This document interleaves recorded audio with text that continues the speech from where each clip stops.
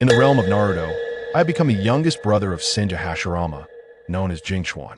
Initially regarded as a monster, I was imprisoned until the age of 4. Bound to the touch system, I could only sustain my life through contact with living beings, just as I believed my existence would revolve around mere survival at drawing cards.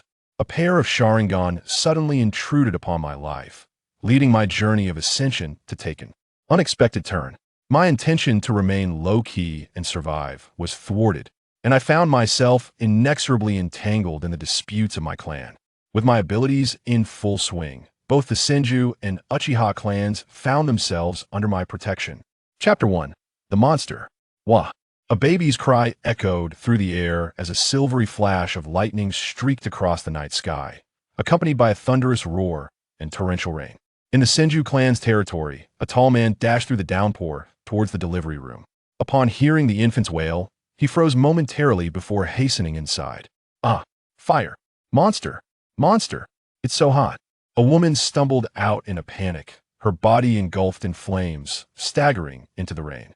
In an instant, everyone in the delivery room fled in terror, shouting monster as they escaped. Senju Tobarama rushed against the tide into the delivery room, believing it to be an ambush by a rival clan, his heart racing furiously. Inside, Senju Tobarama stood solemnly by the bedside, gripping the infant by the nape of its neck. Upon closer inspection, he noticed the baby's hands were ablaze with red flames, crackling ominously. Wow, my brother can already use ninjutsu right after birth. How impressive! Exclaimed Senju Hashirama, who was perched at his mother's bedside, scratching his head and breaking the room's tense silence. Senju Kawarama and Senju Banju, still young and unversed in the weight of silence, instinctively followed their elder brother's lead, cheering in response. Elder brother! Senju Tobarama tugged nervously at Hashirama's sleeve, sensing that his brother's outburst was not a prudent choice, despite his tender age and innate perceptiveness. Tobarama remained silent, the atmosphere in the room growing increasingly oppressive. Anata, where is my child? Let me see him. A frail voice broke the silence. Senju Tobarama's stern expression softened like a melting glacier, yet his tone left no room for refusal. I'm sorry, Haruko. I will bring him to you once you recover. The weakened woman on the bed gazed at Tobarama with despair, fearing she might never see her child, the one she had carried for 10 arduous months, again. With trembling words, she pleaded, Tobarama, spare him. He is our child, not a monster. Seeing his wife, who had stood by him for years, gaze at him with such desperation, Tobarama felt his heart ache. Nevertheless, he turned away, instructing Haruko to recuperate while he carried the peculiar child, still alight with flames. Haruko closed her eyes in despair, a tear slipping from the corner. Chieftain, we lost the battle against the Uchiha.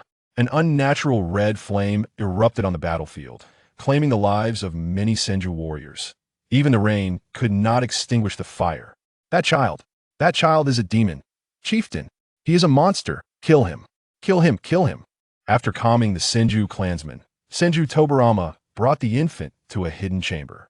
The baby was remarkably docile, even laughing as Tobarama set him down.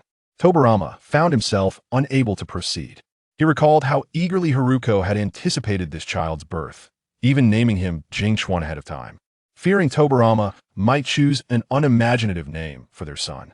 Perhaps sensing Tobarama's hesitation, the flames in the infant's hands gradually dimmed and extinguished. Tobarama could not bring himself to act, yet he needed to provide an explanation to the Senju clan.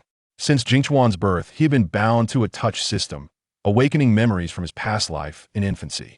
To survive in this world, Jingchuan needed to accumulate touch points to exchange for vitality. There were 2 methods to acquire touch points.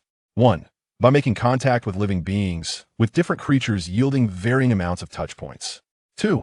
By coming into contact with different blood. Though this method only granted one-time touch points, Jingchuan had initially thought that as an infant, making contact with others would be a simple task. However, since gaining consciousness, the only living person he had encountered was his mother. Thus, Jingchuan managed to survive for 3 years by daily contact with his mother. Yet recently, the touch points gained from interactions with Haruko had dwindled from an initial value of 4 to a mere 1. During this time, Jingchuan had attempted to persuade his mother to take him outside, yearning for sunlight instead of being confined to their small room. However, each time, Haruko would respond with a sorrowful expression, declining his requests. Over time, Jingchuan came to realize that it wasn't that Haruko did not want to take him out. She simply could not. Ever since Jingchuan expressed a desire to leave the room, his feet had been bound by iron chains, preventing him from stepping outside. Jingchuan had never met his biological father, and he and Haruko received their meals and necessities through deliveries left at their door. Given the harsh conditions, often going without food during winter, Jingchuan began to theorize. He suspected that his mother had been sold into servitude, but upon investigation, he found that the people here treated Haruko with great respect and did not restrict her from leaving. Even though he occasionally caught glimpses of people conversing with Haruko through the door's crack, their demeanor towards him was unmistakably one of disdain. This was likely due to his peculiar flame abilities, which led him to be regarded as a monster. Indeed, his flame abilities had manifested in infancy. Initially, he struggled to control the fire and often damaged furniture. Later, Haruko somehow procured a pair of gloves, and since then, Jingchuan had not dared to use his flames. He had contemplated removing the gloves to burn the chains, but whenever he saw Haruko's sorrowful gaze, he found himself unable to act. Recently, however, Haruko's health had been deteriorating, with fewer moments of wakefulness each day, and the touch points he earned had dwindled accordingly. On the eve of his third birthday, Jingchuan resolved to sneak out while Haruko slept. As an ordinary person in need of sunlight and air, he did not wish to be confined forever. That night, Jingchuan stealthily removed the gloves. Attempting to use his flames to melt the chains to his shock, he found that even without the gloves, he could not access his flame abilities. When he tried to summon the fire, it felt as though something was blocking the pathways within him, leaving his veins sluggish and obstructed. How could this be? Perplexed, Jingchuan inquired of the system. System, why can't I use my fire abilities? System scanning. Ding. Subject to an unknown force's restraint. Ding. System error. Jingchuan was taken aback, glancing at the chains on his feet, suddenly realizing where the dissonance originated. It's over, he thought, fearing he might not be able to escape unnoticed while Haruko remained unaware. At that moment, Haruko stirred in pain on the bed, furrowing her brow before slowly opening her beautiful red eyes. She immediately spotted Jingchuan and the two gloves scattered beside him. Jingchuan froze in place. Chapter 2. The Fox Boy. Jingchuan was immobilized. He clenched his fists tightly, at a loss for how to explain himself to Senju Haruko. Senju Haruko had always resisted him removing his gloves. She did not wish for Jingchuan to venture outside. Upon witnessing the scene before her, Haruko could scarcely be unaware of Jingchuan's intentions. Yet, to Jingchuan's surprise, Haruko did not scold him loudly or cast blame upon him. The woman with white hair and red eyes merely lifted the covers, weakly and slowly got out of bed, and gradually made her way to Jingchuan's side. She knelt down and gently embraced her child, whispering, "I am sorry, Jingchuan. Forgive me, for as a mother, I cannot allow you to run freely under the sun." Tears streamed down Haruko's face, falling onto the head of her child, who bore the same hair color. Jingchuan froze, feeling Haruko's hand gently stroking his back as if to console him. The light in the room was dim, yet the passage of time felt serene. After that day, Haruko kept an even closer watch over him, even holding him tightly in her embrace while she lay unconscious. Yes, unconscious. Haruko now barely woke for more than 5 hours each day, her health deteriorating, often drifting off mid-sentence. Even in her stupor, Jingchuan found himself unable to break free from her grasp. Her strength was overwhelming. It was perplexing how a woman in such dire condition could possess so much power. Even if Jingchuan wished to escape, he found himself utterly powerless. When Haruko was awake, doctors would take her for treatment, but the results were painfully minimal. Jingchuan tirelessly searched the system shop for cures, but the exorbitantly priced medications were far beyond his means. He reluctantly exchanged the painstakingly accumulated points for a chance to draw a card, hoping for good fortune to procure a remedy for Haruko's ailment. He drew a basic healing skill. Each day, nestled in Haruko's embrace, he used the skill, wishing for some assistance. After too many uses, it automatically upgraded to an intermediate healing level. Yet, this extension of life merely granted Haruko a little over a year more. Perhaps it was old wounds from the battlefield or the toll of bearing children, but ultimately, Haruko departed this world when Jingchuan was just 4 years old. Before she passed, Haruko had a moment of clarity and shared many words with Jingchuan. expressing that he was her greatest concern on the very day Haruko departed.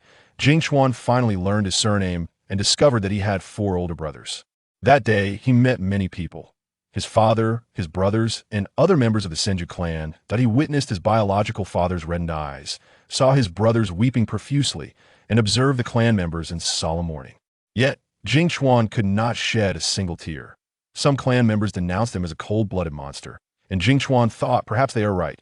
Otherwise, how could I not shed a single tear? In his previous life, Jingchuan had been an orphan, and in this life, he had briefly felt the warmth of a mother's love only to lose it swiftly on the day of Haruko's burial. Jingchuan was set free. Haruko had traded her life for Jingchuan's freedom. "I'm truly free now," he remarked to the system. The emotionless system could not comprehend the meaning of freedom and offered no response. As Jingchuan walked along the path, he noticed the indifference of the clan members towards him. They seemed eager to distance themselves. However, Jingchuan cared little for their attitudes. To him, traversing this realm felt akin to a game, with the unfamiliar Senju clan members resembling NPCs. Why would a player concern themselves with the opinions of NPCs? Jingchuan found himself contemplating a dream he had a few days prior. Upon waking, he could not recall the dream's details, but was puzzled as to why he inexplicably gained numerous points. Suddenly, someone tapped him from behind, interrupting his thoughts. Ding!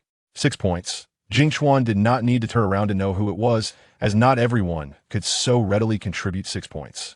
When he turned, he confirmed it was Senju Tobarama, his nominal older brother. Jingchuan dismissed thoughts of the absurd dream. After all, he gained points without any loss. "Come on, Jingchuan, let's go home for dinner," Tobarama exclaimed, sporting a watermelon hairstyle and flashing a bright smile. Jingchuan could not help but smile in return, and together they made their way towards the place they called home. The shadows on the ground lengthened, but beside the small child stood a tall figure, providing companionship and alleviating his solitude. That night, after regaining his freedom, Jingchuan experienced a peculiar dream. In the dream, he appeared as his current age and form. It was the first time he had seen his reflection so vividly in a dream, and he gazed at the image in the lake for quite some time. A monster is still a monster. How could we possibly play with a monster? A boy's mocking voice suddenly rang out, and Jingchuan assumed it was directed at him. Turning his head, he discovered a group of children gathered in a circle. "My mother said not to play with you." Another child chimed in. "Your hands are filthy. Don't think you can join us." Several other boys chattered. "Quick, go fetch our ball, or else beware of my wrath." The tallest among them shouted, "Is this bullying? TSK, such scoundrels at such a young age." Jingchuan mused. His past experiences as an orphan made him particularly averse to bullies. He stepped forward, inadvertently stepping on the fallen ball, which emitted a hissing sound. The boys immediately turned their attention to the noise. "Big brother, the ball is deflating. Strange, how did it get stepped on? Can they not see me?" Jingchuan wondered. It must be this monster's bad luck that caused our ball to deflate. "Big brother, hurry and hit this monster." "I'm not a monster. The ball didn't deflate because of me." A childish voice piped up from the group, but he's talking back. "Big brother, quick, hit him." Jingchuan, feeling a surge of anger, picked up the ball and prepared to throw at the boys to frighten them. One boy, facing Jingchuan, suddenly saw the deflating ball floating in midair, and terrified, he screamed, "Big brother, look! The ball is floating." The other boys turned to look. The ball, once suspended, suddenly began to move towards them. There's a ghost. In an instant, the forest echoed with the boys' terrified screams. They scattered, leaving behind a small boy who looked to be Jingchuan's age, previously surrounded by them. The small boy wore a somewhat worn orange shirt, patched in several places, and bore multiple scrapes, appearing quite disheveled. Yet he was undeniably cute, with golden hair, sky-blue eyes, and 6 whiskers on his face, resembling a little fox. Jingchuan set the ball down, preparing to leave. "Wait, thank you for saving me," the boy's youthful voice called out. "What? He can see me?" Jingchuan turned in shock to find the fox boy staring intently in his direction. Chapter 3. Feel free to ravage me. Why can they not see you? Only I can see you, the fox boy asked in confusion, gazing at Jingchuan. "Perhaps it is because I am an angel. Ha ha ha." Jingchuan replied with a hearty laugh. The fox boy tilted his head, his clear blue eyes wide with curiosity as he inquired, "What is an angel?" "An angel is a divine being that only the strongest and kindest children can perceive. You are the strongest child, so only you can see me," Jingchuan said, gently ruffling the boy's golden hair. Suddenly, he heard the notification sound indicating tier value 10. Although they were in a dream, Jingchuan instinctively continued to tug at the fox boy's golden locks. Gold should have been a dazzling color. Yet the boy's hair appeared dry and tangled, lacking any luster, resembling malnutrition. The fox boy's stomach let out a sudden growl, and he shyly scratched his head, chuckling sheepishly. Upon realizing that the fox boy had not eaten all day, Jingchuan took him fishing and imparted his own fishing skills to him. The fox boy eagerly followed Jingchuan's instructions and quickly learned to catch fish. They sat by the shore, grilling the fish, and after satisfying their hunger, they lay on the grass. "Thank you, angel brother. I am so full today," the boy exclaimed. "Child, if anyone bullies you again, stand up for yourself. If you win, no one will dare to bully you," Jingchuan advised while gazing at the stars above, reminiscent of his past life. He pondered that if one did not grow strong, they would only suffer more. Perhaps this boy was merely a figment of his imagination, a means to mend the wounds of his own childhood. As Jingchuan finished his thought, his surroundings began to blur, signaling the end of the dream. "I understand now. Thank you, angel brother. I will definitely become Hokage. I will earn everyone's affection. My name is..." The last words were indistinct, and Jingchuan could not catch the fox boy's name. After Jingchuan vanished, the fox boy remained on the grass, his blue eyes fixed on the night sky, sparkling with the brilliance of countless stars. For several days, Senju Jingchuan could not recall the dream's content, but soon, he had no time to ponder such matters. In this war-torn world of ninjas, there were no children born into ninja clans. Every clan member was a ninja. Although Jingchuan had never been favored by the Senju clan, now that he had been released, he must bear his share of the responsibilities as a Senju ninja. Senju Jingchuan began his training. Despite not being cherished by the clan, he was still the son of Senju Hashirama, and thus the training he endured was several times more rigorous than that of other clan members. Senju Hashirama personally guided Jingchuan in ninjutsu. However, it was apparent that after being imprisoned as a monster for 4 years, Senju Jingchuan lacked the physical strength to practice ninjutsu. He could hardly even extract chakra. Though the training was arduous, Senju Jingchuan remained determined to master ninjutsu, not merely for the sake of showmanship or curiosity, but to survive well in this foreign world. Yet, Jingchuan could feel the vast reservoir of chakra within him, but whenever he attempted to manipulate it, he sensed an invisible force obstructing the release of this energy. It was akin to a person who had wandered in the desert for days, finally discovering a vast freshwater lake, but being unable to drink from it. Senju Jingchuan refused to believe he truly lacked talent for ninjutsu. He persistently endeavored to learn. Nonetheless, no matter how he followed Senju Hashirama's teachings to channel chakra, he could not utilize it, not even the most fundamental transformation technique.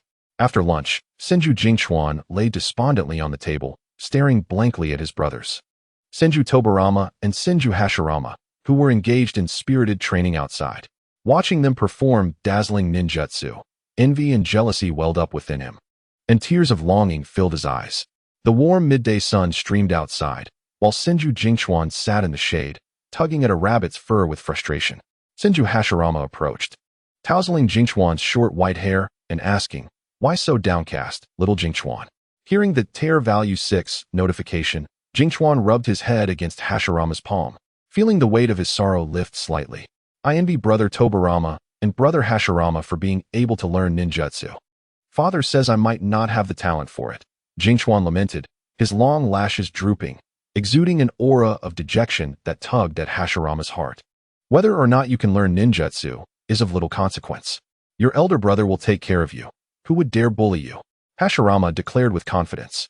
At that moment, Senju Tobarama approached, coldly interjecting, "Brother, you cannot support Jingchuan for a lifetime.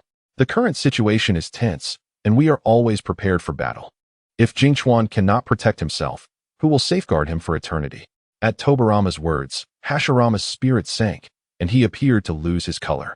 Tobarama, accustomed to Hashirama's frequent bouts of despondency, turned to Jingchuan and said, "Come, I will teach you ninjutsu."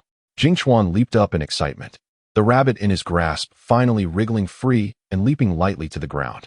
Tobarama instructed Jingchuan to channel chakra and then perform the clone technique. As before, the moment Jingchuan attempted to circulate chakra, he felt as though some force was blocking him, making the process exceedingly arduous, and his meridians felt painfully constricted. Jingchuan strove to break through this barrier, but the more he tried, the more formidable it seemed. Soon, beads of cold sweat appeared on his forehead. Only after a thin layer of blue chakra barely manifested did Jingchuan change his hand signs to begin forming seals. A crooked and pale clone was summoned, but it dissipated within 2 seconds. Exhausted, Jingchuan dropped his hands and weakly said to Tobarama, "Brother Tobarama, this is how it is. It feels as though the chakra pathways are completely blocked. The clone I managed to create barely lasted." Tobarama and Hashirama had been frowning with concern since Jingchuan began to channel chakra, now watching him intently. Is it because the chakra quantity is too low, Tobarama? Hashirama turned to his brother, seeking an answer. Tobarama, who had researched ninjutsu and chakra since childhood, pondered for a moment before slowly shaking his head. "I cannot determine the cause, but it likely is not due to a lack of chakra. Is there truly no way?" Senju Jingchuan lamented, his face fallen. Upon seeing this, Tobarama and Hashirama quickly surrounded him, offering words of comfort in unison. "Do not worry, Jingchuan. We will protect you." Hashirama tousled Jingchuan's hair, smiling. "Do not be so serious." Tobarama reassured him. "Do not fret too much. I will investigate further." Hearing his brother's words, warmth surged within Jingchuan. Since arriving in this vastly different world of ninjas, he often felt a sense of detachment, as if he were merely playing a game. Only during moments spent with his family did he feel a sense of reality. The gentle spring breeze caressed him, tugging at the strings of his soul in this otherworldly realm. A few days later, Senju Hashirama gradually ceased attempting to teach Jingchuan ninjutsu. Yet he could not bring himself to abandon any potential combatants from the Senju clan. He began to focus on rigorously training Jingchuan's physical abilities, hoping he could excel in taijutsu. Fortunately, possessing the Senju bloodline, Jingchuan proved remarkably suited for the path of physical combat, though still malnourished. His stamina and reflexes surpassed those of most ninjas. Even so, Senju Kagami's innate and formidable regenerative abilities, coupled with the intermediate healing techniques acquired through his bond with others, swiftly restore him to optimal condition. However, enduring relentless training under Senju Hashirama each day leaves Kagami feeling utterly exhausted in both body and spirit. Even an Iron Man would struggle to withstand such relentless demands. Seeking solace, Kagami turned to his 4 elder brothers, lamenting about Hashirama's grueling regimen. "Father holds high expectations for you, Kagami. You must persevere," encouraged his 4th brother, Senju Tobarama, casting a supportive gaze upon him. Clearly, as seasoned ninjas, his brothers could not empathize with Kagami, who had once led an ordinary life. With tears welling in his eyes, Kagami could only strive harder to earn the affection of his brothers, hoping to draw skills that might alleviate his suffering. In a surge of excitement, he pressed the card-drawing button. A flash of golden light enveloped him, revealing a card in his hand, Pain Adjustment Card. Chapter 4. Joy Turns to Sorrow. The Pain Adjustment Card. Kagami was momentarily taken aback by his elation, then could not help but leap with silent laughter. At that moment, he felt an overwhelming desire to let out a triumphant cry, sharing his joy with the world. "It truly seems that what I wish for materializes." Kagami mused, believing himself to be exceptionally fortunate. No longer would he fear Hashirama's devilish training. In the days following the acquisition of the Pain Adjustment Card, Kagami promptly set his pain threshold to 0, prompting Hashirama to wonder how Kagami suddenly appeared unperturbed by the rigors of training. Yet, unexpected calamities often strike when least anticipated. During a training session, Kagami charged at Hashirama with all his might. Naturally, the skilled ninja evaded him with ease. However, in a moment of miscalculation, Kagami lost control of his strength and crashed headlong into a tree, the very one standing behind Hashirama. With a resounding crash, the startled birds scattered into the sky, chattering in disarray. This reckless act, born from a moment of confusion, was executed with all the force Kagami could muster. Thus, even though he felt no pain, the impact left him dazed, stars dancing before his eyes. At the moment of collision, a crack appeared in the tree, and a heartbeat later, the towering tree, as high as 2 Hashiramas, toppled towards Kagami. Hashirama, realizing the impending disaster, swiftly grabbed Kagami and evaded the falling trunk. Otherwise, the ground would have been adorned with a gruesome scene. In that moment, Kagami's forehead was struck, leaving a gaping wound that bled profusely, soaking his face in a macabre display. The medical personnel attending to Kagami could not help but exclaim in disbelief at his recklessness. After receiving professional treatment, Kagami soon regained consciousness, aided by his remarkable self-healing abilities. Aside from a lingering dizziness, he felt no other discomfort. I must have suffered a concussion, he thought, curiously probing the thick bandages wrapped around his forehead, reflecting in calmness despite feeling nauseous. It seems I cannot set my pain threshold to 0 in the future. Through this ordeal, Kagami came to understand the significant troubles that accompany a complete loss of pain sensation. During that period, he noticed that his injuries were more frequent and severe. Although he could not feel pain, these injuries occasionally left him incapacitated, ultimately hindering not only his training, but also affecting his daily life. As he pondered this, he sought to comfort his elder brother, Senju Hashirama, who was weeping uncontrollably in anguish. Why is Kagami so badly hurt? Does it still hurt? Hashirama sobbed, clinging to Kagami with a grip that felt suffocating. Cough, cough. Let go of me. Kagami struggled to free himself from his brother's embrace. If one were unaware, they might assume Hashirama intended to suffocate him. Although hearing bond value 6 was indeed gratifying, Kagami feared more for his life than for his injuries. Hashirama, rejected in his embrace, grew despondent, his demeanor resembling a forlorn mushroom, accentuated by his peculiar hairstyle. By the way, if I were to be suffocated, would Hashirama, like in that drama I watched in my previous life, commit seppuku? Kagami absurdly mused. Perhaps a remnant of his head injury, his thoughts wandered aimlessly, drifting from one notion to another. Observing his elder brother and the dazed younger sibling, Senju Tobarama could not help but sigh inwardly, feeling the weight of his responsibility as the second son of the Senju family. Tobarama dismissed the visiting brothers, insisting that Kagami rest adequately. With others gone, Kagami finally found the tranquility to enjoy a well-deserved sleep, contemplating how to spend these blissful days free from Hashirama's training. With visions of tomorrow dancing in his mind, he peacefully drifted into slumber. The dreamscape was surreal, and Kagami felt as if he were adrift in an ocean, his feet never touching solid ground. Unable to open his eyes, they felt as though ensnared, while the sensation of weightlessness was vividly apparent. Suddenly, he felt as though someone had embraced him tightly, grounding him at last. In his half-conscious state, Kagami seemed to hear the furious roar of a beast, prompting him to strain his eyes open, only to behold an expanse of orange and a desolate ruin. Startled awake, Kagami grasped the sheets beneath him, the specific details of the dream fading from memory. Yet the lingering sense of dread remained in his heart. Noticing moisture on his face, he raised his hand to find it wet with tears. Did I cry? What kind of dream was that? He wondered, perplexed, but the more he attempted to recall, the quicker the memories slipped away. Soon, Kagami could no longer remember the dream at all, and the pang of sorrow vanished without a trace.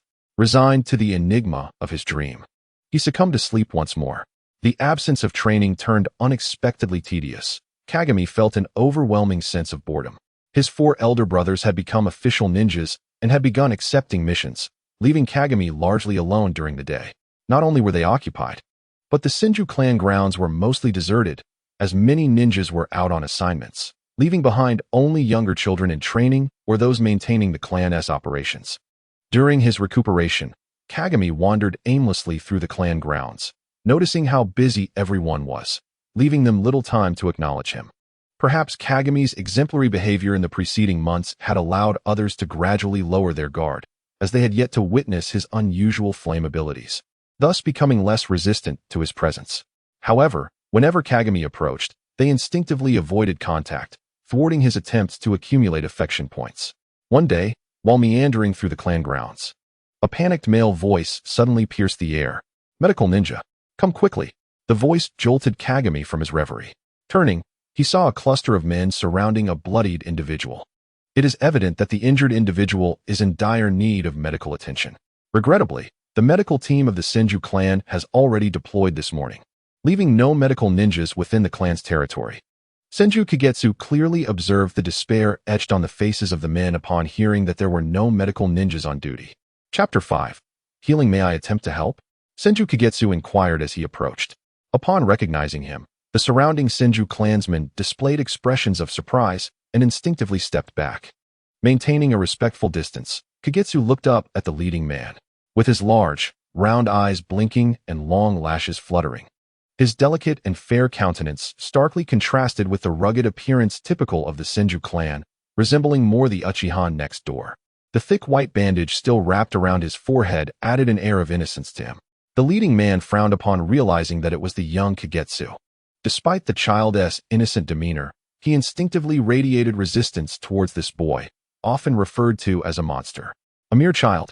"Do not impede our search for a medical ninja," shouted a man beside the leader, his face marred by a long scar, as he hurried to shoo Kagetsu away. However, upon seeing the scar that ran from the man's left temple to his right jaw, Kagetsu felt no fear and remained composed in his stance. The onlookers began to chastise him, lamenting his lack of understanding.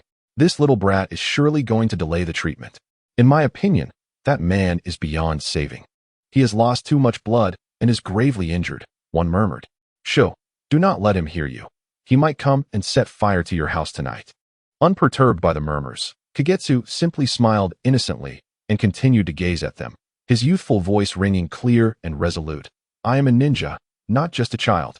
At his declaration, a hush fell over the crowd, and even the men could not help but show admiration. Suddenly, Kagetsu reached out and grasped the scarred man's arm, and a faint green glow emanated from his hands, instantly healing the bloodstains on the man's arm. The onlookers were taken aback. They had only heard tales of the so-called monster child of Senju Butsuken, who lacked the talent for ninjutsu. Yet here was Kagetsu performing healing techniques. The scarred man flushed, as if slapped, while the leading man cast a surprised glance at Kagetsu. "The medical ninjas of the medical team left on an urgent mission this morning. You will find no one else capable of medical ninjutsu apart from me. Please, allow me to try." Although Kagetsu was not using traditional medical ninjutsu, the effects were undeniably similar. The leading man finally relented. "You may give it a try." But the scarred man protested, still doubtful of Kagetsu's abilities. Fearing that this monster might inadvertently harm the injured man, the leader interrupted him with a sigh, explaining, "We have no choice but to trust him. If something goes awry, we shall accept our fate. After all, we cannot conjure a medical ninja from thin air." The other men understood the unspoken gravity of his words, their faces falling into sorrowful expressions. "Why the long faces? He is not dead yet," Kagetsu remarked, unable to contain his sarcasm upon seeing their morose expressions. He carefully examined the injuries. From his previous position, he could only see the ground soaked in blood. Upon closer inspection, the man's injuries were far more severe than he had imagined. A long gash ran deep across the man's abdomen, likely inflicted by a sharp object. The flesh was torn, and the surrounding clothing was drenched in blood, obscuring its original color. It seemed some preliminary measures had been taken to stop the bleeding, as it no longer oozed blood, marking it as the most critical wound on his body. Another wound near the collarbone was perilously close to the man's neck, had he not evaded. The major artery might have been severed, leading to fatal hemorrhage. Other injuries were mere trivial scratches. Without hesitation, Kagetsu placed his hands over the man's abdominal wound and commenced his advanced healing technique. Indeed, advanced healing. After healing a small cut on the scarred man, Kagetsu's healing ability had upgraded to advanced healing, perhaps due to the accumulated healing value from prior treatments. Minutes later, beads of cold sweat formed on Kagetsu's brow. His already pale face, weakened from illness, turned ghostly white, and his lips lost all color. Yet, the horrifying wound on the man's abdomen visibly improved, rapidly healing. The surrounding Senju clansmen were astonished to witness the grievously injured man gradually recovering. Who would have thought that this 4-year-old child could truly heal? Before long, the wound on the man's abdomen had transformed into a grotesque scar of pale pink flesh, and he began to awaken, his previously ashen face regaining color. As Kagetsu ceased his healing technique and attempted to rise, he suddenly felt a wave of weakness wash over him, and he stumbled backward. The leading man swiftly caught him, cradling him in his arm. Receiving a new influx of energy, Kagetsu felt revitalized. The dark spots before his eyes gradually faded, and his strength returned. "How are you feeling? Are you better?" the leading man inquired with concern. Kagetsu remained silent, simply leaning against him, relishing the sound of his energy replenishing. "Healing individuals is exhausting. I must ensure I recoup my losses," Kagetsu silently mused. Noticing Kagetsu's silence, the leading man, thinking he had not yet regained his composure, felt a wave of guilt wash over him. "Thank you for today. My previous rudeness was my fault, Senju Aoyama. If you ever find yourself in need, do not hesitate to seek me out. I owe you a personal favor." At that moment, the gravely injured man also regained consciousness, his voice weak yet resolute. "Child, today I owe you my life. From now on, my life belongs to you." His companions echoed their gratitude. Even the previously surly scarred man awkwardly thanked Kagetsu. Overwhelmed by the praise, Kagetsu felt a surge of pride and bashfulness.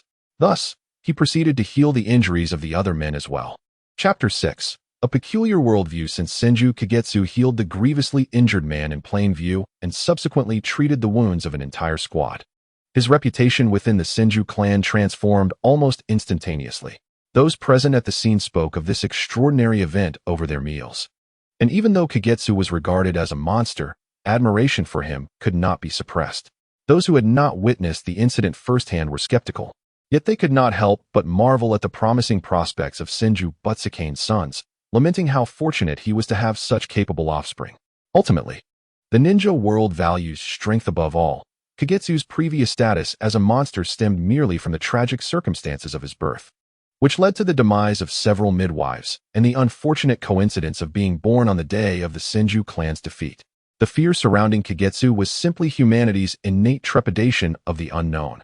However, ever since Kagetsu was released, he had not caused harm to others, nor had he displayed that peculiar fiery ability. In fact, he had saved a life today. At this juncture, the majority of the Senju clan members have set aside their grievances and begun to accept the peculiar offspring of the Senju Buddha. After all, who would dare offend a ninja skilled in medical ninjutsu? In this world of incessant battles, where every ninja's life hangs precariously by a thread, it is unwise to provoke a healer.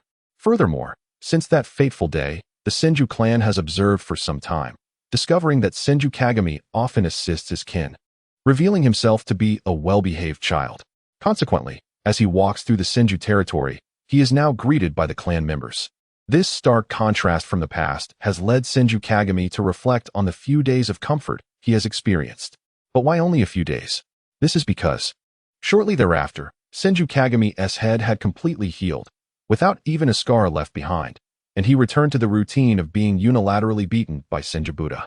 In fact, knowing that Kagami possessed medical ninjutsu, Senju Buddha not only felt no pity, but was even more emboldened to unleash his fury upon him. Thus, after only a brief respite, Senju Kagami found himself in tears, tirelessly tending to his wounds. One fateful night, while attending to his injuries, Senju Kagami suddenly discovered that his abilities had inexplicably changed. He opened the interface of his skills. Name: Senju Kagami. Gender: male. Age: 4 years. Talisman value: 666, equivalent to approximately 6 days of lifespan. Skills: Fire. Advanced healing technique. Unlock condition: please do not die. This lifespan indeed feels auspicious. Senju Kagami clicked on the please do not die option, only to find it displayed that the usage conditions had not been met. Puzzled, he scratched his head. Could this be a hidden skill? But why is there no skill description? What must I do to meet the usage conditions? He inquired of the system, yet it offered no answers. Resigned, Senju Kagami decided to let things unfold naturally. Perhaps he would unexpectedly meet the unlocking conditions in the future. Time passed swiftly, and the weather grew colder each day as winter approached. The days slipped by, yet the conflict between the Senju and Uchiha clans remained stalemated. Now in autumn, food was becoming increasingly scarce, and with winter just 2 months away, provisions would dwindle further. Each winter marked an unofficial truce among the nations, leading to a significant reduction in the hiring of ninjas, thus limiting their means of acquiring supplies. The various ninja clans tacitly agreed to halt hostilities to preserve their strength. The ongoing battle between the Senju and Uchiha was not merely a matter of pride, but a fierce competition for resources. The victor would showcase greater strength and secure more contracts from the nations. This was a crucial opportunity to garner substantial employment before winter, a battle for survival. However, as the cold intensified, the clan leaders, Senju Buddha and Uchiha Taijima, discreetly announced a cessation of hostilities to conserve supplies for the winter. To maximize resource acquisition and maintain the strength of the Senju clan, the territory was bustling with activity. Ninjas of task-eligible age eagerly took on missions, including Senju Hashirama and Senju Tobarama. After winter, Senju Tobarama and Senju Koarama would turn 7, the age deemed appropriate for battle in this era. Therefore, they had to seize every moment to learn life-preserving techniques and offensive skills to ensure their survival on the battlefield. As a result, apart from Senju Kagami, The other 4 children of Senju Buddha were tirelessly occupied. The varying degrees of busyness among his brothers led the laid-back Senju Kagami to reflect on his own circumstances. Inspired by the industrious atmosphere, he began assisting those in the clan who were not on missions, preparing for the distribution and transport of winter supplies, and helping to make winter garments and blankets. During his leisure time, he trained in physical techniques sporadically. In these days, the time he could spend with his 4 brothers diminished significantly, and he found it increasingly difficult to accumulate talisman value. To survive, Senju Kagami had to cling desperately to a rabbit he had previously caught to gain talisman value. As the last leaf fell from the trees, winter finally arrived. Senju Kagami donned a thick cotton coat and felt an unprecedented warmth. In the past, when confined with Senju Haruko in that small room, perhaps due to the isolation from others, even under a heavy blanket, warmth was elusive. He often shivered in the dead of night. Perhaps due to the rigorous training over the past year by Senju Buddha, his physique had improved significantly, and his once frail body had developed a thin layer of muscle. This winter, Kagami enjoyed warm water and comforting soup, and when he felt cold, he could sneak into his brothers' beds, an experience he had never known before. As an orphan in his previous life, Senju Kagami finally felt the warmth of home. Senju Haruko bestowed upon him unconditional maternal love, while his brothers offered him meticulous care. As for Senju Buddha, perhaps harboring some resentment that Kagami's arrival had stolen the last vestiges of life from Senju Haruko, his attitude towards Kagami remained that of a superior to a subordinate, never seeking to draw closer to his youngest son. Nonetheless, Kagami did not mind Senju Buddha's demeanor. He appreciated that the clan leader could spare time amidst his busy schedule to teach him physical techniques. In any case, this winter marked the warmest season of Senju Kagami's life. Even the summer gloves, which had seemed cumbersome, provided him with considerable warmth in the winter. Speaking of gloves, one cannot neglect the fire abilities sealed within them. In his spare time, Senju Kagami ventured to the outskirts of the Senju territory to practice his fire abilities, but curiously, the flames seemed sealed, just like his chakra, refusing to manifest no matter what he did, even when he removed the gloves. After numerous unsuccessful attempts, Kagami gradually abandoned hope of utilizing his fire abilities. Now, having resolved the issue of warmth, Senju Kagami faced a significant challenge: hunger. He had not had a satisfying meal in several days. Perhaps due to the ninja's lack of agricultural endeavors, he had never witnessed farming within the Senju territory, nor had he seen any livestock being raised. This led to a particularly harsh winter for the ninja world, as farmers in other nations relied on the harvests from previous seasons to survive, with much of their produce being surrendered to the nobility and daimyos, leaving them with little surplus to sell to ninjas. Thus, the avenues for ninjas to procure food during winter were limited to 2. First, accepting employment from various nations to obtain provisions. Second, raiding the food reserves of other ninja clans. However, this year coincided with a debuff of poor weather, resulting in diminished harvests across many nations, with some experiencing complete crop failure. In such circumstances, many daimyos naturally refrained from hiring ninjas with food as compensation. And even when ninjas received monetary rewards, procuring substantial amounts of food became exceedingly challenging. Consequently, this winter, all ninja clans faced dire circumstances, with no one possessing the leisure to provoke others, ushering in a brief period of peace in the ninja world. For the illustrious Senju clan, although their food reserves were relatively ample compared to smaller clans, they were primarily composed of robust young men with considerable appetites. Thus, ensuring that every clan member was adequately fed proved difficult. They could only guarantee that no one would starve. At this juncture, Senju Kagami could not help but voice his confusion. Why does the Senju clan not produce their own food? In our current location, we are blessed with fertile land, favorable rainfall, and abundant sunlight. Why then can we not achieve self-sufficiency? The explanation provided by the Sage of the Six Paths is that the young adult ninjas of the Senju clan are all dispatched on hired missions, leaving behind only the elderly, the infirm, and those unable to cultivate the land. But why must they undertake hired missions to secure food? Would it not be better for the young labor force to engage in farming? Yet, when Senju Kagami expressed this, the Sage of the Six Paths resolutely stated that ninjas are born for the sake of their missions. This left Kagami utterly perplexed and astounded. Chapter 7. The boy who can use fire release. Kagami could not fathom how even the leader of the Senju clan, the Sage of the Six Paths, regarded ninjas merely as tools for the feudal lords. Growing up under the radiant glow of red socialism in his past life, Kagami found it impossible to empathize. He could not comprehend the mindset of the sage and the other ninjas, as the notion of ninjas being mere instruments lacked any substantial foundation. How could such powerful beings reduce themselves to mere tools for the aristocracy? Kagami was profoundly shaken. Do not be overly concerned, host. This world is merely an extension of a comic, and it is entirely normal for its worldview to be incomplete. The system explained, responding to Kagami's internal confusion. Yet, this was not merely a matter of an incomplete worldview. It was utterly absurd. Kagami, who had fought hard to survive in this world, had no desire to sacrifice his life for the absurd duties of a ninja. Kagami sought out several elder brothers to vent his frustrations, but only Hashirama and Tobirama could empathize with him.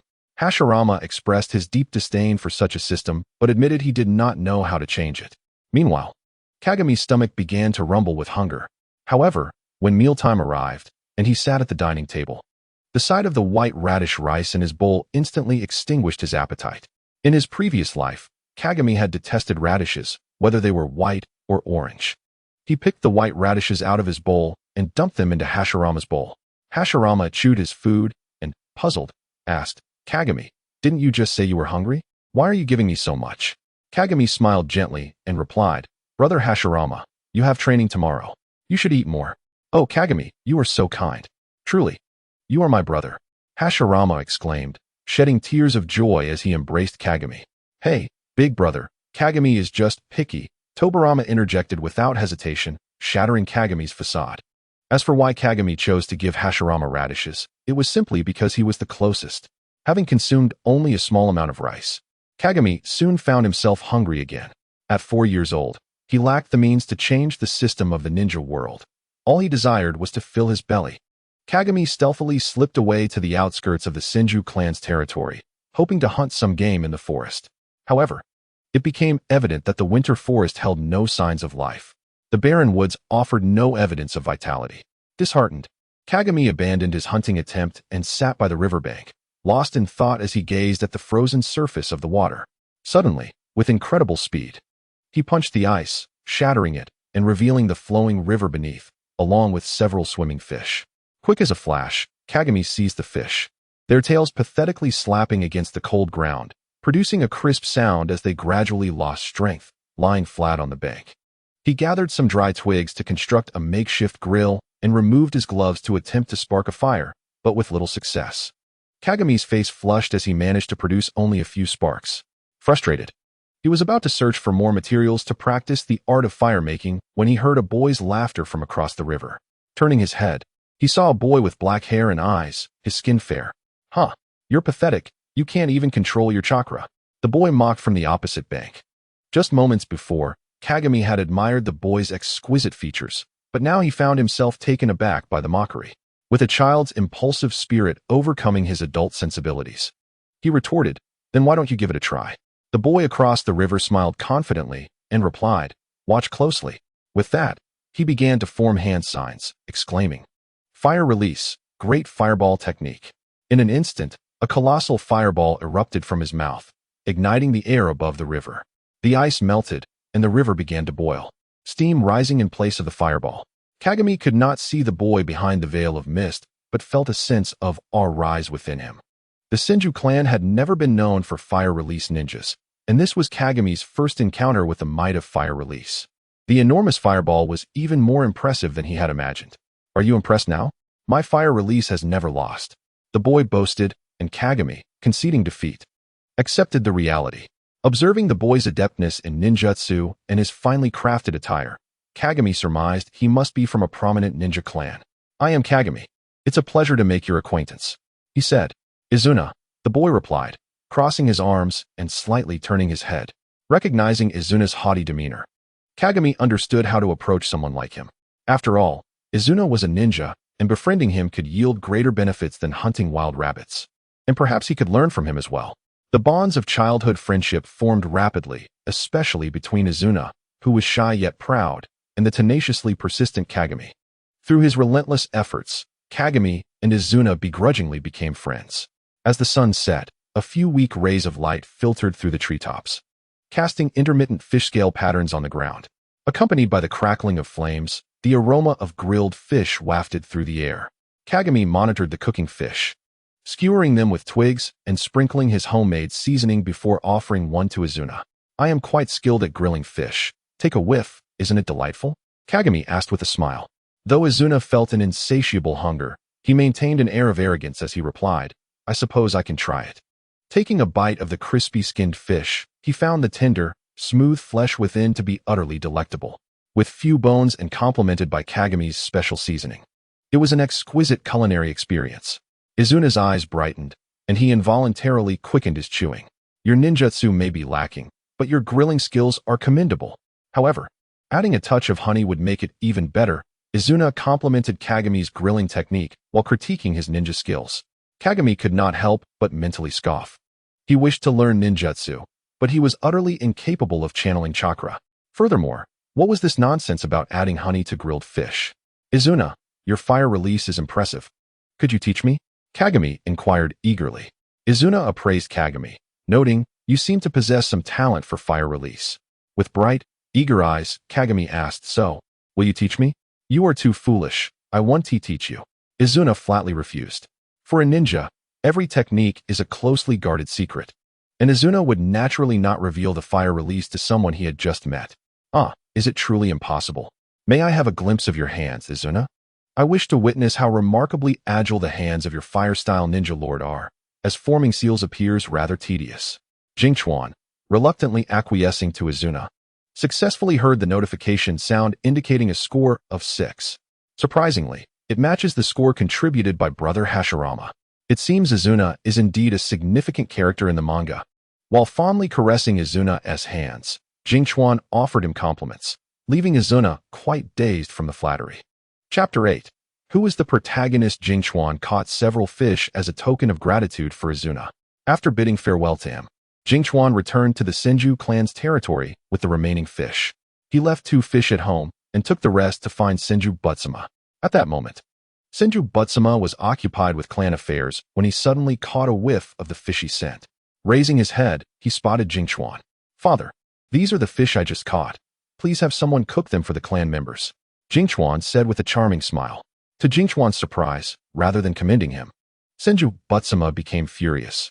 Where did you catch these fish? In the river outside the clan's land. You must not go there again. Senju Butsuma frowned at Jingchuan. Why not? Nanha River is the border between the Senju and Uchiha clans. Who knows if there are Uchiha lurking there? If you attract their attention, you will be a sinner of the Senju. This time, I shall overlook it since you intended to improve our clan's living conditions by catching fish. The Uchiha. It seems that boy might just be one of them. Jingchuan disregarded Senju Butsuma's subsequent remarks, lost in his thoughts. All right, father, I understand, he replied perfunctorily. Senju Butsuma instructed Jingchuan to set the fish down and resumed his duties. Upon returning home, Jingchuan wasted no time in preparing the remaining 2 fish as braised fish, placing it on the dining table. How fragrant. Is it time for dinner? Senju Wacken stumbled sleepily to the table, evidently roused by the delicious aroma. So delightful. Jingchuan, how do we come by fish? Senju Bantan inquired while picking up his chopsticks to sample the fish. Delicious. Jingchuan, you are truly remarkable. As soon as he tasted the fish, Bantan's eyes sparkled, and he immediately took another large piece. So good. Senju Wacken quickly joined the feast. Bantan, you've already eaten so much. Let me have a bit more. Wacken, you are the elder brother. You should let me, the younger brother, have some. The 2 engaged in a spirited battle over the fish. Jingchuan chuckled softly, delighted to see his dish so well received, yet reminded them to eat slowly to avoid choking on the bones. Wacken, Bantan, please take your time. Leave some for brother Hashirama and brother Tobarama. As for Senju Butsuma, Jingchuan had no intention of saving him any food, especially after he scolded him instead of expressing gratitude. Before Jingchuan could finish his sentence, the voices of Senju Hashirama and Senju Tobarama echoed from outside, sounding quite excited. Wacken, Bantan, Jingchuan. Fish soup is being served in the center of the clan. Hurry and get some. Oh, the house smells so good. As Hashirama stepped through the door, he noticed the lavish spread on the table. Haha, Jingchuan caught fish. We are in for a treat tonight. Wacken beckoned Hashirama to join them. So the fish was caught by Jingchuan, Hashirama remarked. Seizing the moment during dinner, Jingchuan inquired about the Uchiha clan from his brothers. The Uchiha clan is a formidable ninja clan, Senju Hashirama pondered, offering a fair assessment. Their bloodline limit is the Sharingan. They excel in Jinjutsu and are considered a malevolent clan. At the mere mention of the Uchiha, Senju Tobirama grimaced in disdain. The Uchiha are the Senju's enemies. I encountered them on the battlefield during my first deployment, Wakan added. The brothers engaged in lively discussion, each recounting tales of the Uchiha's strength and wickedness. Yet none spoke of their appearance or jutsu. Do the Uchiha share any common physical traits? What are the characteristics of their jutsu? Jingchuan pressed on. Having spent considerable time in the Senju clan, Jingchuan gradually noticed that most members were tall and bore similar features, making his own delicate appearance seem out of place. The Senju typically excelled in water and earth styles, suggesting the Uchiha must also have their own specialties. As for appearance, Hashirama reminisced. The Uchiha usually have black hair and eyes, fair skin, and are quite handsome. They are proficient in fire and lightning styles, Tobirama added. Their Sharingan can evolve from 1 Tomo to 3, allowing them to maximize their use of Jinjutsu. If you encounter an Uchiha on the battlefield, do not look directly into their Crimson Sharingan, for few ninja can rival them in Jinjutsu. Through the insights shared by his brothers, Jingchuan gained a clearer understanding of the Uchiha clan and became increasingly convinced that Izuna must belong to them. If Izuna were indeed a member of the Uchiha, a clan that could rival the Senju, it would explain the substantial contribution of score points he provided to Jingchuan. System, who is the protagonist of this manga? Jingchuan, unable to suppress his curiosity, inquired. System access restricted, unable to disclose primary content of the manga. The electronic mechanical voice of the system echoed in Jingchuan's mind. Referring to characters should not be considered a breach of content, right? Jingchuan persistently pressed on. Ding.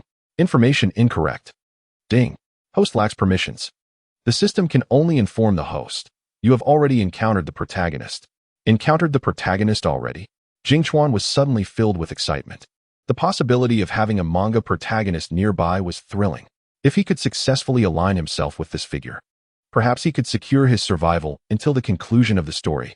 Jingchuan began to reflect on everyone he had encountered since his arrival in this world. Upon closer examination, it seemed that the individual contributing the most score points in a single instance was likely the protagonist. Currently, Senju Hashirama, Senju Tobirama, and Uchiha Izuna had each contributed a score of 6, making it plausible that one of them was indeed the protagonist. Senju Tobirama, with his meticulous nature, high intelligence, and passion for research, along with his good looks, could very well be the protagonist of the manga. However, if it were a shonen manga, the older brother Senju Hashirama, with his naive charm and impressive abilities, might also fit the bill. After all, the essence of shonen manga lies in its spirited enthusiasm. Yet, the possibility of Uchiha Izuna being the protagonist was equally compelling. The potential of the Uchiha Sharingan was too advantageous, serving not only as an inherent talent, but possibly leading to unique plot developments. However, if Uchiha Izuna were the protagonist, it would spell danger for the Senju clan. And Jingchuan, as a Senju, would be at risk. The more Jingchuan pondered, the more he believed that Uchiha Izuna likely held the role of the protagonist. For the sake of his own well-being, Jingchuan resolved to firmly align himself with the Uchiha. Chapter 9. An unusual mission. The winter in the ninja world ended rather swiftly. Before the winter garments could be shed, the Senju clan's ninjas commenced accepting missions. At nearly 5 years old, Jingchuan was dispatched by Senju Butsuma to undertake a task. It felt premature. He had not yet reached 5 and was already assigned a mission. Senju Hashirama helped Jingchuan organize his tools, unable to refrain from exclaiming, "How fast? We're already sending him on a mission." Jingchuan's taijutsu is already quite formidable. The Senju require strength, not mere children. This mission is a simple escort task. Our first mission was of this type as well, Senju Tobirama clarified. Haha, brother Hashirama, do not worry, I am quite capable, Jingchuan exclaimed, eager to embark on a mission as a ninja for the first time. Since it is merely a simple escort mission, it surely poses no life-threatening danger. At present, Senju Kyukawa is quite curious about the ninja tasks, as several of Kyukawa's elder brothers are occupied with their own assignments. A young man from the Senju clan has been designated to familiarize him with the task at hand. Upon arrival, Kyukawa discovers that this young man is none other than the gravely injured patient he had previously healed. During this encounter, Kikuwa learns that the man's name is Senju Narahiko, and it is said that he volunteered to accompany Kikuwa on his very first mission. Fear not, my benefactor. I shall ensure your safe return to the Senju. Narahiko promises with a smile. Do not call me benefactor. Simply refer to me as Kikuwa. Our task is not merely to escort me, dear Narahiko. So do not mistake the employer, Kikuwa jests. Kikuwa's mission entails escorting a noble mother and child from the land of fire to visit relatives in the land of lightning. Given the nobility of their charge, several competent ninjas have been assigned to assist in the escort. Kikuwa and Senju Narahiko proceed toward the noble's entourage. Upon observing the vast procession, Kikuwa cannot help but marvel. To think that a mere familial visit could warrant such an extensive display of wealth. The noble has brought along numerous carts laden with treasures. Initially, Kikuwa deemed the deployment of so many ninjas excessive, but upon witnessing the multitude of jewels, he quickly reconsiders. As they approach the lead carriage, Kikuwa hears the distressed cries of a child. No, mother, I want that scroll. Little she. Please be calm and do not hinder the esteemed ninjas, a beautiful woman inside the carriage implores. Attempting to soothe the boy who has half of his body protruding from the window, clinging desperately to a scroll held by a Senju ninja, who appears quite embarrassed. A maid standing beside the carriage also tries to ensure the boy's safety while persuading him to release his grip. Kikuwa steps closer, noticing that the boy continues to wail, refusing to let go. Young sir, why do you desire the ninjutsu scroll? Kikuwa inquires, puzzled. The boy ignores Kikuwa, continuing to cry. Esteemed ninjas, forgive him. This child, little she, has seldom ventured from home. It is his first encounter with the formidable techniques of ninjas, and he is simply overwhelmed. The noble lady in her elegant attire apologizes. He is merely curious about the wonders of the outside world, she adds, considering her words. Kikuwa thinks for a moment and then kneels on the grass to pluck a few blades and leaves, skillfully crafting a grasshopper. Little she, look, a grasshopper. Kikuwa presents the creation in his palm. Captivated by the sight, he places the grasshopper on the ground and gives it a gentle tug, causing it to dart forward. Grasshopper. It moves. The boy exclaims, momentarily forgetting about the ninjutsu scroll as he searches for the disappearing grasshopper. Kikuwa retrieves the grasshopper and offers it back to the boy, who instantly ceases his cries and sits quietly in the carriage, engrossed in play. With the boy distracted, the caravan finally sets off. You truly possess a gift. Indeed. Children are the best at soothing other children, Narahiko chuckles, patting Kikuwa on the shoulder. As the escort mission requires them to attend to the mother and child within the carriage, their progress is slow. However, this allows Kikuwa to rest during the days and nights of travel. It is quite a challenge for a child under 5 to traverse several nations on foot. Even though Kikuwa's stamina exceeds that of most children his age, due to their late departure, they have only been traveling for 2 hours when noon arrives. The group finds a secure spot to rest and pulls out provisions to eat. While munching on steamed buns and admiring the scenery along the borders of the land of fire, Kikuwa engages in conversation with Narahiko. Suddenly, the maid from earlier approaches, breathless, and says, Esteemed ninja, the lady requests your presence in the carriage for a brief respite. Kikuwa, uncertain, asks me, Yes, esteemed ninja. The young master has been quite calm during this journey, and the lady wishes to express her gratitude by inviting you to rest in the carriage, she replies. Following the maid to the carriage, Kikuwa receives permission to enter. You are truly diligent, embarking on missions at such a young age, the noble lady remarks, covering her face with her sleeve. There is no need to call me esteemed ninja. My name is Kikuwa. Upon hearing Kikuwa's voice, the boy, who had been absorbed in playing with the grasshopper, suddenly looks up and exclaims, I am Little She. Kikuwa is taken aback by Little She's abrupt outburst and observes his expression closely, noticing a vacant look in his eyes and a blank expression on his face. The noble lady gently strokes Little She's head and embraces him, offering Kikuwa an apologetic smile. I apologize, Kikuwa-kun. Little She has not always been the most perceptive child, and I regret any offenses he may have caused. Not at all. Little She is quite adorable, Kikuwa responds, fashioning more small toys from grass and leaves for the boy to play with. As it comes time to resume their journey, Kikuwa intends to exit the carriage, but the noble lady insists that he remain inside. Kikuwa-kun is even a year younger than Little She. You are still a child yourself. Please, stay with us in the carriage to alleviate our boredom. Kikuwa complies, recognizing the exhaustion that comes with continuous travel. However, as he sits there, An unsettling sensation begins to stir within him, a foreboding premonition that lingers in his mind.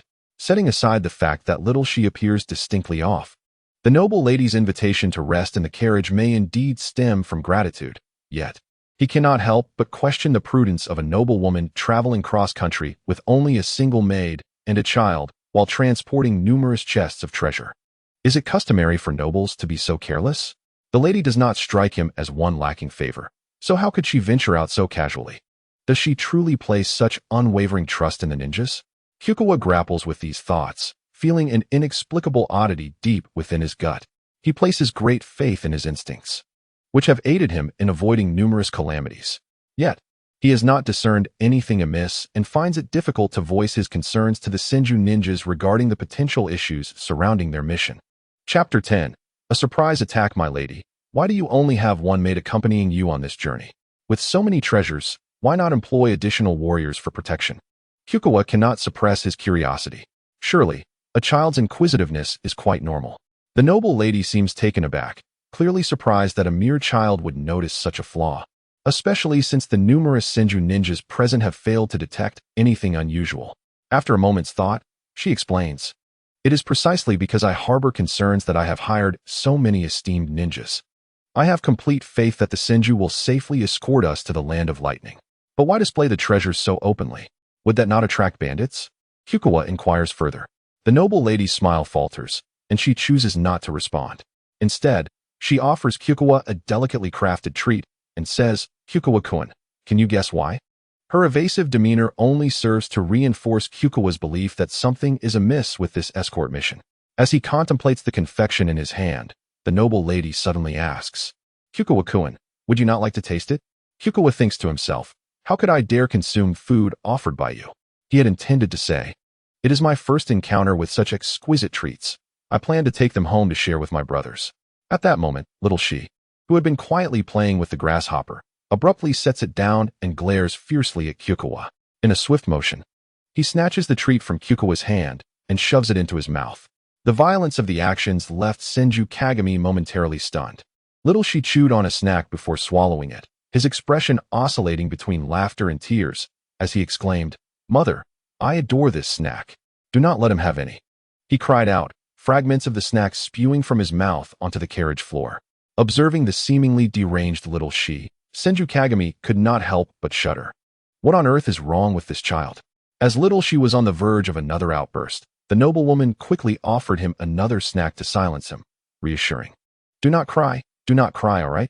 All the snacks are yours." Yet, this time, little she was evidently less easily appeased. His dissatisfaction burst forth like a balloon pierced by a blade.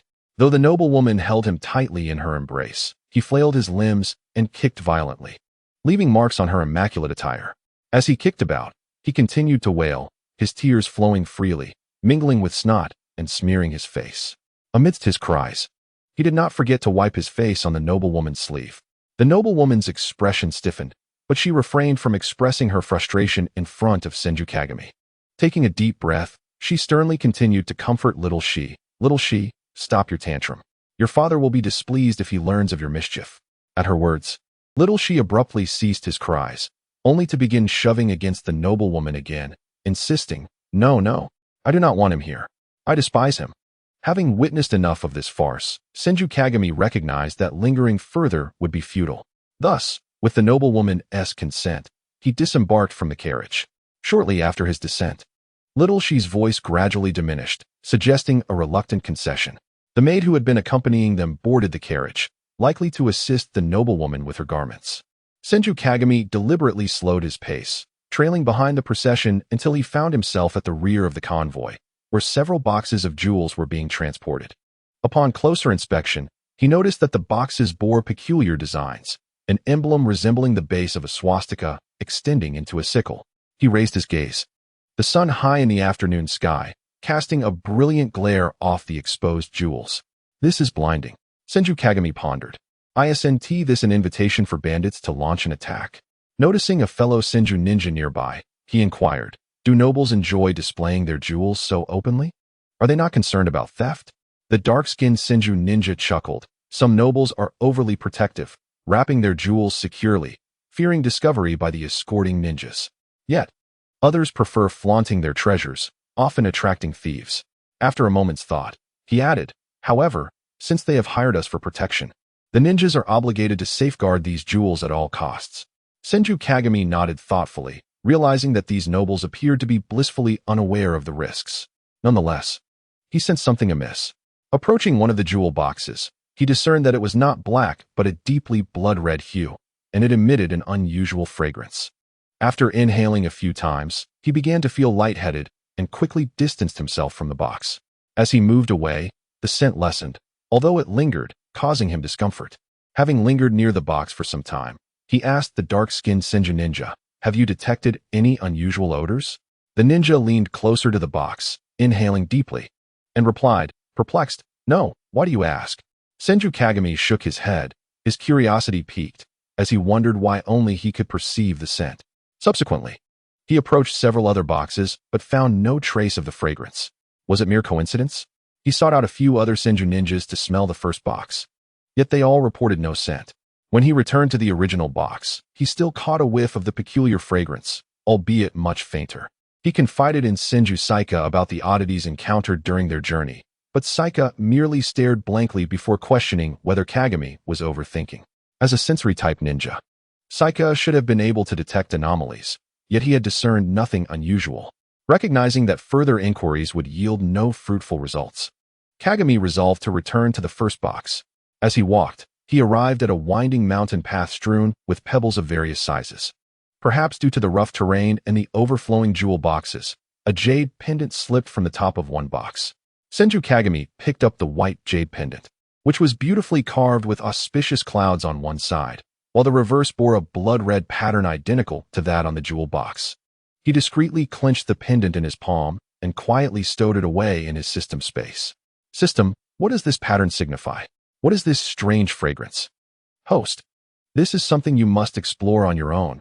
Do not rely on the system. This matter may involve a hidden quest, so please investigate independently. The corners of Senju Kagami's mouth twitched. It seemed this issue was tied to a hidden quest. What purpose does this system serve since my arrival? Is it merely to rationalize my golden finger?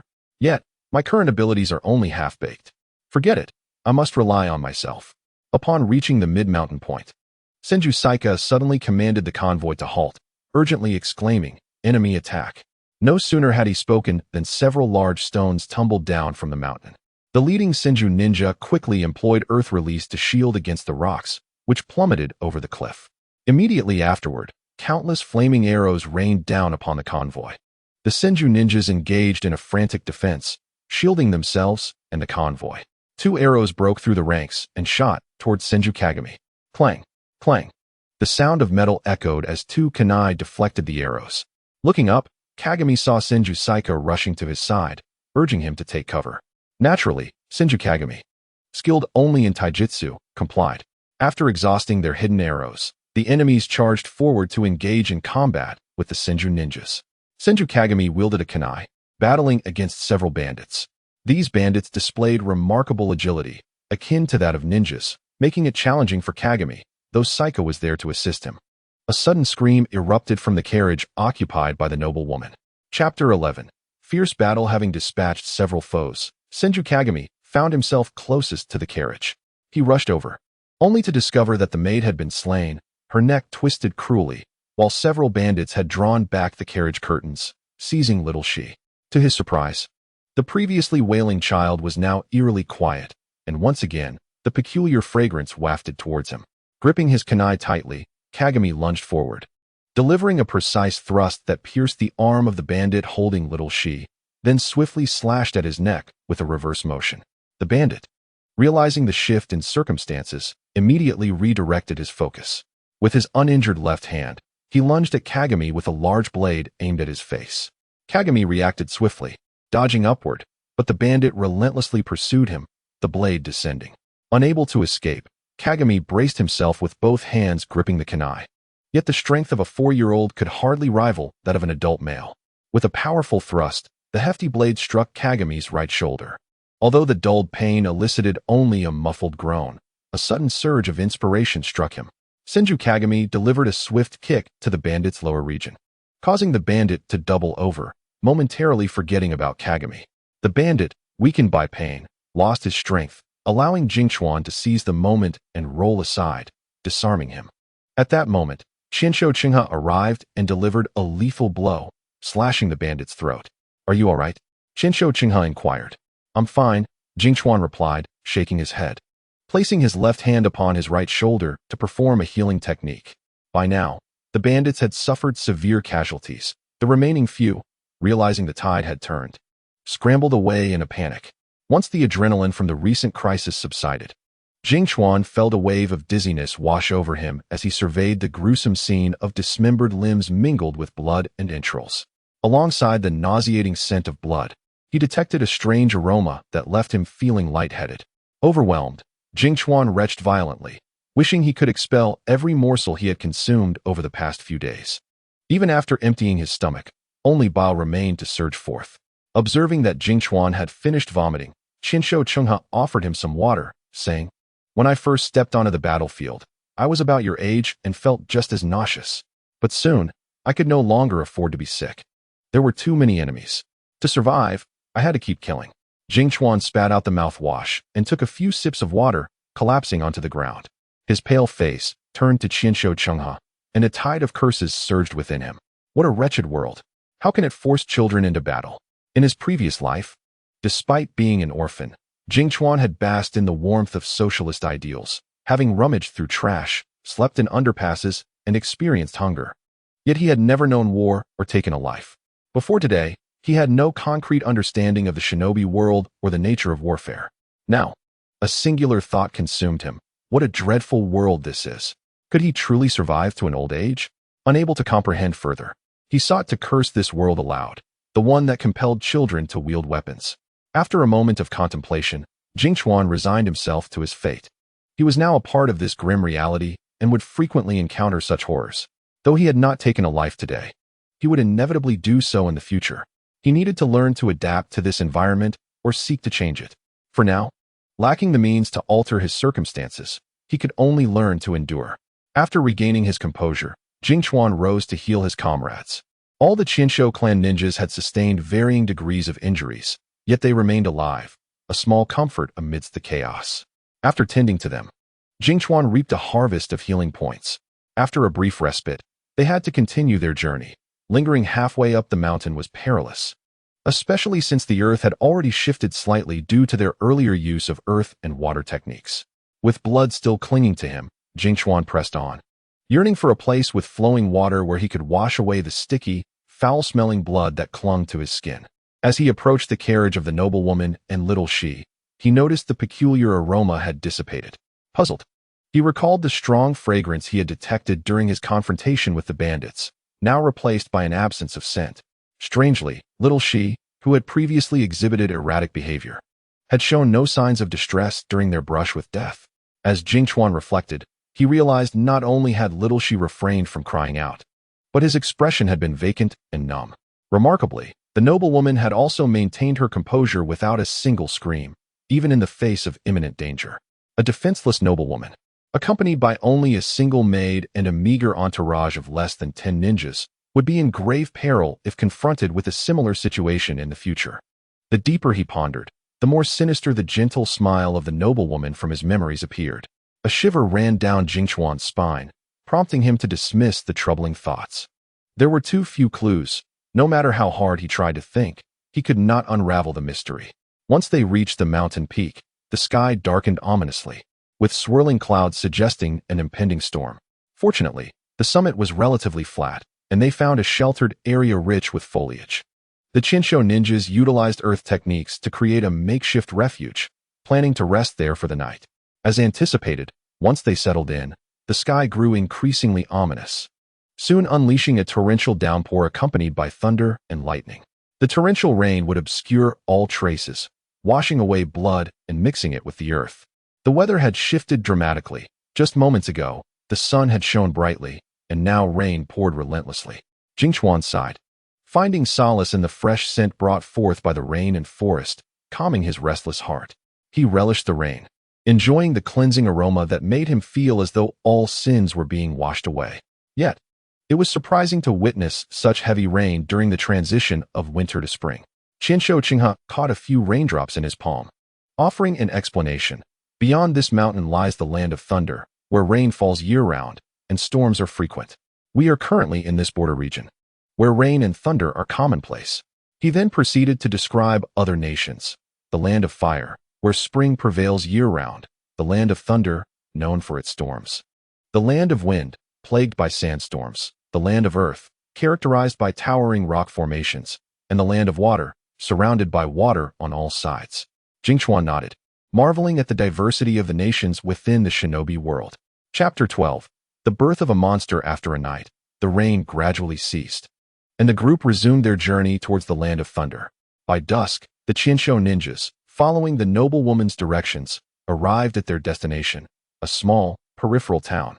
This place was perpetually illuminated by flashes of lightning. Even on clear winter days, the sky would occasionally display bolts of electricity, accompanied by rumbling thunder, as silver streaks danced among the clouds tinted by the setting sun.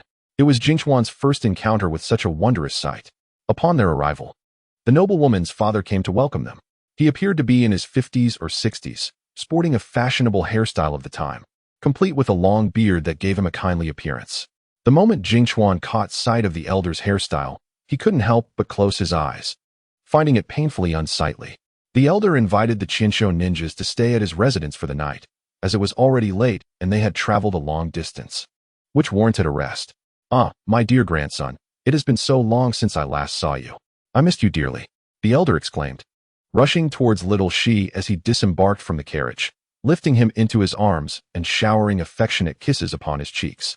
The previously apathetic little Shi transformed into a normal child, his eyes sparkling with life as the elder approached. Tickled by the elder's beard, little Shi giggled, dodging the elder's chin to avoid being brushed against while simultaneously reaching for the elder's lengthy whiskers. Jingchuan observed for a while and found nothing amiss in their interaction. They appeared as a typical family reunion. He climbed to the rooftop, resting his head on his hands as he gazed at the darkening sky, lost in thought. After a while, he heard a noise beside him and turned to find Qinsho Qinghe. "Aren't you coming to eat?" Qinghe asked. "We were looking for you. I came to the courtyard and didn't expect to find you up here enjoying the view. Are you not eating either?" Jingchuan countered. "Before, I had consumed some provisions and was not hungry. What about you? You're at that age where you should be growing. Don't you wish to have some meat?" Suddenly, Senju Chihiro recalled something and added with a smile, "I remember not long ago you caught some fish to eat, and there will be fish again tonight. Aren't you going to eat?" Hearing this, Senju Kagami's lips twitched slightly. He understood that Chihiro was jesting. However, he found it hard to smile. As night approached, an unsettling feeling gripped him more intensely. Unable to contain himself, he confessed to Chihiro, "I can't shake off this feeling that something is amiss. My heart has been in turmoil." Chihiro, furrowing his brow, regarded him silently. This time, he did not retort. After a moment of contemplation, he released his chakra to sense the surroundings and finally responded, "Perhaps you are right. I too sense that something is profoundly wrong here." Meanwhile, in a concealed underground chamber of the small town, a gruesome ritual was underway. The dimly lit expanse was sparsely illuminated by a few kerosene lamps, casting shadows that revealed several darkened handprints on the walls. A group of individuals stood in a large circle, their foreheads, cheeks, and chins smeared with a thick layer of congealed blood, which appeared to have remnants of internal organs, darkening as it dried. The flickering light intermittently illuminated their faces, revealing eyes filled with a terrifying madness akin to that of vengeful spirits. At the center of the circle lay a dozen heads, which upon closer inspection, belonged to children of merely 5 or 6 years of age. In the very middle, a naked boy lay with his eyes shut, blood flowing from his limbs into 4 blood receptacles on the ground, eventually converging at the circle of heads. Soon, blood trickled from the boy's orifices as his complexion grew increasingly pale. Upon closer examination, it became evident that the boy was none other than little Shi, who had moments ago been frolicking with his grandfather. As the blood from Shi's limbs gradually drained away, those on the outer perimeter suddenly began chanting with frenzied expressions. Upon completing their chant, they collectively slashed their own throats. As they collapsed, the peculiar arrangement finally revealed itself, with the blood tracing out a shape resembling a scythe-tipped swastika. Simultaneously, the lightning in the sky morphed into a sinister purplish-red hue, and a massive bolt of this unsettling lightning struck down towards the underground. The purplish-red lightning pierced through the surface, incinerating the individuals below into charred remnants, leaving only pools of blood in its wake. In the distance, Kagami and Chihira felt an overwhelming surge of anxiety upon witnessing the purplish-red lightning. Kagami abruptly stood, holding his breath, feeling his heartbeat quicken, a wave of panic washing over him, causing his limbs to tingle.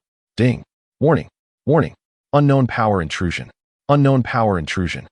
An emergency mission has been issued. Please locate the source of the unknown power for destruction by the system. What the hell? An urgent mission now? Where's my golden finger system? Kagami cursed inwardly. Please do not develop a rebellious mindset. Complete the hidden task actively. There will be substantial rewards upon task completion.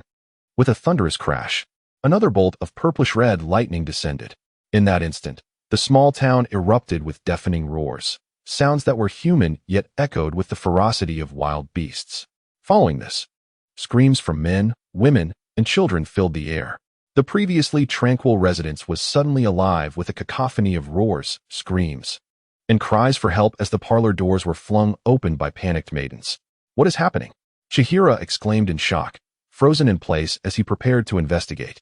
Kagami, taking a discerning glance, noticed that the Senju ninjas, who had been merrily toasting moments ago, now stood pale-faced, mouths agape, their fingernails elongated and darkened.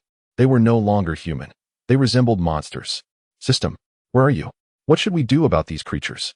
Amidst the chaos, several maidens were pursued by the ghastly apparitions, their necks bitten, and in an instant, they too were transformed, their faces turning pale and their nails growing long and dark as they sought out the living.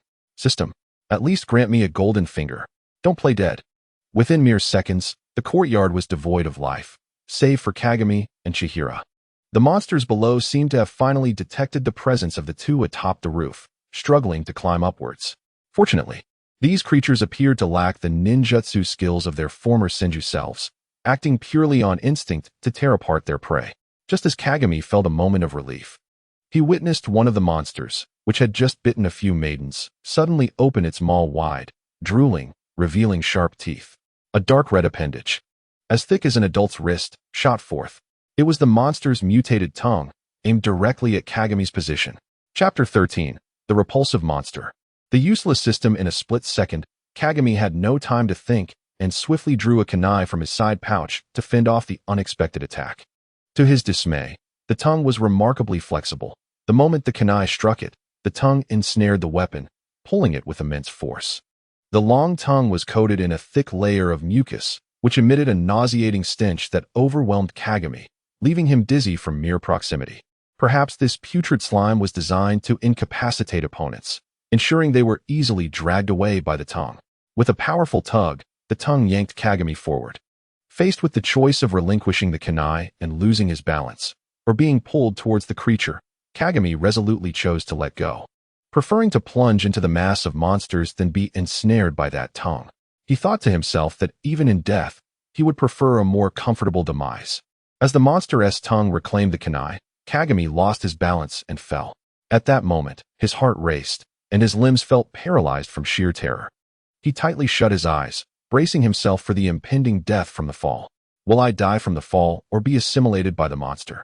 Kagami thought inappropriately, lamenting that he hadn't even begun to enjoy his new life before facing death. Earth release. Earth wall.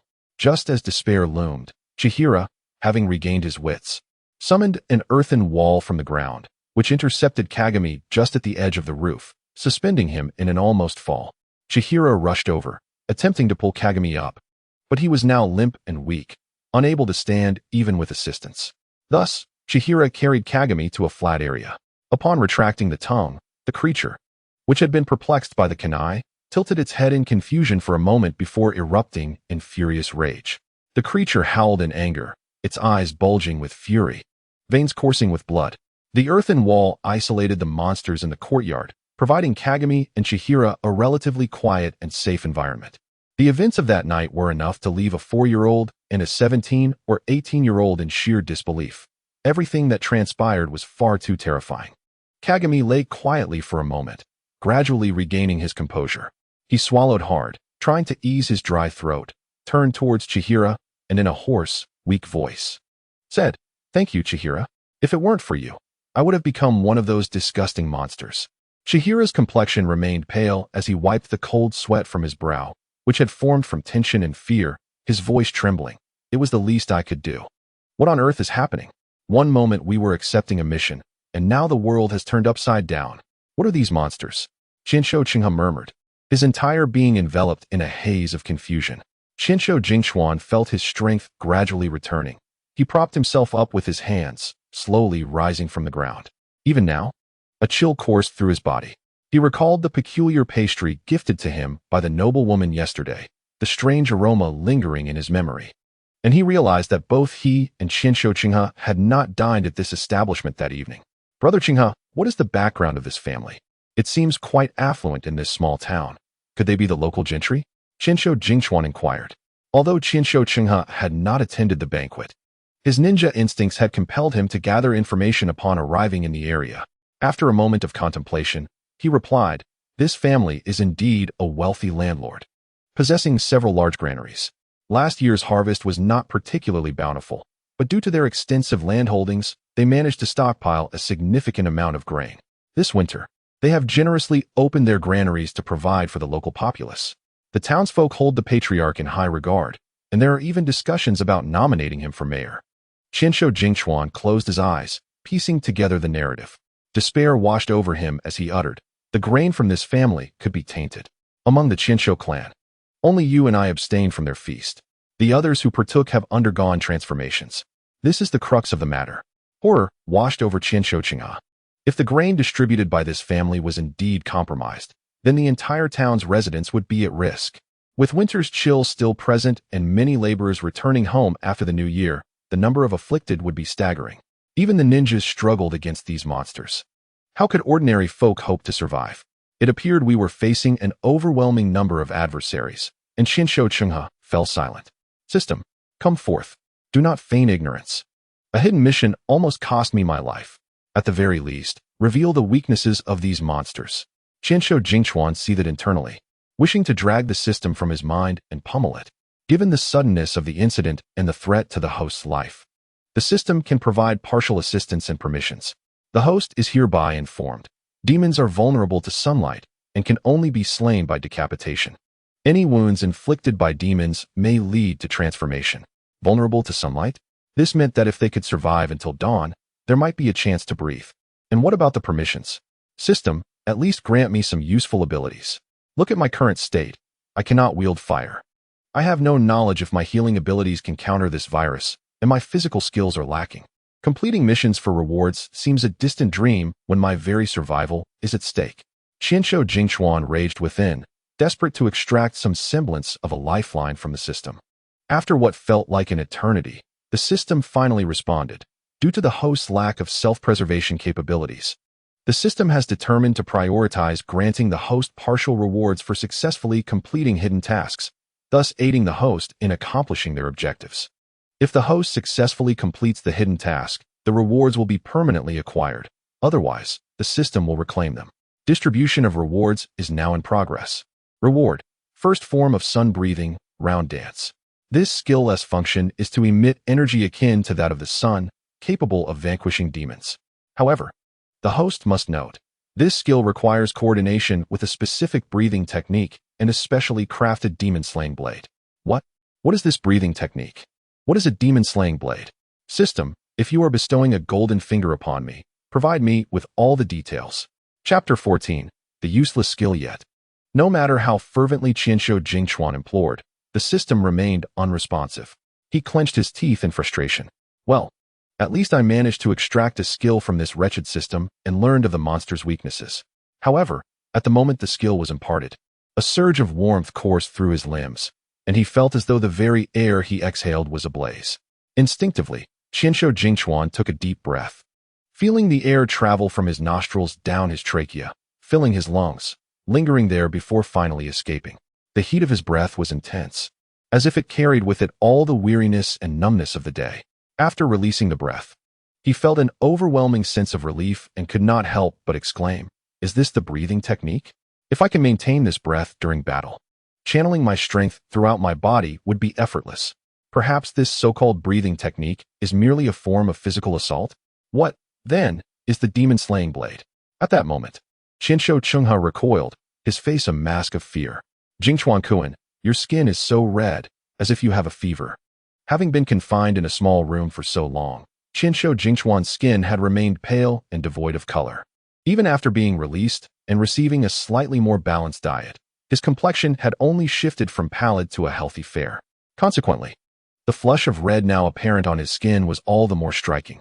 Qianshou Chenghe, feeling a twinge of fear, had never witnessed the transformations of those monsters, and thus his apprehension grew upon seeing Jingchuan's unusual appearance. In such precarious times, every little noise made the already tense Qianshou Chenghe feel as if danger lurked everywhere. Qianshou Jingchuan was momentarily taken aback by Chenghe's words. It seemed that his recent attempt at the breathing technique had induced some physical change. He touched his forehead, finding nothing unusual.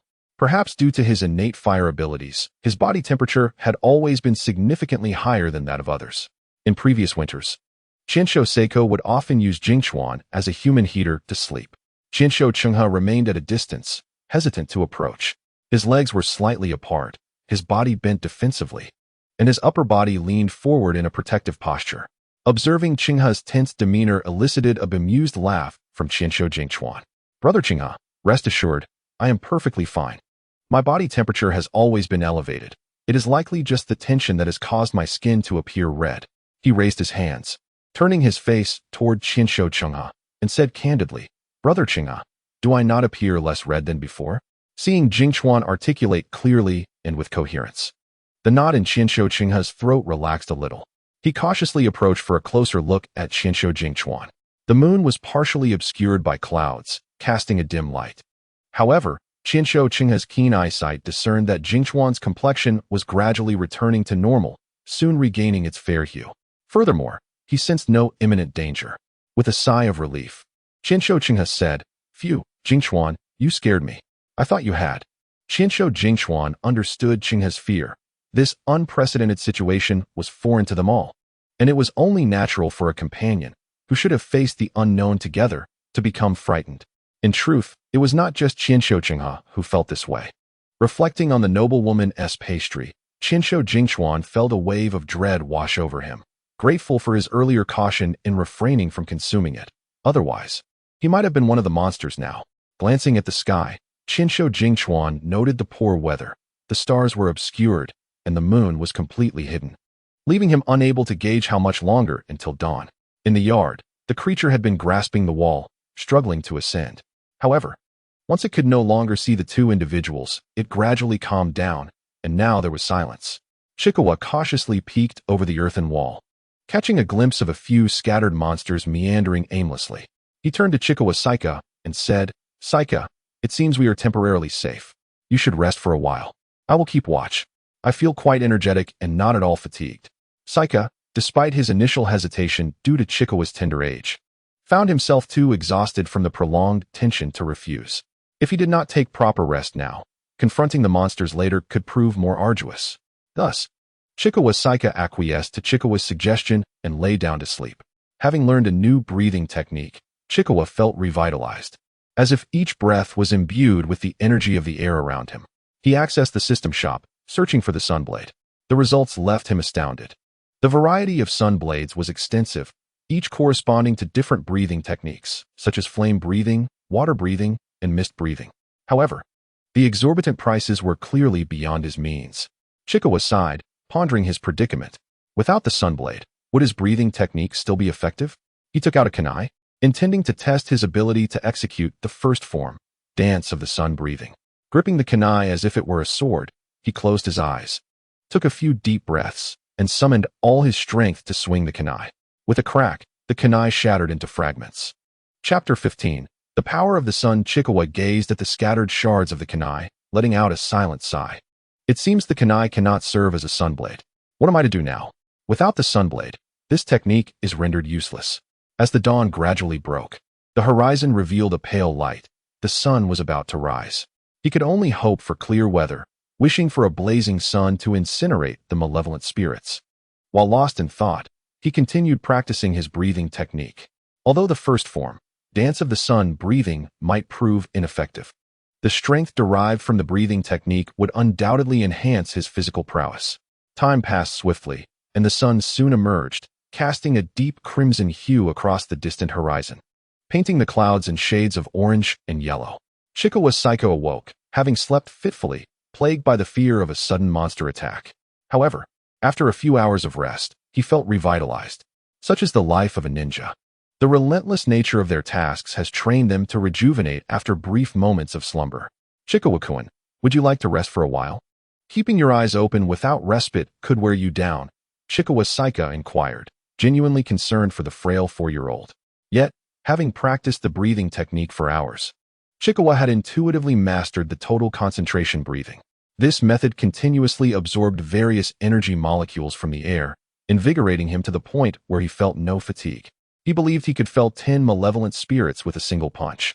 However, a rumble from his stomach interrupted his thoughts, sounding like thunder. Isekai'd felt a flush of embarrassment wash over him. Indeed, while the total concentration breathing absorbed energy from the air, it also consumed much of his own energy, leaving him ravenous. He felt as though he could devour 10 cattle in one sitting. Isekai'd chuckled at the sound emanating from Isekai'd's stomach, unable to contain his amusement.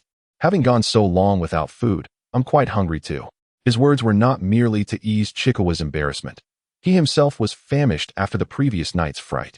However, we might need to venture out to find something to eat, as I have no provisions on me, Isekai'd lamented. Isekai'd pondered for a moment before asking, do you dare to eat the food here, Isekai'd? Isekai'd, recalling the monsters, involuntarily grimaced. I dare not. We may need to search for food from the wagon. Just then, they heard the wails of the monsters. Isekai'd gazed at the sun, now rising higher in the sky, and understood. It appears the sun has begun to take its toll on these creatures. Isekai'd peered over the eaves to observe the monsters outside. Their skin, exposed to the sunlight, turned a sickly greenish black, igniting into flames upon contact with the rays. The monsters howled in agony as the flames engulfed them, leaving only a handful of blackened ash scattered in the air, swiftly carried away by a gentle breeze. As Isekai'd witnessed the ashes vanish into the atmosphere, he could not suppress a sneeze. He wondered, could the air tainted by the monster's remains transform me into one of them?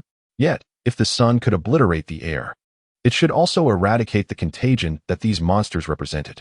The previous night had been too dark to discern anything, but in the bright sunlight, the true appearance of the monsters became clear, resembling the zombies from a film Isekai'd had seen in a past life, rather than the demons described by the system. Isekai'd shared in the astonishment as he watched the monsters turn to ashes, elated at the realization that these creatures feared sunlight, allowing them to safely venture forth in search of sustenance. Isekai'd cautiously descended from the rooftop, ensuring to survey the area below. Upon reaching the ground, he was startled to find several monsters roaming about. Initially, they seemed disinterested, but upon spotting Isekai'd, their excitement became palpable. Most hesitated, reluctant to cross the threshold of shadow cast by the building, a sight that nearly made Isekai'd laugh. Only one monster leaped forward, drooling as it lunged at Isekai'd.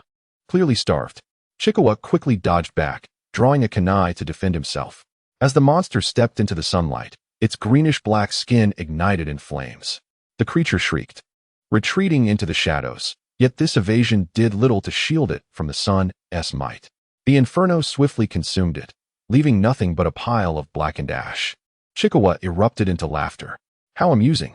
Though we are both famished, I can search for food while these wretched creatures, akin to filthy rats, can only lurk in darkness.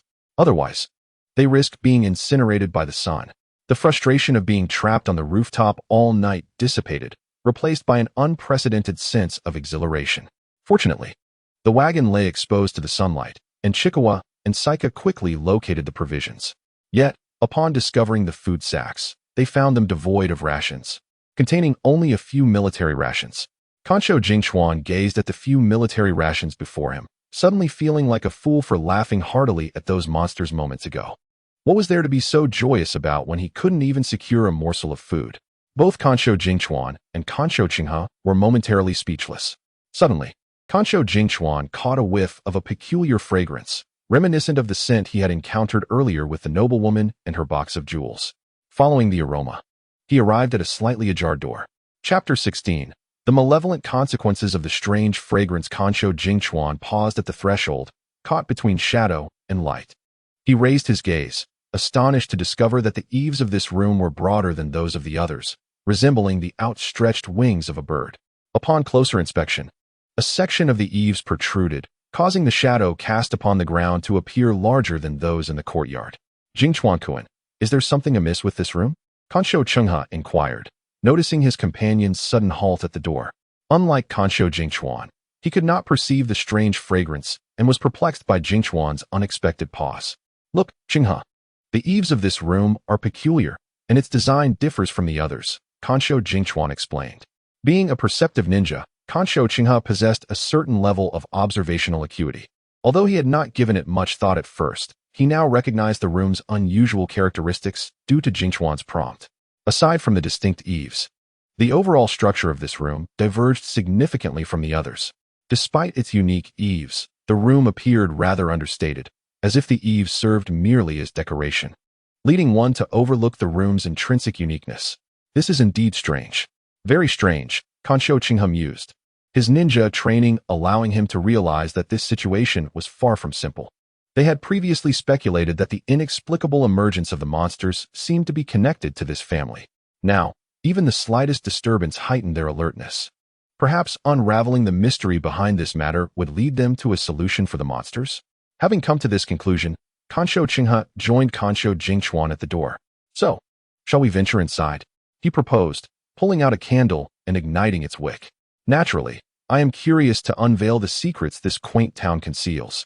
Kansho Jingchuan replied without hesitation, removing his right glove and stepping boldly into the shadows. It was eerily silent, too silent. Something was amiss.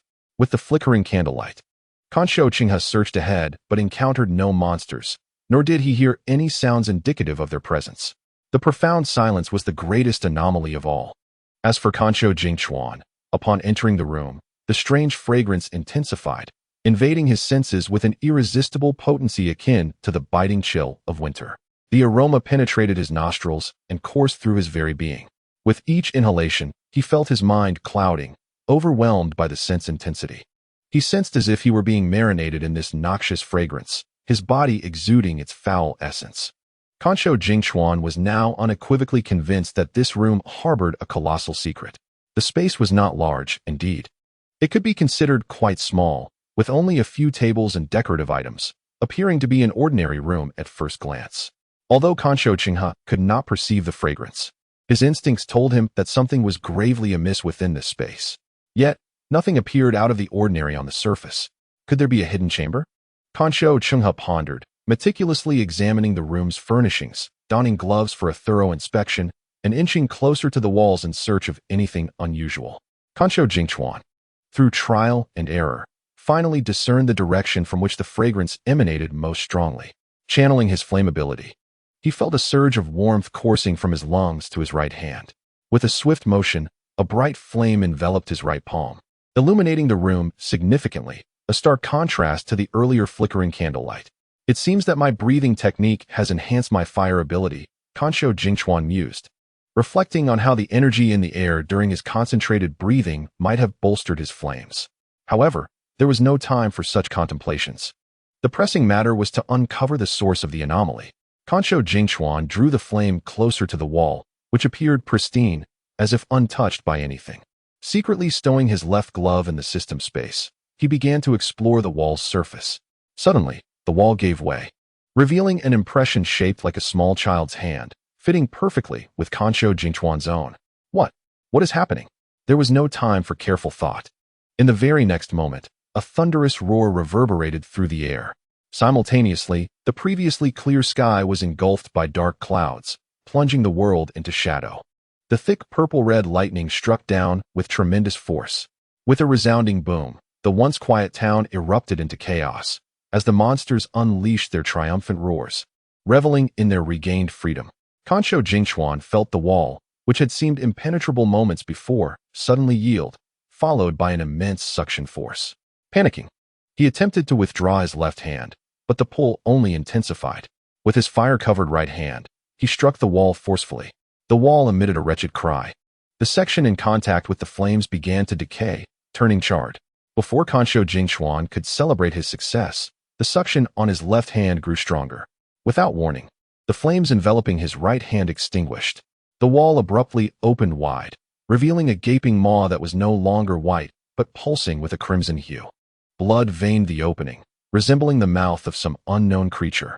The gaping hole appeared in an instant.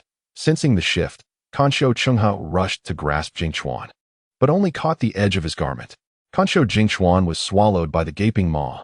Kansho Chungha stumbled forward, collapsing against the wall, witnessing the surface restore itself to a flat state, leaving behind only a charred mark. However, he could not afford to remain in despair. A more dire threat loomed before him, the ravenous monsters and his own gnawing hunger. The purple-red lightning crackled again across the pitch-black sky, striking the faces of the monsters, illuminating their grinning visages in the courtyard, while Kansho Chungha stood isolated within the room. Chapter 17. A deathly warning. Let us momentarily set aside Kansho Chungha's precarious situation and turn our attention to Kansho Jingchuan, who found himself enveloped in darkness after being swallowed by the monstrous wall. This place was devoid of light, pitch black, and suffused with that peculiar fragrance.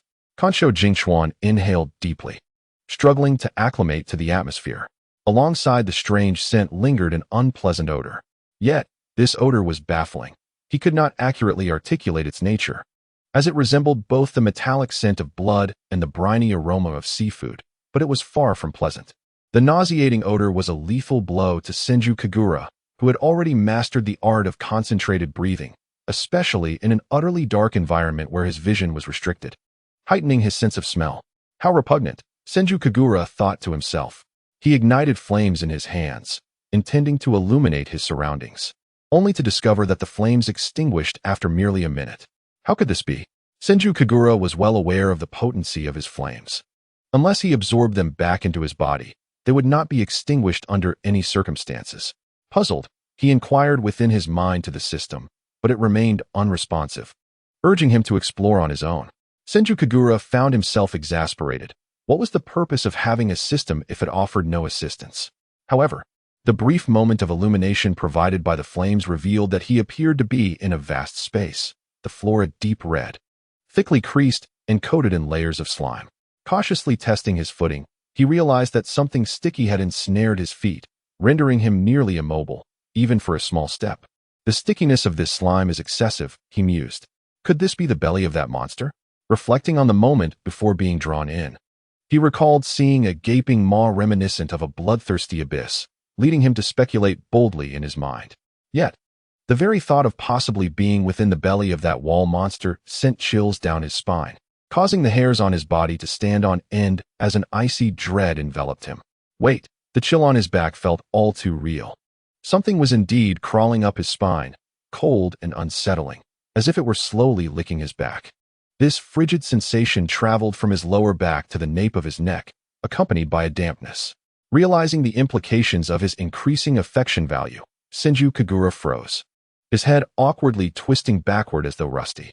A strange hissing sound surrounded him, and suddenly, the area illuminated with a faint red glow, accompanied by the sounds of biological writhing. Under the dim red light, as he turned his head, he was met by a glowing red eyeball, connected to a quivering nerve, dangling precariously in its singular socket. Upon noticing Senju Kagura's gaze, the monster's mouth suddenly split open, extending a long, serpent-like tongue to lick his cheek. His heart skipped a beat in fright. The surrounding red light intensified, mingled with hints of green luminescence. As Senju Kagura surveyed his surroundings in bewilderment, he realized that the red glow emanated from the eyes of the cyclopean creature, which possessed a body reminiscent of a devil ray, bathed in a deep green fluorescence. In stark contrast to the trembling eyeball that dangled from its socket, the green glow appeared particularly dim. Senju Kagura was at a loss for words. The sheer multitude of these grotesque creatures was overwhelming, rendering him speechless. The creature on his back continued to crawl, and he could no longer contain himself. He swatted the disgusting thing away, leaving his hands sticky with slime. His empty stomach, already agitated from skipping breakfast, rebelled and expelled its contents. Unable to bear it, he vomited profusely. There was no choice. The monstrosity was simply too revolting. Taking a deep breath, he concentrated all his energy in his lungs. System, grant me the most affordable version of the Sunwheel Sword. Ding. After assessment, the host possesses 10,745 affection value. equating to approximately 107 days of life. Sun Wheel Sword, pirated version, has been exchanged. The host now has 250 affection value remaining. Please replenish your affection value promptly, or face life-threatening consequences. Senju Kagura gasped. He hadn't anticipated that even a pirated Sun Wheel Sword would cost him over 10,000 affection value. And that remaining 250 affection value, was it mocking him? Warning. Warning. The host must replenish affection value within 1 day to avoid the risk of death. Remaining time, 240,000 seconds. 235,959 seconds. The system's beeping echoed in his mind, each tick of the clock serving as a harbinger of death. Chapter 18, Sticky Affection System. What are these monsters? They seem different from the previous evil spirits. By this time, Senju Kagura had adjusted his mindset and drew out the pirated Sun Wheel Sword, opting to remain still. Though these creatures appeared grotesque, they merely encircled him without displaying any aggression. Even the one he had knocked off his neck continued to hover nearby, extending its long, serpent-like tongue to lick his ankle. Senju Kagura felt a damp, sticky sensation on his ankle, sending a chill coursing through him to the crown of his head. He resisted the urge to stomp his foot in disgust, but it was futile. His feet remained firmly glued to the ground, rendering any movement impossible, let alone shaking off the repulsive creature. Resigned, he attempted to ignore the unsettling sensation on his foot. He wondered about the creature's peculiar obsession with licking humans. After a prolonged silence, the system finally responded. Host, upon analysis, these creatures are fond of you. The one licking your foot is the king of this group. Without its command, the others would not dare approach you. Rest assured, these monsters are entities born from the collision of the ninja world and other realms. Existing in the interstices of time and space, they do not carry the evil spirit virus and are unrelated to the current hidden mission. The system paused before adding. The host is certainly not inside the belly of that wall monster. This is the interstice of time and space. The wall creature you mentioned is merely a portal to another location and not an evil spirit we need to eliminate. Please cease your far-fetched imaginings. Senju Kagura felt a twinge of mockery from the system. Even evil spirits are appearing inexplicably. Perhaps the system should reflect on itself. He retorted. It seems our worldview is in need of reconstruction. The system fell silent. The ominous countdown and the cold electronic beeping resumed in his mind. Affection value, 1. Although these creatures were repulsive and had an unusual penchant for licking, they indeed provided Senju Kagura with a substantial amount of affection value. After just a brief lick from the creature's long tongue, his affection value rose to 225. As he contemplated relying on this creature to survive the next few days, he felt the one that had been coiling at his feet suddenly wrap itself around his ankle. Unable to tolerate it, he bent down to grasp the creature and examined it closely. Upon closer inspection, he noticed a deep red symbol resembling the character for king emblazoned on its back, and its eyes were redder than those of its kin, with its green fluorescence more piercing, perhaps the reason it had ascended to royalty. Why is this creature sporting a crown like a tiger, when it is far less appealing than the tiger itself? Thought Senju Kikawa, unable to contain his inner musings. He pondered the peculiar powers of this grotesque being that had inexplicably latched onto him. Although it bore the title of king, it merely provided Kikawa with a trivial sense of acknowledgement. He genuinely did not find it to be particularly unique or formidable. Noticing Kikawa's unwavering gaze upon its form, the Monster King seemed to misconstrue his scrutiny as admiration. In a bid to impress, it twisted its body, unfurling its fleshy wings, and its dangling eyeballs glimmered with an intensity that could rival a light bulb. Kikawa averted his eyes, unable to bear the sight. The creature, already unappealing, now contorted itself like a repulsive maggot. However, the slime coating its body was undeniably adhesive, and just as Kikawa intended to cast it aside, he discovered that the Monster King had firmly adhered itself to his hand. It appeared that the slick residue strewn across the ground originated from these unsightly beings. System, what should I do? I'm stuck, Kikawa inquired, desperation tinging his voice. Host, I recommend forming a pact with these dimensional aberrations. They often possess considerable power, and since they seem quite fond of you, it would be prudent to accept their affections, the system advised. A pact? But these creatures are hideous, and I cannot fathom why they are drawn to me. What if they intend to devour me? Moreover, you have yet to explain how I am supposed to escape. How can I fulfill the hidden mission if I remain trapped? Kikawa lamented, feeling a nagging suspicion that the system harbored ulterior motives. The aesthetic discord between him and these creatures was striking. If you wish to understand their fascination with you, why not simply ask? The system suggested before falling silent, leaving Kikawa to call out in vain. Can these grotesque beings comprehend human speech? With a hint of curiosity, he ventured a question. Do you really like me? Upon hearing his inquiry, the Monster King quivered with delight, flapping its wings with increasing fervor and emitting a series of excited hisses. Clearly, the creature was enamored. Yet, it was evident that communication would not be possible through spoken words. Just as Kikawa grappled with this conundrum, the previously motionless monstrosities around him began to writhe. They arranged themselves in an orderly fashion, forming the characters that read good, like you. Ah, I see now. This creature indeed possesses the title of king, Kikawa mused. But why do you like me? He pressed. The Monster King paused momentarily before resuming its undulating movements, prompting the other creatures to assemble the character for fire. Is it my flames that you cherish? Kikawa pondered. Then, the grotesque beings formed the characters for hungry. Kikawa was taken aback. These unsightly creatures desired to feast upon his flames?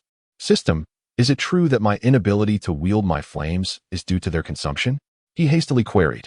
Do not fret, host. Since these dimensional aberrations wish to partake in your flames, allow them to do so. After all, you cannot utilize them at present, the system replied. Kikawa felt exasperated. Sensing that the system had grown more insufferable than before, he focused on channeling the flames within him once more. This time, he carefully observed how a portion of his flames flowed into his left hand, where the Monster King resided, while another part seeped down into the slime below. The dimensional aberrations responded with notable excitement, their hissing sounds echoing around him. The Monster King in his grasp twirled with renewed vigor. At last, the mystery was unveiled. His flames were indeed linked to these repulsive beings. Yet, reflecting on the fact that the once dreaded flames of the Senju clan could be consumed by these creatures suggested they possessed some degree of power. Listen, my grotesque companion. He began, but the Monster King, seemingly displeased by the term grotesque, wriggled vigorously and playfully swatted Kikawa's hand with its wings. Ouch, that stings, Kikawa exclaimed, feeling a tingle spread through his hand. The Monster King, mistaking his reaction for praise, proudly flicked its forked tongue. Are you willing to forge a pact with me? Kikawa asked. The Monster King excitedly swung its dangling eye, indicating its consent. No need for further signs. Kikawa understood it was eager to comply. As he prepared to establish the terms of their agreement, he suddenly felt the creature vanish from his grasp. In its place, a fleeting numbness coursed through his hand, followed by a chilling sensation that flowed up his arm and settled at his heart. A childlike voice, indecipherable in gender, echoed in his mind. Was this the completion of their pact? Kikawa was bewildered yet profoundly astonished. Chapter 19. A grateful offering from the fiend. The Monster King reappeared before Kikawa, flapping its fleshy wings. Master, our pact is now sealed. I dislike the name grotesque. Please call me ugly monster instead, it cooed sweetly in his mind. Hearing such an adorable voice juxtaposed with its hideous appearance sent shivers down Kikawa's spine. Do you truly wish to be called ugly monster? He asked once more, genuinely perplexed by the distinction between the two names. Ugly monster sounded almost endearing, while grotesque seemed more fitting. The ugly monster appeared to revel in its new title, insisting upon it despite Kikawa's protests. If you prefer ugly monster, then so be it, he conceded with resignation. However, I must lay down some ground rules. First, you may consume my flames, but you must not render me incapable of using them. Second, can you alter your appearance? Perhaps retract your eyeball into its socket? Lastly, your subordinates must not lick me indiscriminately. Kikawa articulated his demands clearly. The ugly monster's eyes whirled thoughtfully, pausing briefly before obediently retracting its eyeball. Then, its fish-like form gradually shed its fluorescent green hue, revealing a softer, pale base. It twirled in midair and asked, Master, are you satisfied? Kikawa nodded, pleased. The ugly monster appeared quite endearing now. Yet, he wondered why the other dimensional aberrations retained their grotesque forms. Oh, they are mere extensions of myself, lacking independent thought and abilities that surpass my own, hence they cannot modify their appearance, the ugly monster explained. With that revelation, all the other dimensional aberrations suddenly vanished, leaving Kikawa enveloped in darkness once more. Do not worry, Master. We reside within the flames surrounding your heart, and will not hinder your ability to wield them. The ugly monster reassured him. With the ugly monster's assistance, Kikawa successfully extricated himself from the sticky dimensional rift. After a brief moment of dizziness, he opened his eyes to find himself suspended several hundred meters in the air, poised to plummet in a dramatic pose.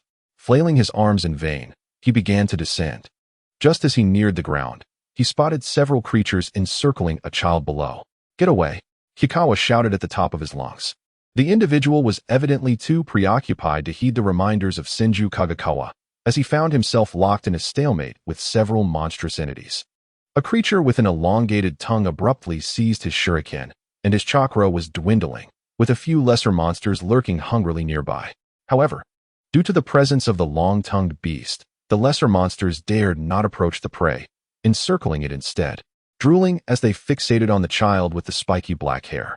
Senju Kagekawa hovered 10 meters above the ground.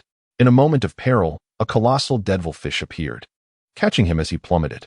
With a splat, Senju Kagekawa landed face down in a pool of slime. "Ugh!" He spat out the goo in his mouth, wiping his face in disgust, then remarked, "Ugly creature, could you not have arrived sooner? I was nearly splattered to death. Oh dear, does my master not enjoy the sensation of falling through the air? I thought humans relished such experiences." The grotesque creature replied playfully. With its emergence, a shadow loomed below, prompting the monsters to curiously gaze upward, discovering the gargantuan devilfish obscuring the sun. The long-tongued fiend detected a familiar, enticing aroma, raising its head and extending its lengthy tongue in curiosity. Fire release. Great fire dragon technique. With rapid hand seals, the boy with the short hair conjured a massive fire dragon that charged towards the surrounding monsters. Several creatures, transfixed by the spectacle above, were scorched by the sudden onslaught of flames. Senju Kagekawa, perched atop the back of the foul beast, peered down, witnessing the fire dragon send the circling monsters flying. Seizing the opportunity, the spiky-haired boy leaped free from the encirclement of his adversaries. Yet, just as he was about to escape, the long-tongued demon lunged forward, extending its tongue towards him. Realizing the imminent danger, recalling how the long-tongued fiend had nearly rendered him unconscious, Senju Kagekawa could bear it no longer. He summoned the Nichiren blade from the system space, focused his breathing, and leaped from the back of the grotesque creature, channeling all his strength into his arms and striking at the elongated tongue of the monster. First form, Dance of the Sun. Accompanied by brilliant flames, a circular slash materialized, cleaving the creature in two.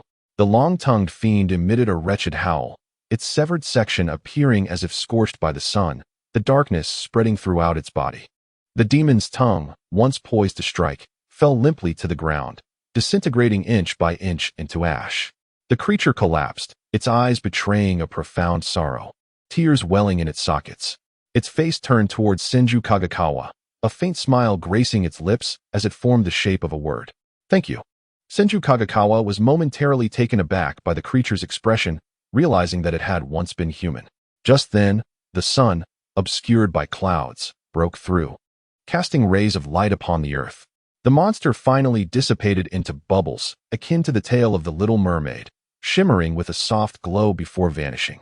As the Little Mermaid returned to the embrace of the sea, he pondered where his own destiny lay. Senju Kagekawa felt a deep sense of loss, contemplating the freedom in that smile, recalling the creature's earlier attack, the inexplicable demon virus, and the warmth of the town before the demons invaded.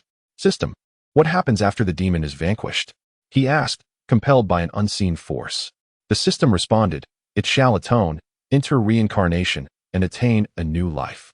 Chapter 20. A silent exchange. Tears like rivers with the sunlight's return. The other demons, now charred and recovering, shrieked as they too transformed into bubbles. After hearing the system's response, Senju Kagekawa sighed. The demons, driven by instinct to consume humans, seemingly recalled their past lives before their demise, filled with regret and hope for rebirth. Perhaps these demons were once ordinary individuals who, through misfortune, became monsters, losing their memories and succumbing to primal instincts. Was this not a profound tragedy? Lost in his thoughts, the boy with the spiky black hair approached Senju Kagekawa and expressed his gratitude. Senju looked up to see a fair-skinned boy with exquisite features and striking black eyes, undoubtedly destined for great beauty. Overcome by his attraction, Senju chuckled lightly and responded, "No need for thanks. It was merely my duty. How could I stand idly by while a beauty was threatened by a monster's tongue? At this, the boy, who had appeared somewhat pale from battle, flushed slightly with indignation. He opened his mouth, but unable to chastise his savior, he simply turned away, intending to part ways with Senju Kagekawa. Having finally escaped the rift in space to encounter a living being, Senju could not allow the boy to leave so easily. His affection points had stagnated at 200 for far too long. Indeed, 200. Since forming a contract with the grotesque creature, it could no longer provide him with affection points. When he inquired about this limitation, the system merely replied, "Once a contract is formed, the creature is deemed a part of your being and cannot contribute affection points to itself." Though Senju found this frustrating, he had no choice but to accept the system's rules. Now, having finally escaped the rift and encountered a living person, he could not let this opportunity to accrue affection points slip away. "Hey, wait a moment, brother. This place is too perilous. We are both alone now. Perhaps we should join forces to confront those monsters," he called out, catching up to the boy. After a moment's contemplation, the boy considered Senju's earlier display of strength, having cleaved the long-tongued demon in two. Despite Senju appearing merely 4 or 5 years of age, the boy could not underestimate his prowess. Additionally, being alone in this monster-infested town was indeed dangerous. Should he encounter another ambush like today, it would be challenging to fend for himself. Thus, he agreed to Senju's proposal. Senju smiled with satisfaction, confident that no one could resist his charm. "I am Kagekawa. What about you?" he inquired of the boy. "Ban," the boy replied succinctly. In these tumultuous times, it was common for ninjas to refrain from exchanging surnames, and both seemed disinterested in such inquiries. "Ban, you seem to have several wounds. This will hinder your movements and attract monsters with the scent of blood. Allow me to assist you with some healing," Senju suggested with a cheerful demeanor. He was certain Ban would not refuse, as no one wished to bear wounds while facing impending dangers. As anticipated, Ban did not decline. He merely scrutinized Senju with skepticism regarding his abilities. Senju's smile faltered slightly as he grasped Ban's arm with one hand and placed the other over his wounds. Invoking a healing technique, a gentle green light enveloped them, and Ban felt a tingling warmth at the sight of his injuries before they were miraculously healed. The entire process lasted barely a second. Ban's eyes widened in astonishment, now convinced of Senju Kagekawa's medical prowess and its impressive efficacy.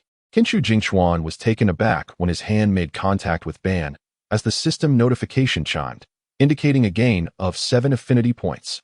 It was the first time Kenshu Jingchuan had accumulated such points simply by touching another person.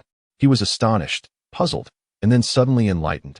Could it be that Ban was the true protagonist of the manga? Yet, the system had previously stated he had already encountered the main character. Meanwhile, the two individuals, astonished for different reasons, were momentarily forgotten. As the sun emerged, bathing the small town in light, many wandering monsters vanished under the sun's scorching rays.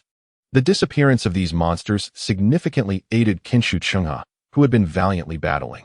Having not eaten for a day and night, relying solely on military rations, he nearly wept as the sunlight poured down on him.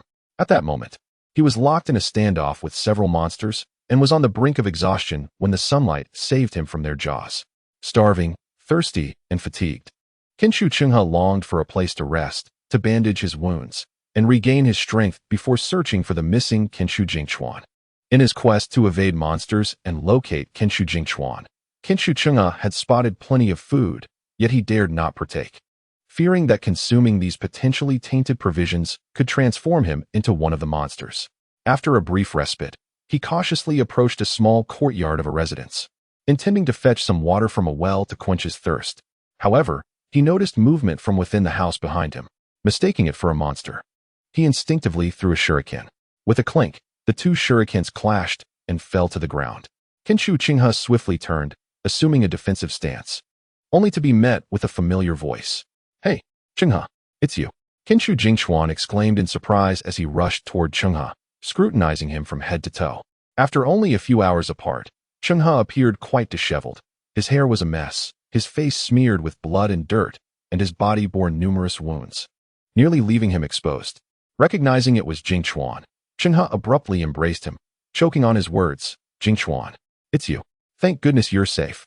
Ever since you were pulled away by that wall, I've been so anxious." Whoa. Kenshu Jingchuan was taken aback. Realizing that even a grown man like Chungha could weep for him, his emotions a whirlwind of gratitude and concern. How could he have neglected to consider the danger Chungha faced alone? Jingchuan had assumed safety would come with the sun, never anticipating the unpredictable weather of the land of lightning. Ban, observing the two embracing and weeping, could not help but facepalm in exasperation. Chapter 21. Ban.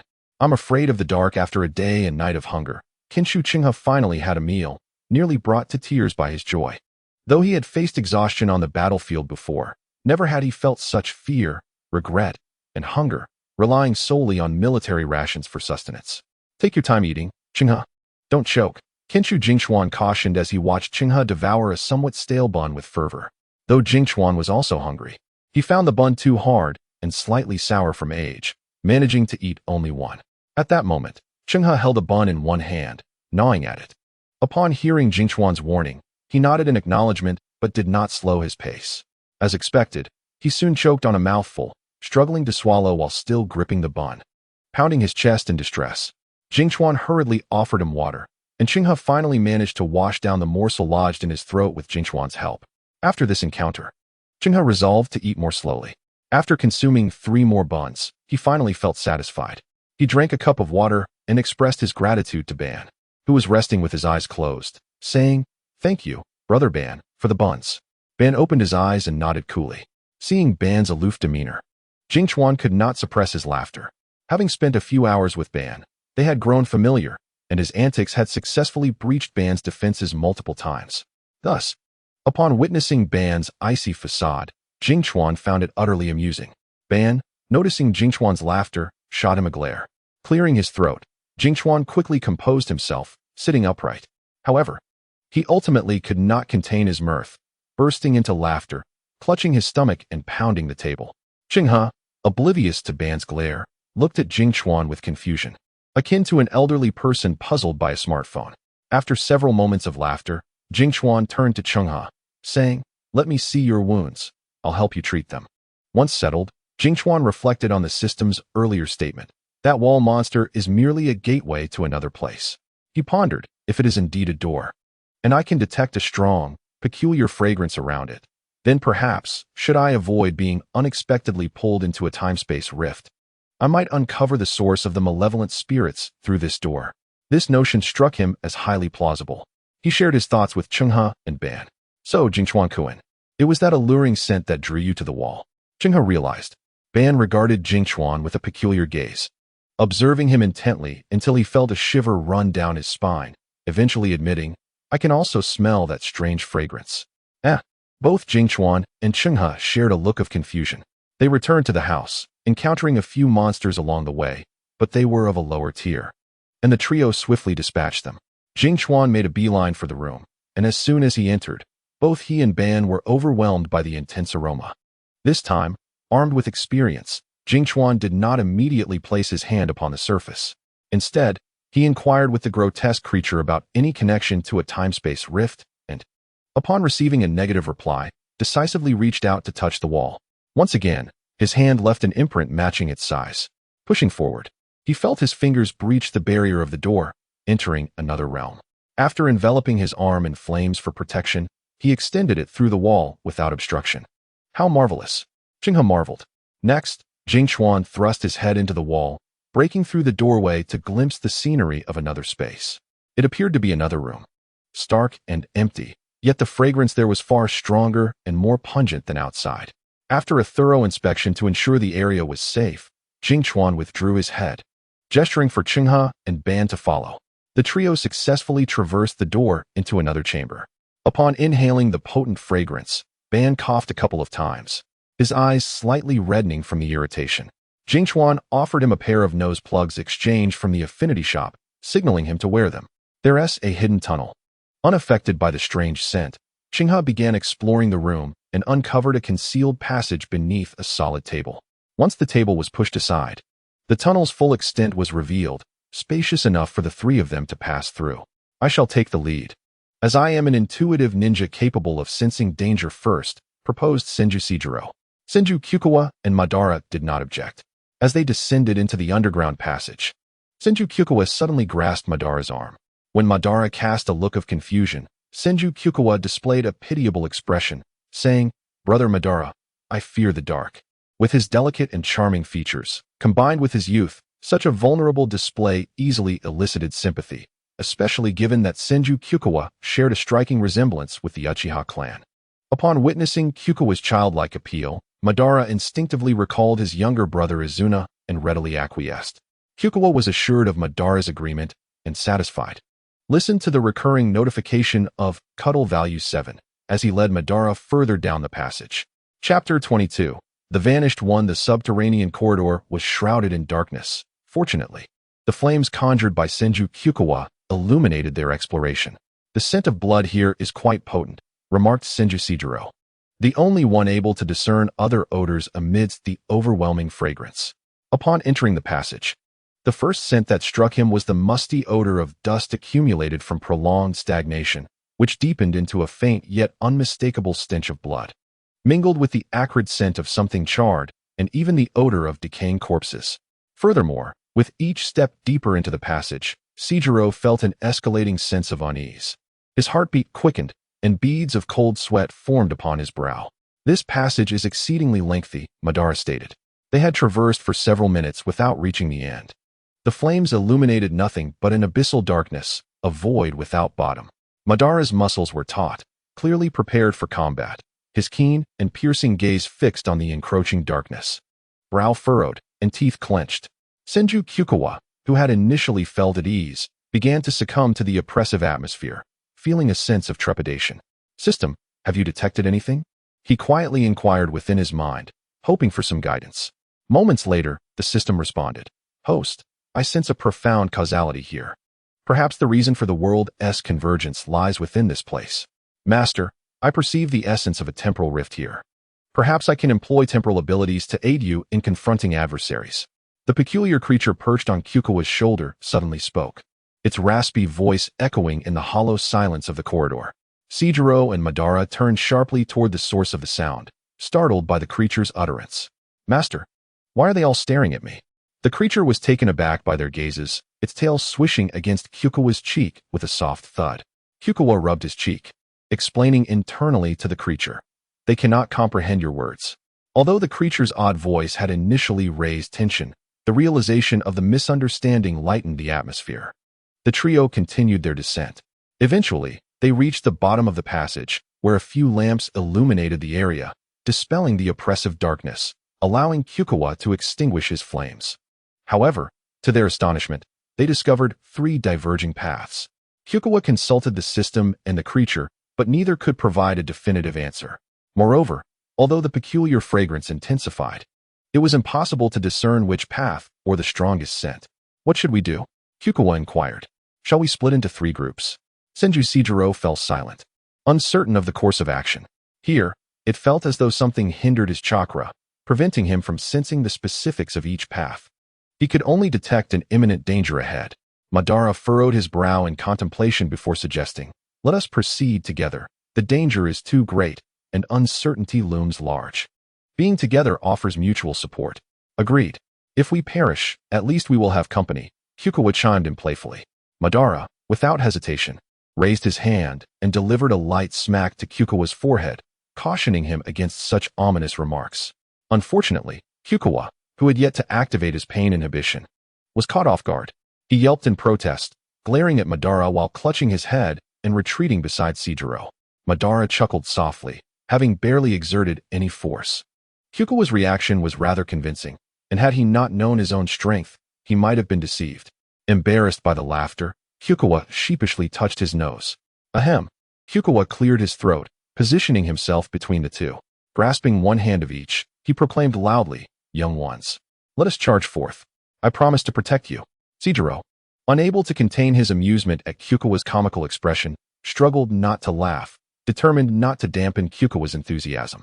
"But, my king, you aren't even as tall as my waist," Madara interjected, delivering a sharp retort. This remark sent Sijiro into a fit of laughter, unable to suppress his mirth. Madara joined in, teasing, "Where exists a king so diminutive?" "Ha ha ha, do not laugh," Kikuwa protested, his face flushed with indignation. "Ah, no laughing. What is so funny?" After a considerable time, Madara and Seijiro finally ceased their laughter. This bout of mirth proved beneficial, releasing the tension that had accumulated over the past 2 days, leaving both feeling refreshed and lighthearted. Ultimately, it was Kikuwa's jest that had lifted their spirits. Yet, while they reveled in laughter, Kikuwa remained irked. Thus, a world where only Kikuwa bore the brunt of the teasing was established. Nonetheless, Kikuwa was acutely aware of the urgency of their situation. This was not the time for jesting. They had shared a laugh to alleviate the tension, but the paramount task remained discovering the secrets of the malevolent virus. The trio deliberated further and ultimately decided to proceed together. After all, the strength of unity surpasses solitary endeavors. Yet, after much contemplation, they still could not agree on which path to take first. Let us choose one at random. Regardless of the choice, all paths are shrouded in mystery. Let fate decide. Kikuwa shrugged in resignation, seeking the opinions of his companions. Madara and Seijiro remained non-committal, tacitly consenting to Kikuwa's suggestion. All right, if you both acquiesce, let us designate our course. The middle path it shall be, Kikuwa declared, pointing toward the central corridor. Still holding on to each of his companions, Kikuwa squinted, his lips pursed downward, and asked, "Are you prepared?" Upon receiving their resolute confirmations, Kikuwa led them forward. As he stepped into the corridor, however, he abruptly realized that the two he had been holding had vanished. He turned back in alarm, only to find that the passage had transformed into a wall. Chapter 23. A prolonged encounter with myself. In the instant the wall descended, not only did it momentarily incapacitate Senju Kikuwa's mind, but it also left the two excluded individuals in a state of bewilderment. The passage was sufficiently wide. It was not as though it could only accommodate one person at a time. As Ban and Senju Chihiro stepped forward, they felt an overwhelming force repelling them, which promptly ejected them back. Following this, a wall of earth descended ominously. Senju Chihiro, taken aback, felt both bewildered and determined.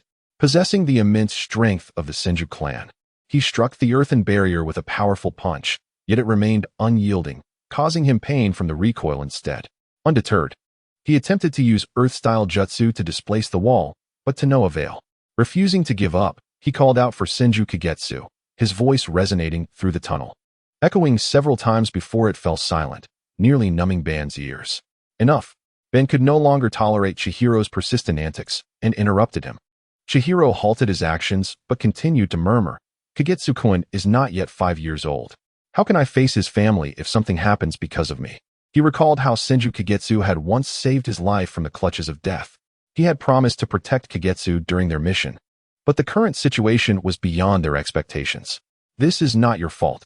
You needn't blame yourself," Ban comforted Chihiro, observing his despondent demeanor. "Moreover, I believe he is strong, at least as capable as I am. Though he may lack some combat experience, I am confident he will survive. Trust in him," Ban said with a reassuring smile. Chihiro sat in silence for a moment before finally convincing himself.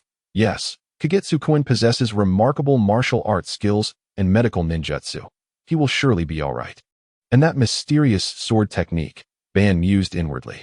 He could not forget the day Kagetsu had descended from the heavens, cleaving a monstrous creature in half. Having previously battled that long-tongued beast, he knew the hardness of its skin, impervious even to shurikens and kunai. Ban could not ascertain the origin of that sword technique. Yet it was precisely Kagetsu's strike that instilled in him the belief that Kagetsu would not easily meet his demise. "Then let us part ways and take the other 2 passages," Ban suggested, noticing Chihiro had come to a resolution.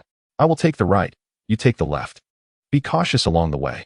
Before entering the passage, Chihiro earnestly expressed his hope that this younger child would remain safe, despite their brief acquaintance.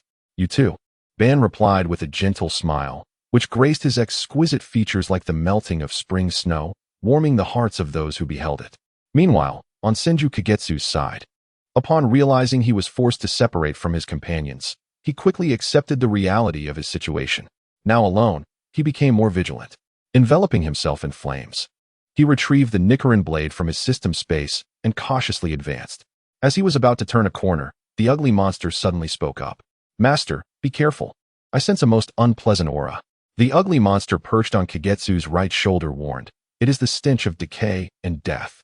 At this moment, Kagetsu was prepared for battle, ready to confront a formidable demon. His right hand gripped the Nichiren blade tightly as he inhaled deeply, channeling energy throughout his body.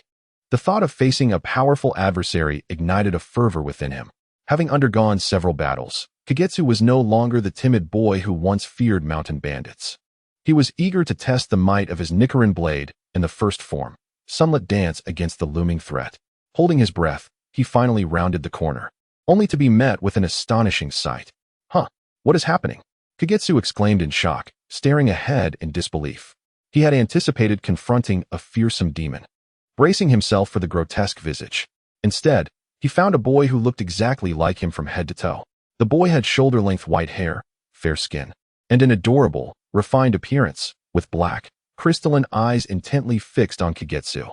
He too clutched a Nichiren blade, and a creature identical to the ugly monster lay upon his shoulder. Even as Kagetsu voiced his astonishment, the boy mirrored his words and expressions perfectly. Master, he resembles you so much. Even his expressions and voice are identical. The ugly monster gasped, its eyes nearly popping out as it glanced between the two Kagetsus. But he is a fake. That repugnant smell emanates from him, the ugly monster insisted. Meanwhile, the doppelganger's ugly monster mimicked the same behavior, echoing the same sounds. The two Kagetsus remained locked in a standoff. It appeared that as long as one did not make a move, the other would remain still. Kagetsu attempted to speak and perform various actions to probe the other. Sure enough, the doppelganger echoed him precisely. When Kagetsu cautiously stepped forward, the other Kagetsu retreated.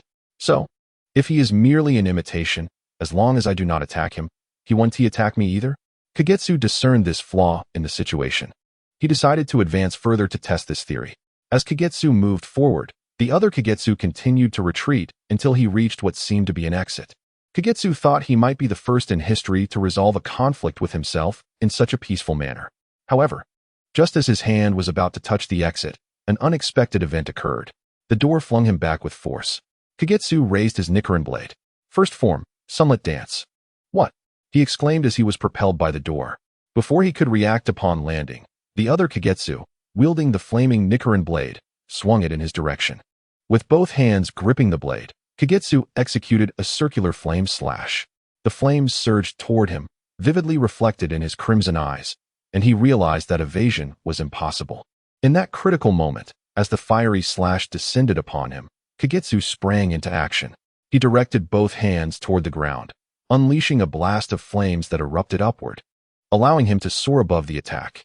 The circular flame slash collided with Kagetsu's flames, resulting in a thunderous explosion, sending debris flying and engulfing the tunnel in dust and smoke. Kagetsu curled into a ball, shielding his head with his arms to avoid the blast. As he landed, he quickly unfurled his body and darted back toward the original corner. Letting out a sigh of relief, he silently thanked Senju Buddha for the rigorous training he had endured. Had it not been for the strength and control he had developed, he would not have evaded that assault. The tunnel, after a brief illumination, quickly fell into darkness. The damage was severe, and smoke and dust filled the air, drastically reducing visibility. Moreover, in the absence of the illuminating light from the thousand-handed mirror, the tunnel was shrouded in darkness, rendering visibility virtually non-existent.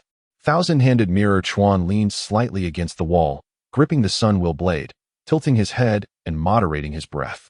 Having mastered the art of concentrated breathing, his inhalations became notably prolonged. After drawing in a breath, he could sustain it for over a minute, allowing the energy absorbed into his lungs to circulate several times before exhaling the tainted air. Consequently, he did not need to consciously hold his breath. By simply quieting his breathing and slowing his inhalation, he could effectively conceal himself. Even in the enveloping darkness, he remained difficult to detect. What to do? Thousand-handed mirror Chuan pondered. He had not anticipated that the other thousand-handed mirror would act unpredictably. It was supposed to be a mere reflection, mirroring his every movement. How could it suddenly choose to attack? Was it triggered by his touch on the door? Did he need to eliminate the other thousand-handed mirror to escape this place? Would that version of himself continue to assault him? With no means of exit, he was left with no choice but to engage in combat. However, thousand-handed mirror Chuan resolved to bide his time, observing the reactions of his counterpart. Suddenly, his heart raced, an unsettling sensation creeping into his mind. His instincts screamed danger, urging him to evade. Trusting his sense of crisis, he swiftly dodged to the side. Indeed, the next moment brought a resounding explosion, obliterating the very spot where he had been hiding. The other thousand-handed mirror had demonstrated that, although a mere imitation, it would indeed initiate an attack. Well, no more hesitation. It seems I must confront him, thousand-handed mirror Chuan thought resignedly. Yet, at this juncture, his concern transcended the mere act of fighting. He was acutely aware of whether the opposing thousand-handed mirror had replicated all his abilities. If so, how would he contend with it? Lifting his gaze, he beheld the other thousand-handed mirror enveloped in flames, reminiscent of the first thousand-handed mirror. Now, the other thousand-handed mirror revealed its identical powers of flame and the first form of sun breathing, the round dance. Even the sun wheel blade and the grotesque creature had been replicated. It appeared that whatever abilities he possessed, the other thousand-handed mirror could wield as well. How could they possibly contend against one another? Lost in contemplation, thousand-handed mirror Chuan mused, "Brother, perhaps we should set aside our sun wheel blades and converse amicably? Resorting to violence will not resolve our predicament. If you wish to prevent my departure, you need only express it openly. There is no need for sudden attacks." He attempted to reason with the other thousand-handed mirror, advocating for peace. Yet, the response was silence. The other continued to raise its sun wheel blade, as if to cleave him in two. In haste, thousand-handed mirror Chuan grasped his sun wheel blade and initiated the first form of sun breathing, the round dance, seeking to seize the initiative in the skirmish. Although the outcome remained a clash between the genuine and the counterfeit thousand-handed mirrors, he discerned that his counterpart lacked consciousness, merely serving as a perfect reflection. Was it not much easier to battle a thoughtless imitation? No, it was not easy at all. After several rounds of combat, thousand-handed mirror Chuan felt the fatigue from his extensive chakra and physical exertion. Meanwhile, the opposing thousand-handed mirror appeared as tireless as a machine, brimming with inexhaustible energy. Thousand-handed mirror Chuan found himself ensnared in a predicament, uncertain how to vanquish his own doppelganger. Chapter 25. The Divergent Fates of First Form of Sun Breathing, Round Dance. Both thousand-handed mirrors unleashed this technique simultaneously, each gripping their sun wheel blade tightly and swinging it forward. The blades collided, producing a shower of sparks and a piercing metallic clang. The flames generated by their strikes encircled them, creating a spectacle both grand and fervent. Neither party was willing to relent, channeling all their strength into their sun wheel blades, each intent on overpowering the other. In that moment, thousand-handed mirror Chuan felt a surge of adrenaline, warmth flooding through him as the heat within him surged forth with every vigorous breath. He greedily inhaled, drawing in the surrounding energy and filtering it through his body, ultimately transforming it into flames that surged forth from his blade. The two thousand-handed mirrors were evenly matched. Whatever technique one employed, the other mirrored it almost instantaneously. On the other side, the grotesque creatures also engaged in a fierce melee. One struck with its wing, only to be met with an immediate counter from the other. These two comical beings grappled fiercely, relying on their wings and tails. After a prolonged struggle, thousand-handed mirror Chuan found himself nearly drained, while the opposing thousand-handed mirror showed no signs of fatigue, maintaining an effortless demeanor. Facing an indefatigable, enigmatic creature, thousand-handed mirror Chuan, a flesh-and-blood being, felt the sting of wounds and the weight of exhaustion.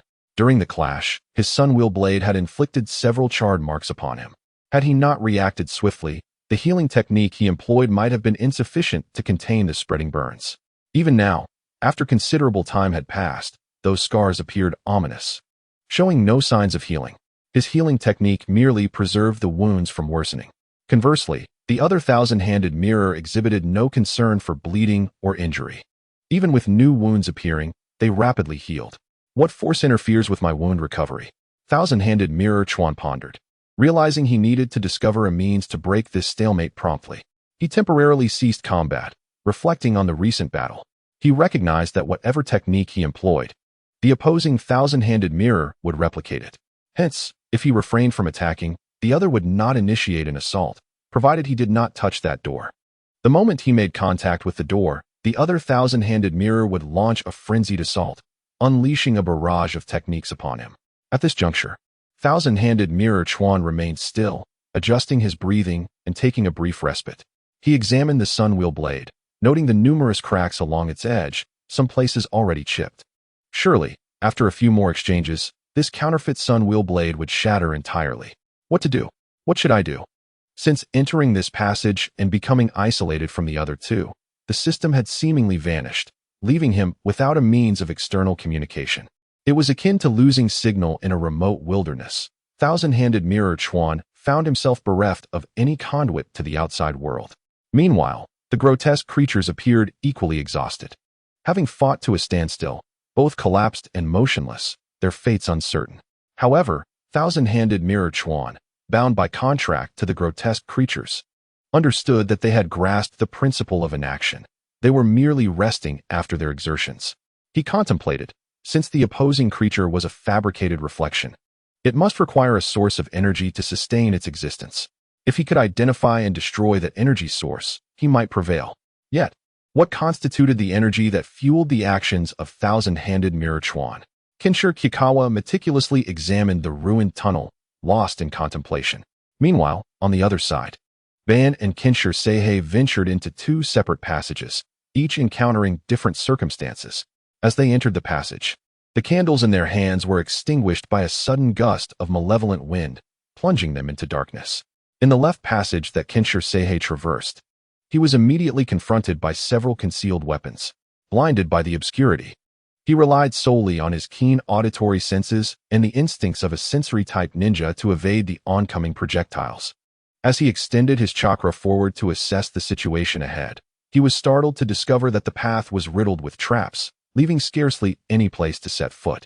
With no option to retreat, as the entrance behind him was blocked by a solid earthen wall, he pressed on, his thoughts drifting to Kinshir Kikawa and Ban, worrying for their safety. However, his concerns were swiftly overshadowed by the necessity to remain vigilant against the unexpected traps ahead, which could transform any object into a deadly projectile. Should he lose focus, he risked falling into a pit of filth or choking on a barrage of chili powder. As for Ban, upon entering his passage, he found an eerie stillness, devoid of immediate danger aside from the extinguished candle.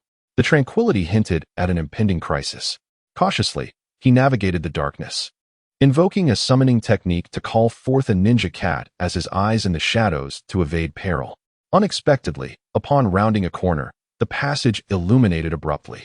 The sudden light startled the ninja cat, prompting Ban to instinctively assume a defensive stance, preparing for combat, even as the blinding radiance forced his eyes shut.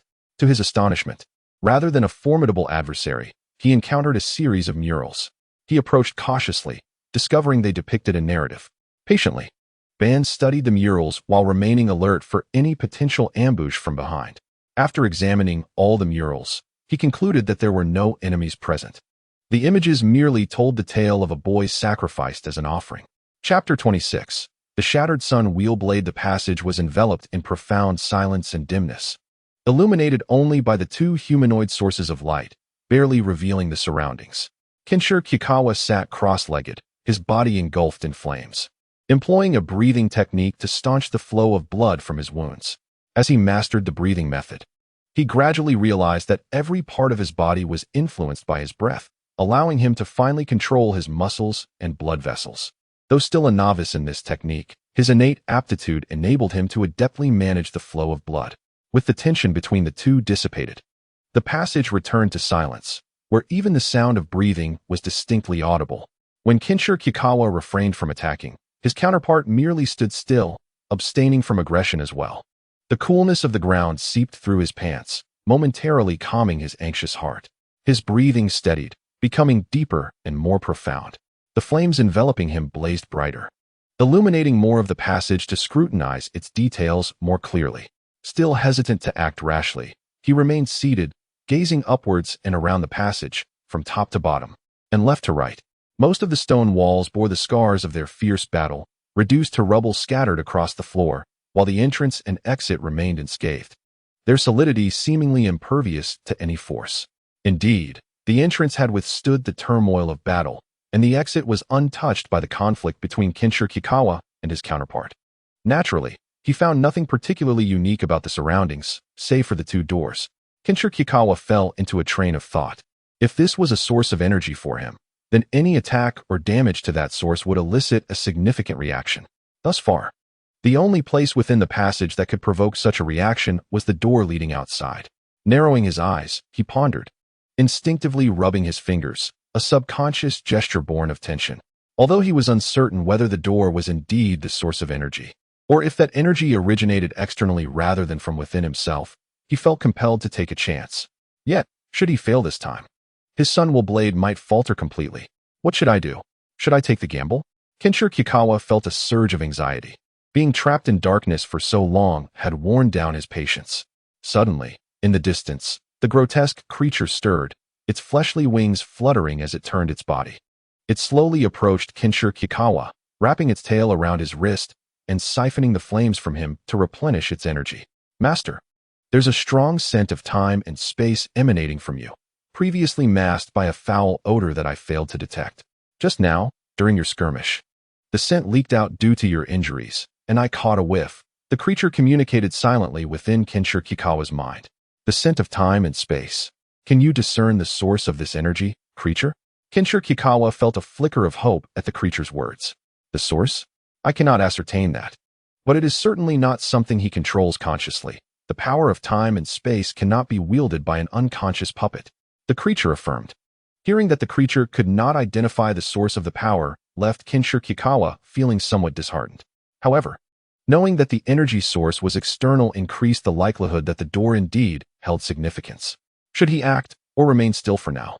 In the next moment, a biting wind swept through as Kenshiro Kikawa gripped his Sun Wheel blade and charged forward, creating a gust. This time, he moved with such swiftness that only a blur was visible as he surged ahead, unstoppable. Yet, his target was not his counterpart, but the door behind him. Life is meant for taking risks, Kenshiro Kikawa thought. As he advanced, his counterpart also seized the Sun Wheel blade, executing a similar maneuver. Kenshiro Kikawa grasped the weapon tightly. Breath of the Sun, first form, round dance. The flames ablaze upon the Sun Wheel blade illuminated Kenshiro Kikawa's delicate and charming visage, revealing a steely determination on his youthful face. The vibrant red flames reflected in his dark eyes, enhancing their brilliance. However, this time, Kenshiro Kikawa intentionally angled the blade slightly. As his counterpart approached, he deftly released his grip with his left hand, sidestepping the incoming attack while redirecting his strike toward the door. With a crack, the fissure in the Sun Wheel blade widened, the once black blade now marred by silver cracks, teetering on the brink of collapse. Yet, Kenshiro Kikawa noticed that a crack had also appeared on the door. The movements of Senju Kagami paused imperceptibly for a fleeting moment, before he furiously swung the Sun Wheel blade towards Senju Kagami. Taking a deep breath, Senju Kagami gathered his strength and, at the instant the attack approached, deftly sidestepped. Due to inertia, Senju Kagami's strike collided violently with the door, unleashing a tremendous force that erupted upon the impact of metal against stone, creating a powerful shockwave. In the midst of this force, Senju Kagami was dispersed, and the shockwave also sent him flying. The stone wall finally crumbled. Senju Kagami lay outside the door, the Sun Wheel blade shattering into countless sparks the moment it touched the ground, dissipating into the air like starlight. In a daze, he felt someone lift him up. It was warm, steady, and reassuring. The person's gentle touch, reminiscent of Senju Haruko, evoked a silent call of mother from Senju Kagami as he succumbed to unconsciousness. Ding! Host has completed the task. Fragments of interdimensional energy have been recovered. Rewards are being distributed. Chapter 27. The Truth Unveiled in the Distance. The sky brightened as sunlight poured over the tranquil little town, casting a subtle golden glow. This remote settlement in the Land of Thunder had once again returned to peace and serenity. The streets bustled with life, pedestrians wore slightly pale expressions. Yet their smiles could not be concealed. They were revitalized and prepared to strive for a new day. They had forgotten the memories of becoming malevolent spirits. As if awakening from a strange dream, continuing their daily lives. The deceased malevolent spirits had transformed in their memories into unfortunate souls who succumbed to illness. And while it evoked a sense of sorrow, it did not disrupt their normal existence. Once Senju Kagami's system completely reclaimed the virus, the innocent townsfolk who had been infected by the malevolent spirit virus reverted to their normal states, provided they had no ties to the virus and had not harmed others. Those spirits who retained their consciousness during their transformation, yet sought to inflict harm, to enhance their power, had already dissipated into the air the moment the virus was reclaimed. Meanwhile, the mindless spirits, although restored to their ordinary forms, must still atone for their sins in the afterlife. Sunlight cascaded through the treetops, casting dappled light on the ground.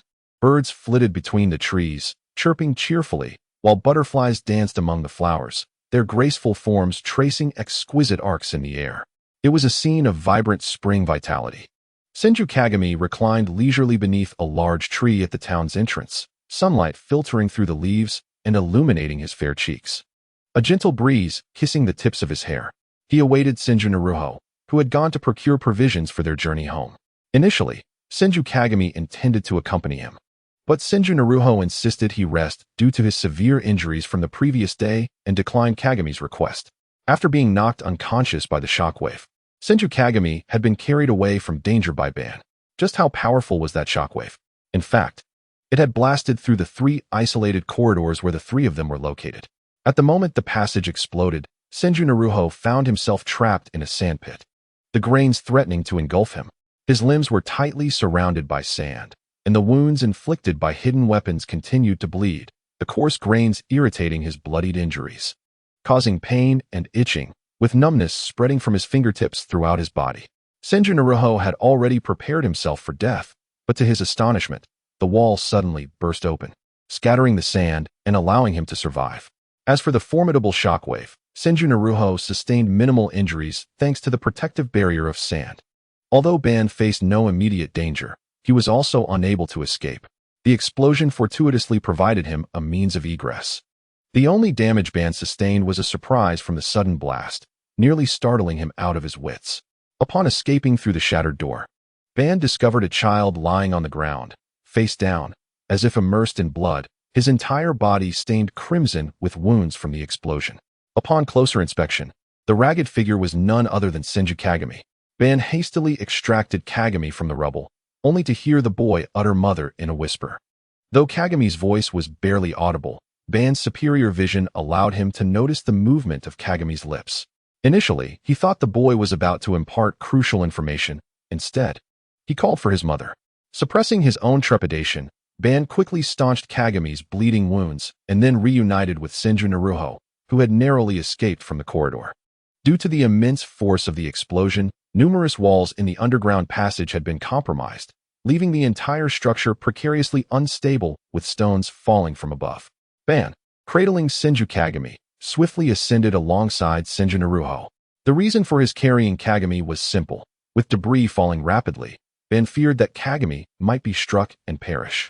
As for why it was 12-year-old Ban carrying Kagami instead of 17-year-old Senju Naruho, it was because Naruho was also severely injured, though he retained mobility. The volume of his blood loss was alarming. Thus, Ban bore the burden of the injured child and finally escaped to safety. Upon emerging, he was astonished to witness the townsfolk had reverted to their human forms, disbelief etched on his face. He quickly deduced that it must have been Senju Kagami's actions that had salvaged their lives. As for how Senju Naruho prayed for Kagami's survival after their escape, we shall refrain from elaborating further. In any case, the trio, having resolved this bizarre incident, was filled with joy. After Senju Kagami regained consciousness, Ban revealed the information he had gleaned from the murals within the corridor. It turned out that the virus originated from the father of a noblewoman. The nobleman's wife had perished during childbirth, and unable to accept this tragedy, he had unwittingly acquired the malevolent spirit virus from a cult. The cultists informed him that a 5-year-old boy and 1,000 people were required as sacrifices, and that the boy must possess the bloodline of the deceased wife. The noblewoman, having been brainwashed since childhood, was determined to resurrect her mother and thus devoted herself to raising a boy as a suitable offering, feeding him the monstrous virus until he turned 5, at which point he would become the true sacrifice. The boy, known as Little She, had become mentally dull and dazed from prolonged exposure to the virus. Upon hearing this tale, Senju Kagami felt a deep sorrow. A once innocent child had been turned into a sacrificial offering, bled dry. Little She, whose name carried the meaning of hope, was instead fated to a life of despair, devoid of any glimmer of optimism. Kagami recalled how Little She had once prevented the noblewoman from offering him pastries in the carriage, a clear sign of his pure-hearted nature.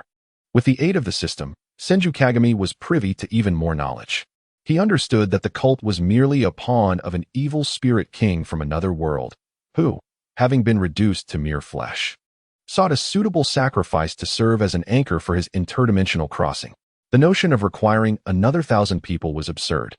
The Spirit King merely desired to infect more individuals with the malevolent spirit virus to fulfill his dominion. Had the Spirit King truly crossed into the ninja world through Little She, this realm would have undoubtedly transformed into another hellish nightmare. Upon the mention of Senju Kagetsu, a shiver of fear coursed through him, and he could only express gratitude that the system had prevented the Demon King from traversing worlds. System, what of that child named Xiaoxi? Senju Kagetsu could not help but inquire. Kind souls shall eventually be rewarded, the system replied gently. Chapter 28, Tobarama. You deserve to enjoy the sacred temple having resolved this peculiar matter. Senju Kagetsu and Senju Tobarama were due to return. Obito, clearly anxious to head back as well, bid farewell to the two shortly after emerging from the secret passage. Senju Kagetsu and Senju Tobarama did not impede him, and the trio parted amicably. Before departing, Senju Kagetsu embraced Obito with reluctance, tenderly caressing his long, slender fingers, nearly clinging to him. Amused, Obito removed the clingy hand and teased, "My dear son, don't miss me too much." Upon hearing this, Senju Kagetsu was instantly incensed. After regaining consciousness, he recalled how embarrassing it had been to inadvertently call Obito mother in a daze. Such a mortifying slip, reducing him to a lower status than his own good brother. He had striven to forget this incident, yet Obito's reminder left him wishing to vanish into the ground. It was truly humiliating. If it weren't for the need for affection points, would I have done such a thing? Senju Kagetsu lamented in his heart. While Senju Kagetsu and Obito engaged in this riddle-like banter, Senju Tobarama stood by, perplexed, wondering if he had forgotten something.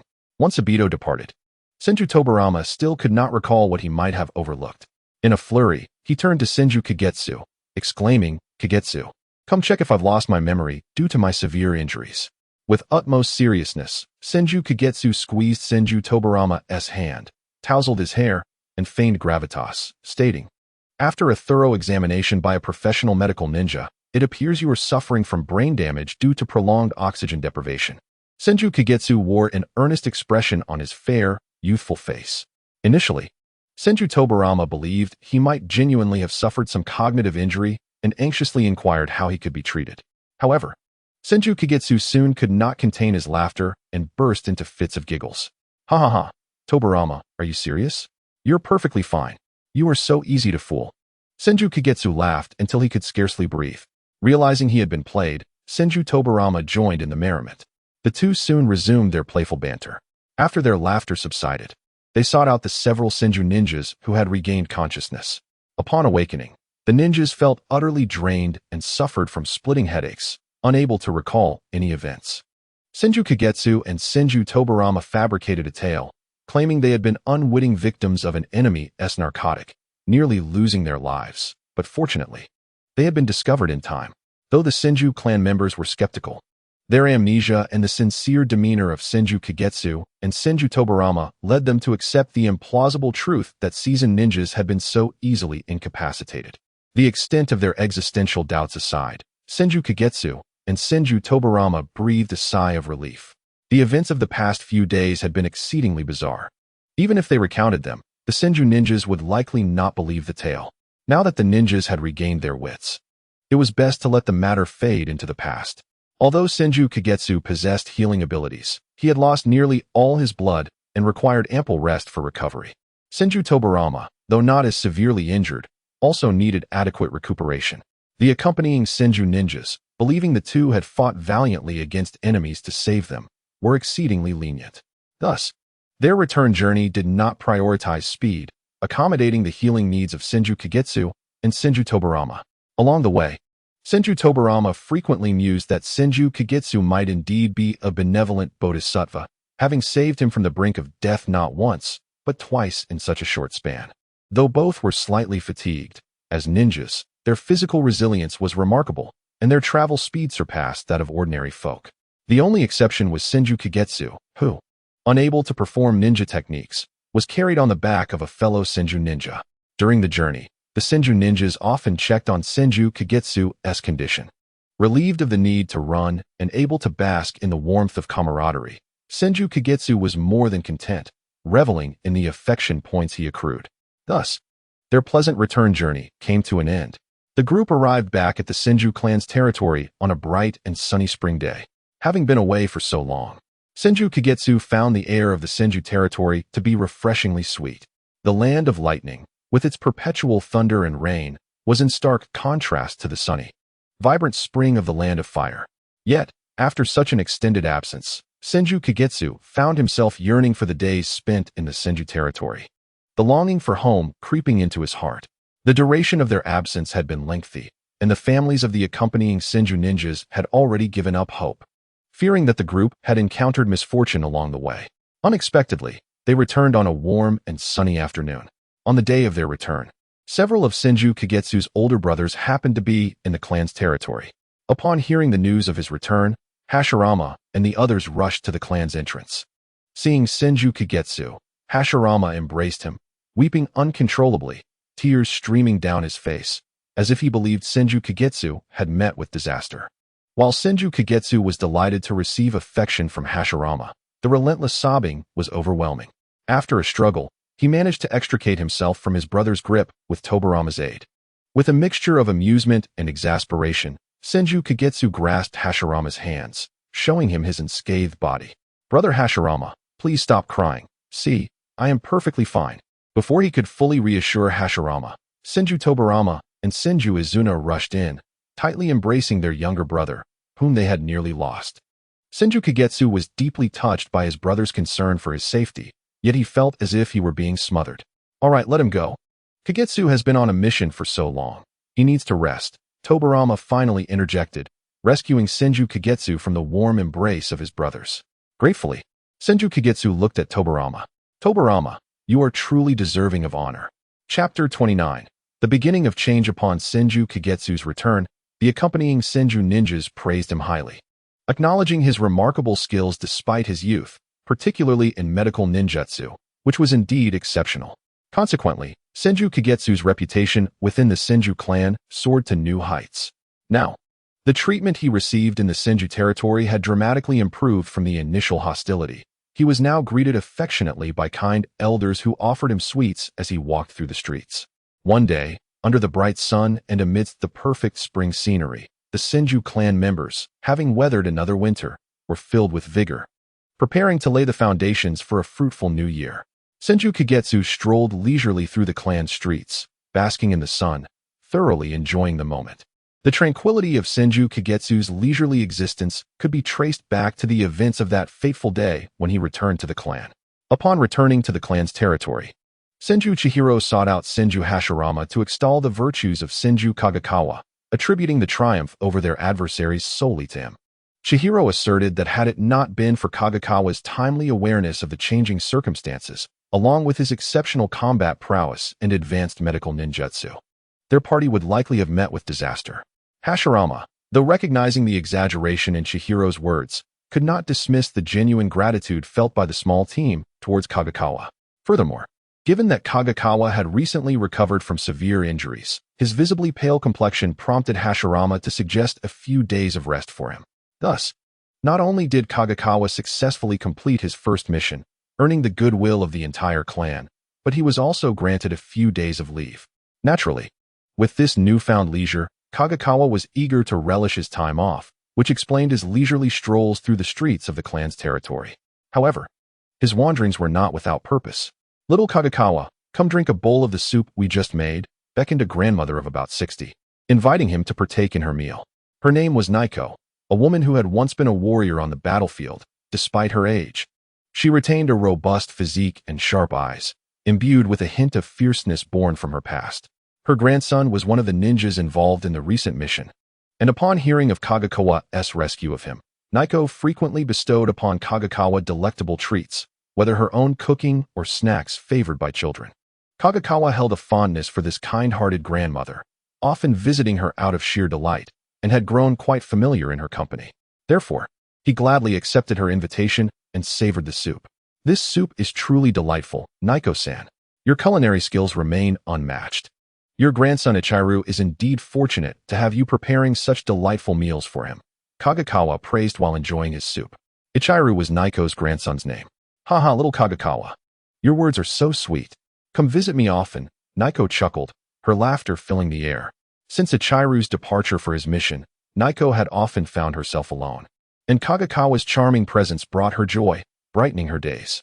As time passed, her initial gratitude for Kagekawa saving her grandson transformed into genuine affection for the young boy. After finishing his soup, Naiko held Kagekawa's hand and inquired about his health. "How have you been lately, dear? Have your injuries healed?" Her eyes meticulously scanned him, filled with concern for any lingering ailments. "I'm fully recovered, Naiko-san.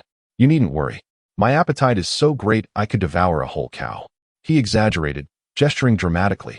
Seeing his face flush with health, Naiko sighed in relief, her heart lightened by his innocent antics. They continued their conversation, with Kagekawa managing to amuse her greatly, earning the playful title of Little Rascal.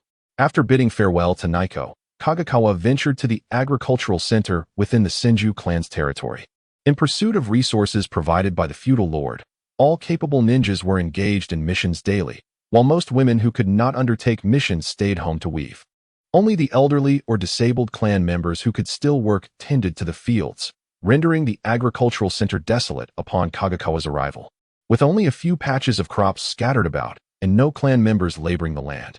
Upon his return, Kagekawa had purchased seeds for potatoes, sweet potatoes, corn, and rice, along with instructions for cultivating them from the system. 2 days prior, he had enlisted the help of his older brothers and close friends, Senju Chihiro, Senju Ayakawa, and Senju Ichiru, to plant these seeds. Now, the agricultural center, though still appearing barren with rice fields on one side and dry fields on the other, showed signs of care thanks to Kagekawa's recent efforts, no longer overrun with weeds. Corn, potatoes, and sweet potatoes were high-yield crops, if cultivated successfully. They would provide ample sustenance for the Senju clan before winter's arrival. The harshness of winter had left a lasting impression on Kagekawa, who was determined not to endure the pangs of hunger again. Previously confined to a small room, he had been powerless to influence his circumstances. But now that he was free, he felt compelled to take responsibility for his sustenance. When he first sought help for farming, his brothers had looked at him in confusion. Kagekawa couldn't fathom why the ninjas were reluctant to till the soil, even amidst food scarcity. "If we have enough food, we can avoid suffering during the winter," he explained. "Moreover, our clan members wouldn't need to undertake missions so desperately before winter arrives," he added. "Will we need to surrender some of our crops to the feudal lord of the Land of Fire?" inquired one of his brothers, scratching his head, recalling how farmers were obliged to pay taxes and grain. Kagekawa, puzzled by this notion, responded, "Of course not. Ninjas are not subservient to the feudal lord. We are free." Hearing this, Senju Hashirama affectionately ruffled Kagekawa's hair, praising his intelligence, while Senju Tobarama contemplated the implications. That day, Hashirama was particularly enthusiastic in assisting Kagekawa with the farming. Chapter 30. A man like a deity. The sound of the system's electronic voice echoed in Kagekawa's mind as he drifted in slumber. The somewhat disruptive sound broke the stillness of the night, prompting him to turn over, frowning as he waved a hand dismissively. Unintentionally, this gesture landed a sharp slap on the face of the dozing Senju Hashirama. With a resounding smack, Hashirama jolted awake, his drowsy eyes blinking in confusion. Struggling to comprehend the situation, rubbing his stinging cheek, he resumed his embrace of Kagekawa, sinking back into dreams. Since his return, Kagekawa had insisted on sharing the bed with Hashirama, claiming he missed his older brother, though the true motive was to accumulate his tide value more rapidly. Thus, Hashirama became an unwitting victim of Kagekawa's unconscious slap. As Kagekawa, still unaware of his actions, fell deeper into slumber due to the system's reward announcement, he found himself in a surreal dream. He envisioned a man clad in a crimson haori, his long, dark red hair tied into a ponytail cascading behind him. With striking reddish-brown eyes and an exquisitely handsome visage, he adorned his ears with sun-shaped ornaments. However, what left a lasting impression on Kagekawa was a prominent birthmark on the man's face, a vivid red mark that extended from his forehead to below his left ear, resembling a fiery tattoo that seemed to pulsate with life. His right hand tightly gripped a blade that bore a striking resemblance to the Nichiren sword previously acquired by Senju Kyukawa. The elongated blade was adorned with hues of black and red.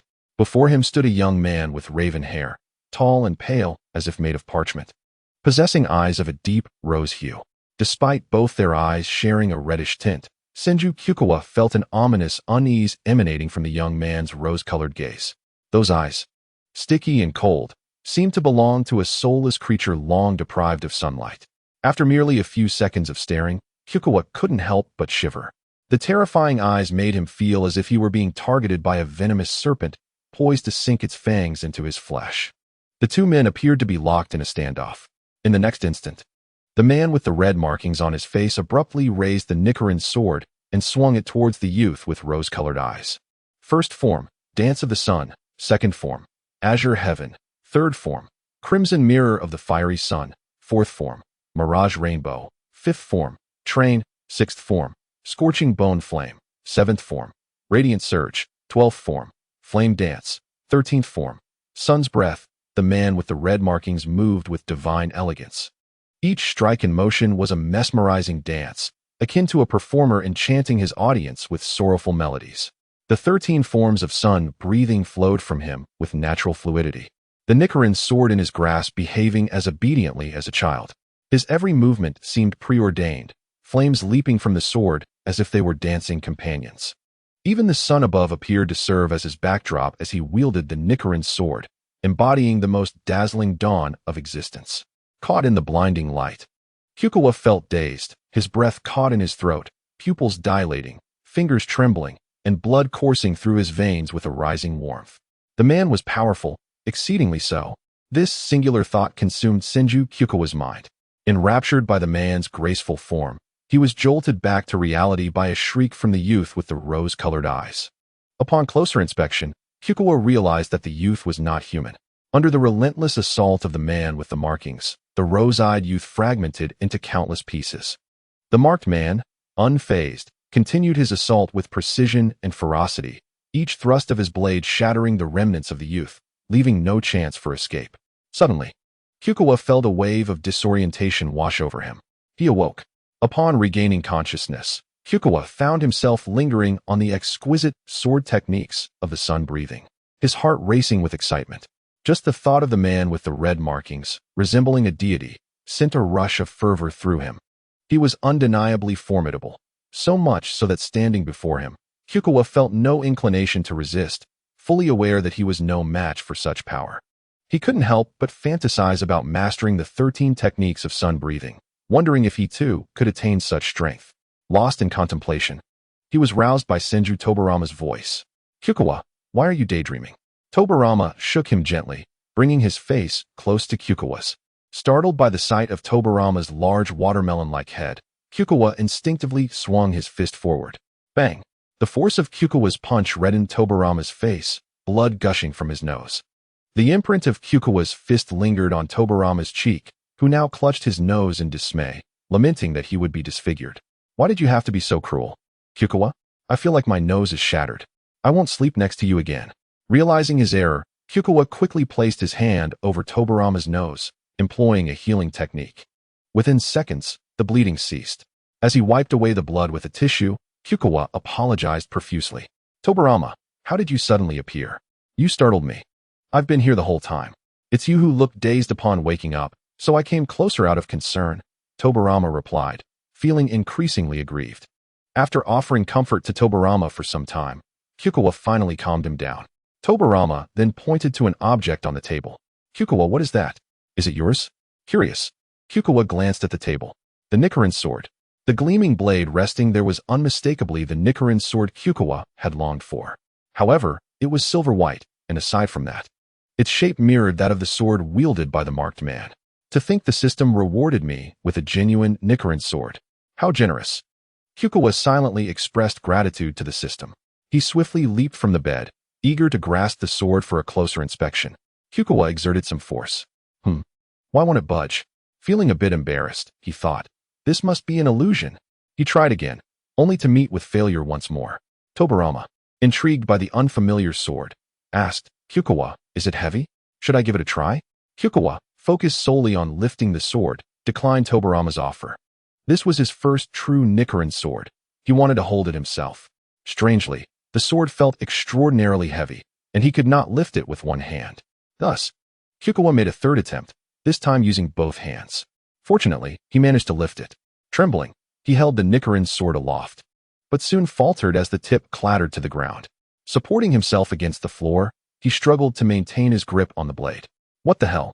Why is this sword so heavy? The one I used before was nothing like this.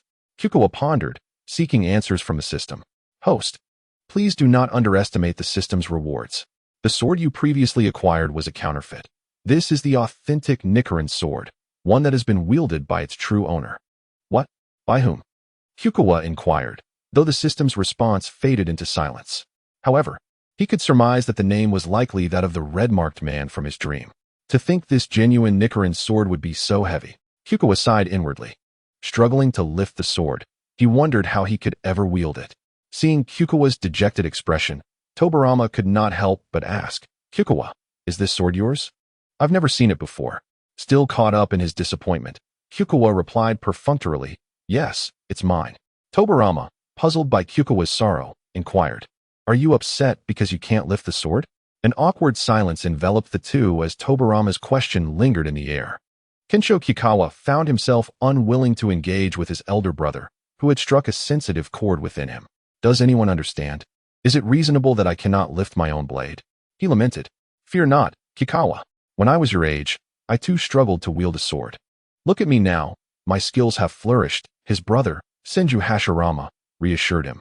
Though a dark cloud of frustration loomed over Kikawa's head, his heart lightened upon hearing Hashirama's words. Though the members of the Senju clan are known for their extraordinary strength and physical prowess, even they required diligent practice to develop such power. At the tender age of 5 or 6, the Senju children were incapable of lifting weights nearly half their body weight. Let alone Kikawa, who had not trained for 4 years and was only recently rehabilitating. His elder brother, Senju Tobirama, exhibited remarkable talent in swordsmanship, capable of wielding a large blade with grace and power at merely 7 years old. Even his former instructor had proclaimed Tobirama ready for his own journey. Despite Tobirama's prodigious abilities, even he could only manage to lift a sword at Kikawa's age. Under the golden rays of the sun, Kikawa persevered through his training. The warmth of spring, while not overly oppressive, still bore down upon him as he trained. Beads of sweat trickled down his forehead and temples, painting his small face a brilliant shade of crimson. The strands of his white hair clung to his scalp, his clothes drenched in perspiration, leaving him feeling sticky and uncomfortable, an experience he loathed. Determined to wield the Nichiren blade, Kikawa humbly sought guidance from Tobirama on perfecting his swordsmanship. Upon learning of Kikawa's newfound interest in the art and his possession of a sword, Tobirama generously shared his knowledge without reservation. Since their elder brother, Senju Hashirama, acknowledged Kikawa's capability to undertake missions independently, he had ceased to personally train Kikawa, allowing Tobirama to fill that role. Thus, it became a common sight to see a small boy with white hair, barely 3 heads tall, lifting weights in the training grounds. Yes, lifting weights. Beyond the fundamental physical training, Kikawa engaged in weightlifting as a means to build strength. Tobirama advised him that weightlifting was the most effective form of strength training. Following Tobirama's guidance, Kikawa's strength and grip had improved significantly after just a few days of lifting, even revealing a faint layer of muscle on his once slender arms. He could now lift the Nichiren blade without it crashing to the ground, albeit still using both hands, a substantial advancement. Moreover, Kikawa recently felt a newfound strength in his punches, contrasting sharply with the previous softness that lacked power. However, the corresponding strain from daily weightlifting left his arms sore. While he could mitigate the pain using his immunity card, the fatigue and weakness in his limbs persisted, often rendering him unable to raise his arms the following day. Each night, Tobirama would assist Kikawa by massaging the aching muscles in his arms, ensuring he could rest soundly and continue his training the next day. Over the past month, their bond deepened as they not only practiced together but also shared meals, slept side by side, and exchanged massages for their sore muscles. Little Kikawa, come eat. Tobirama called from outside the training grounds, bringing food for his brother. They sat together in a small grove outside the training area, savoring delicious rice balls while discussing their training experiences. Tobirama wiped the sweat from Kikawa's brow and offered him a seat in the shade, using a fan to provide a gentle breeze. The brothers conversed about everything under the sun, dreaming of their futures. Yet, the tranquility was short-lived. Soon after, Tobirama fell in battle. When the devastating news reached Kikawa, he was practicing his sword techniques, following the methods his brother had taught him. The sense of unreality clung to him until he stood before Tobirama's coffin, which contained only remnants of his brother's body, retrieved by comrades from the battlefield. At the funeral, not only was Tobarama's coffin present, but the bodies of other fallen clan members from the Senju and Yui conflict were also to be laid to rest. Before Kikawa lay hundreds of coffins, many containing only fragments of their owners, while others held nothing but the clothes they wore in life. The day was exceptionally clear and bright, a rare sight after days of rain that had just ceased that morning. The air was fresh, filled with the earthy aroma of damp soil, which Kikawa usually cherished. As the soil was turned over and placed atop the coffins, worms emerged, tilting their heads skyward. Kikawa watched in sorrow as his brother's coffin was buried. He considered the absurdity of it all, his gentle, considerate Tobarama entombed beneath a mound of foul earth, potentially infested with repugnant creatures. He promised to take me to buy candy when he returned, Kikawa thought, his mind adrift. Tobarama was indeed a genius. His elder brother, Senju, wept beside him, perhaps the one closest to Tobarama, now consumed by grief, trembling as he held Kikawa's hand. Kikawa's own teeth chattered, perhaps from the cold, as he clenched them tightly together. Their father, Senju Hashirama, furrowed his brow throughout the burial ceremony, possibly mourning the valiant souls lost. As ninjas, we must not weep, Hashirama suddenly admonished. We are born to die in battle. What nonsense is this? Kikawa thought rebelliously. We should be grateful for recovering any part of the body. This time, the battlefield was not solely occupied by the Yui clan. The Uchiha clan also joined the fray, known for their ruthless nature. The thought of Izuna, a boy possibly of Uchiha descent, crossed Senju Kikukawa's mind. He pondered whether Izuna's kin had perished in this war, and if he, too, was engulfed in the sorrow of lost siblings. His elder brothers had previously spoken of the Uchiha as a malevolent clan. But why? If the Uchiha were to seek vengeance for their slain kin, what justification could there be to deem them evil? Senju Hashirama clenched his teeth, firmly shutting his eyes. When he reopened them, he bellowed, "But Wakai is only 7 years old. When will this relentless war come to an end?" Hashirama vociferously questioned, desperate to vent all the dissatisfaction and resentment festering within him. He loathed this war-torn world, despising the reality that had snatched his brother's life away. If another war were to erupt, who might be the next casualty? Would it be himself, or Tobarama, or perhaps the youngest, Kikukawa? The long shadow of his clan's death loomed heavily over his heart. He wished to witness no more brothers fall, especially not to such a ludicrous conflict. Senju Butsuma replied, his tone resolute and unwavering, "Until all enemies are vanquished." Yet, how could every enemy be eradicated? With the Yui clan gone, the Kagaya clan might still remain. Without the Uchiha, perhaps the Hyuga would rise. Human disputes are inescapable. Where there are people, there are interests, and where there are interests, there are conflicts. This is the inherent nature of humanity. Moreover, ninjas are merely tools crafted by the nobility to wage war and expand territories. If one wishes for disputes to cease, then let there be but a single person left in this world, with all others perishing. Kikukawa could not suppress a derisive laugh. Creating a world devoid of war necessitates a daunting journey. Butsuma continued to speak, oblivious to the children's reactions. Kikukawa noticed Hashirama bow his head and ask, with a troubled expression, "Even if it means sacrificing children?" The moment Butsuma heard this, his gaze turned fierce. In an instant, he raised his hand and struck Hashirama with a punch so swift that Kikukawa and the others scarcely reacted. Hashirama fell to the ground. "Brother!" Kikukawa exclaimed in alarm. Their father, Tobarama, rushed forward to shield Hashirama, while Kikukawa and Senjuban also hurried to check on him. Blood trickled from Hashirama's mouth, and his cheeks swelled. Butsuma's punch had clearly been delivered with force, leaving Hashirama dazed and seated on the ground for some time. Although Butsuma had previously struck his brothers, it had always been in a playful manner of affection or guidance, never with such intensity. This was a genuine blow. Butsuma appeared genuinely enraged. Kikukawa found himself admiring his elder brother, Hashirama, who had once commanded respect.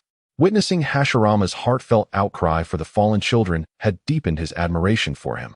Hashirama was deserving of everyone's respect, whether it was due to Kikukawa and the others surrounding Hashirama, making it difficult for Butsuma to continue his assault, or because he deemed that one punch sufficient to intimidate the children, he ceased his aggression. Instead, he admonished Hashirama loudly, "I will not allow you to insult Wakai." He felt honorably as a ninja, not as a mere child. Not a child, but Wakai is only 7 years old. Hashirama mourned the loss of his brother. while Butsuma seemed even less compassionate than Kikuwa. At that moment, Kikuwa was entirely consumed by the death of Wakai. It was indeed honorable for a ninja to die in battle, but he was merely a 7-year-old child. Everyone regarded him as a prodigy. Had there been no war, Wakai would undoubtedly have become an exceptional and mature ninja in the future. Kikuwa was left seething at Butsuma's words. A 7-year-old Senju Wakai was, to him, simply a child. In his previous life, Wakai would have just begun elementary school. How could such a child perish in war? To hell with the honor of a ninja. Kikuwa gritted his teeth, wishing he could take Hashirama's place and strike Butsuma. Alas, he lacked the strength. Hashirama, clutching his swollen cheek, glared at Butsuma with resentment. Before Hashirama could utter another word, Kikuwa could no longer contain himself. He rose to his feet and shouted at Butsuma, "Wakai is a ninja, but he is also a child. My brother Senju Wakai is merely a 7-year-old child." Upon hearing this, Butsuma's fury erupted. He glared fiercely at Kikuwa and raised his hand as if to strike. Kikuwa squeezed his eyes shut, bracing for the blow. Father, Dad. Perhaps due to his brother's unwavering protection of Kikuwa, Butsuma refrained from delivering the slap. He lowered his hand and turned to leave.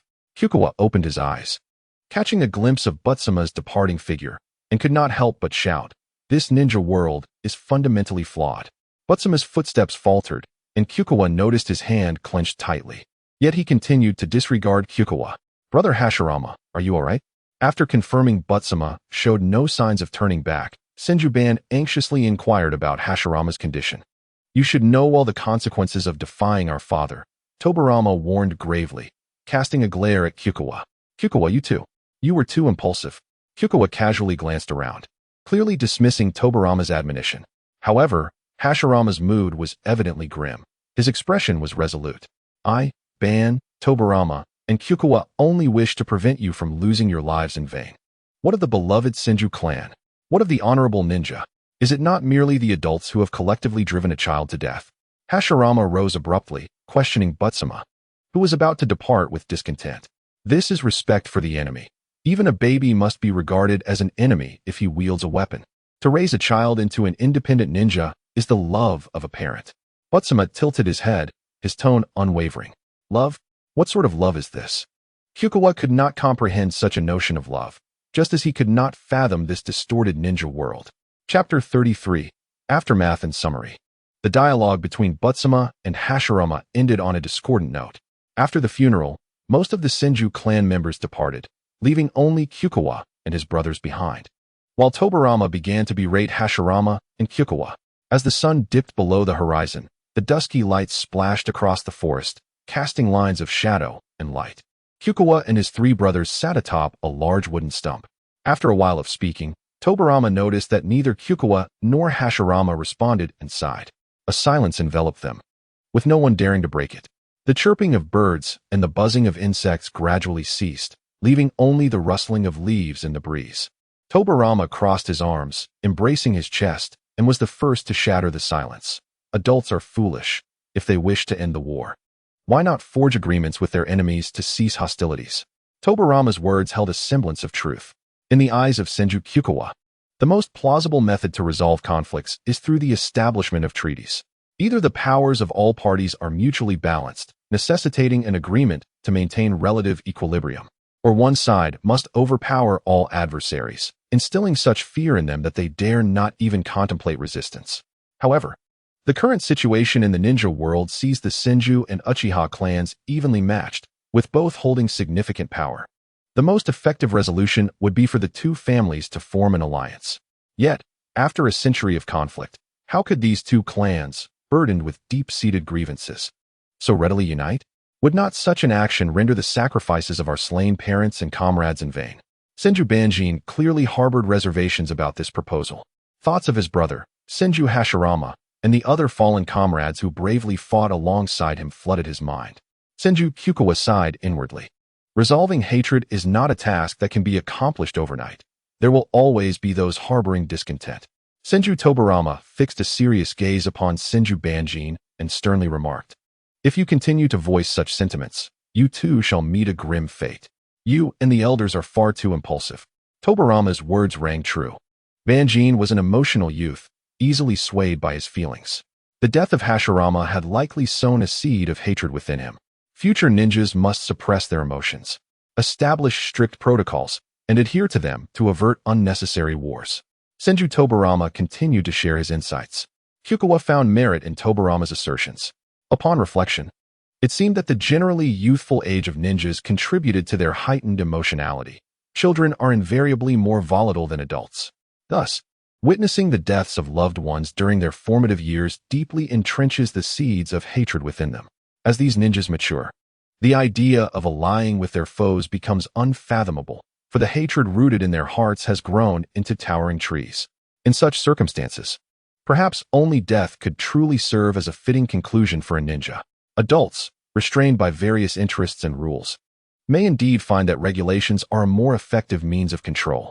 Senju Hashirama lowered his head, furrowing his brows, and inquired, "Is it truly impossible for a genuine treaty, an alliance, to be realized?" Kyukawa gazed at his elder brother, Hashirama, the one he admired deeply. He had long known of Hashirama's unwavering desire for peace. To maintain such a benevolent heart in a world like that of the ninja was one of the reasons Kyukawa held him in such high regard. Unable to bear the sight of Hashirama's confusion, Kyukawa affectionately patted his brother's head and proclaimed, "Of course it can be achieved." Hashirama looked up at his youngest brother, who stood tall, bathed in golden sunlight. Kyukawa articulated Hashirama's innermost thoughts: an alliance. It is a splendid choice. If the ninja world is inherently flawed, let us be the ones to transform it. Sooner or later, we shall discover a genuine path, one that does not necessitate the sacrifice of our children. Hashirama rose, feeling invigorated with newfound strength and determination. Indeed, how could he not grasp what a 5-year-old child had so clearly articulated? If the rules of the ninja world were erroneous, then they should be rewritten. A radiant smile returned to Hashirama's face as he affectionately ruffled Kyukawa's hair, his hand warm and reassuring. Indeed, little Kyukawa is right. Senju Banjin, observing the exchange, wore a puzzled expression. Still a child, he hesitated momentarily but ultimately echoed, "An alliance? Well, if brother Hashirama and Kyukawa believe so, then I shall support it." Hashirama couldn't help but smile wider. The approval of his younger brothers brought him one step closer to success.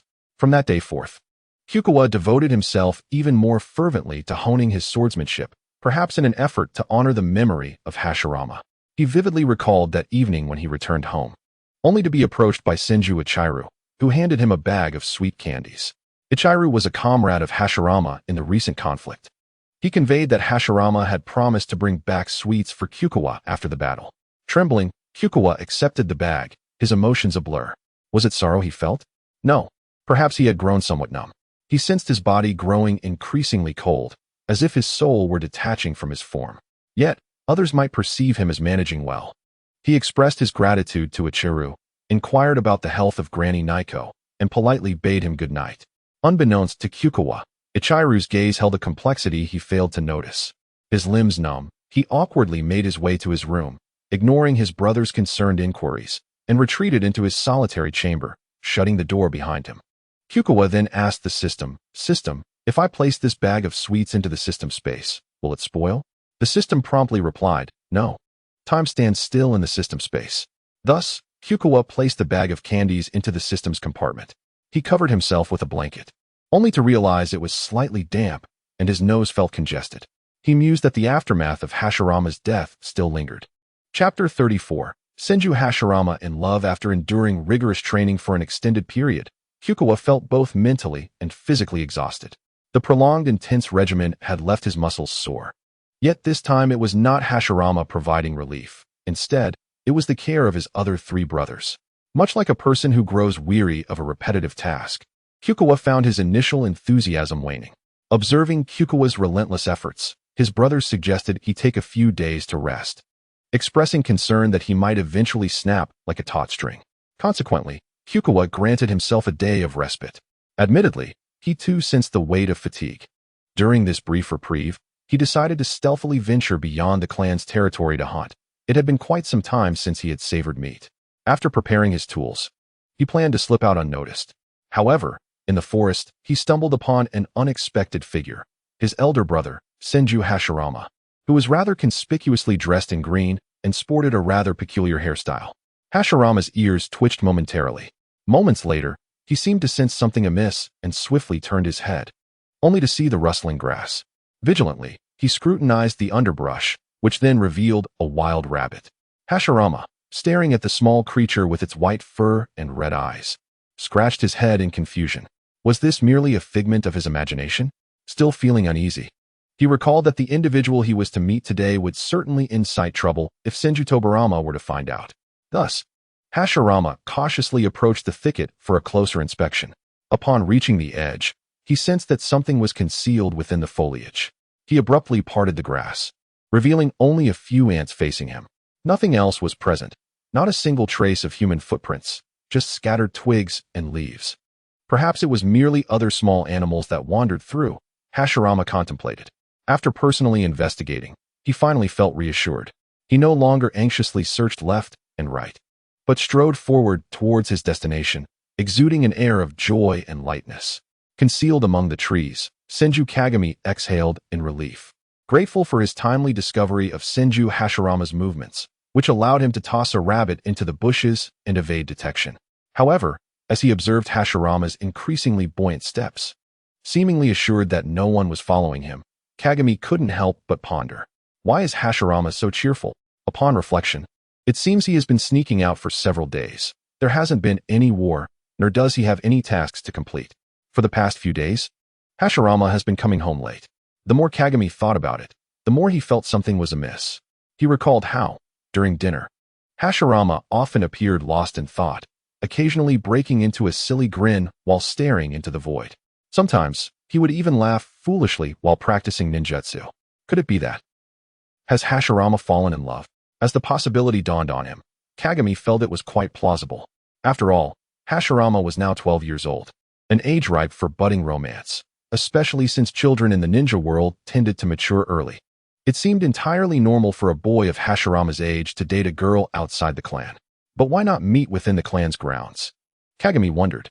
To him, it appeared that Senju Butsama, Hashirama's father, did not impose restrictions on his children in this regard. In fact, he believed Butsama would be quite pleased with Hashirama's romantic endeavors, as it would contribute to the expansion of the Senju clan. Could it be a girl from another ninja clan? The thought became increasingly plausible to him. Unable to remain still, despite his admiration for his older brother Hashirama, who sometimes revealed a less innocent side, Kagami resolved to follow him and ascertain the situation. He reassured himself that he was not stalking Hashirama, but merely showing concern for his brother. With this thought in mind, Kagami trailed Hashirama to the Nankagawa, a familiar spot for fishing. There, he unexpectedly encountered Izuna, a member of the Uchiha clan. The mere mention of the Uchiha clan elicited a peculiar feeling within Kagami. Concealed behind a large tree, he observed closely. He noticed that his brother Hashirama first picked up a moderately sized stone from the ground, weighing it in his hand. Just as Kagami contemplated Hashirama's intentions, Hashirama suddenly halted, seemingly waiting for someone. Hashirama is gazing across the river. It appears he is not expecting a member of the Senju clan, Kagami surmised. After a moment, he spotted a figure emerging from the thicket on the opposite bank, a boy of similar height to Hashirama, dressed in stylish black attire, with unruly, tousled hair. Upon closer inspection, Kagami recognized him as Madara, the boy he had encountered in that small town in the Land of Lightning. Kagami held a vivid impression of Madara, having garnered much affection during their previous interactions.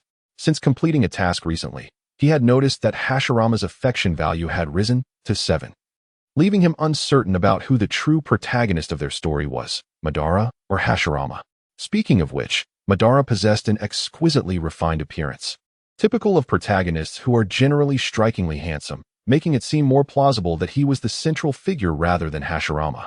Just as Kagami pondered these thoughts, both Hashirama and Madara simultaneously threw their stones into the water. The stones danced upon the surface, eventually landing on their respective banks, clasped in the hands of Madara and Hashirama. They were skipping stones. Kagami couldn't suppress a blank stare, having anticipated some grand display of prowess from his brother, only to discover it was merely a game. Suddenly, Madara called out to Hashirama, who acknowledged him with a cheerful response. Kagami remained puzzled about their cryptic exchange until, without warning, Hashirama hurled a stone in his direction, aimed precisely at his hiding spot. Hashirama had discovered Kagami. With no need for further concealment, Kagami stepped out. Upon seeing him, Hashirama's eyes widened in surprise. Embarrassed, Kagami raised his hand in greeting, saying, "Hey, Hashirama, and long time no see, Madara." Chapter 35. On the battlefield, time swiftly passed to noon, and the melodic chirping of insects in the forest grew increasingly pronounced. The oppressive heat of midday rendered the insects restless, their sounds frantic and numerous. Yet, the trio of Senju Kagami, Hashirama, and Madara remained at peace. As Hashirama curiously inquired about the circumstances of their acquaintance, Kagami and Madara shared a knowing glance and succinctly stated that they had met during a mission and had coincidentally collaborated for a period, refraining from mentioning the peculiar events that had transpired in that small town. Recognizing their reluctance to elaborate, Hashirama jokingly remarked, "Ah, Madara, it seems you met little Kagami first. I'm feeling a tad jealous." At first, Kagami felt awkward due to their prolonged absence from each other, but after exchanging a few words, the initial tension dissipated. He naturally reverted to his previous teasing demeanor with Madara, playfully holding his hand to boost their affection value. Kagami, being inherently sociable, was determined to maximize this opportunity. As Madara became more at ease with Kagami's familiarity, the initial restraint faded. After all, Madara had treated Kagami like a younger brother. And who could resist the charm of Kagami's striking features and those beautiful black almond-shaped eyes reminiscent of Izuna? Their conversation grew increasingly expansive, revealing shared interests and aspirations, leading to a lively exchange.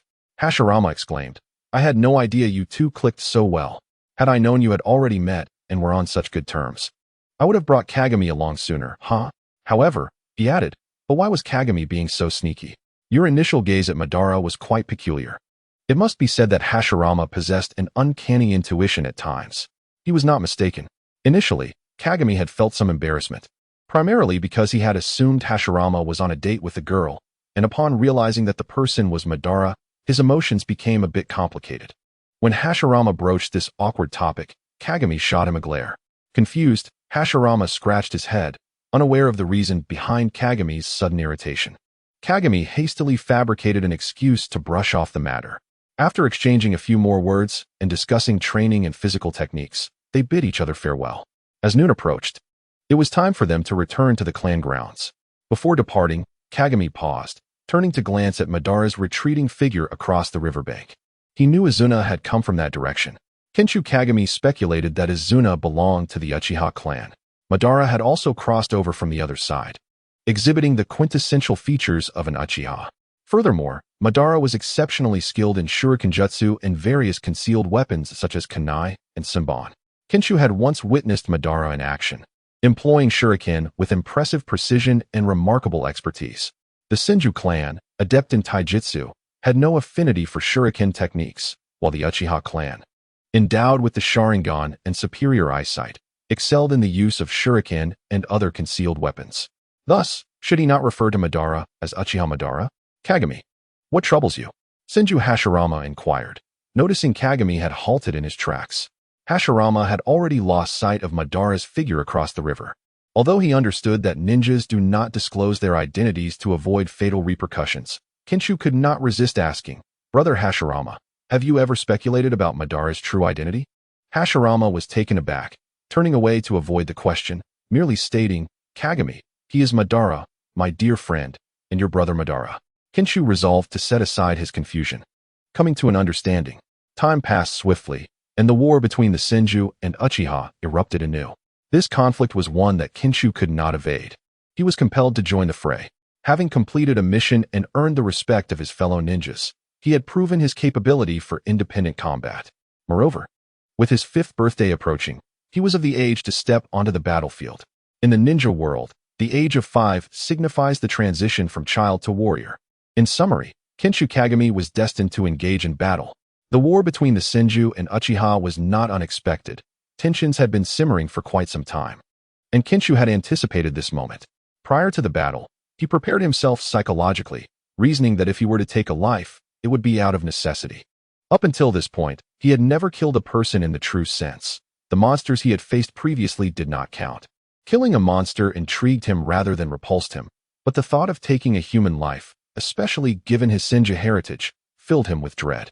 Senju Tobarama sensed Kagami's anxiety before the battle having just completed a challenging mission rather than a simple escort task.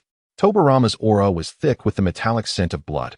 Upon learning the source of Kagami's distress, he instinctively ruffled Kagami's short, white hair, similar to his own. "Little Kagami, you are a gentle and sensitive child. But do not be afraid," Tobarama reassured him, though he ceased speaking thereafter. However, Kagami soon noticed that his elder brothers appeared even more anxious than he. Senju Hashirama paced restlessly within their quarters, periodically approaching to advise Kagami and Tobarama on battlefield precautions, emphasizing the utmost importance of survival.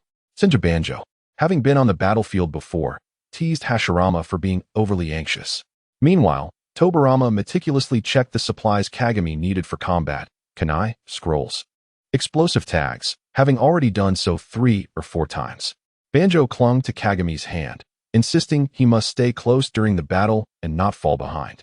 It was evident that his brothers were deeply concerned for him. Their worry was not unfounded. Having grown up alongside Senju Hashirama, they were acutely aware of their destinies and had mentally prepared themselves. In contrast, Kagami had trained in taijutsu for less than a year, lacked the ability to manipulate chakra, and could barely wield a weapon. The only source of reassurance for his brothers was Kagami's formidable medical ninjutsu skills. Aware of his limitations, Kagami consciously positioned himself towards the rear during combat, typically serving as a medical ninja, unless circumstances forced him onto the front lines. Upon arriving at the battlefield, Kenshu finally grasped the harsh realities of war. The ground was littered with corpses and severed limbs, drenched in blood. Had this been a prior life, in a world akin to a game, he would have undoubtedly faced the repercussions of a miner's health system. Positioned towards the rear, Kagami witnessed scenes reminiscent of a hellish nightmare. For many Senju ninjas, surviving to retreat was a stroke of fortune, with most returning bearing grievous injuries or missing limbs. Kagami ultimately took the life of his first opponent, a seasoned Uchiha ninja, while fighting alongside Banjo. The Uchiha had nearly plunged a blade into Banjo's heart, prompting a swift reaction from Kagami, who dispatched the Uchiha with his own weapon. Warm blood gushed forth, splattering across Kagami's face and body. The heat of it was overwhelming, even in the summer heat, and he perceived the Uchiha's expression of disbelief before collapsing, his dark eyes fixed on Kagami as if trying to imprint his image upon his soul. That visage of resentment compelled Kagami to cover the Uchiha's eyes, wishing to close them. However, as Kagami placed his hand over the Uchiha's eyes, a loud explosion rang out, and his palm became slick with the remnants of the Uchiha's shattered eyeball, akin to a burst balloon. Stunned, Kagami found himself staring into the Uchiha's hollow eye sockets, bloodied and vacant. The scene before him bore an uncanny resemblance to a horror film from his previous life, but it was far more terrifying because it was reality. He understood that this was a technique employed by Uchiha ninjas to prevent enemies from seizing their Sharingan, even in the absence of the ocular power. The blood on his hands clung to his very soul, an indelible stain that he felt he could never cleanse. This is inevitable. There is no avoiding it. He reassured himself. If I do not kill him, he will kill my brother Banjo. As he mentally fortified himself, he noted that the Uchiha was merely 11 or 12 years old, roughly the same age as Hashirama. I am sorry, Kagami thought, realizing his disdain for this world. A world that forced children into battle, a wretched ninja world. The worst-case scenario unfolded. Kagami found himself isolated. He had unfortunately become separated from Banjo and the others, only to be encircled by several Uchiha ninjas. To make matters worse, his explosive tags were depleted, and his kunai were spent. Truly, he was in a wretched position, utterly alone. Chapter 36. The fierce battle after being separated while transporting supplies to the front lines. Kenshu and Banjo's group were discovered by a dozen Uchiha ninjas. Surrounded, they had no choice but to abandon their supplies, prioritizing their own survival. After all, they had no way of knowing how many of these adult Uchiha possessed the Sharingan. Outnumbered and in a dire situation, Kenshu seized the opportunity while several Uchiha were distracted to sound the alarm, igniting a vibrant firework in the night sky as a signal for reinforcements. Then, drawing his Nikarin blade, he initiated combat. The Uchiha before him were evidently not adept in close-quarters fighting. They were more proficient in fire and lightning techniques, and possibly the most troublesome of all, the Sharingan. In the face of such a formidable remote offensive, the situation of Senju Kagakura and his companions was far from favorable. Several Uchiha ninjas relentlessly pursued him, akin to hunting hounds clinging to their prey. The ferocity emanating from their eyes revealed the brutality and bloodlust forged on the battlefield. Merely gazing into their darkened orbs felt like being drawn into an abyss. Helplessly, Senju Kagakura found himself isolated. Lacking the agility of a seasoned ninja, he faced a significant disadvantage in speed, yet he pressed onward toward the Senju stronghold, hoping for timely reinforcements. Fire Style, Phoenix Fire Technique. Fire Style, Fire Dragon Bullet. Fire Style, Phoenix Flower Jutsu. The Uchiha ninjas unleashed a barrage of fire techniques to ensnare Senju Kagakura. Countless flames surged toward him. While he could evade the oncoming fire dragon created by the fire dragon bullet, he would simultaneously be besieged by the surrounding flames akin to the seeds of the phoenix flower. Moreover, they had employed the phoenix flower jutsu to imbue their shurikens with searing heat, launching them at him like a shower of fiery blossoms. The flames, controlled by the chakra of the caster, spiraled dangerously, leaving Senju Kagakura with no avenue for escape. With no alternatives remaining, he resolved to confront them.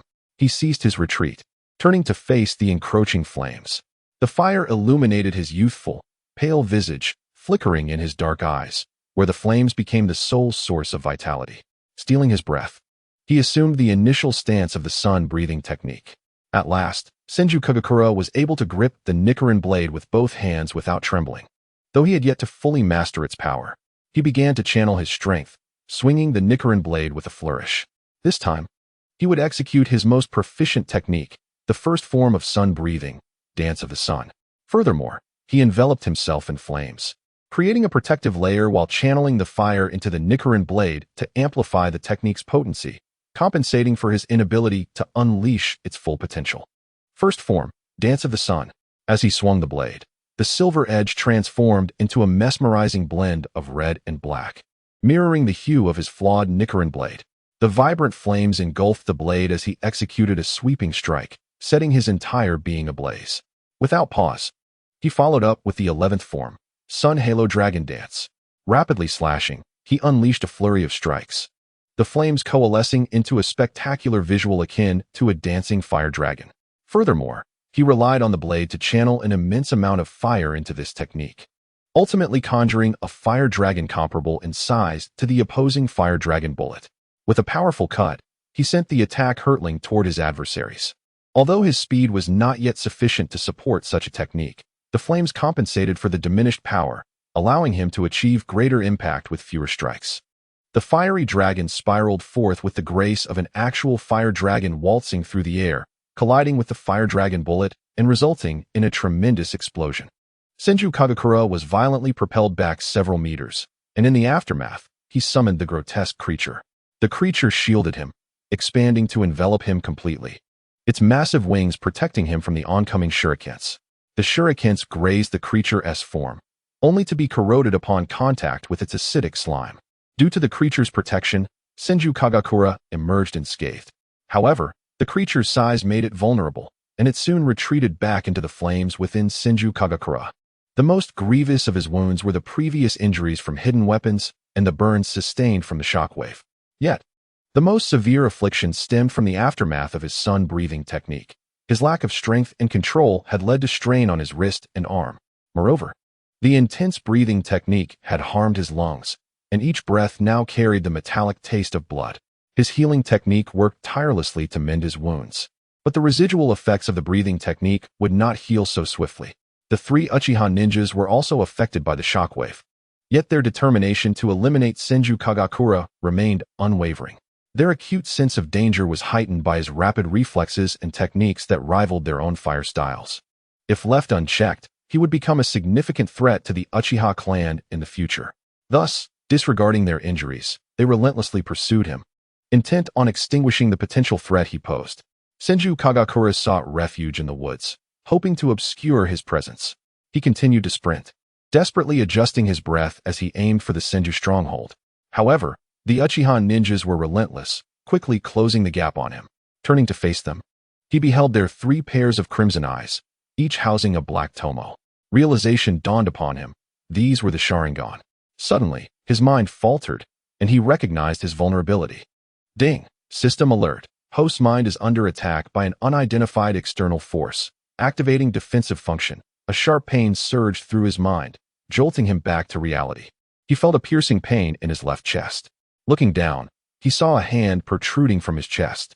My pain perception wasn't set to 0. Senju Kagakura thought, bewildered. The Uchiha ninja before him continued to gaze with those ominous eyes. Chapter 37. Please do not die. Senju Kagakura felt the Uchiha ninja withdraw his hand from his chest, a sensation of internal flesh and nerves being tugged painfully. Thanks to the pain suppression, he only felt a faint ache. What a curious sensation. Did it pierce my heart? The Uchiha's Sharingan is truly formidable. Had it not been for the system's defensive function, I might not have known how I met my demise. At last, the Uchiha ninja extracted his hand from the bloodied cavity of Senju Kagakura's chest, a torrent of blood gushing forth. Confused, he pressed his hand against his chest. Unable to staunch the flow, a chill enveloped him, creeping from his fingertips to his limbs, gradually consuming his entire being, leaving his chest the only warm part. Why was that? The blood is warm, yet it truly hurts. In that fleeting moment before collapsing, Senju Kagakura seemed to hear the anguished cry of his elder brother. Senju Tobarama. That voice was heart-wrenching. In truth, I do not feel much pain, Tobarama. Do not worry. Quickly go save Hashirama. These were Senju Kagakura's final thoughts as he closed his eyes. In the darkness, the electronic sound of the system echoed in Senju Kagami's mind. However, at that moment, Kagami had succumbed to a profound coma, teetering on the brink of death, rendering him oblivious to the voice. Skill do not die, my lord. Passive activated, conditions met. Currently in use. Ding. Do not die, my lord. Incomplete, successfully activated. Dear host, please remember that this skill is passive. The conditions for active skill transformation have not been met. Kindly seek out the necessary conditions for active skill conversion. Within the stronghold of the Senju clan, Senju Hashirama paced anxiously outside the tent, his hands rubbing together restlessly, traces of tears still visible on his face. Senju Tobarama leaned against a nearby tree, his head bowed. Lost in thought, blood covered him entirely, most of it belonging to his younger brother, Kagami. Upon closer inspection, even his once lustrous white hair appeared considerably dulled. The events of this day had overwhelmed both Hashirama and Tobarama with fear and despair. Inside the tent lay their younger brother, fighting for his life, while outside, two brothers grappled with their turbulent emotions. Kagami and Senju Banjin had been attacked while transporting supplies. By the time Hashirama and Tobarama arrived after hearing the firework alarm, it was already too late. Both brothers braced themselves for the worst, knowing they might lose their sibling, especially given the overwhelming numbers of adult Uchiha ninjas, among whom were those who had activated their Sharingan. Yet, the sight that greeted them was more devastating than they had imagined. Hashirama was the first to reach the scene where his younger brother Banjin had fallen, but it was evident that he was already beyond saving. All that remained was the small, blood-soaked body of Banjin, slumped against a massive rock beneath which lay a pool of crimson. The wounds on Banjin's body indicated he had endured a fierce battle. The enemy had used the Sharingan to deceive him, before swiftly plunging a blade into his tender chest, shattering his heart, much like Kagami's own ordeal. However, this single strike had extinguished all hope for Banjin's survival. In despair, Hashirama cradled his brother's lifeless body, cold and sticky, reminiscent of countless slain Senju clan members. A torrent of resentment surged within him towards this merciless world of shinobi that had snatched away two of his brother's lives. He wept, a muffled roar escaping him as he cried out against the cruelty of the world. Meanwhile, Tobarama rushed towards Kagami upon witnessing two colossal fire dragons collide in the distance, believing he would find his fellow Senju battling Uchiha ninjas. Instead, he arrived to see his youngest brother, Kagami, with a hand pierced through his chest. The Uchiha ninjas quickly fled, their bodies still bearing burn marks, but the power of the Sharingan had rendered the Senju unable to detain them. Tobarama, filled with helplessness and sorrow, embraced his brother, only to discover that Kagami still retained a faint pulse. Kagami's eyes fluttered open, bewildered as he surveyed his surroundings, astonished to find himself alive. But the searing pain in his chest startled him into a sharp gasp. It hurts. System, why is the pain suppression card not working? Kagami demanded of the system. Host, had the system not activated its protective function, you would likely have crossed over to the afterlife. Please remain calm. Moreover, the pain suppression card conflicts with the Do Not Die, my lord, incomplete, skill card. The system has detected your near-death state, The do not die. My lord, incomplete. Skill has passively activated, saving your life. However, following the use of this skill, the pain suppression card will be ineffective for a period. The system explained in a rather haughty tone. Hey, why are you becoming increasingly cheeky, system? But thank you, Kagami replied, grateful that the system had preserved his life. He had narrowly escaped death. By the way, Banjin. Kagami suddenly recalled his brother, who had been attacked alongside him by the Uchiha ninjas. Although they had been forced apart, it was clear that Banjin faced several Uchiha foes, and the situation was evidently dire. Just then, the door swung open, and Hashirama entered. Kagami, you're awake. Hashirama exclaimed joyfully. How is Banjin? What are his injuries? Kagami asked hurriedly. Hashirama's expression froze, his lips trembling, unable to respond to Kagami's questions.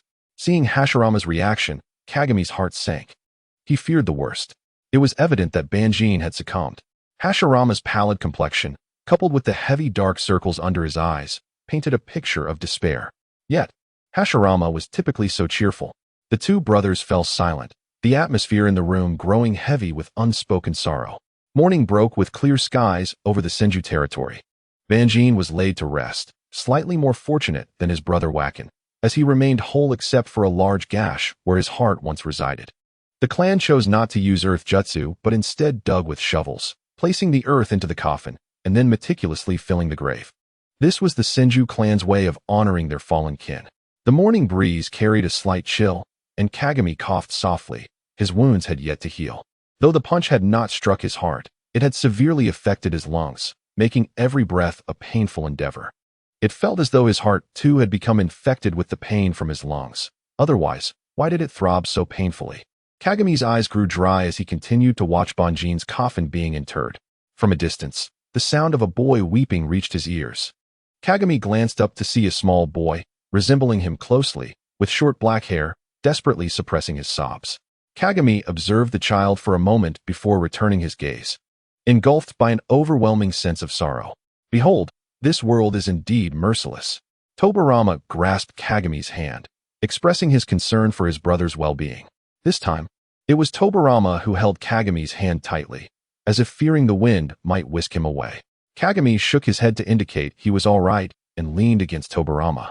Struggling to remain upright, the severity of his injuries weighed heavily upon him. In this moment, Hashirama fell silent once more, and the three brothers silently watched as Banjin's coffin was interred beside Wakin's grave. Senju Butsuma stood quietly, observing the solemn proceedings. Perhaps it was merely Kagami's imagination, but he felt that the once steadfast Butsuma could no longer resist bending his back, his silhouette resembling that of a grieving father, forlorn and desolate. Kagami fixed his gaze upon Butsuma, lost in thought.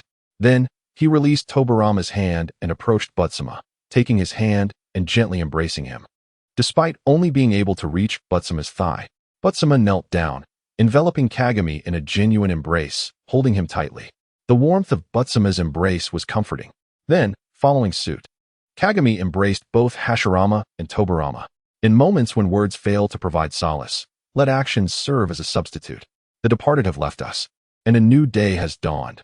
We must continue forward, carrying the wishes of those who have passed. Chapter 38. The unreliable Hashirama. The deaths of Senju Tobarama and Senju Hashirama have imparted a stark understanding of the brutal reality of the ninja world to Senju Kagami. He is now fervently yearning to transform this world, yet such aspirations seem a distant dream. After all, Senju Kagami remains confined to his bed, recuperating from severe injuries. The wounds he sustained were grave, and due to the use of a technique that rendered his healing abilities ineffective, he must rely solely on his natural resilience to recover. It took him a full month to mend his injuries. While one might consider this a slow recovery for the resilient Senju clan, it is, in fact, remarkably swift for an ordinary person, given that he was pierced through the chest by an arm. Though his heart remained unscathed, his lungs suffered significant lacerations. At that moment, Senju Kagami couldn't help but marvel at the astonishing vitality of the Senju ninjas. After lying in bed for an extended period, Senju Kagami felt as if he were about to sprout mushrooms. During his convalescence, he was accompanied solely by his two brothers, whose rigorous training left little time for companionship. Occasionally, familiar ninjas such as Senju Neru and Senju Aoyama would drop by to visit him. Notably, after learning of Kagami's injuries, Grandma Naiko often came to see him, bringing handmade toys and treats. Although, in terms of psychological maturity, Senju Kagami was no longer a child, but rather a young adult in his 20s. He gladly accepted Grandma Naiko's kindness. She treated him as her own grandson, and he regarded her as his beloved grandmother. Having been an orphan in his past life, Kagami cherished every act of kindness and love bestowed upon him, no matter how trivial. It is worth mentioning that his biological father, Senju Butsuma, also managed to find time amidst his busy schedule to visit Kagami a few times. This novelty was not lost on Kagami, as the 4-year absence of paternal affection left both him and Butsuma uncertain about how to interact, especially since Butsuma harbored lingering resentment regarding the death of Senju Haruka. Thus, when Butsuma made the effort to visit and fulfill his paternal obligations, Kagami was genuinely taken aback, noting that his father's demeanor seemed somewhat awkward, possibly due to uncertainty in his interactions with his youngest son.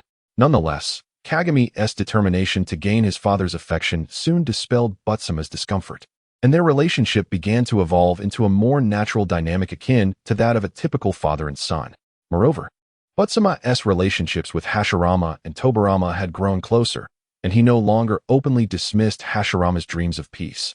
Even if Kagami and his brothers understood that he still opposed alliances with other ninja clans, Kagami pondered whether the recent loss of 2 younger sons had prompted Butsuma to realize the scarcity of time spent with his remaining children, leading him to channel his pent-up paternal love onto them.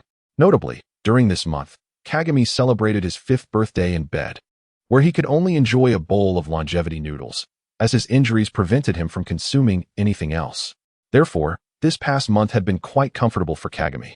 Aside from the limitations of his mobility, finally able to rise from his bed, he was overjoyed to experience freedom of movement once more.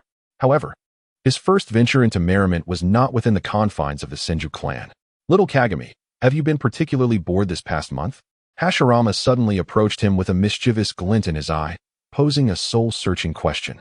Kagami, staring with a pair of lifeless eyes while crunching on a sweet, gazed back at Hashirama with an expression of exasperation. As Hashirama seemed to plunge into a melancholic state, Kagami finally replied, "Indeed, I am exceedingly bored. I'm on the verge of sprouting mushrooms." This was quite evident. Anyone confined to bed for a month would find it tedious, even with the occasional whimsical toys brought by Grandma Naiko. Hashirama, oblivious to Kagami's irritation, appeared even more animated, his bright eyes sparkling with excitement. "Little Kagami, I will take you to a most entertaining place."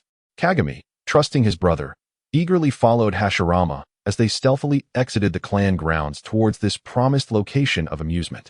The environment they arrived at was chaotic and vibrant, filled with the clamor of voices and the bustle of activity. Indeed, a lively place that dulled the sense of boredom. Yet, was it truly suitable for a recently convalescing individual to partake in such revelry? For the first time, Kagami questioned whether his elder brother might be unwittingly leading him into peril. "Don't worry, Kagami. Rest assured, your brother is now an adult and capable of having fun." Hashirama reassured him, evidently unaware of the underlying concern. "Soon, you can also join in on the fun." Kagami, exasperated, gazed at Hashirama, who was reveling in excitement. He should have known by now that Hashirama could be utterly unreliable.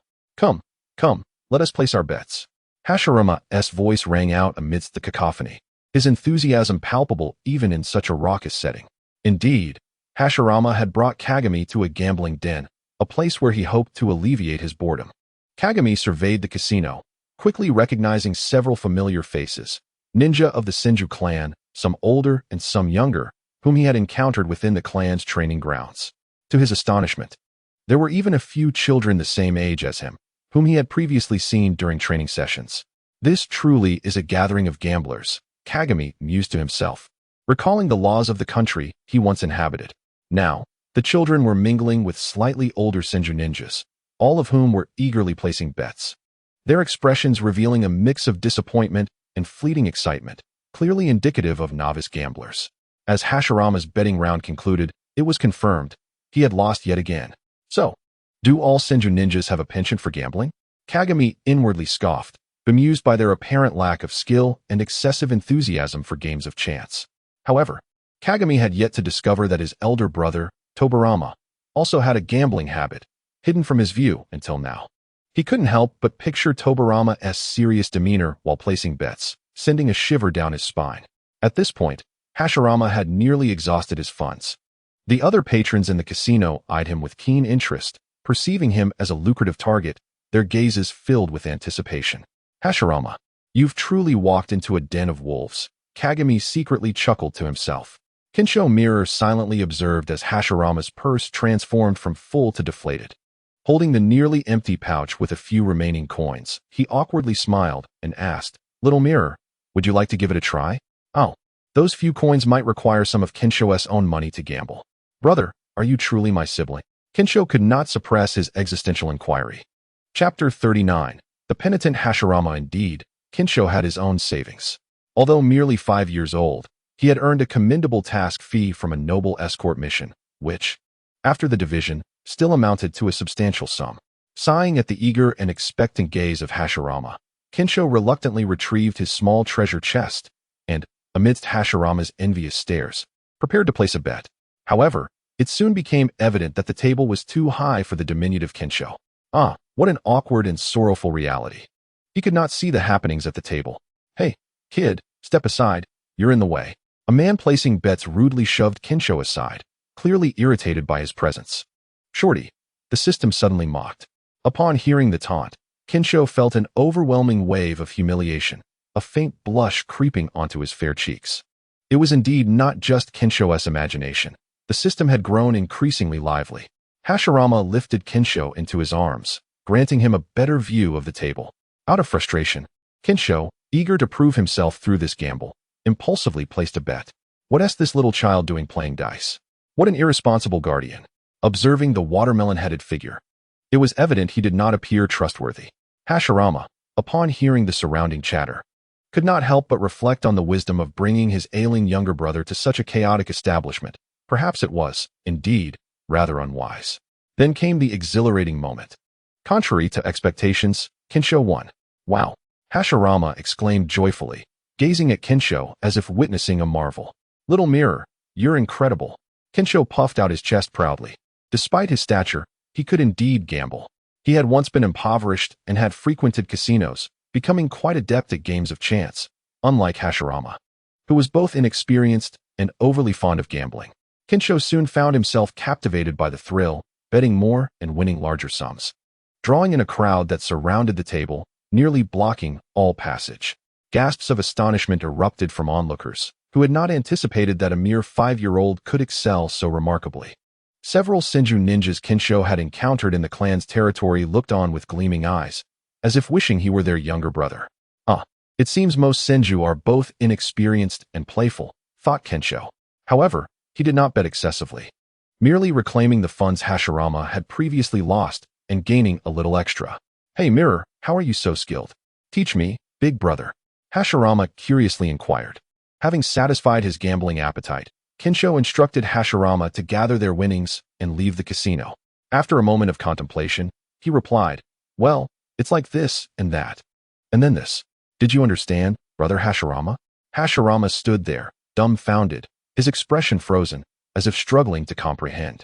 Although they had won a few rounds, the casino owner recognized that Kinsho and Hashirama were ninjas and dared not provoke them. Moreover, Kinsho had not won excessively, making it unnecessary for the casino to challenge two ninjas over a trifling sum. Thus, Kinsho and Hashirama departed the establishment without incident. However, misfortune struck as they encountered Tobarama. Brother, what are you doing here? And why is little brother out as well? Tobarama, clad in casual attire, appeared to be leisurely wandering, unexpectedly crossing paths with the duo. Observing Hashirama cradling Kinsho, who had a rosy complexion, Tobarama felt a wave of relief, thinking, although my brother is sometimes unreliable, at least he protects his younger sibling. Meanwhile, Hashirama was internally panicking. Oh no, how did Tobarama catch us? Tobarama approached with a pleasant demeanor but suddenly halted, casting a sharp gaze at Hashirama and immediately detecting his nervous demeanor. Kinsho, still shielding Hashirama, interjected, Oh, brother Hashirama brought me out because I was bored. Tobarama clearly did not buy it. He seemed to catch a whiff of something amiss, his nose twitching as he leaned closer to sniff Hashirama and Kinsho. He soon confirmed his suspicions. His expression darkened, and he sternly questioned Hashirama. Didn't I tell you not to go to the casino? Why did you come here? Especially with Kensho? Hashirama, feeling guilty, sheepishly rubbed his nose and muttered, Tobarama, your nose is too sharp. Had I known you would be here, I wouldn't have come. Who could have anticipated being caught by you? Unable to tolerate Hashirama's blatant defiance, Tobarama gritted his teeth and uttered 2 words, Big Brother.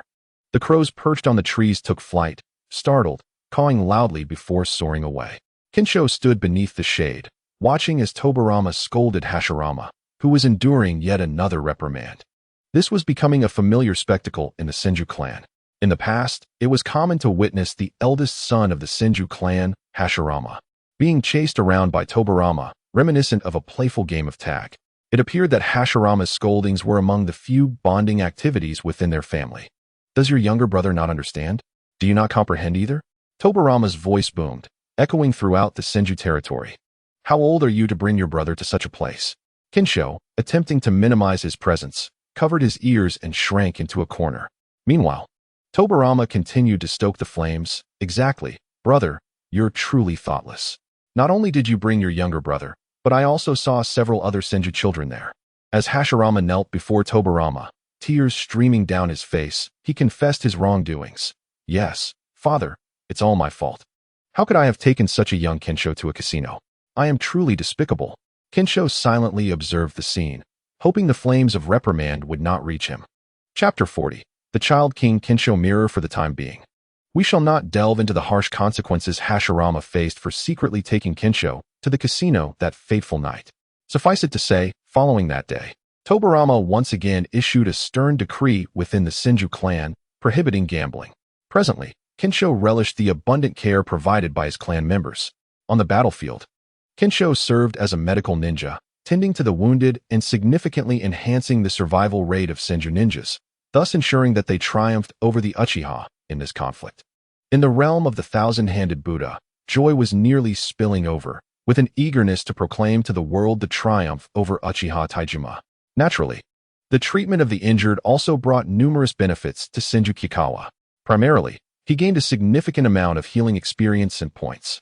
Furthermore, his reputation within the Senju clan has markedly improved, with few daring to mention his past as a perceived monster. Additionally, Kikawa's previous display of exceptional skill at the gambling tables, where he expertly maneuvered and emerged victorious, has endeared him to the gambling-addicted members of his clan. His exquisite appearance, reminiscent of a delicate doll carved from white jade, has captivated all, even within the neighboring Uchiha clan, where few children could rival his beauty. People naturally gravitate toward all that is aesthetically pleasing. Thus, Kikawa has become a talisman of good fortune among the Senju. He is cherished by the elderly who hope to live into their 60s, revered by the young warriors who appreciate his healing abilities, and respected by a cadre of children who see him as a big brother. Indeed, Kikawa has found a warm place in the hearts of the younger generation of the Senju clan. A situation that traces back to a particular day when he was inspecting the growth of the crops he had sown in the communal farming area.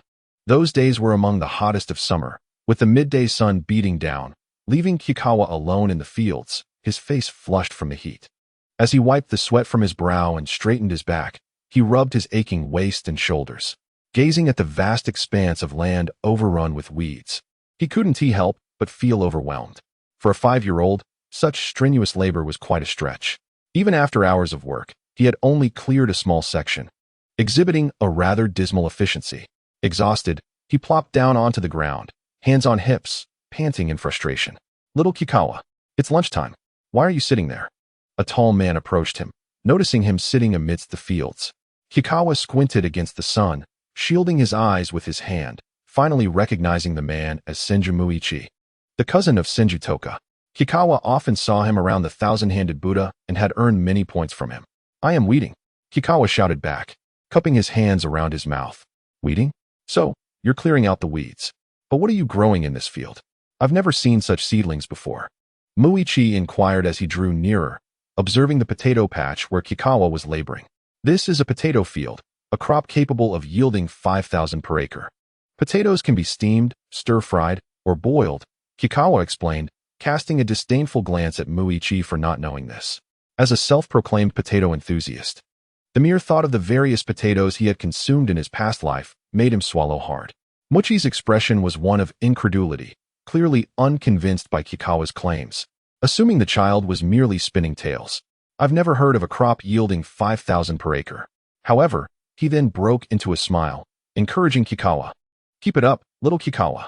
If these potatoes really yield 5,000, we can skip some missions, ha ha ha. I will. You'll be able to taste them this autumn. Having made such a bold claim, Kikawa felt compelled to follow through.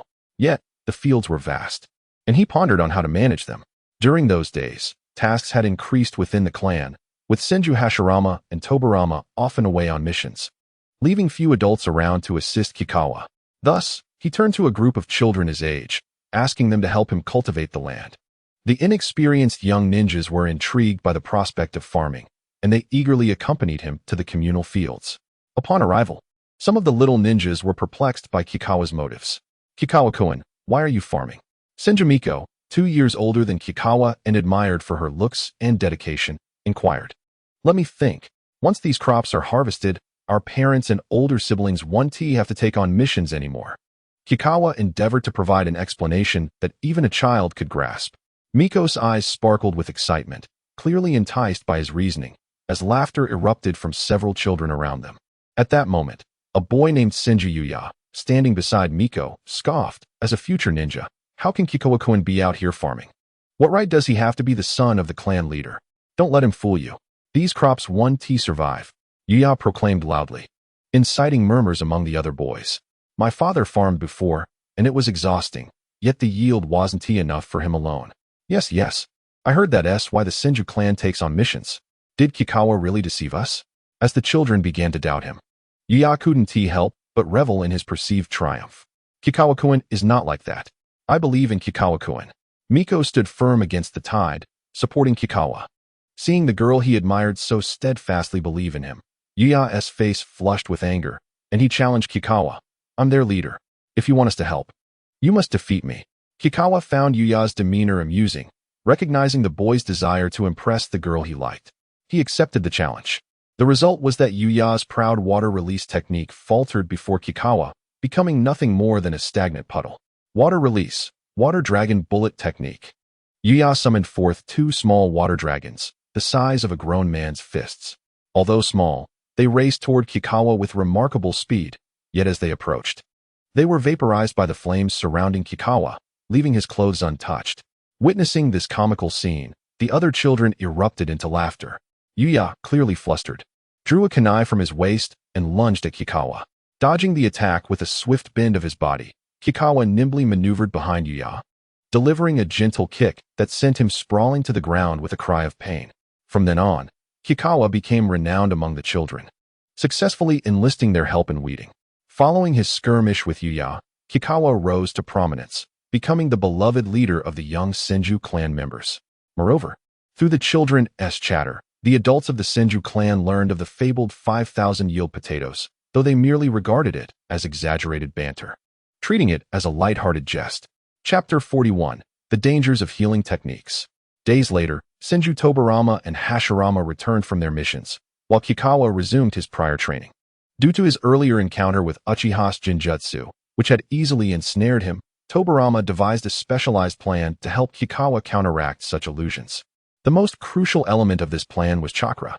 Fortunately, after utilizing the technique Please Don't Die, Senju Kikawa discovered to his astonishment that he could absorb chakra. Although the quantity he could absorb was minimal, it at least opened the possibility for him to employ ninjutsu. As for the reason behind Senju Kikawa's previous inability to utilize chakra, Senju Tobarama provided a plausible explanation. As a prospective scientist of the future, Tobarama's innate talent for research was beginning to take shape. When Kikawa had been unable to absorb chakra, Tobarama had taken a portion of Kikawa's cells for experimentation. Now, he had extracted additional cells from Kikawa. Through the comparison of these 2 types of cells, Tobarama finally identified the crux of the issue. Previously, Kikawa's cellular metabolism was excessively rapid, leading to cells being metabolized before they could absorb sufficient chakra. This cyclical process resulted in chakra-containing cells either being metabolized or blocked by cells that did not produce chakra, ultimately causing a complete obstruction of Kikawa's chakra pathways. Now that Kikawa was able to utilize chakra, it was naturally due to the normalization of his cellular metabolism. when discussing his research. The red glimmer in Tobarama's eyes sparkled with enthusiasm, and a smile involuntarily curved his lips, revealing his passion for scientific inquiry. However, he sighed, expressing his frustration. I have yet to ascertain the reason for the change in your cellular metabolism, little brother. Kikawa couldn't help but ponder any changes he had undergone before and after his injury.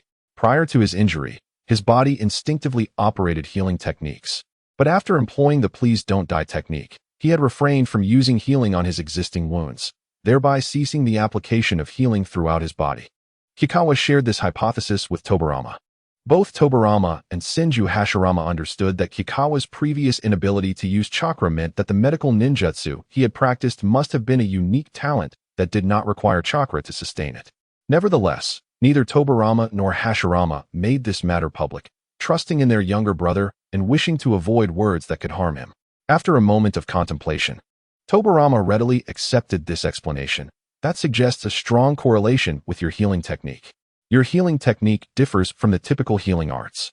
Most healing techniques focus on staunching bleeding and replenishing lost vitality through chakra, with only a select few resembling yours in that they stimulate cellular division and regeneration. However, medical ninjas typically do not maintain healing techniques continuously within their bodies. Thus, even those who focus on stimulating cellular regeneration would not encounter issues of accelerated cellular metabolism. Upon hearing Tobarama's explanation, Kikawa realized that his prior inability to use chakra was indeed his own fault. Tobarama then pondered for a moment, his expression turning serious as he inquired, Kikawa, do you understand that accelerated cellular metabolism is not necessarily a good thing? Kikawa nodded. Tobarama continued, rapid cellular metabolism may provide energy, but every individual's cells have a finite number of metabolic cycles. Each metabolic event consumes your inherent vitality. Kikawa was taken aback, realizing that his continuous use of healing techniques had been a reckless act. Observing Kikawa's pale complexion, Tobarama recognized that the message had resonated with him. He softened his tone and added, while the Senju clan possesses more vitality than other ninja clans, excessive cellular metabolism is ultimately unsustainable. Do you comprehend this? Kikawa nodded vigorously, now acutely aware of his past recklessness. In this era of war, where the average lifespan was merely 30 years, Kikawa had foolishly risked his vitality. If he continued to jeopardize his life force, he might succumb not on the battlefield, but under the influence of his own healing techniques. A chill ran down Kikawa's spine as he contemplated how close he had come to self-destruction. It was thanks to Tobarama that he might have avoided an untimely demise. Would ceasing the use of healing techniques extend the duration of my lifespan? Kikawa resolved to test this hypothesis. Indeed, after halting his use of healing techniques, he found that his lifespan conversion value had increased, affirming Tobarama's assertions. Indeed, all things must be balanced, Kikawa mused. With a clearer understanding of Kikawa's chakra, Tobarama began to formulate a chakra training regimen for him. The first step involved testing Kikawa's chakra attributes. Tobarama handed him a piece of dull gray paper.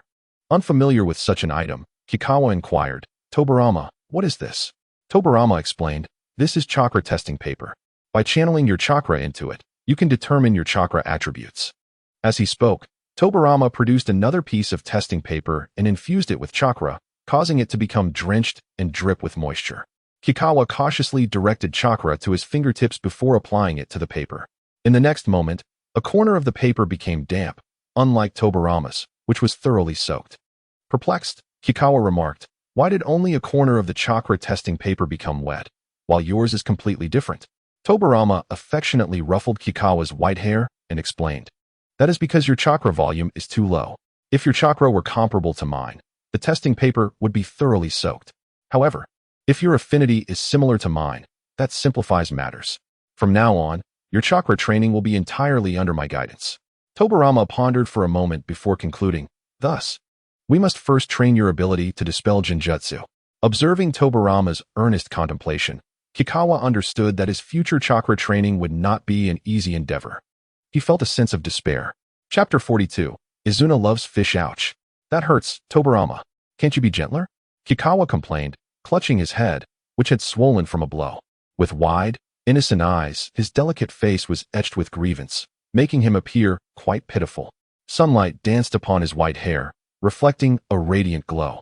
Tobarama momentarily lost his focus. Kikawa had always resembled Senju Kyoko among the siblings, and now, with longer hair, his exquisite features blurred the lines of gender. Tobarama couldn't help but reminisce about Kyoko, but soon shook his head.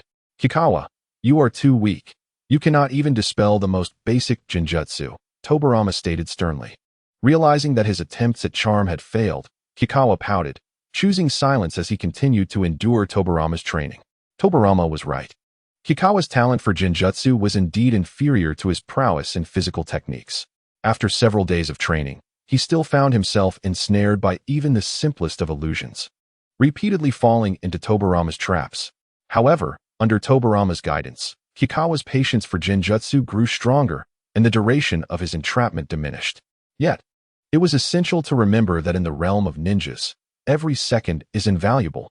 A single moment could mean the difference between life and death. Therefore, Kikawa needed further practice in overcoming genjutsu. Aside from the art of illusion, Senju Tobarama has also been instructing Senju Kagetsu on how to utilize chakra in recent days. Since ceasing the autonomous healing technique, Kagetsu's chakra reserves have increased significantly. Although he still falls short when compared to his peers among the Senju clan, he is now capable of employing most ninjutsu. However, the training in ninjutsu is not solely reliant on the quantity of chakra. Kagetsu must also refine his hand-sealing speed and the stability of his chakra. In recent days, he has been grappling with the intricacies of hand signs, perplexed by the multitude of steps involved and the varying sequences required for different techniques. His dedication to memorizing these hand seals rivals the fervor with which one might cram for a crucial examination in a former life. Kagetsu has been neglecting sleep and sustenance, enduring numerous bumps on his head from Tobarama's corrections, his fingers nearly knotted from practice, and his entire body aching from the exertion. As for the stability of his chakra, Tobarama advised him to practice walking on trees and water. One day, Tobarama assigned a mission, granting Kagetsu a rare respite. The reason Kagetsu was not on a mission was due to the scarcity of escort assignments lately. At his age, he could only undertake escort missions, and most of these had already been claimed by slightly older ninjas, leaving Kagetsu without a chance. Relishing the opportunity for a few days of rest, Kagetsu first went to inspect the crops he had planted. Since discovering that his healing technique could stimulate cellular metabolism and regeneration, he had entertained the notion that if plant seedlings were healed, they might grow more rapidly. Today, he finally had the time to experiment. Kagetsu enveloped his palm with healing chakra and cautiously approached a thriving potato seedling. Upon applying the healing technique, he held his breath, quietly observing for any changes. As he had anticipated, the potato seedling indeed grew a short distance taller, but then it halted its progress. Kagetsu resolved to return the following day to continue his observations. The next day, under the influence of the healing technique, the potato seedling had grown yet another inch. It appeared that the healing technique was indeed beneficial for the seedling, though the ultimate quality of the potatoes remained uncertain.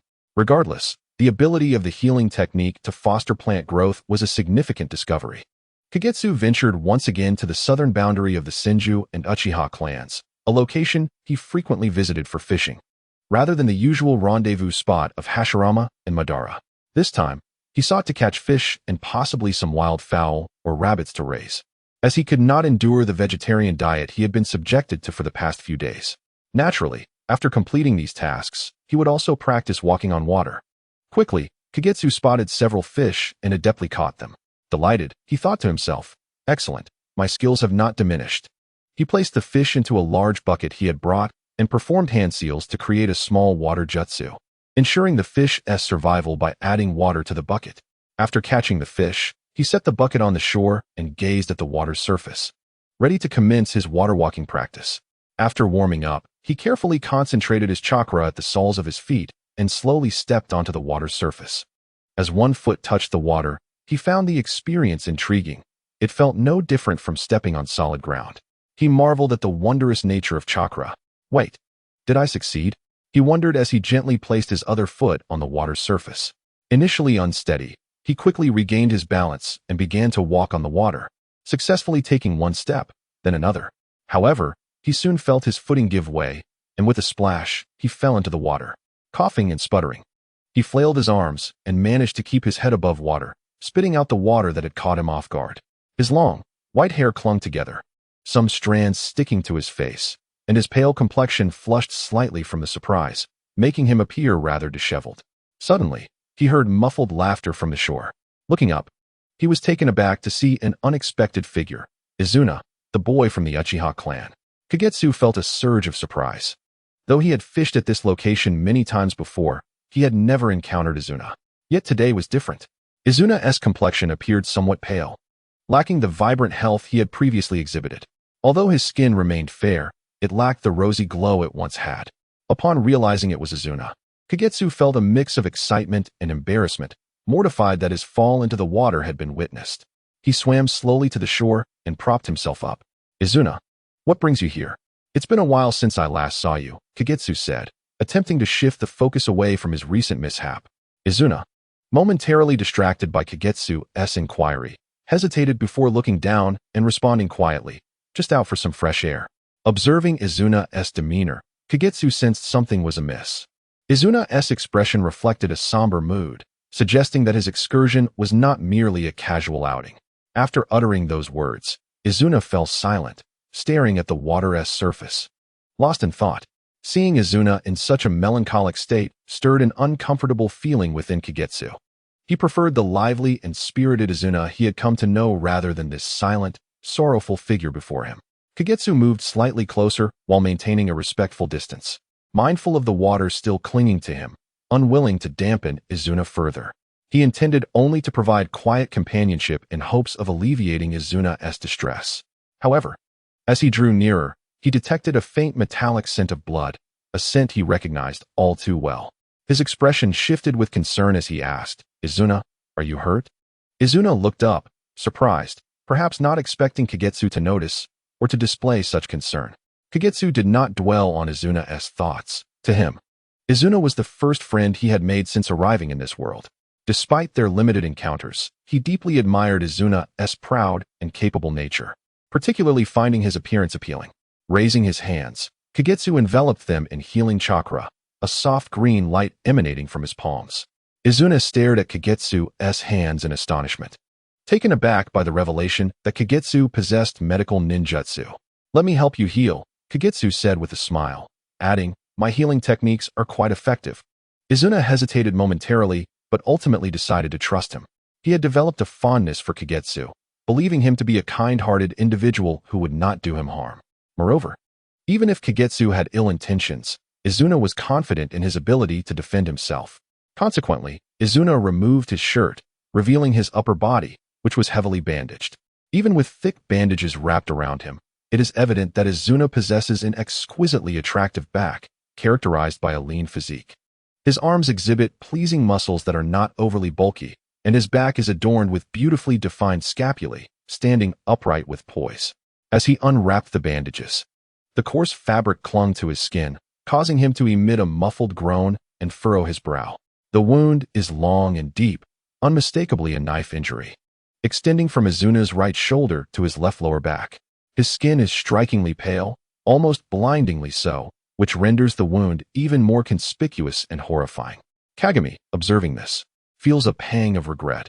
It is a shame that such a beautiful back has been marred by a slashing wound. Yet, he is relieved that it was merely a cut, for had it been deeper, Izuna might have met his demise on the spot. He reflects on the harsh realities of the ninja world, a place that often devours its inhabitants. The area surrounding the wound is slightly reddened, unsure whether due to inflammation or irritation from the rough bandages. Kagami first evaporates the moisture from his hands using fire, then gently hovers over Izuna's injury, methodically employing his healing technique from the upper right to the lower left. Izuna's back trembles slightly, though it is uncertain whether from pain or nervousness. It certainly cannot be from the cold, as the temperature is a sweltering 37 or 38 degrees, scorching against the skin. Kagami swiftly heals the wound, leaving no trace of a scar, revealing a flawless back. Satisfied, he watches as Izuna dresses once more and expresses his gratitude. He suppresses his astonishment at the prowess of Kagami's medical ninjutsu. However, Izuna soon takes his leave, and before departing, Kagami gifts him several fish, claiming they are for him to make a nourishing soup. Izuna is momentarily taken aback, but graciously accepts the fish, offering a sincere thank you. The following day, at the same hour, Kagami is once again fishing and practicing his water walking technique. Unsurprisingly, he struggles to maintain his footing and soon finds himself submerged once more. Returning to the shore, he wrings out his clothes. "Hey, are you Kagami?" A familiar voice calls from across the water. Kagami looks up to see Izuna, surprised by his unexpected visit. However, he quickly suppresses his astonishment, smiling gently in response. "Yes, I am Kagami. What brings you here, Izuna?" Izuna's face flushes slightly, perhaps due to the heat. He channels chakra into his feet and walks across the water with ease and stability. Witnessing Izuna's dexterity, Kagami feels a surge of envy.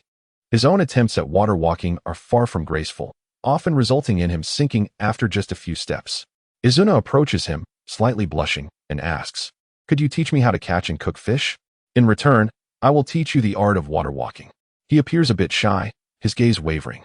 While he does not have a particular fondness for fish, he wishes to provide nourishment for several younger clan members who have been injured on the battlefield, whom he cares for deeply. Additionally, he hopes to repay Kagami for his assistance in healing his wound, using the fishing lesson as a pretext.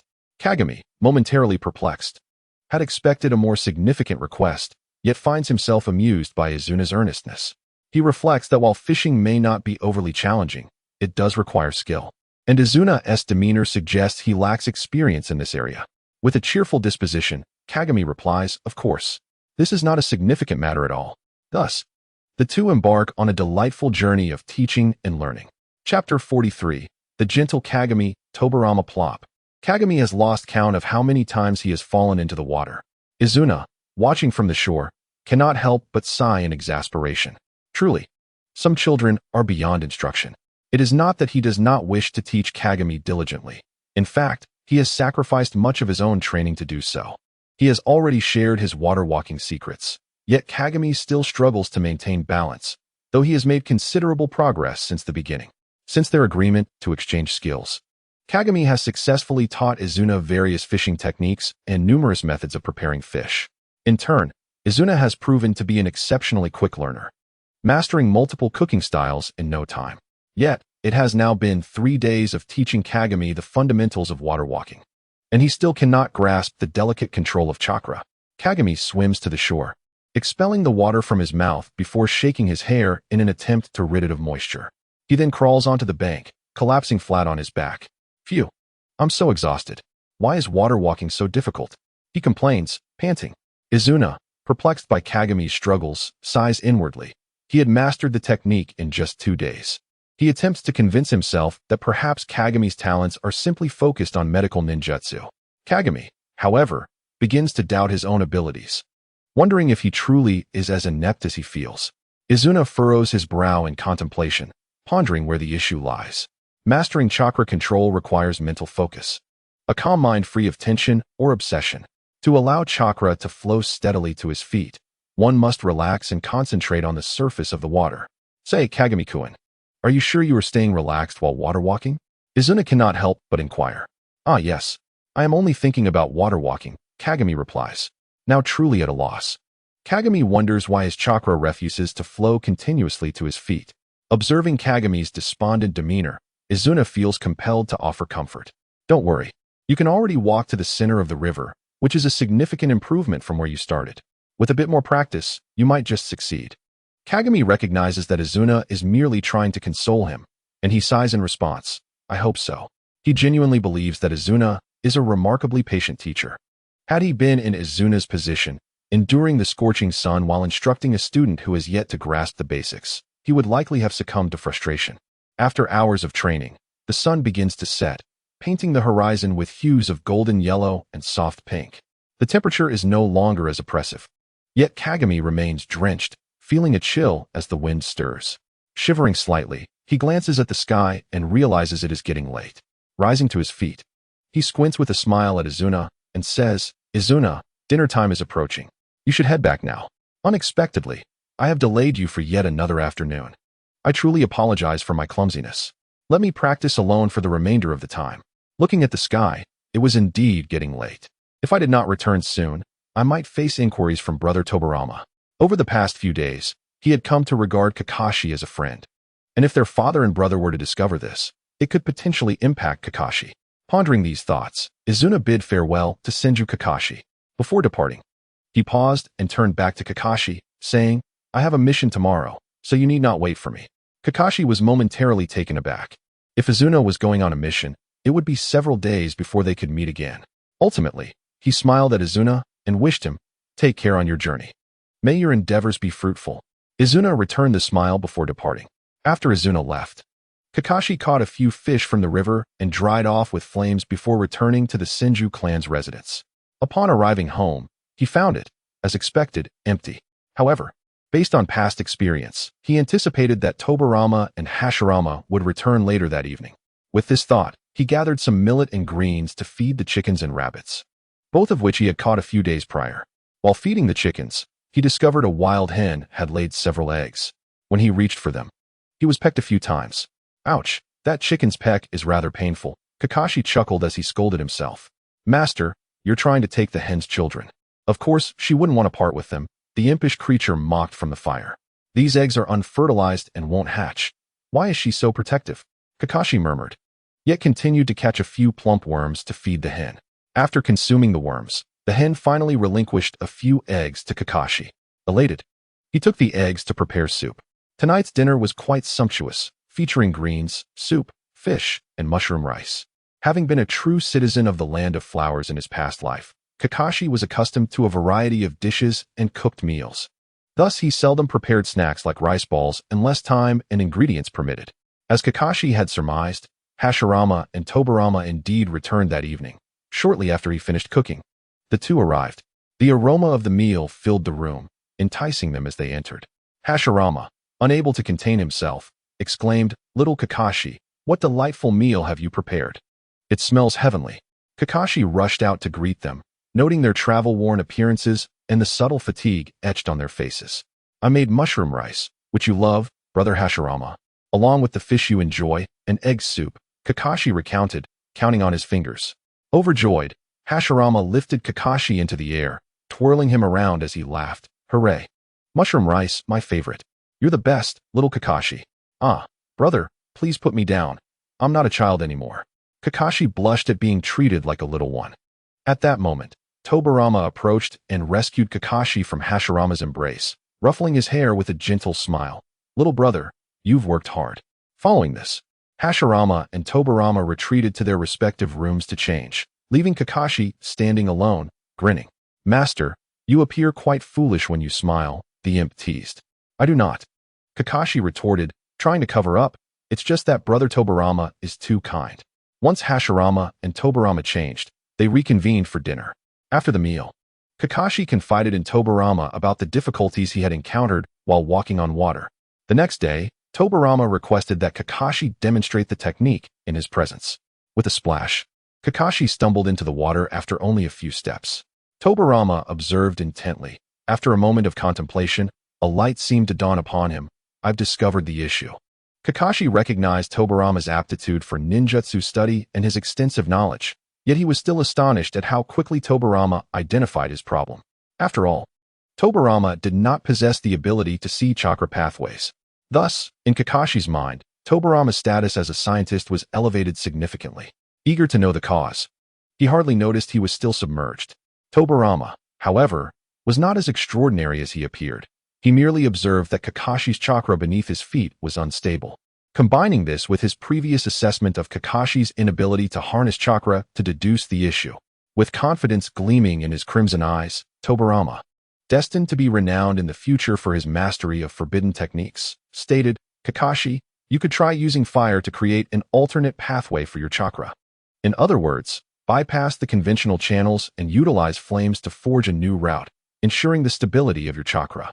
Kakashi, adept at controlling flames, had not donned the gloves that sealed his fire for quite some time, yet he could still wield the flames effortlessly.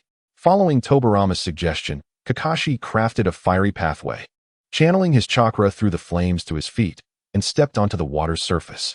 1 step, 2 steps, 3 steps, he succeeded. Kakashi jubilantly leaped into the air, nearly soaring 3 feet high. He shouted, "Brother Tobirama, you are my savior." The startled birds took flight from their perches, chattering as they scattered in all directions. Tobirama raised a fist to his lips and cleared his throat gently, signaling Kakashi to lower his voice. "Little brother, you did exceptionally well. However, Perhaps you could temper the flames and not let them manifest beneath your feet alongside your chakra? Tobirama suggested. Earlier, when Kakashi had walked on water, the flames had accompanied his chakra, but they had not extinguished upon contact with the surface. Oddly enough, while the scene was peculiar, it had an undeniable charm when observed for a while. Kakashi found the sight of flames flickering beneath his feet exhilarating. However, upon stepping back, he noticed the grass along the bank bore 2 small footprints left by the flames. It was a dilemma. For a ninja, one should remain inconspicuous. Yet Kakashi had unwittingly revealed his position. One could not say whether an enemy might perceive this as a provocation. Upon reflection, while it was indeed striking, it seemed unsuitable for the battlefield. Kakashi quietly extinguished the flames beneath his feet and returned to Tobirama's side. Throughout both attempts at walking on water, Kakashi maintained his balance. Although he was unaware of the reasons behind this newfound stability, it did not hinder his admiration for Tobirama. On the journey home, Kakashi clung to Tobirama's hand, showering him with praise, which caused Tobirama to blush slightly from the flattery. That evening, having resolved the significant dilemma that had troubled him for days, Kakashi was in high spirits and began preparing dinner early. Tobirama lent a hand while cooking, assisting Kakashi with the meal. Once upon a time, Senju Tobirama was known to possess culinary skills, demonstrating an impressive mastery over the art of cooking, as one would expect from a ninja.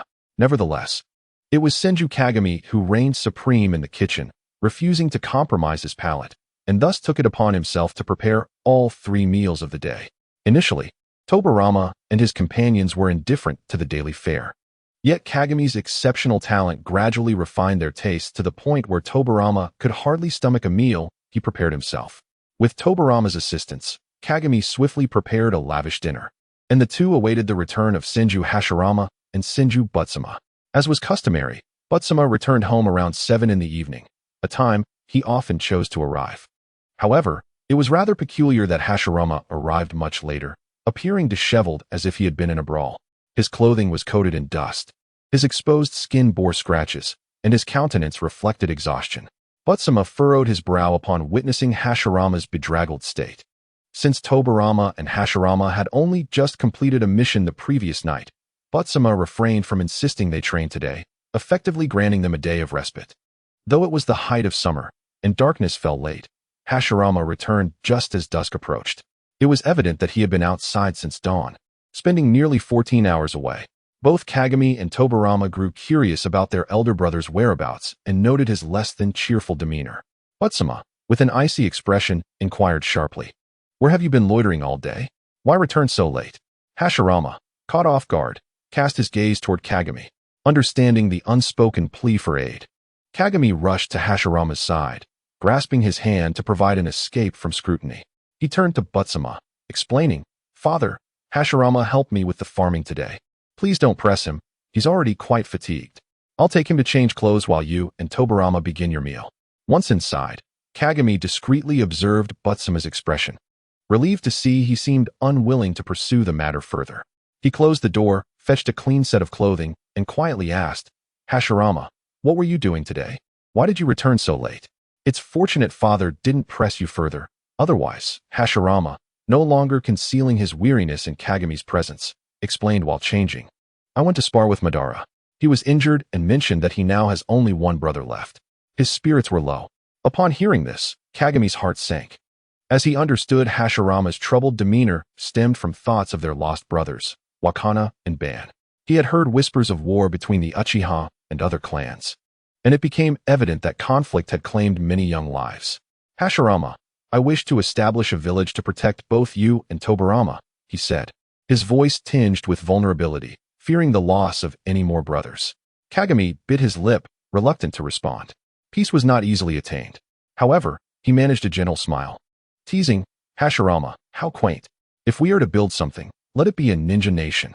Soon after, Kagami and Hashirama emerged, Hashirama now clad in clean, neat attire, his demeanor noticeably lighter. As he savored the meal, he praised Kagami's culinary skills, while Kagami playfully urged him to eat more slowly. Butsuma's expression had softened, indicating he no longer harbored any grievances regarding the earlier incident. Meanwhile, Tobirama scrutinized his elder brother and younger sibling, a contemplative look creeping across his face. Chapter 45. The intriguing ways of ninja. Recently, Kagami sensed an oddity regarding his second brother, Tobarama. He felt an increased frequency of encounters with him. Each time he stealthily slipped out of the clan's territory to hunt, he would fortuitously cross paths with Tobarama. Initially, Kagami dismissed it as mere coincidence, but as the occurrences multiplied, he began to harbor suspicions about Tobarama's motives. It was indeed peculiar.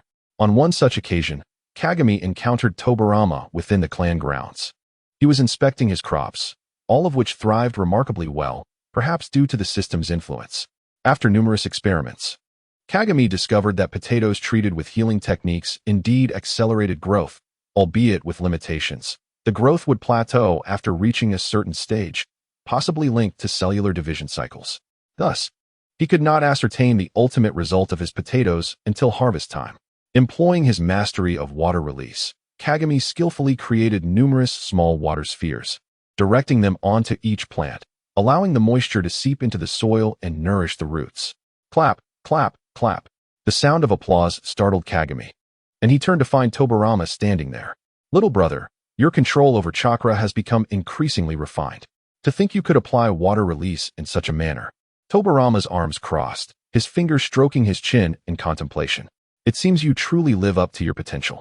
Kagami felt a blush of pride at such commendation from his usually serious brother. His admiration for Tobarama had grown immensely, and receiving praise felt like validation from an idol, lifting his spirits considerably.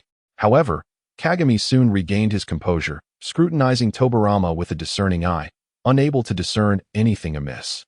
He instructed Tobarama to remain still while he circled around him, examining him closely before facing him again. Despite Tobarama's initially calm demeanor, he began to appear somewhat stiff under Kagami's prolonged gaze. If this were a comic, one could imagine him adorned with dark clouds and an angry expression. Yet, Tobarama restrained himself, possibly due to his own guilt over secretly trailing Kagami. What is it? Why are you staring at me without speaking? Tobarama finally broke the silence. Unable to contain his curiosity, Kagami shook his head, then nodded, yet remained silent. As Tobarama's patience wore thin, Kagami suddenly remarked, "Indeed, Tobarama, you are quite handsome." Just as Tobarama felt a sense of relief, Kagami swiftly shifted the conversation, adding, "But it seems like you've been secretly following me lately." Tobarama vehemently denied any such behavior, adamantly claiming it was mere coincidence. However, Kagami was unconcerned, as he had nothing to hide, and thus dropped the matter. Yet, he soon realized the situation was more complicated than he initially thought. Perhaps Tobarama is actually trying to follow Hashirama, he pondered thoughtfully. Over the past few days, Kagami's suspicions regarding Tobarama had only intensified. He pondered carefully over the recent activities of Senju Tobarama, correlating them with his own and Senju Hashirama's schedules. To his surprise, he discovered a remarkable overlap between his itinerary and that of Senju Hashirama. However, while Senju Kakashi ventured into the forests near the South Heat River for hunting or to meet Izuna for fishing, Senju Hashirama was preoccupied with rendezvous, or rather, confrontations with Uchiha Madara. Adding to the tension was the low atmospheric pressure at home, which seemed to weigh heavily on Senju Tobarama's mood these past few days, suggesting he bore some unspoken worries. Just days prior, he had summoned both Senju Hashirama and Senju Tobarama for a discussion. Though Senju Kakashi had been curious, he was kept outside and could not overhear their conversation. Upon their exit, it was evident that all three bore grim expressions, as if they had been drenched in ink. Thus, Senju Kakashi was alarmed by the realization that Senju Hashirama and Madara's clandestine meetings might have been discovered, particularly by Senju Tobarama. Upon reflection, it made sense. Senju Tobarama, with his keen perceptive abilities, might have detected something amiss. Recently, Senju Hashirama's peculiar behavior had become too pronounced for even Senju Kakashi to overlook, prompting Senju Tobarama's natural curiosity. A sense of dread washed over Senju Kakashi at the thought that if Madara truly belonged to the Uchiha clan, Senju Tobarama would undoubtedly oppose their relationship, striving to thwart their connection. His certainty that Senju Tobarama was already aware of the situation stemmed from the long-standing aversion towards the Uchiha clan, particularly following the death of Senju Tobarama's brother. This animosity had only intensified in the wake of tragedy. What could be done? Given Senju Tobarama's character, he would likely seek to eliminate Madara. It was conceivable that a confrontation would unfold at the moment Hashirama and Madara met. resembling a dramatic scenario of a mantis stalking a cicada while a yellow oriole lay in wait. As his worry deepened, Senju Kakashi feared that Senju Hashirama might even side with Madara against his own father and brother. However, time was of the essence for that very morning. After Senju Hashirama rushed out, Senju Tobarama had swiftly followed suit under some pretext, likely accompanied by Senju Tobarama. Senju Kakashi raced after them, utilizing his breath control to gain an advantageous speed, especially after mastering the ninja steps. Feeling no fatigue as he arrived at the South River and concealed himself amidst the foliage. As expected, his superior vision soon revealed the lurking figures of Senju Tobarama and Senju Tobarama, poised ominously.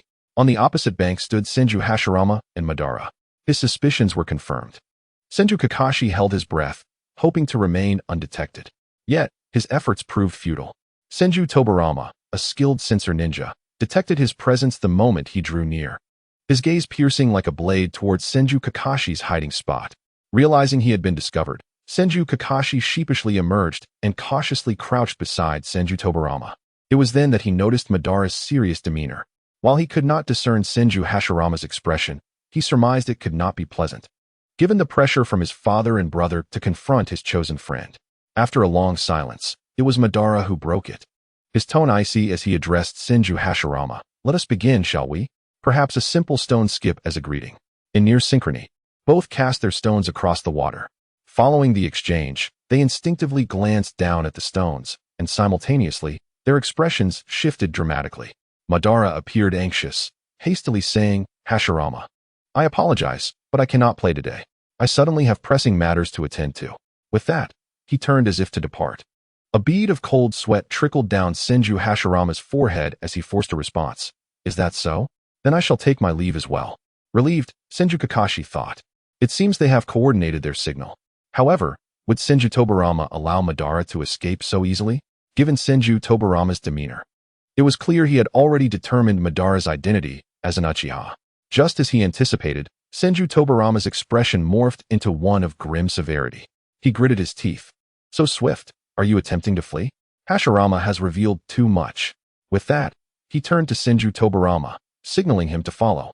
Evidently with no intention of including Senju Kakashi, the two leaped from their hiding place and onto the water's surface.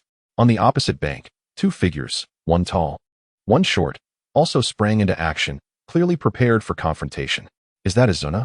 Senju Kakashi thought in disbelief, recognizing the pale-skinned, dark-haired Uchiha boy. He had not anticipated that Izuna was Madara's brother. At this moment, the two factions stood at an impasse, the atmosphere thick with tension, blades drawn. "So this is how you ninjas play.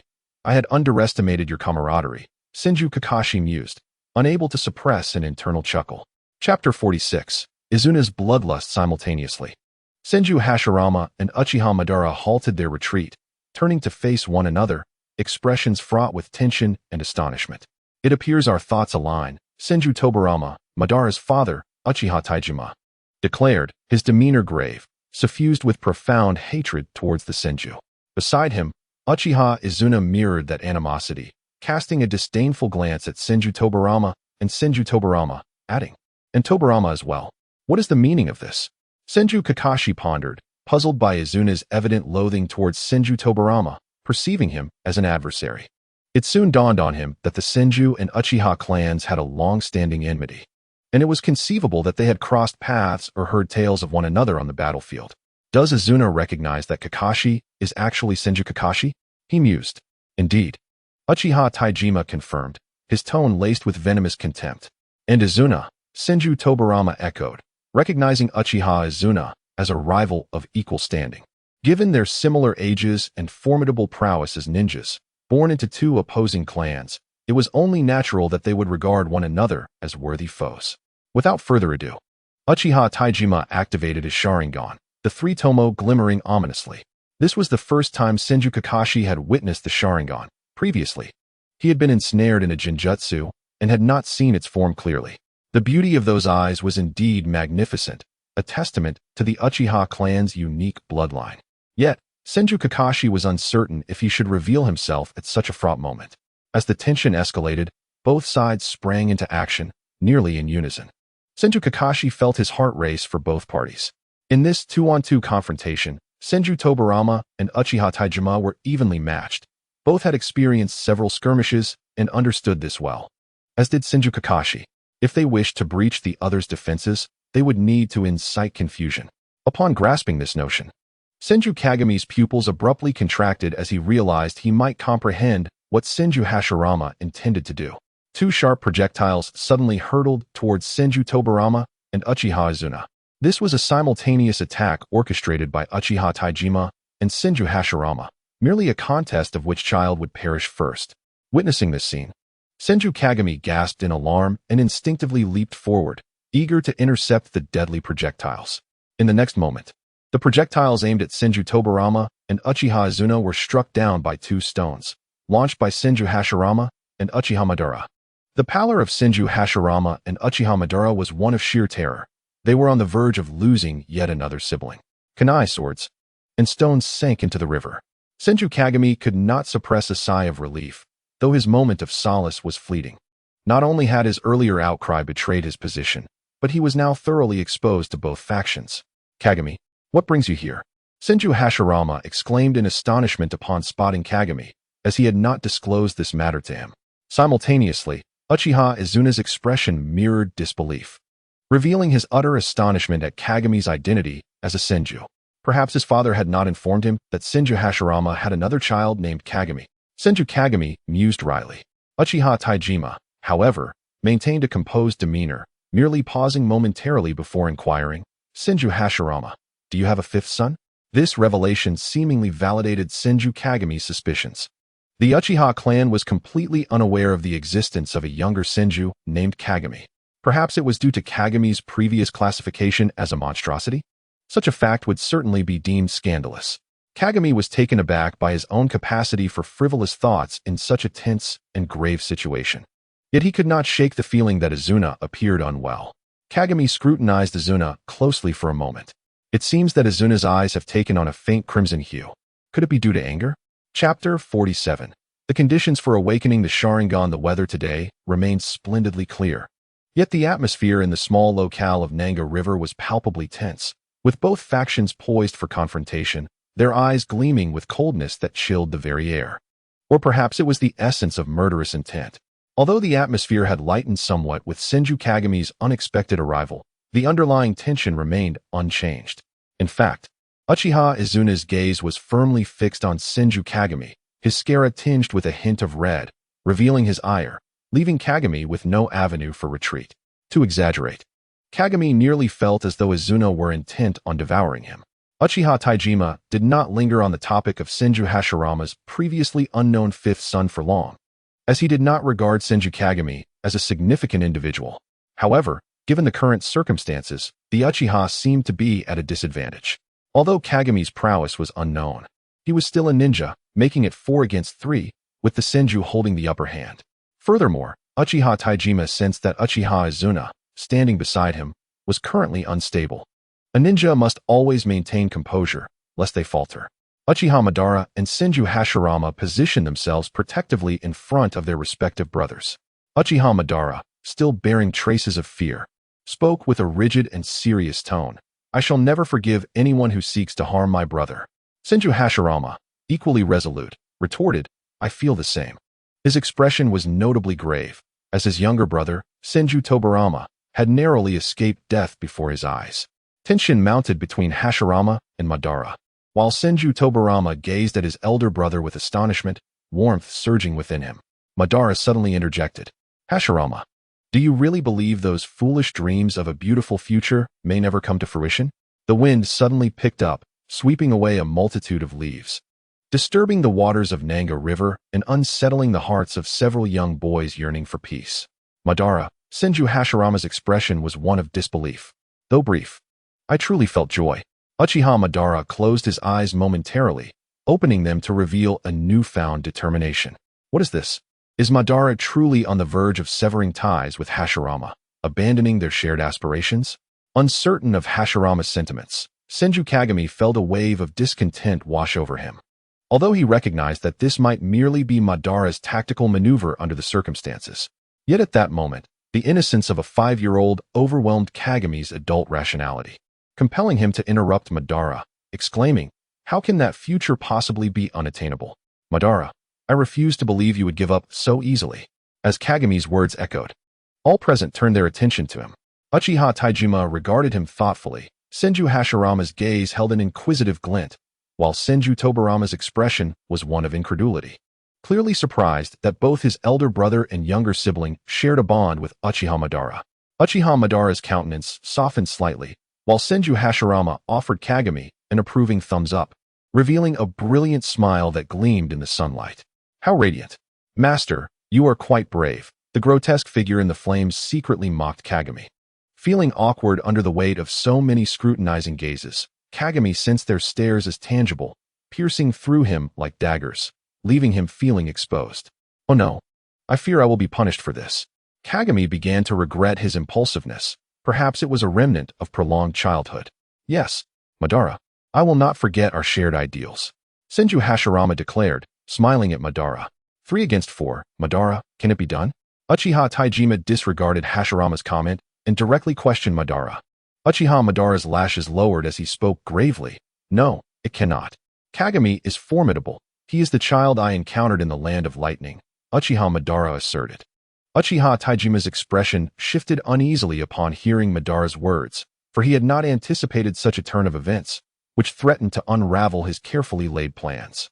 Let us depart, Uchiha Madara stated, turning to leave. Senju Hashirama, still reluctant to concede, bit his lip and called out to Madara.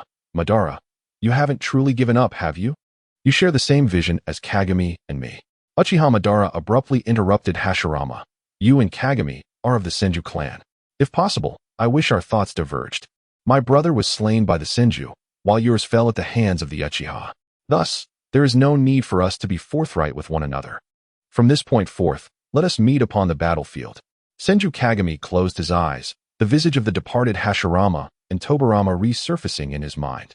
Perhaps the enmity between the Senju and Uchiha clans stemmed from such fraternal losses, a mere occurrence sufficing to ignite an everlasting feud. This was a perplexing dilemma indeed. Hashirama, I am Uchiha Madara. With that proclamation, Uchiha Madara abruptly turned, revealing his blood-red Sharingan, which glimmered ominously with a singular tomo. Senju Kagami stared in horror, while Uchiha Taijima and Uchiha Izuna clearly reveled in Madara's sudden awakening of the Sharingan. Though they had not slain Senju Hashirama's son, Uchiha Madara had awakened his eyes and acquired intelligence regarding Senju Kagami. It remained uncertain whether this unforeseen development would prove to be a boon or a bane for the Senju clan. Suddenly, Senju Kagami seemed to comprehend the conditions for awakening the Sharingan.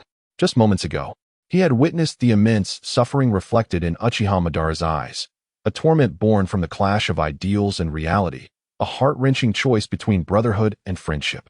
Was it true that the awakening of the Sharingan heralded the arrival of profound anguish? Kagami pondered in a daze. In the next moment, Izuna, who was about to follow Uchiha Taijima and Madara, abruptly halted. He spun around, calling out to Kagami's retreating figure, Kagami. No, Senju Kagami. You deceitful scoundrel.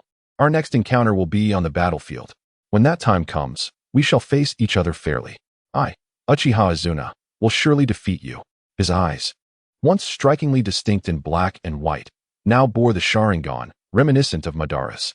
Chapter 48. Tobirama's inner turmoil on the journey back to the Senju clan's territory from the southern river. Senju Kagami and his companions remained enveloped in silence.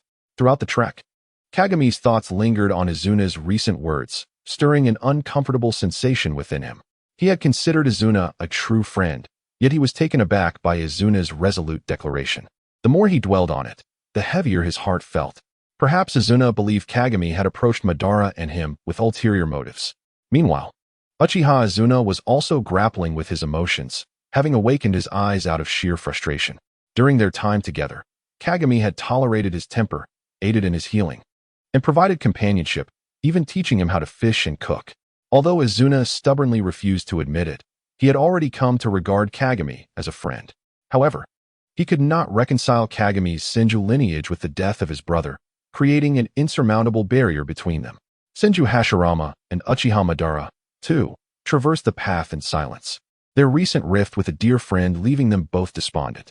They found themselves questioning whether it was truly impossible to balance family loyalty with the pursuit of peace. As for Senju Tobirama, his spirits were also far from high. He discreetly lamented the losses suffered by the Senju clan. As both of his sons had fallen under the influence of Uchiha Taijima's sons, not only did they fail to capture Taijima's son, but they had also unwittingly gifted the Uchiha clan 2 additional Sharingan, thereby augmenting their combat strength. Tobarama's expression was a tumult of emotions as he alternated gazes between Hashirama on his left and Kagami on his right, burdened with unasked questions, yet stifled by the sorrow etched on their faces. Alas, Tobarama's heart ached, for his elder brother and younger sibling had been led astray right before his eyes, while Azuna, the adversary he had envisioned as a worthy opponent on the battlefield, had now become the rival of his younger brother. Tobarama's feelings were a complex blend of concern for his family and self-pity for his own situation. Who would comfort him in his misfortune? On the other hand, Uchiha Taijima, who had initially felt displeased about his eldest son's affection for the Senju heir, now found himself in high spirits. Not only had everyone returned unscathed, but both of his sons had awakened the Sharingan. Cases of awakening at the tender ages of 12 and 9 were exceptional even within the Uchiha clan, especially considering the boundless potential of his sons. While he regretted his failure to eliminate Senju Tobarama's son and the sudden emergence of a younger son, he felt genuinely liberated. In summary, the greatest victor of this encounter was Uchiha Taijima, while the most significant loser was Senju Tobarama. Upon returning to the clan's territory, it was nearing midday. Yet Senju Kagami remained troubled by the earlier events, rendering him disinterested in preparing a meal. He retreated to his room, seeking solitude. Meanwhile, Hashirama, feeling distressed, sought to alleviate his turmoil through physical activity and headed straight to the training grounds. Upon entering the Senju territory, clan members sought out Tobarama, compelling him to attend to clan affairs, leaving him no time to address his troublesome sons, planning to deal with them later that evening. Innocently, Tobarama, tearful, prepared a meal for himself, finding no one to confide in. He dined on a meal that paled in comparison to Kagami's culinary skills, silently washing his own dishes before heading out to train. By nightfall, when Tobarama returned home, Kagami had finally managed to compose himself. He tidied up and prepared a delightful meal, eagerly awaiting the return of his 2 brothers and Tobarama. Upon Tobarama's arrival, he was met with a poignant scene. The warm, dim light illuminated Kagami's delicate features, the flickering oil lamp casting soft shadows that blurred his visage. He sat there, his long white hair cascading down his back, a few playful strands veiling his eyes, accentuating the exquisite contours of his lower face. Tobarama found himself momentarily frozen, transported back to memories of his late wife, Senju Haruko, as this scene mirrored countless nights when she would wait for him to return home after preparing a meal. Both Kagami and Tobarama bore a striking resemblance to Haruko, particularly Tobarama, whose white hair and red eyes were nearly identical to hers. Yet, while Tobarama's features leaned towards their father's sternness, Kagami's appearance was softer and more refined, perhaps due to his youth. In that moment, Tobarama mistakenly perceived Kagami as Haruko, believing himself to be dreaming. Meanwhile, Kagami, dutifully prepared and seated at the table, dared not move a muscle upon seeing Tobarama's frozen stance at the door, his mind filled with a round question mark. Due to the lighting and angle, Kagami could not discern Tobarama's expression, oblivious to the emotional turmoil within him, which oscillated between joy and sorrow, reminiscent of someone under the influence of intoxication. Thus, believing that Tobarama remained angry, Kagami refrained from making any noise, adopting the demeanor of a compliant child, fearful of incurring Tobarama's wrath. In that moment, the atmosphere between them was palpably awkward, one feeling the pressure of unease, the other ensnared in a reverie of fond memories. "Father, why do you stand at the door and not come in? My younger brother has prepared dinner," just as Tobarama returned. He could not help but inquire about the peculiar and awkward scene before him. At last, Tobarama snapped back to reality, blinking in realization that the figure he had mistaken for his wife was, in fact, his youngest son, Kagami. He coughed awkwardly, attempting to mask his embarrassment, and stepped forward, casting a reproachful glance at Tobarama. Unbeknownst to Tobarama, who was bewildered by the sudden glare directed at him, he felt entirely innocent of any wrongdoing. Tobarama. Chapter 49. War and Peace. Once more, the Senju family gathered for dinner, yet the atmosphere was palpably tense. Tobarama was the type to never bring matters of consequence to the dining table. Thus, regardless of his mood, he refrained from expressing his frustrations. Thus, during this meal, Senju Kagami found himself eating in a state devoid of flavor, filled with anxiety and restlessness. Senju Hashirama's expression remained characteristically indifferent, leaving Senju Kagami unable to glean any insight from his perpetually stoic demeanor. Unbeknownst to Senju Kagami, Senju Tobarama was also experiencing considerable awkwardness, perhaps to the extent of being able to gouge out a seaside villa with his toes.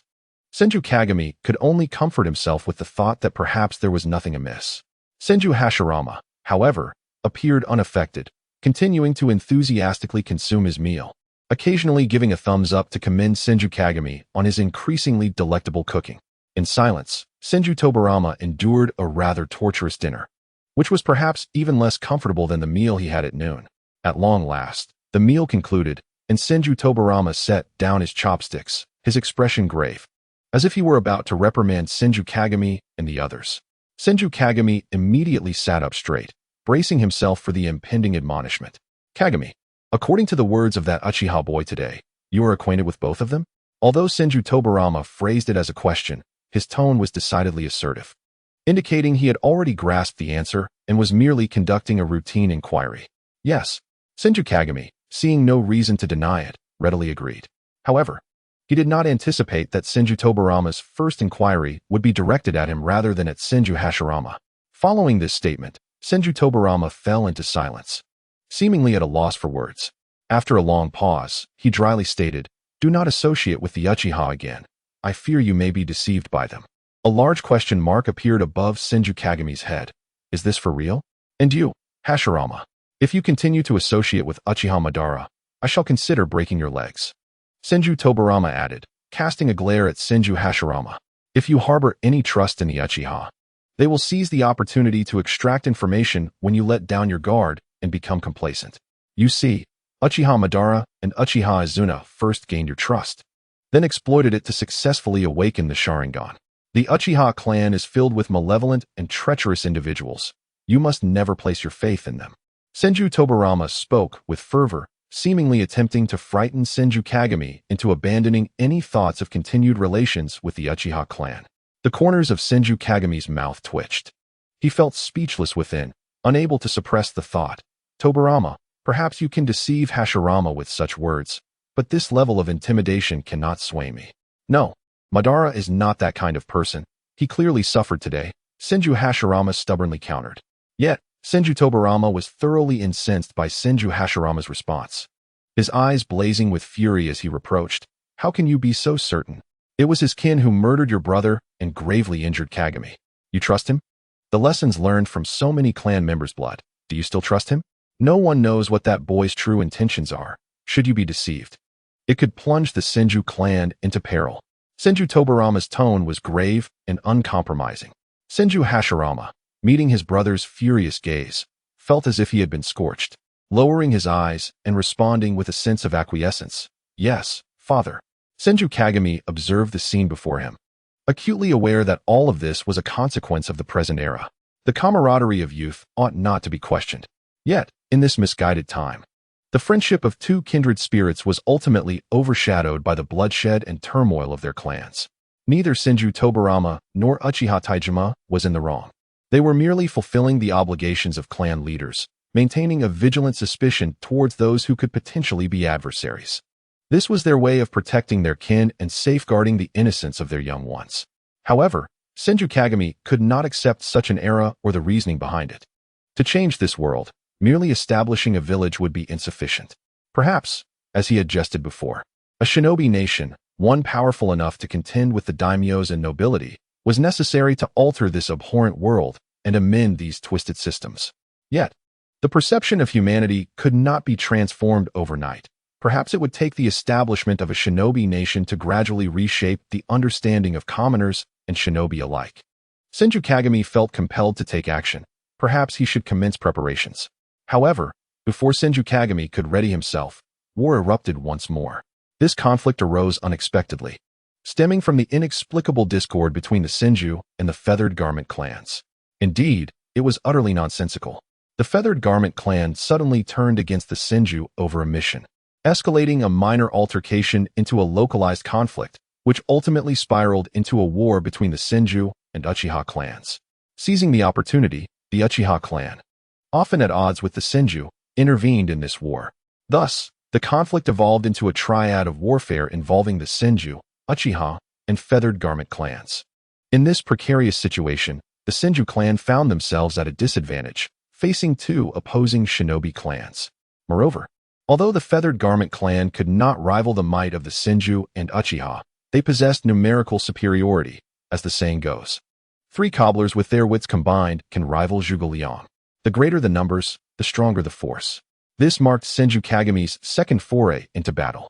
Compared to his first experience, Senju Kagami had gained considerable experience. For instance, he could now slay enemies without blinking, thanks in large part to his formidable mental fortitude. Before this battlefield encounter, Senju Kagami had engaged in extensive mental preparation, repeatedly affirming to himself, "If I do not eliminate them, they will return to take my life." This had nearly become a psychological mantra. Such mental conditioning indeed played a significant role on the battlefield, as Senju Kagami now felt entirely unafraid. However, once again, Senju Kagami refrained from fighting on the front lines. He had positioned himself as a medical ninja, believing that, if possible, he preferred not to be the executioner of others' lives. Given the choice, Senju Kagami aspired to be the one who saves lives, even if those he rescued might ultimately become instruments of death for others. Chapter 50. Senju Kagami with children. Though Senju Kagami wished to avoid the battlefield, circumstances forced him to join the fray. Yet, he was prepared, intending to survive until the conclusion of this war. Senju Hashirama and Senju Tobarama were deeply concerned for Senju Kagami's safety prior to the conflict. They even contemplated keeping him close. However, as both brothers were required on the front lines, where danger was heightened, they ultimately decided it was best for Senju Kagami to remain safely in the rear, tending to the wounded of their clan. Nevertheless, before the battle commenced, Senju Tobarama could not suppress his worry and reiterated a plethora of battlefield precautions to Senju Kagami, advice he had previously shared during Kagami's first experience in battle. Yet, he remained apprehensive, particularly since Senju Kagami was now his only brother. Furthermore, Senju Hashirama had utilized a significant portion of his savings to procure numerous explosive tags, which he placed in Senju Kagami's ninja scroll, urging him to use them if he encountered an adversary he could not contend with, prioritizing his own survival above all else. Even Senju Tobarama, typically stoic, found time amidst his busy preparations for war to impart words of caution and concern to Senju Kagami. Even many members of the Senju clan, who were on good terms with Senju Kikawa, came to express their concern for him, wishing for his safe return from the battlefield and hoping for the victory of the Senju clan in this war. Such sentiments were abundant, and Senju Kikawa was deeply moved, nearly brought to tears by the care shown by his family and clansmen. Regardless of the reluctance or sorrow, the war commenced. Accompanied by 3 tall flags bearing different ninja clan emblems, the long-anticipated conflict finally erupted. Senju Kikawa assumed the role of logistics and medical personnel, with several young Senju ninjas of a similar age assisting him. The clan, despite its ruthlessness, would never send 5- or 6-year-old children to the front lines. Many of these young novices were experiencing their first battle. They were there both to learn from the more seasoned, older ninjas and to develop a reverence for the battlefield. Understanding it was no child's play, Senju Kikawa was tasked with guiding these young ninjas as they adapted to the harsh realities of war. Most of the little ninjas were familiar faces to him, having previously helped him tend to the fields, and Kikawa often rewarded them with delightful snacks, fostering a sense of camaraderie. Moreover, he was a respected elder among the children of the Senju clan, making him the ideal leader for this group. Upon their initial arrival at the battlefield, the young ninjas found everything novel and exhilarating, although they had undertaken the simplest of missions and had even engaged in combat. This was their first true encounter with the chaos of war. Despite the adults' warnings about the battlefield's brutality, they still lacked a concrete understanding of its horrors, retaining a primal curiosity reminiscent of Senju Kikawa's own first experience. In many ways, the rear lines of the battlefield were perhaps the most terrifying, the bloodiest, and the most conducive environment for the sheltered young ninjas to mature. Compared to the fast-paced, high-intensity operations at the front, the rear offered a more subdued tempo. Yet it revealed the grim realities of war. Senju Kikawa also took charge of escorting a group of wounded soldiers who had narrowly escaped death back to the main base. These injured individuals bore gruesome injuries, some missing limbs, others with deep gashes, and a few nearly having their throats slit. Had it not been for Kikawa's timely arrival, along with several Senju ninjas who repelled their attackers, they might have already succumbed to their wounds. The sight of these bloodied and mangled bodies was certainly not suitable for children. Kikawa's face blanched at the gruesome spectacle. Indeed, he was taken aback. However, after witnessing such injuries repeatedly, he grew somewhat desensitized, even humorously contemplating how such footage would surely struggle to pass censorship in the country of his past life. And even if it did, it would inevitably be heavily censored. Inside the tent where the wounded were gathered, the mingled stench of blood and sweat created a foul odor that permeated the sweltering summer air, nearly overwhelming the senses.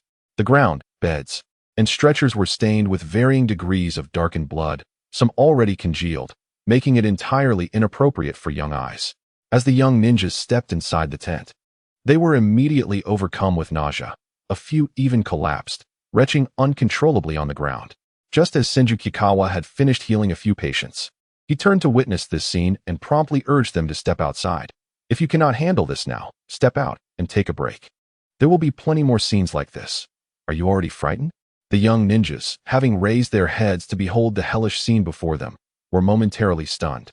Slowly processing Kikawa's words, determined, they shouted, "Who is afraid? We are not scared." Yet, as they beheld the bloodied and battered soldiers before Senju Kikawa, their bravado faltered, leaving them hesitant to approach. Kikawa found their defiance amusing, recognizing they were still just children. However, his own appearance was indeed somewhat frightening. Dressed in green, his clothing was now saturated with blood, darkening its hue to a deep crimson. His once smooth white hair was matted with blood at the tips, and some splatters adorned his pale skin, the stark contrast amplifying the unsettling image. Moreover, the noxious air inside the tent had caused his complexion to pale slightly, and with blood covering his hands, he resembled a vengeful spirit. It was no wonder the children hesitated to approach him. Chapter 51. The radiant Senju Mei and Senju Kikawa directed the young ninjas to assist the lightly wounded in bandaging their injuries, allowing them to acclimate to the situation.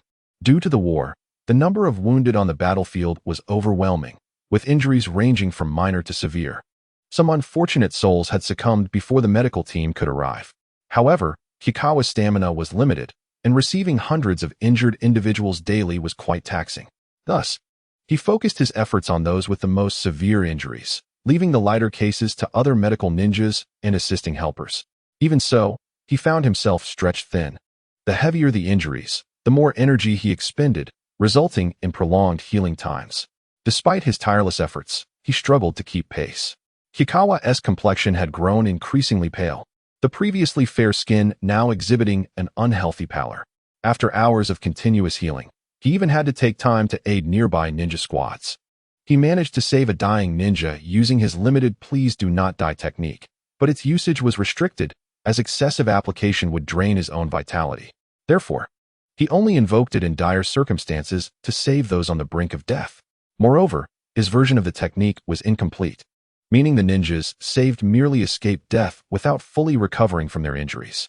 As a result, those fortunate enough to live would find their ability to contribute in this war severely diminished. Nevertheless, surviving was the greatest solace. At last, Kikawa completed the treatment for the critically injured Senju ninja before him. The young ninja was enveloped in blood, missing a right arm. Although fortunate to have been brought back from the edge of death, the loss of his hand meant he faced an uncertain future as a ninja, either relinquishing his path or learning to perform hand signs with one hand. Yet, mastering one-handed signs was a daunting challenge. Kikawa himself had spent considerable time refining his two-handed techniques. Due to the incompleteness of his "please do not die" technique, restoring the lost limb was beyond his means. He could only mend the internal injuries. Kansho Jingchuan let out a deep sigh, cursing this wretched world countless times in his heart. As he stood up, darkness suddenly engulfed his vision, and a buzzing sound filled his ears. His limbs lost all strength, and he began to topple to the side. Swiftly, Kansho Maihizi reached out and caught him just before he fell. She had been tending to other patients and was thus quick to respond to the situation with Jingchuan. "Are you all right, Jingchuan-kun?" Maihizi inquired anxiously, her concern evident. At that moment, Jingchuan's complexion was pale, his lips colorless, and the once bright and spirited black almond eyes now appeared unfocused, devoid of clarity.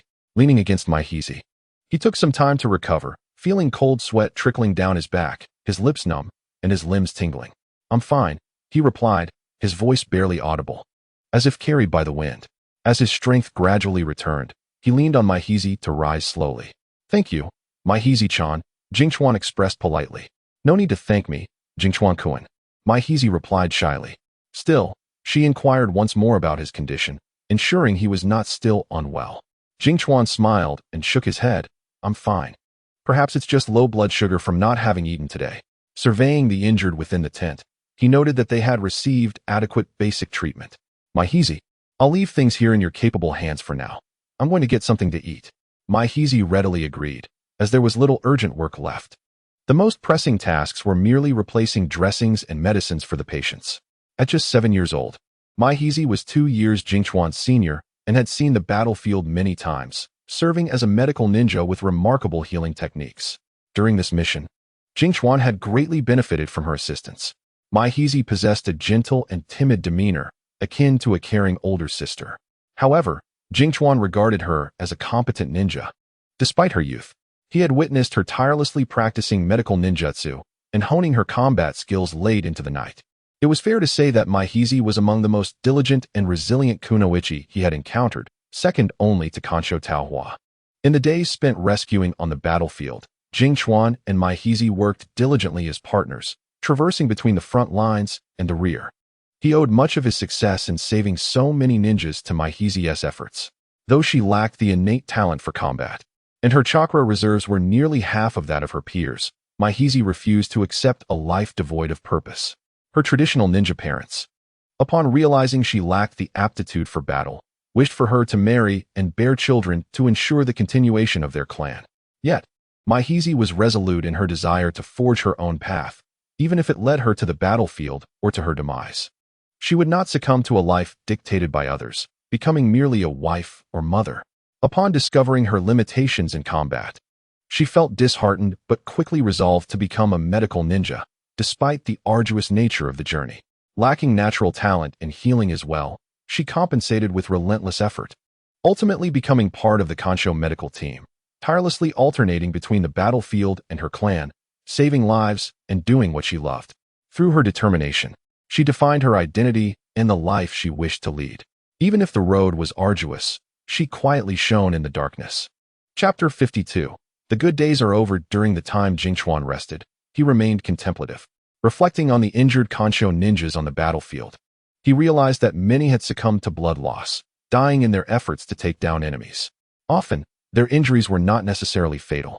Yet without timely assistance from the medical team, they were left to perish amidst the carnage and bloodshed, quietly falling into eternal slumber. What thoughts occupied their minds in their final moments? Was it family, friends, or the honor of being a Kansho ninja? Did they leave this world with regrets or a sense of accomplishment for having taken an enemy with them? As blood seeped from their wounds, did despair engulf them when they could no longer move? As their bodies grew colder, did fear creep in? When they signaled for help, yearning for a medical ninja to rescue them, did hope transform into despair as they awaited salvation that never came? Watching the young ninjas bustling around him, Jingchuan felt a pang of sorrow for these children who should be carefree. In his previous life, children of 5 or 6 years were often seen as mischievous and allowed the freedom to express their emotions, still in the process of growing up. Yet, these young ninjas bore the weight of familial responsibilities far too early, their light extinguished, and even in fear or exhaustion, they dared not shed tears. In a world rife with war and turmoil, where social hierarchies were starkly unequal and commoners suffered under noble oppression, could this reality not leave psychological scars on children? Perhaps. In a world where the average lifespan barely reached 30, the very concept of childhood was a luxury. They fought for survival, indoctrinated into a life of inequality from a young age. Since joining the medical ninja team, Jingchuan had pondered these issues incessantly.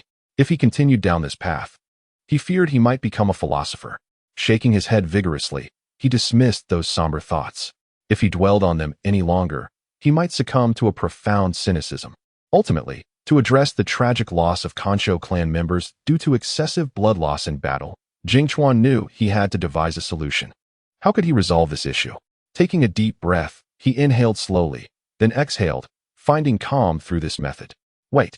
His breathing technique could control subtle muscle movements to achieve hemostasis. If all Kansho members learned this technique, wouldn't the problem be easily resolved? As Jingchuan reveled in his newfound idea, the system suddenly interrupted him. Host, please abandon that thought. The power system of the breathing technique is fundamentally incompatible with this world. Your ability to learn it is solely due to your successful completion of the task to eliminate instability. The sun breathing technique is a reward from the world's consciousness. Others cannot learn it. The fervor and excitement within Senju Kagami were abruptly doused, akin to being doused with a cold bucket of water, leaving his heart feeling desolate and frigid. Was the breathing technique merely a golden finger bestowed upon him by the world's consciousness? After a moment of disheartenment, Senju Kagami began to ponder anew. He rubbed his fingers together, a subconscious action he resorted to during moments of tension and contemplation. Gradually, his gaze shifted to his own hands, which now appeared youthful and fair, unencumbered by the gloves that had once suppressed his fiery abilities. He recalled how Hashirama Senju had once informed him that those gloves were acquired from the Uzumaki clan, inscribed with seals targeting his fire-related powers. Yes, seals. Kagami slapped his forehead, chiding himself for his sluggishness in realization. If he could apply sealing techniques to wounds, wouldn't that effectively seal the condition of the injury? This was tantamount to a form of hemorrhage control. The system remained silent this time, as sealing arts were inherently a part of this world's powers. However, to truly comprehend the principles behind sealing techniques, wouldn't it necessitate a visit to the Uzumaki clan? Although the Senju and Uzumaki clans maintained a reasonably amicable relationship, Senju Kagami had never encountered any Uzumaki individuals. Thus, acquiring knowledge of their sealing arts would likely not be a simple endeavor. He contemplated deeply. Nevertheless, having identified a general direction for research, Kagami decided not to dwell excessively on the matter, especially since he was still on the battlefield. Survival was paramount before any further actions could be taken. Kagami's recent period of relative tranquility had come to an abrupt end, albeit there had not been much tranquility to speak of, as he had been tirelessly traversing the battlefield and the rear, toiling like a dog. Recently, however, he had become the target of attention. Due to his extraordinary healing abilities, a significant number of Senju ninjas had been successfully rescued during the ongoing war, effectively doubling the combat strength of the Senju clan. Furthermore, as Kagami continuously saved lives, the clan members became increasingly aware of the formidable medical ninja team supporting them. When the Senju ninjas on the front lines recognized that their lives were safeguarded, their morale surged exponentially. In combat against hostile ninjas, they fought recklessly, unafraid of death. The members of the Yui and Uchiha clans were taken aback by the seemingly invigorated Senju warriors, leading to a significant decline in their own morale. Although the Yui clan boasted a larger number of ninjas, their strategy relied heavily on sheer numbers, resulting in considerable losses, likely the most devastating among the three clans. In contrast, the Senju clan exhibited a different scenario. As the three clans clashed, the enemy soon observed that the Senju ninjas' morale was not only intact, but appeared to be growing. Their reckless fighting style suggesting an imminent depletion of the Senju clan's combatants. They even mocked the Senju clan, anticipating their downfall. However, as time passed, the opposing ninjas were astonished to discover that the Senju forces were not dwindling. In fact, there seemed to be an increasing trend in their numbers. What was happening? The leaders of the Yui and Uchiha clans became increasingly anxious, dispatching numerous spy ninjas to infiltrate enemy lines and uncover the truth. At this juncture, the Yui clan's scouts finally proved their worth. Although their ninjas were not particularly competent, their ability to gather intelligence was commendable. Upon investigation, the Yui and Uchiha ninjas were taken aback to learn of the Senju clan's formidable medical ninja team, whose healing techniques were nearly miraculous. Delving deeper into the information, they ultimately discerned the source of the issue. It was the remarkable medical ninja, Senju Kagami, stationed in the rear. The Yui and Uchiha ninjas, having finally uncovered the reason behind the shift in the war's dynamics, were left dumbfounded. They had never anticipated that such a significant change could stem from a mere 5-year-old child. Chapter 53. Surrounding attack. Senju Kagami's healing techniques had indeed played a pivotal role in nearly reversing the Senju clan's disadvantaged position during this tri-clan war. In summary, after Kagami healed numerous Senju ninjas and was subsequently discovered, he became the target of both the Yui and Uchiha clans. Let us not dwell on Uchiha Taijima's regret upon realizing Kagami's capabilities, wishing he had eliminated him directly on that fateful day at the Southie River. In any case, Kagami's troubles had just begun. The Yui and Uchiha ninjas had set their sights on him, while the Senju clan remained blissfully unaware of the impending threat. Thus, Senju Kagami found himself besieged once again, this time by a combined force of Yui and Uchiha ninjas following his earlier encounter with Uchiha forces. On a moonless, tempestuous night, the atmosphere was ripe for chaos. The moon was entirely shrouded by dark clouds, casting no light to illuminate the malevolent deeds of the Yui and Uchiha clans, making it a fitting night to assault a mere 5-year-old child. Senju Kagami raced across the battlefield, dragging Senju Mei and Ko along, his feet treading upon a grim tapestry of corpses. Despite Mei's palpable fear and physical revulsion, she could not afford to slow down and burden Kagami. She could only strive to keep pace with him. Damn it, this ground is almost entirely flat. How can we evade those ninjas? Kagami muttered a curse under his breath. The current scenario bore an uncanny resemblance to his previous battlefield experience, though this time, he was pulling Mei along instead of being separated from his brother, Senju Hashirama. Senju Mei possessed an unusually low chakra level among the Senju clan, lacking combat talent and mastering few chakra techniques, rendering it impossible for him to leave her behind. Otherwise, she would surely perish. In truth, had it been Senju Kagami alone, he could have fought back against the dozen or so ninjas confronting him, including 4 Sharingan-wielding Uchiha, 3 with 2 Tomo and 1 with 1 Tomo, under the condition that he was not ensnared by their Jinjutsu. However, with Mei by his side, Kagami could not disregard her safety. Thus, his only option was to flee. Kagami, perhaps you should leave me behind. I am only weighing you down, Mei gasped. Her breath labored, yet she managed to utter a coherent plea for Kagami to abandon her. After all, she glanced back at the pursuing Yui and Uchiha ninjas, who were drawing ever closer. Kagami's presence was undeniably affecting their escape speed, though Mei wished to survive. The compassionate girl did not want her fear for her own life to endanger the talented boy who was younger than herself. Kagami stole a glance over his shoulder at the increasingly near ninjas. They were closing in. The Yui and Uchiha ninjas certainly think highly of me, Kagami mused bitterly. He needed to devise a strategy, for they would soon catch up. While running, Kagami's mind raced with thoughts. Confusion. Since the Uchiha's Jinjutsu could ensnare him, how might he ensnare the enemy? A glimmer of inspiration flickered in Kagami's dark eyes, and a smile graced his lips. Mei, I recall your affinity is earth. Once I signal you, create a small obstacle for them using your earth techniques.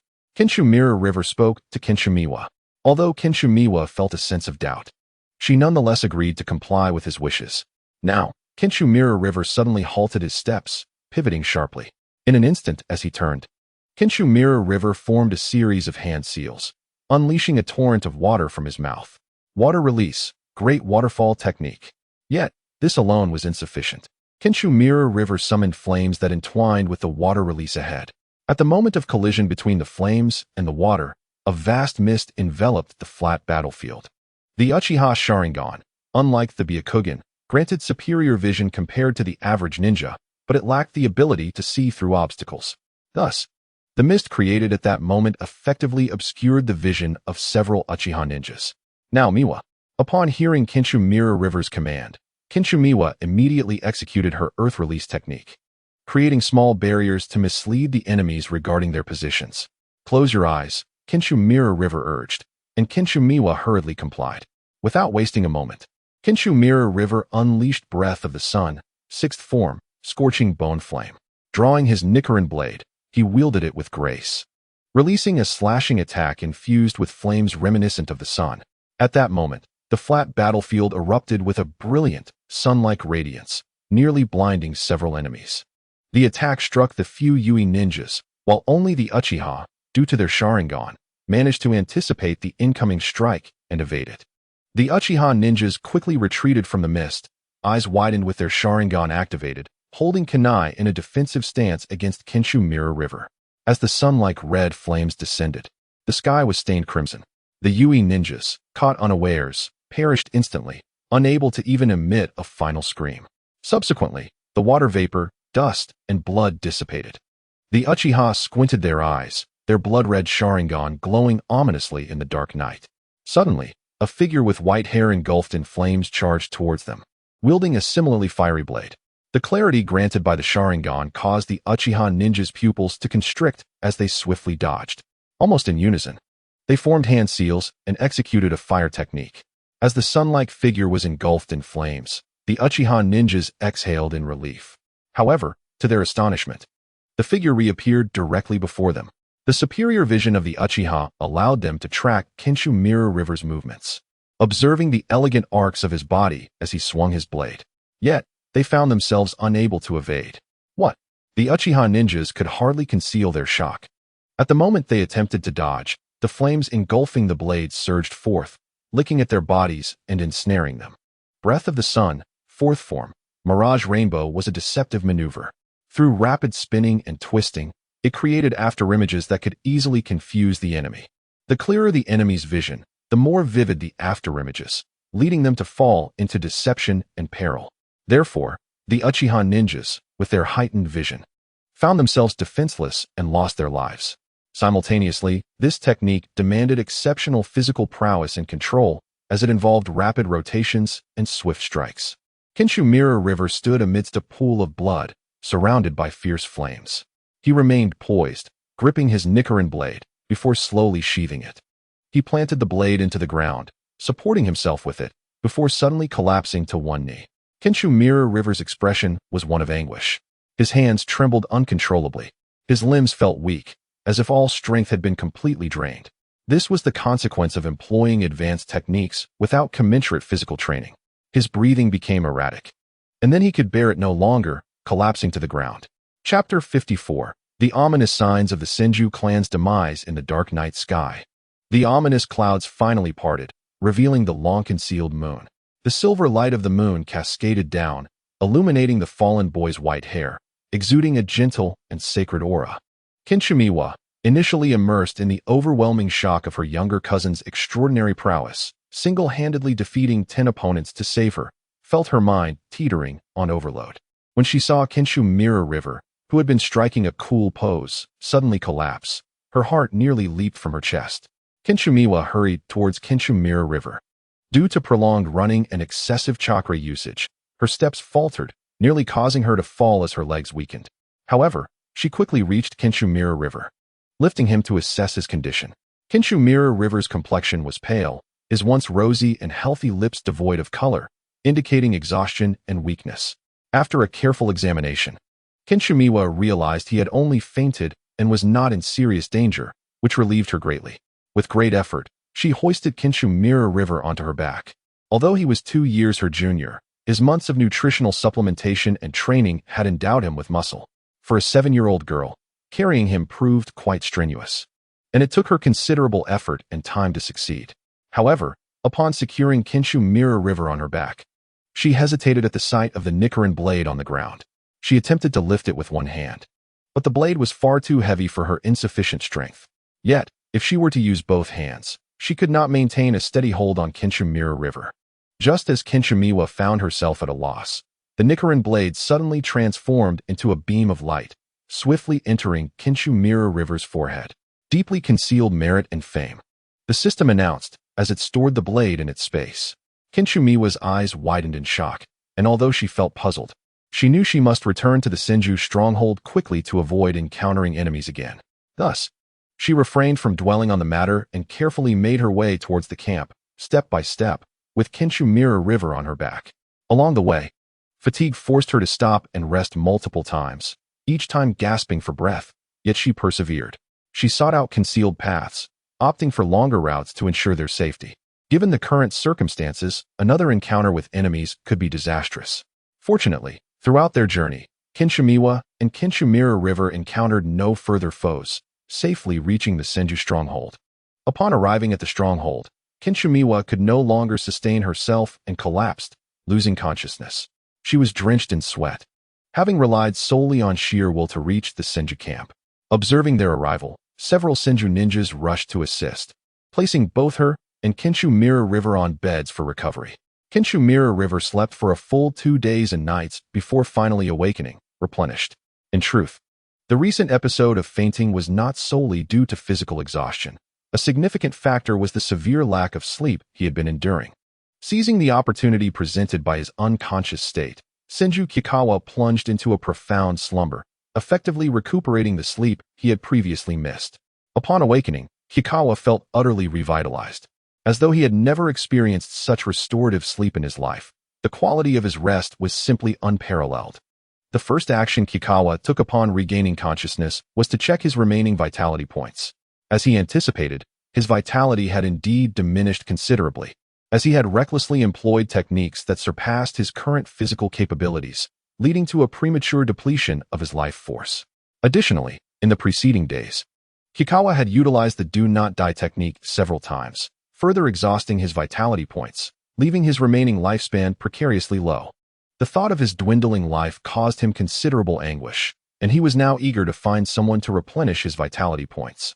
As he threw off the covers and prepared to rise, several young Senju ninjas entered, lifting the curtain to assess Kikawa's condition. "Kikawa, you've finally awakened. You nearly frightened us to death," they exclaimed with unrestrained joy. They also lamented about the increased burden of tending to the wounded in Kikawa's absence, likening themselves to spinning tops, tirelessly darting about. Kikawa, however, did not find their complaints amusing. With a mature perspective, he quickly realized that this was not a favorable situation. The rising number of injured Senju ninjas was alarming. Kikawa had fallen unconscious 2 nights prior, and due to a lack of communication, those fighting on the front lines were initially unaware of his condition. Consequently, the Senju warriors continued to charge into battle, clinging to the belief that Kikawa would be there to save them, thus risking their lives in combat. As a result, the influx of wounded ninjas to the medical unit had not diminished. In fact, many could not recuperate swiftly due to the absence of their primary medical ninja. Some of the critically injured Senju ninjas did not survive long enough to await Kikawa's awakening. Although the news of Kikawa's injury and subsequent fainting eventually reached the front lines, igniting a surge of anger towards the enemy among the Senju warriors and boosting their morale. Kikawa understood that as long as he remained alive, the fighters on the front lines would harbor a reckless sense of invulnerability. This was a grave concern. The ninjas on the battlefield faced life and death at every moment, and if they disregarded their own wounds, it could foster a dangerous mindset in future missions, leading them to recklessly charge into danger without fear of death. Over time, they might not even comprehend how they met their demise. Kikawa came to the sobering realization that his Do Not Die technique might not be a salvation for the Senju clan, but rather a harbinger of death. Chapter 55, Senju Tobarama, Are You Polite? Having grasped this unsettling truth, Kikawa felt an urgent need to take action rather than remain idle. He was uncertain if his recent fainting had served as a wake-up call for the Senju clan, at the very least prompting them to be more cautious on the battlefield, which was fraught with peril and unpredictability. Kikawa, are you listening to me?" The young Senju ninja before him, noticing Kikawa's silence and his gaze fixed downward in deep thought, waved a hand in front of his eyes to rouse him. Startled by the sudden movement, Kikawa snapped back to attention and awkwardly chuckled, brushing off the moment before inquiring about the events that had transpired during his unconsciousness. The innocent young ninja, oblivious to the complexities of adult emotions, quickly diverted the conversation and began recounting the recent developments. Although Kikawa had only slept for 2 days and 1 night, the situation on the battlefield had changed drastically. Even a single day could bring about significant alterations. Indeed, as Kikawa had suspected, during the first day of his unconsciousness, the Senju fighters had yet to receive word of his condition, leading them to charge forward with reckless abandon, while only a small fraction remained cautious in their approach. Consequently, the Senju clan initially suffered considerable losses, finding themselves at a disadvantage in the 3-clan war. However, after swiftly adapting their strategy, Senju Tobarama managed to counteract the situation effectively. Given the innate vitality of the Senju clan, as the less severely injured ninjas began to recover, their position became less precarious. Notably, Uchiha Madara had successfully awakened the double Tomo during this conflict, complicating matters for the Senju side, but Senju Hashirama stood resolute, single-handedly thwarting Madara's advances. At this moment, Kikawa continued to assist the injured, simultaneously seeking to replenish his vitality points. Of course, he was employing healing techniques rather than the Do Not Die method. The reason for this was simple. There were currently no critically injured patients, and Kikawa's vitality points were insufficient to utilize the more taxing technique. while Kikawa treated the wounded. Senju came to assist him. She regarded Kikawa with a peculiar expression, several times on the verge of speaking, yet hesitating. After treating the last patient, Kikawa could no longer contain his curiosity and asked her what was troubling her. He found her awkward demeanor quite unbearable. Senju fumbled for words, her face flushing as she finally managed to say, "Thank you, Kikawa-kun, for saving me." Kikawa was momentarily taken aback, clearly not expecting such a heartfelt expression of gratitude after her long silence. Although Senju was determined in her pursuit of medical ninjutsu and techniques, she remained a shy and sensitive girl at heart. Thus, facing the one who had rescued her, she felt a twinge of shyness.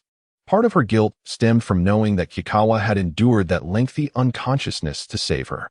She recognized that, given his strength, he could have easily extricated himself from any confrontation with the enemy. It was her hindrance that had compelled Kikawa to act swiftly, potentially leading to his injuries.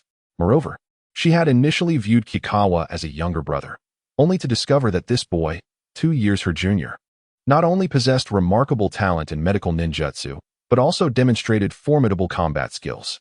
Reflecting on her own battlefield experiences in comparison to this child who had only faced battle twice, she felt a pang of embarrassment.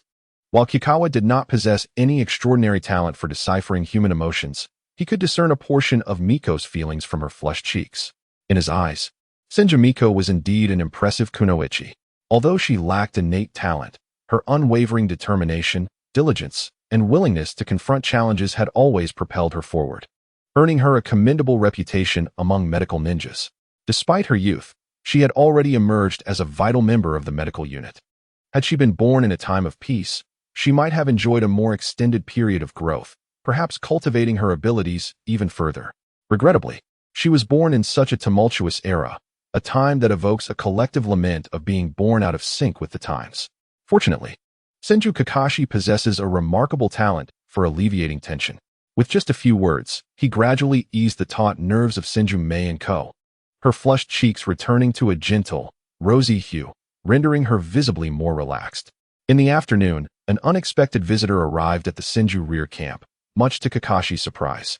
At that moment, he was attending to several critically injured comrades when he heard a chorus of voices calling his name from outside, repeated several times. Assuming another severely wounded individual had been brought in for his aid, Kakashi hurriedly made his way out to assess the situation. To his astonishment, indeed, it was a casualty. A grievously injured one at that. Yet, the familiar sight of white, smooth hair coupled with striking red eyes and a fair complexion, adorned with delicate yet noble features, revealed that it was none other than his overly meticulous yet exceptionally intelligent elder brother, Senju Tobarama. Although he lay on a stretcher, turned to the side to face Kakashi, the once pristine visage of Tobarama was now marred by 3 fresh, crimson scars. These wounds, symmetrically etched across his cheeks and chin, stood as stark reminders of his recent ordeal, each streak glistening with dried blood against his pale skin, painting a rather tragic tableau.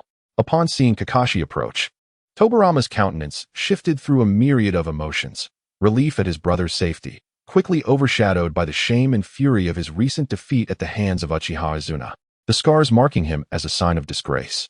Kakashi, witnessing the turmoil of emotions flitting across Tobarama's face, felt a pang of sympathy for his brother's injuries, yet found the situation somewhat amusing. It was evident that while his brother was indeed gravely wounded, he was not on the brink of death. "Are you not polite?" Tobarama queried, a mixture of incredulity and annoyance evident in his tone. Kakashi promptly assessed Tobarama's condition and was relieved to find that the wounds had been timely attended to. Showing no signs of infection, he signaled to a few ninjas to carry Tobarama into the tent before commencing his healing techniques. As he performed the healing jutsu, he also managed to replenish his chakra reserves. The sound of the system notifications chiming in his ears lifted his spirits considerably, making him regard Tobarama with newfound fondness. Tobarama, on the other hand, wore an awkward expression as he observed Kakashi tending to his wounds. For a mature and dependable elder brother, being injured and requiring his younger sibling's assistance felt like a significant failure. He was astonished as he witnessed his grievous chest wound and burns heal within mere minutes, leaving no trace behind.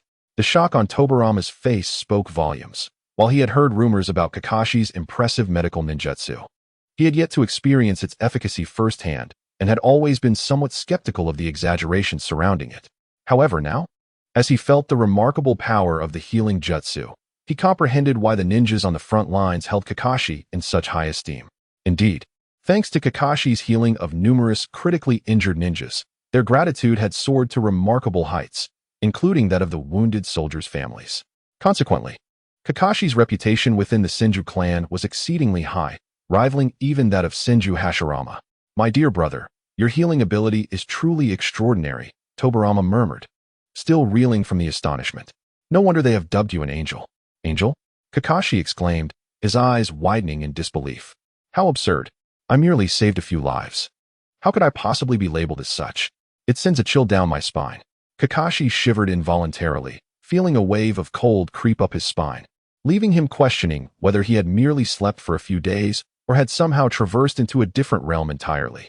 "Oh, but the title of angel is not the only one," Tobirama replied, his tone contemplative.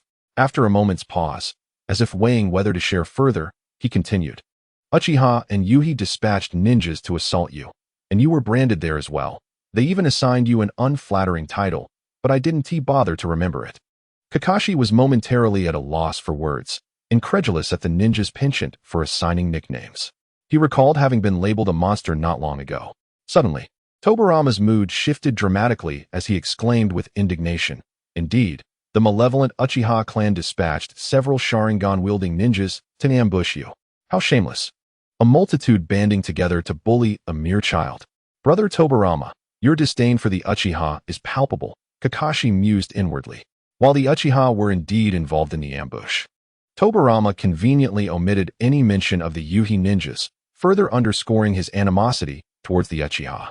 Not wishing to dwell on the topic any longer, Kakashi retrieved a clean, damp cloth to wipe the blood from Tobirama's face, taking note of the 3 red scars that adorned his brother's features.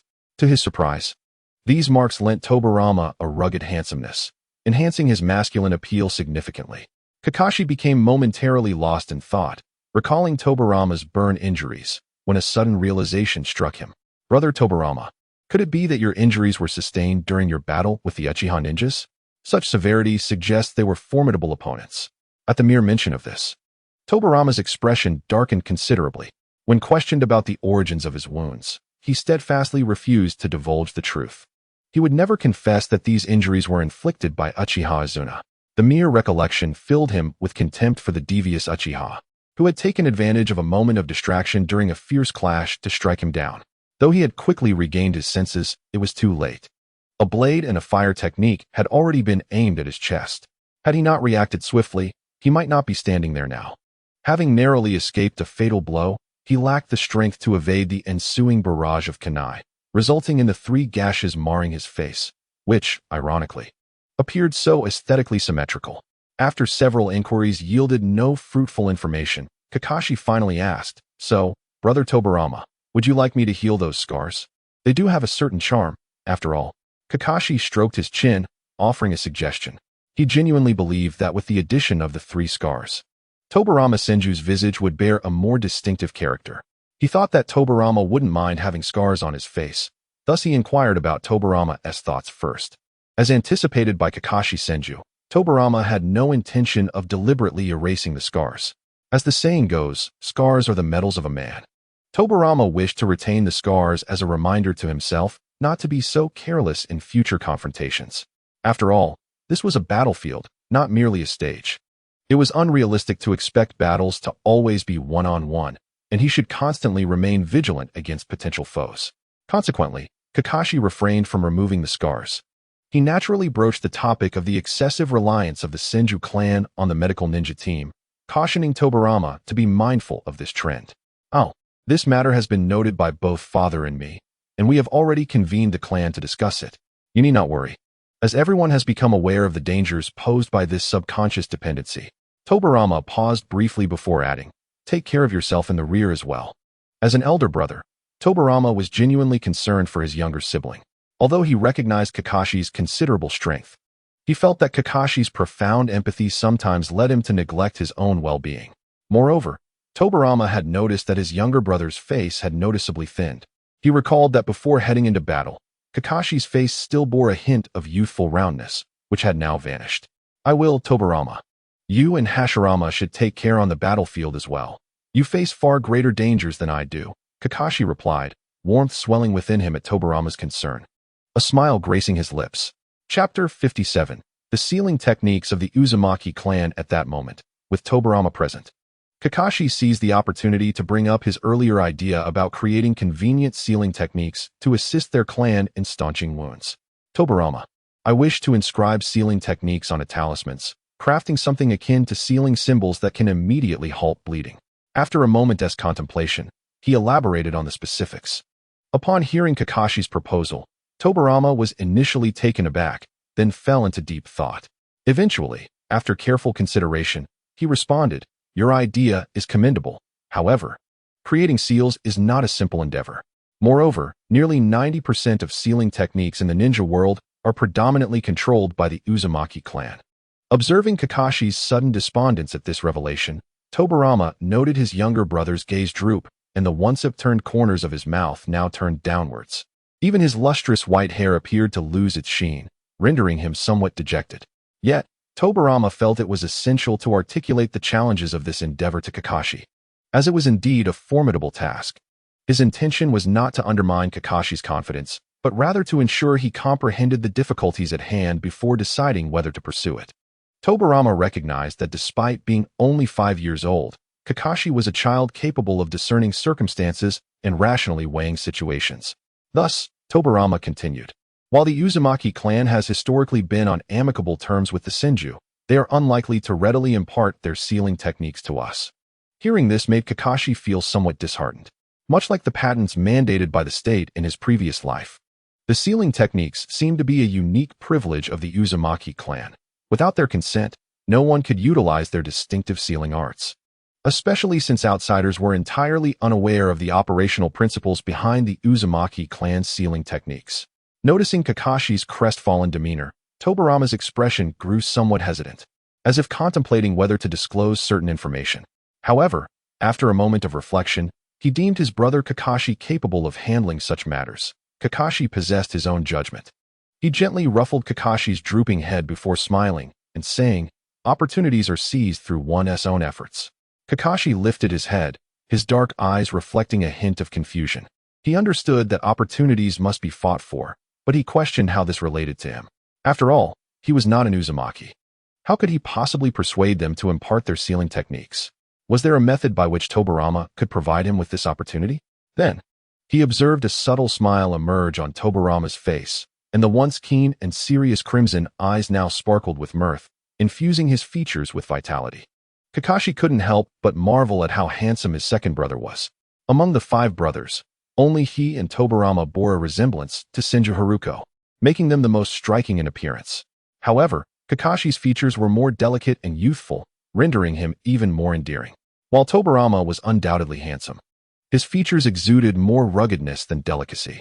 Yet, when he smiled, his charm intensified, particularly with his radiant crimson eyes, which added a lovely flourish.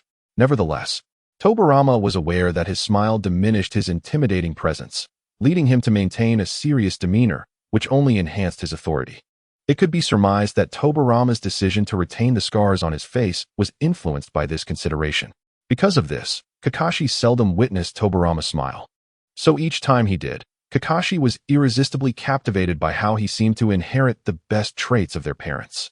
At that moment, seeing Kakashi lost in thought, Tobarama felt a hint of exasperation. He quickly retracted his smile, reverting to the serious and dependable older brother persona, and playfully tapped Kakashi's forehead with his finger.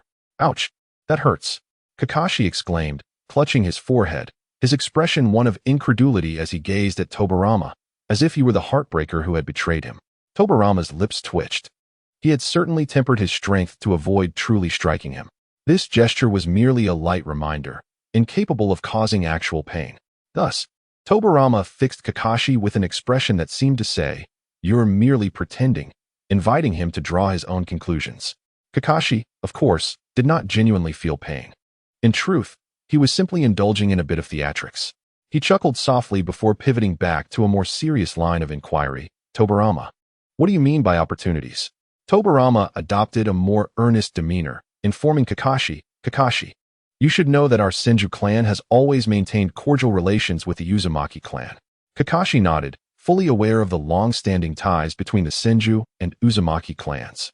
Yet, during the tumultuous Warring States period, their relationship could hardly be described as fraternal. Nonetheless, the foundational goodwill remained intact, ensuring that the Uzumaki clan would not betray the Senju for petty gains. Furthermore, while the Uzumaki clan possessed crucial sealing techniques, they lacked offensive ninjutsu, rendering their clan's power inferior to that of other ninja clans. Additionally, both the Uzumaki and Senju clans were characterized by their formidable vitality, yet the Uzumaki clan, despite their abundant life force and chakra, lacked corresponding offensive capabilities. This is akin to a 4- or 5-year-old child clutching gold while wandering through a bustling marketplace, inevitably attracting the covetous gazes of the Uzumaki clan. Thus, the relationship between the Senju clan and the Uzumaki clan evokes a sense of protector and protected. However, Senju Kagetsu remains perplexed by the meaning of the opportunity that Senju Tobarama spoke of. If the Uzumaki clan were unwilling to bestow their sealing techniques upon him, could the Senju clan forcibly seize them? If the Senju clan were to attempt such an act, it is certain that the Uzumaki clan would not passively acquiesce. After all, they are a clan capable of enduring for millennia. Kagetsu does not believe that the Uzumaki clan lacks any hidden cards. Moreover, brute force is not in line with the Senju clan's principles. Contemplating this, Kagetsu grows increasingly curious and persistently implores Senju Tobarama to reveal the nature of this opportunity. Chapter 58. The Tormented Mask of Senju Kagetsu. Yet, despite Kagetsu's relentless inquiries, Senju Tobarama remains tight-lipped about the opportunity. In resignation, Kagetsu ultimately gives up. With Tobarama's injuries now healed, he is prepared to return to the battlefield. Consequently, before Tobarama re-enters the fray, Kagetsu eagerly clings to him, seeking affection points. The constant sound of affection points, 7 ringing in his ears, brings Kagetsu a sense of relief, allowing him to overlook Tobarama's reticence. Tobarama, albeit somewhat exasperated, recognizes that Kagetsu remains somewhat tense and permits him this indulgence. Tobarama would never admit how much he cherishes Kagetsu's affectionate calls of brother Tobarama. This is indeed a mutually beneficial scenario for both the doting brother and Kagetsu. In the days that follow, due to a shift in strategy from the Senju clan, and with Kagetsu now thoroughly shielded by them, the Uchiha and Yuhi clans find themselves unable to harm him. Thus, a stalemate ensues among the 3 clans. Just as the change in mindset among the Senju clan influenced the battlefield, the evolving situation inevitably affects the morale of the ninja from all 3 clans. As time drags on, the Uchiha and Yuhi ninja, initially brimming with zeal, gradually lose their fervor. Although the Uchiha clan, renowned for their equal standing with the Senju, managed to maintain their composure amidst the prolonged conflict, the Yuhi clan, whose strength has always been lacking, suffers significantly. Pressured by the Senju clan, the Yuhi, reliant on sheer numbers, have already lost a considerable contingent of their ninja. With insufficient manpower and diminished strength, the Yuhi clan finds themselves at a severe disadvantage, particularly without medical ninjas like Kagetsu to aid in their recovery. This leads to a vicious cycle, as the casualty rate among Yuhi ninja escalates. Their remaining members grow increasingly despondent, losing the will to continue fighting. The more their courage wanes, the poorer their morale becomes, resulting in further decline in their capabilities. After all, in the chaos of battle, mindset often dictates victory or defeat. Consequently, the Yuhi clan, in a state of despair, raises the white flag and surrenders to the Senju clan, retreating to their original territory, too fearful to infringe upon the Senju clan again. The Uchiha clan, taken aback, watches in disbelief as the Yuhi camp empties, their expressions a mix of astonishment and ire. Indeed, the Yuhi clan's hasty departure came without any prior consultation or notification to the Uchiha, an act of utter disloyalty that incites disdain among their allies.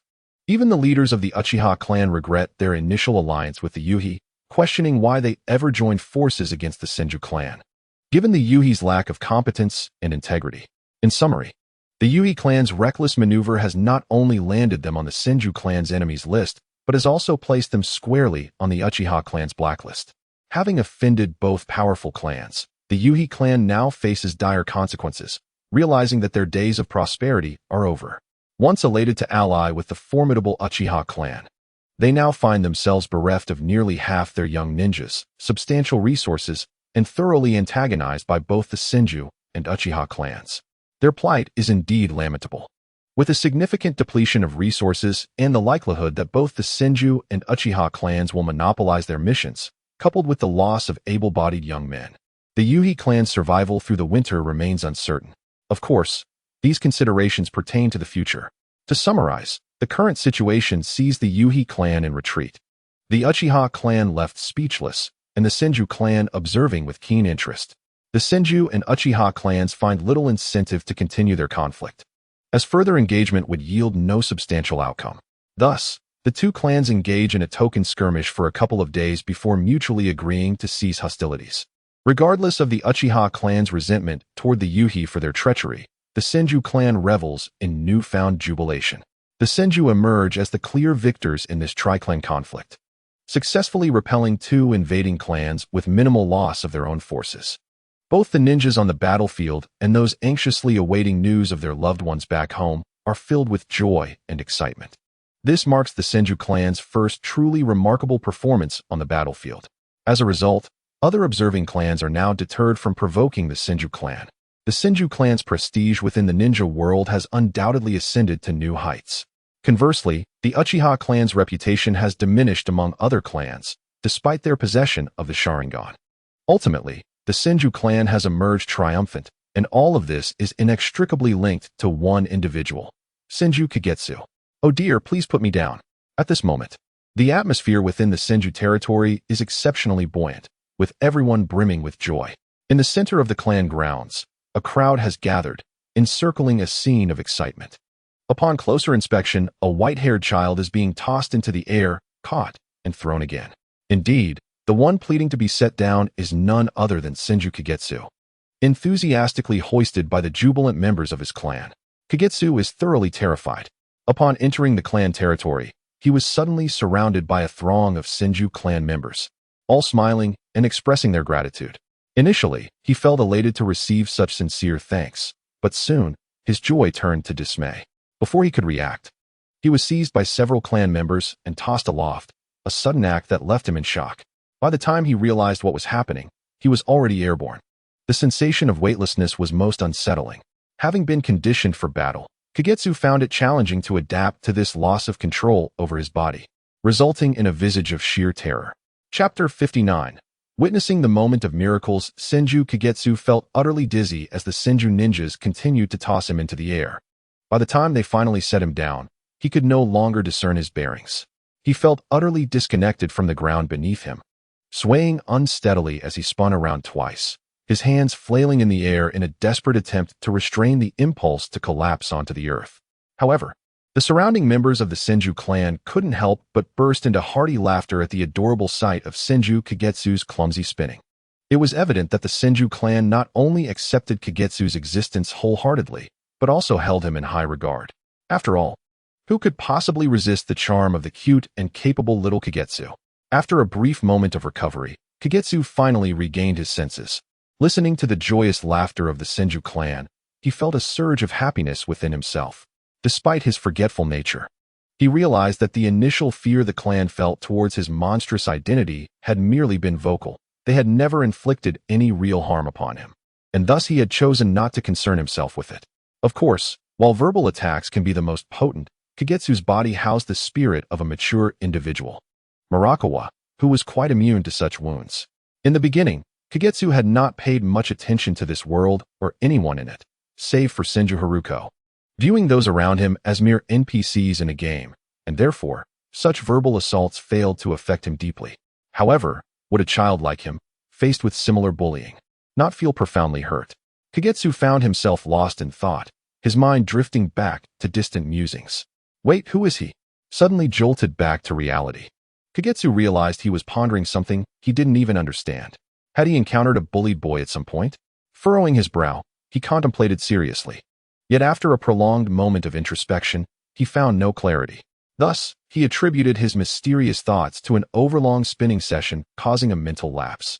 The Senju and Uchiha clans had been at war for over 2 months, and now it was early autumn.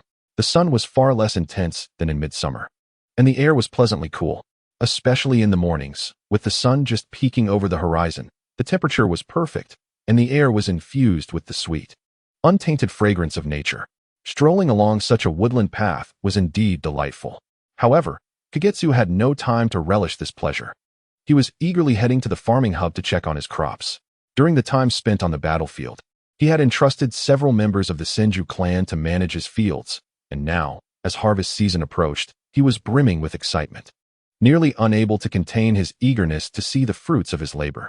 Upon arriving at the farming hub, Kagetsu was greeted by a lush expanse of green and gold.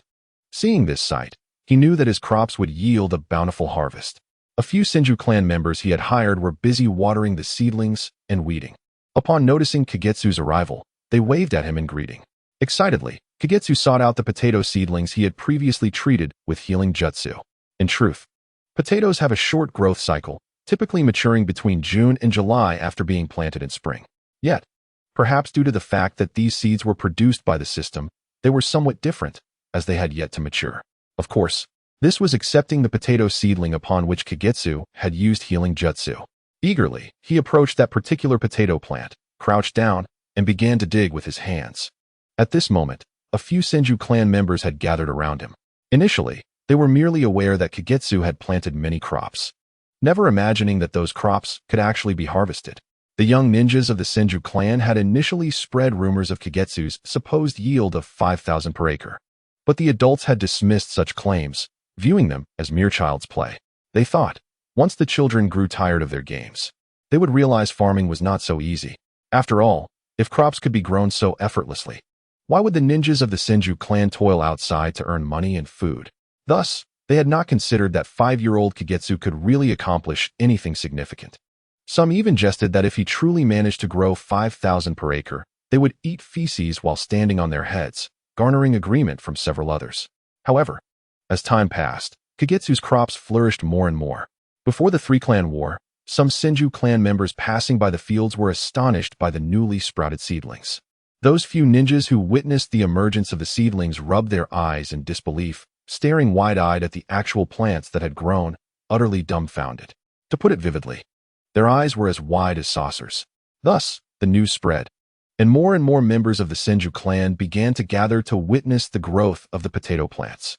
Initially skeptical about Kagetsu's ability to cultivate crops, they now found it hard to believe that such high yields were possible. Truly, they were like stubborn ducks refusing to admit they were wrong.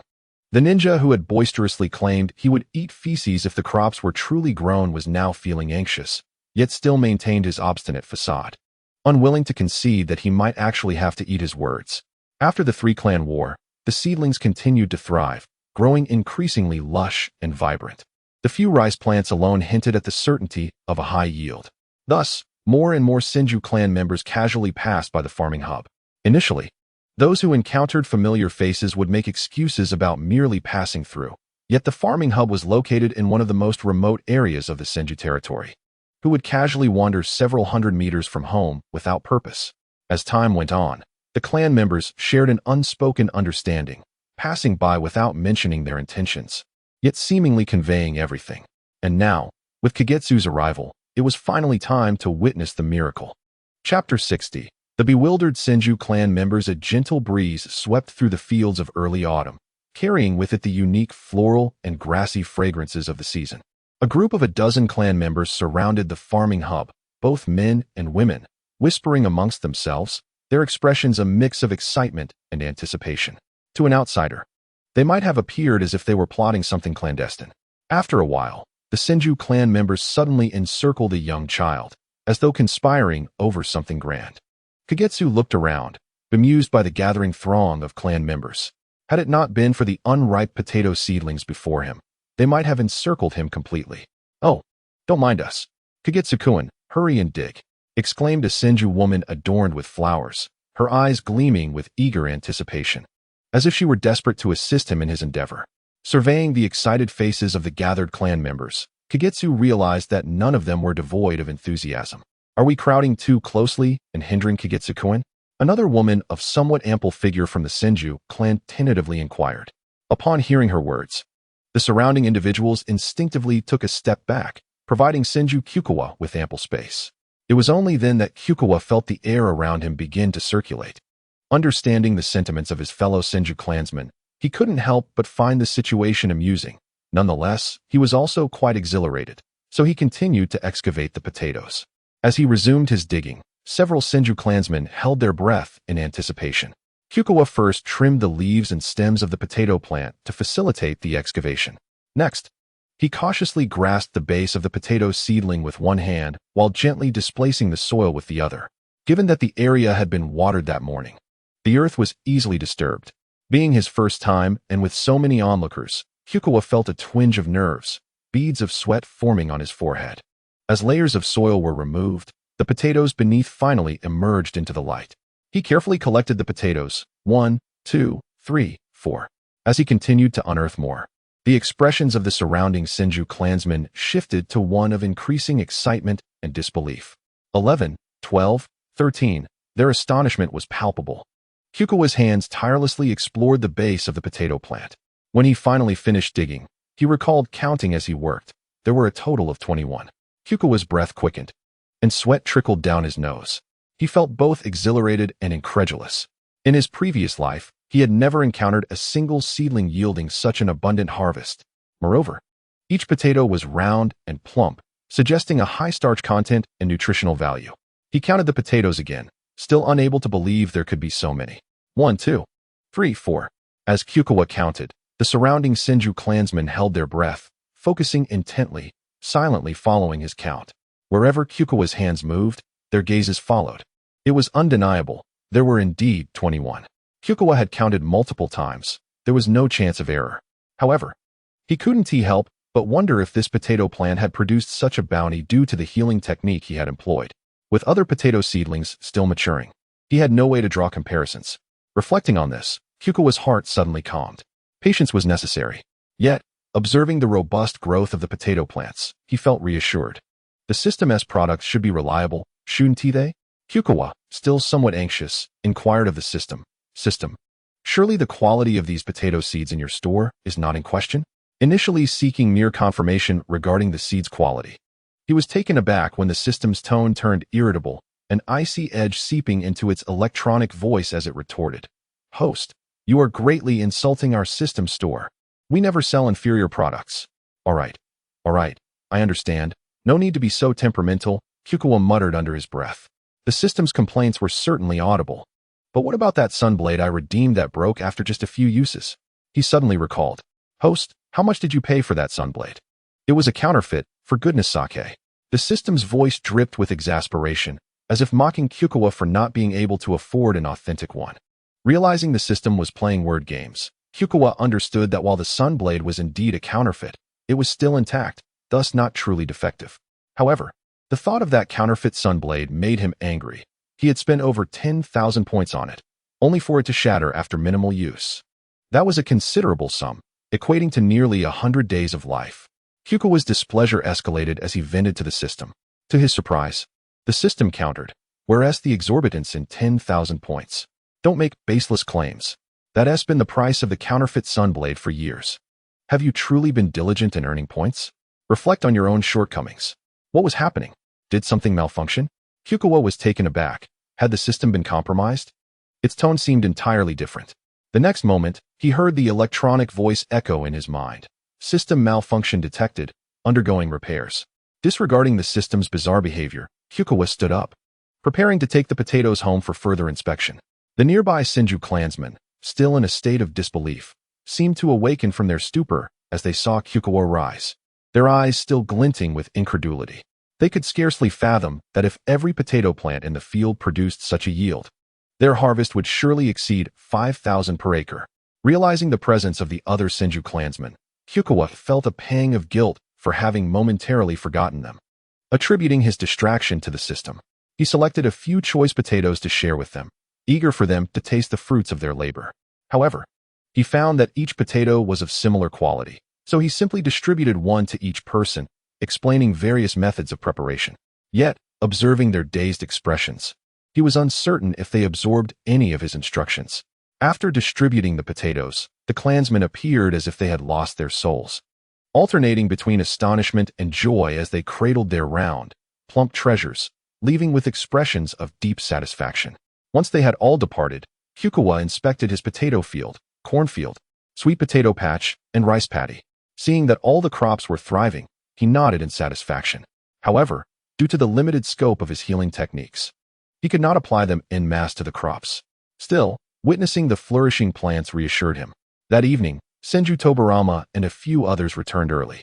Perhaps buoyed by their successful endeavors, Tobarama appeared quite cheerful and even engaged Kikukawa in conversation.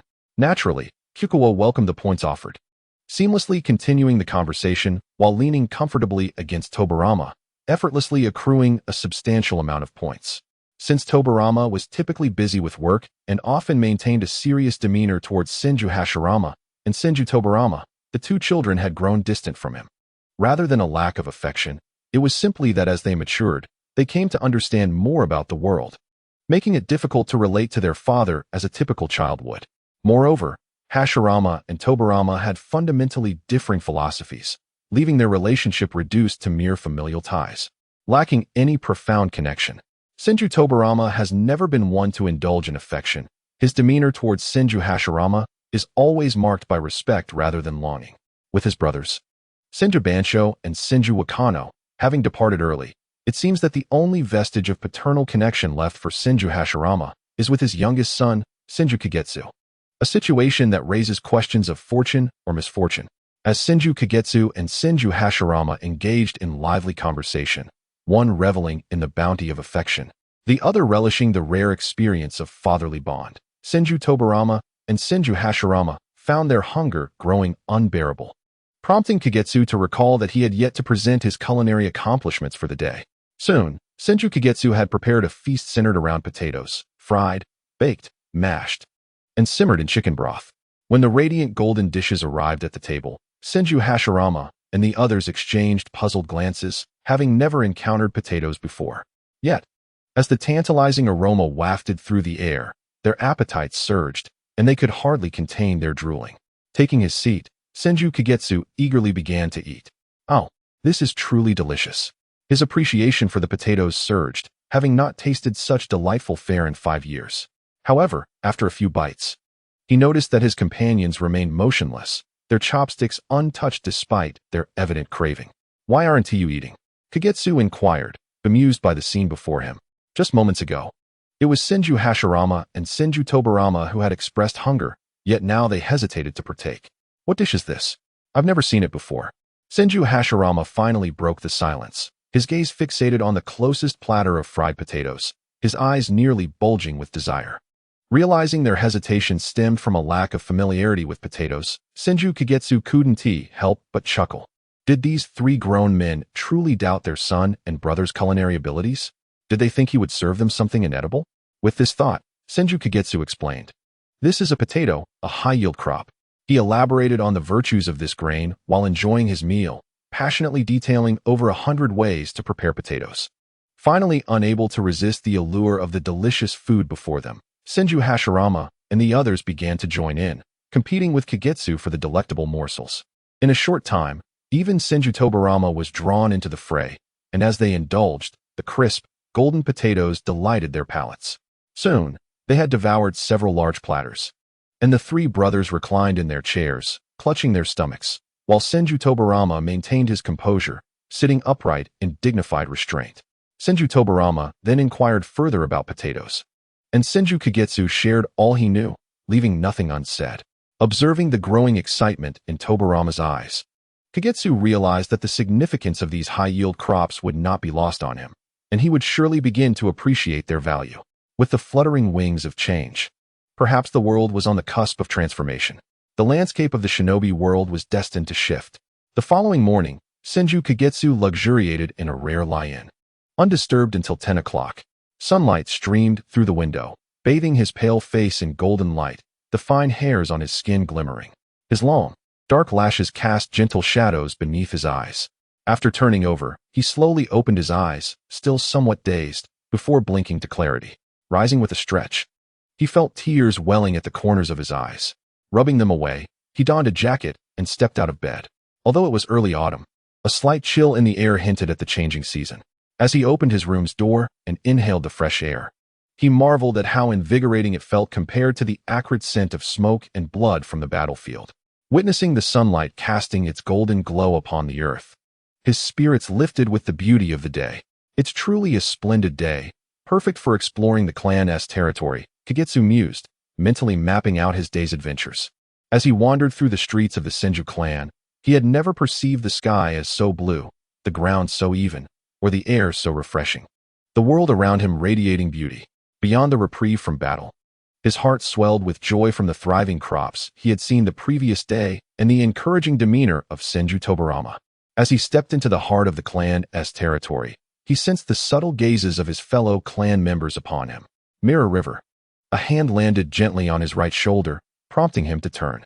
To his delight, it was Senju Saika, a familiar face he hadn't seen in months. Their last encounter had been during a joint effort against the malevolent spirits, and since then, their paths had seldom crossed amidst the flurry of tasks and battles. Saika. It's been ages. Kagetsu smiled, his eyes crinkling in delight. Seeing Kagetsu's warm smile melted Saika's heart, easing the tension built up from recent battles. Indeed. Mirror River, it's been too long. You seem to have grown taller, and your hair is longer, though you appear a bit thinner, Saika observed, teasingly adding. Your transformation is quite remarkable. I nearly didn't recognize you. It was no illusion. The hardships of the battlefield had indeed matured Kagetsu both mentally and physically. Haha. I'm just at that age where I'm still growing. He laughed in response. As they strolled together, chatting about various topics, they unwittingly found themselves at the clan's communal farming area. The crops were thriving, a promising sight indeed. As Qinsho Chenghe beheld the proud standing crops, he could not help but exclaim, Xiao Jingchuan, you truly are remarkable. I have never seen such crops before, and I never anticipated you would genuinely succeed. I recall that in the beginning, many of our kin were skeptical of your endeavor to cultivate these plants with that group of children, weren't they? Qinsho Chenghe turned, a hint of melancholy in his gaze as he regarded Qinsho Jingchuan, who was overlooking the flourishing crops.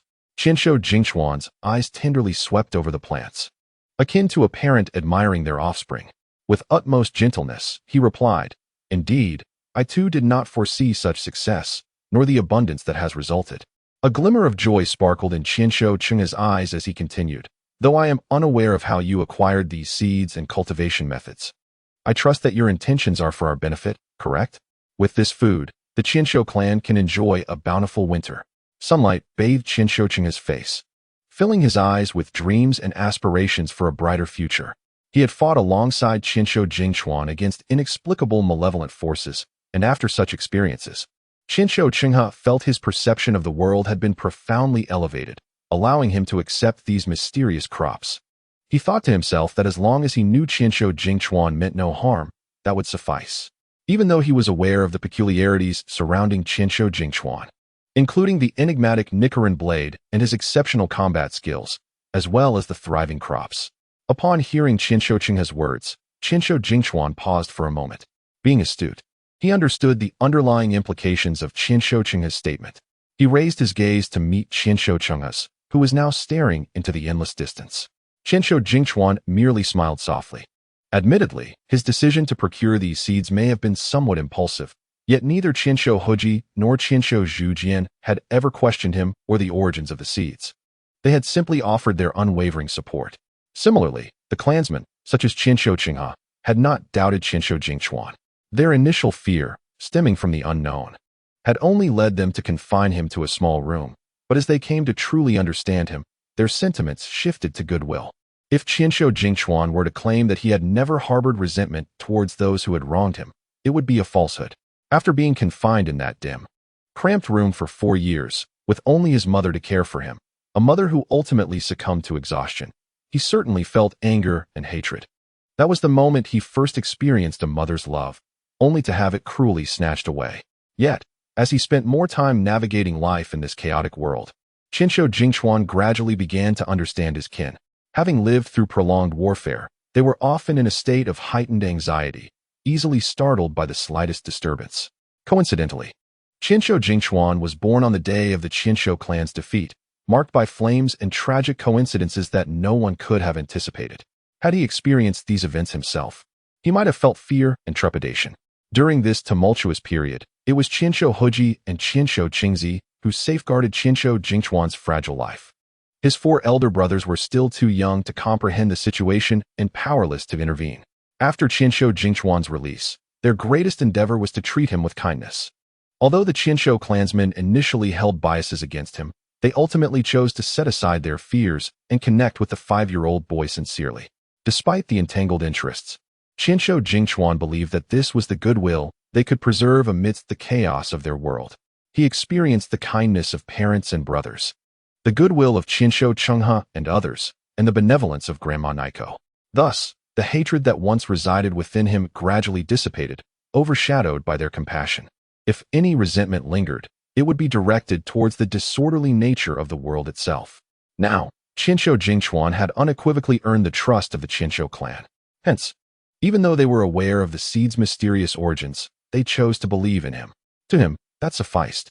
A few children, aged 3 or 4, frolicked merrily among the fields, their spirits untouched by the scars of war. Their greatest concern each day might simply be practicing chakra and ninjutsu.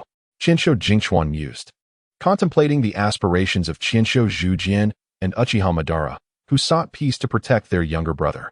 In turn, what was the purpose behind Qinshu Jingchuan's desire to establish a shinobi nation? Perhaps it was to ensure peace within the ninja realm, thus preventing any further loss of life due to conflict. Chapter 63. An opportunity presented as Qinshu Jingchuan reveled in the warmth of gratitude towards Qinshu Chenghe and others. Qinshu Chenghe abruptly disrupted the serene atmosphere. Xiao Jingchuan, when will that potato be fully ripe? He inquired, scratching his head sheepishly, a droplet of saliva escaping as he reminisced about the exquisite taste of the fried potato he had sampled the previous night. The thought of it made his mouth water, compelling him to ask Qinshu Jingchuan once more.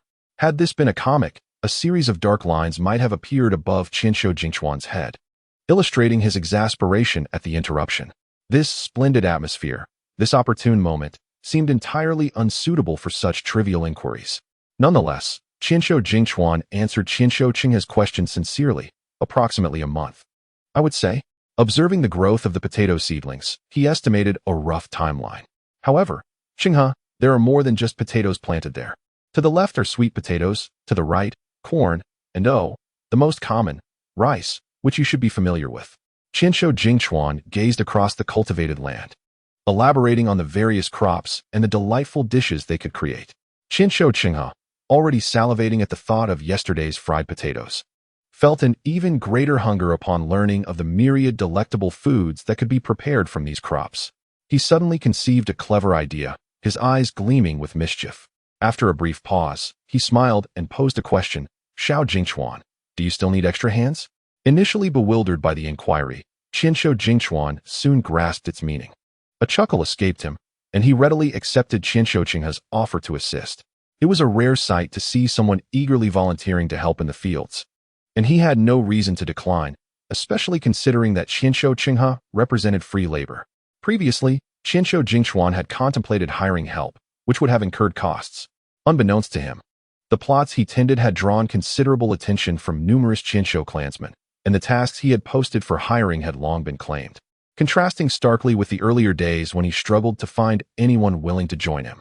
In a fervent pursuit of tasks, some individuals even resorted to physical confrontations.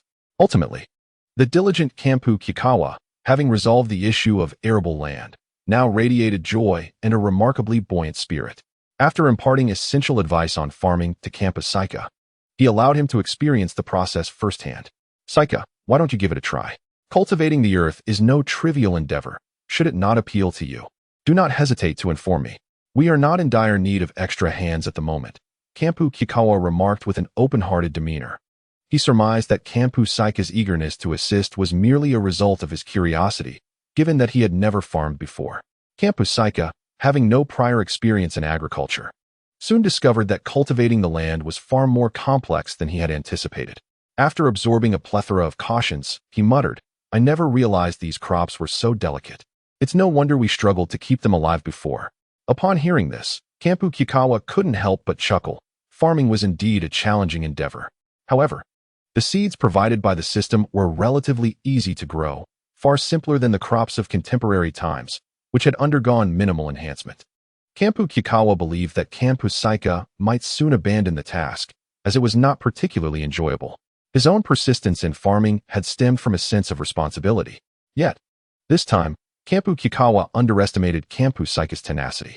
Initially, Saika's motivation to assist in the fields arose from curiosity and a desire to taste delectable potatoes and sweet potatoes. However, he gradually developed an affection for the crops, genuinely wishing to nurture them, knowing that they would ultimately sustain the Kampu clan. Saika pondered that if he exerted more effort in caring for the plants, perhaps they would flourish and yield greater harvests, thereby alleviating hunger among his kin. He had experienced the pangs of hunger during the years of desolation. In his childhood, being a mere child with limited ability to contribute, he often found that the scant food available was seldom shared with a frail little boy. Kampu Saika knew all too well the torment of hunger, a sensation akin to gnawing anxiety. Initially, it was merely hunger, but over time, his body adapted, though it would occasionally cramp painfully. This feeling was unbearable, and Saika wished to spare the children of his clan from such suffering. Moreover, he reasoned that, to a certain extent, farming was indeed less arduous than waging war. He felt he was not too delicate to cultivate the land. Perhaps, having endured rain himself, he wished to extend a protective umbrella to others. After parting ways with Kampu Saika, Kampu Kikawa meandered through the Kampa territory, encountering several familiar faces along the way, all of whom greeted him with warmth. He reciprocated their affability with engaging conversation. During this time, he was also the recipient of numerous offerings from the elder sisters. For who could resist the charm of such an adorable child? In summary, following his departure from the battlefield, Kampu Kikawa enjoyed several days of tranquility.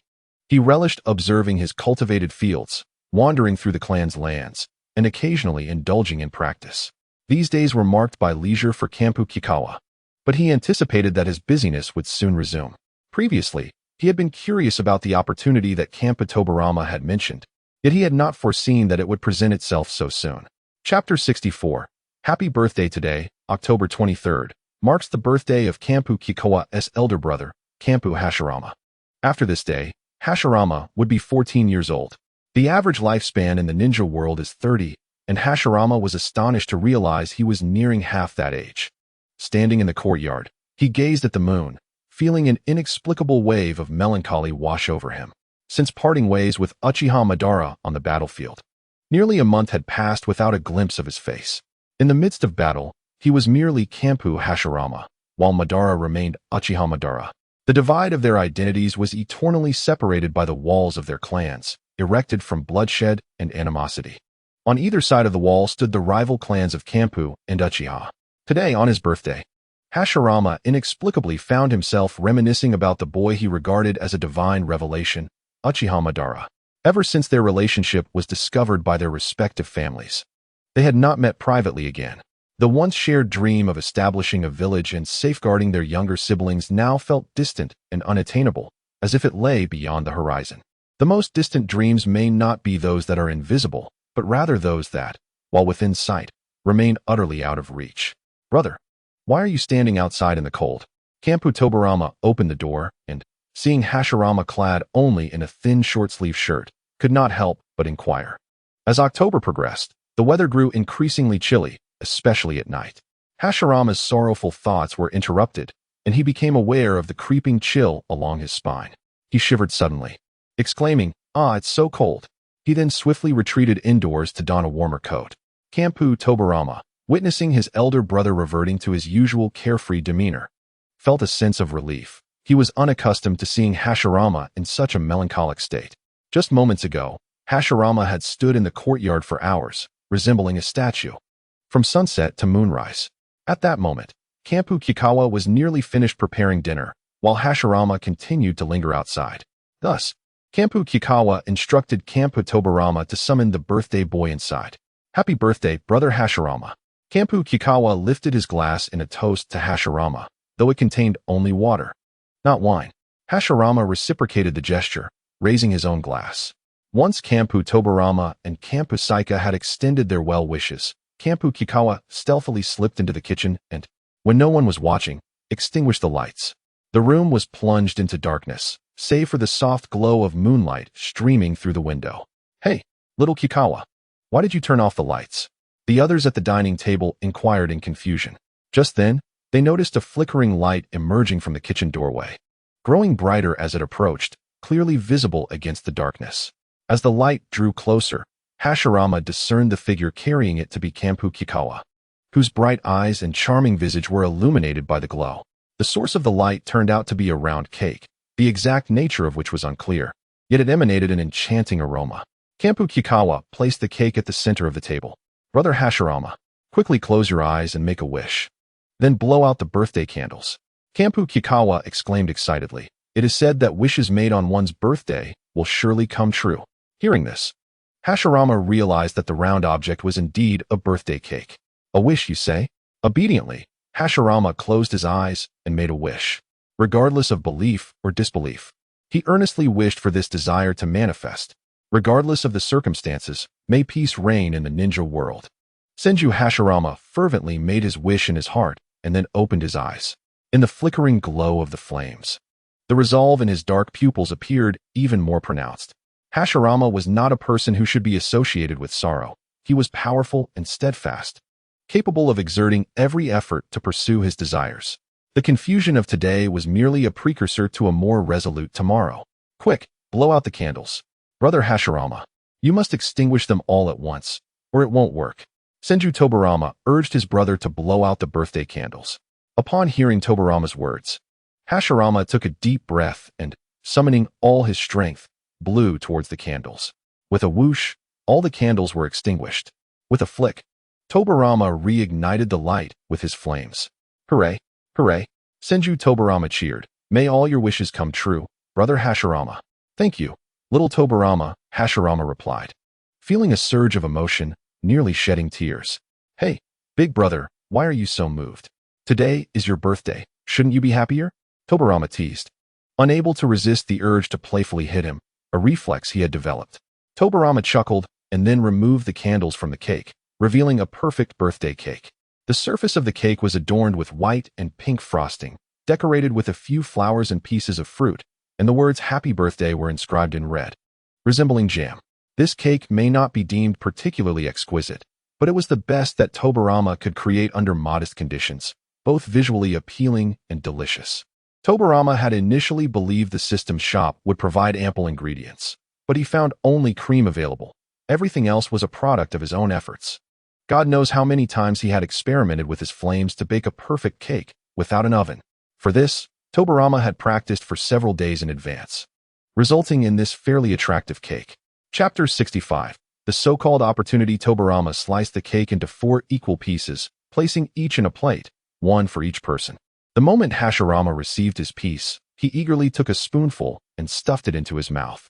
The mixture of pink and white frosting filled Hashirama's mouth, and in that instant, the sweet aroma and soft texture exploded on his palate, nearly overwhelming his taste buds. "Delicious, little Tobarama. How did you come up with such an extraordinary creation?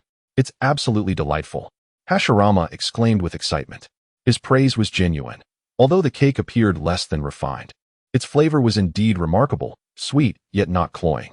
The cream melted in his mouth without the need for chewing, leaving a subtle fragrance lingering on his lips, a sweet and aromatic aftertaste that danced in his mouth. It was a flavor one would never forget after a single bite. In short, Hashirama had fallen in love with this taste. Little brother's mind is full of peculiar ideas, so it's not surprising he could make a cake. Tobarama responded promptly to Hashirama's inquiry. Tobarama's manner of eating was considerably more refined than Hashirama's. He savored the cake in small bites, though he consumed it swiftly, indicating his enjoyment. Observing that neither of them delved deeper into the cake's origins, Tobarama felt a sense of relief.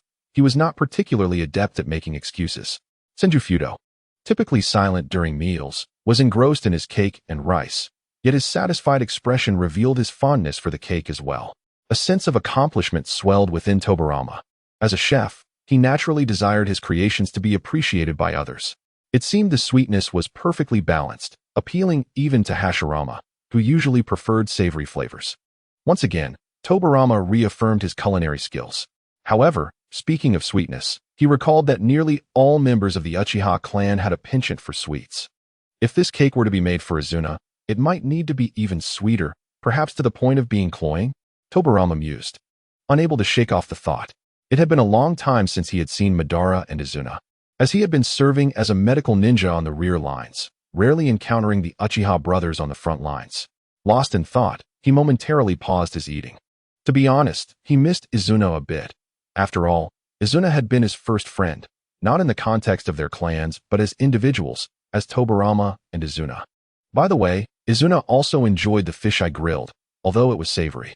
He even mentioned wanting to try drizzling honey on grilled fish, right? The thought of that peculiar combination of grilled fish and honey sent a shiver down Tobarama's spine.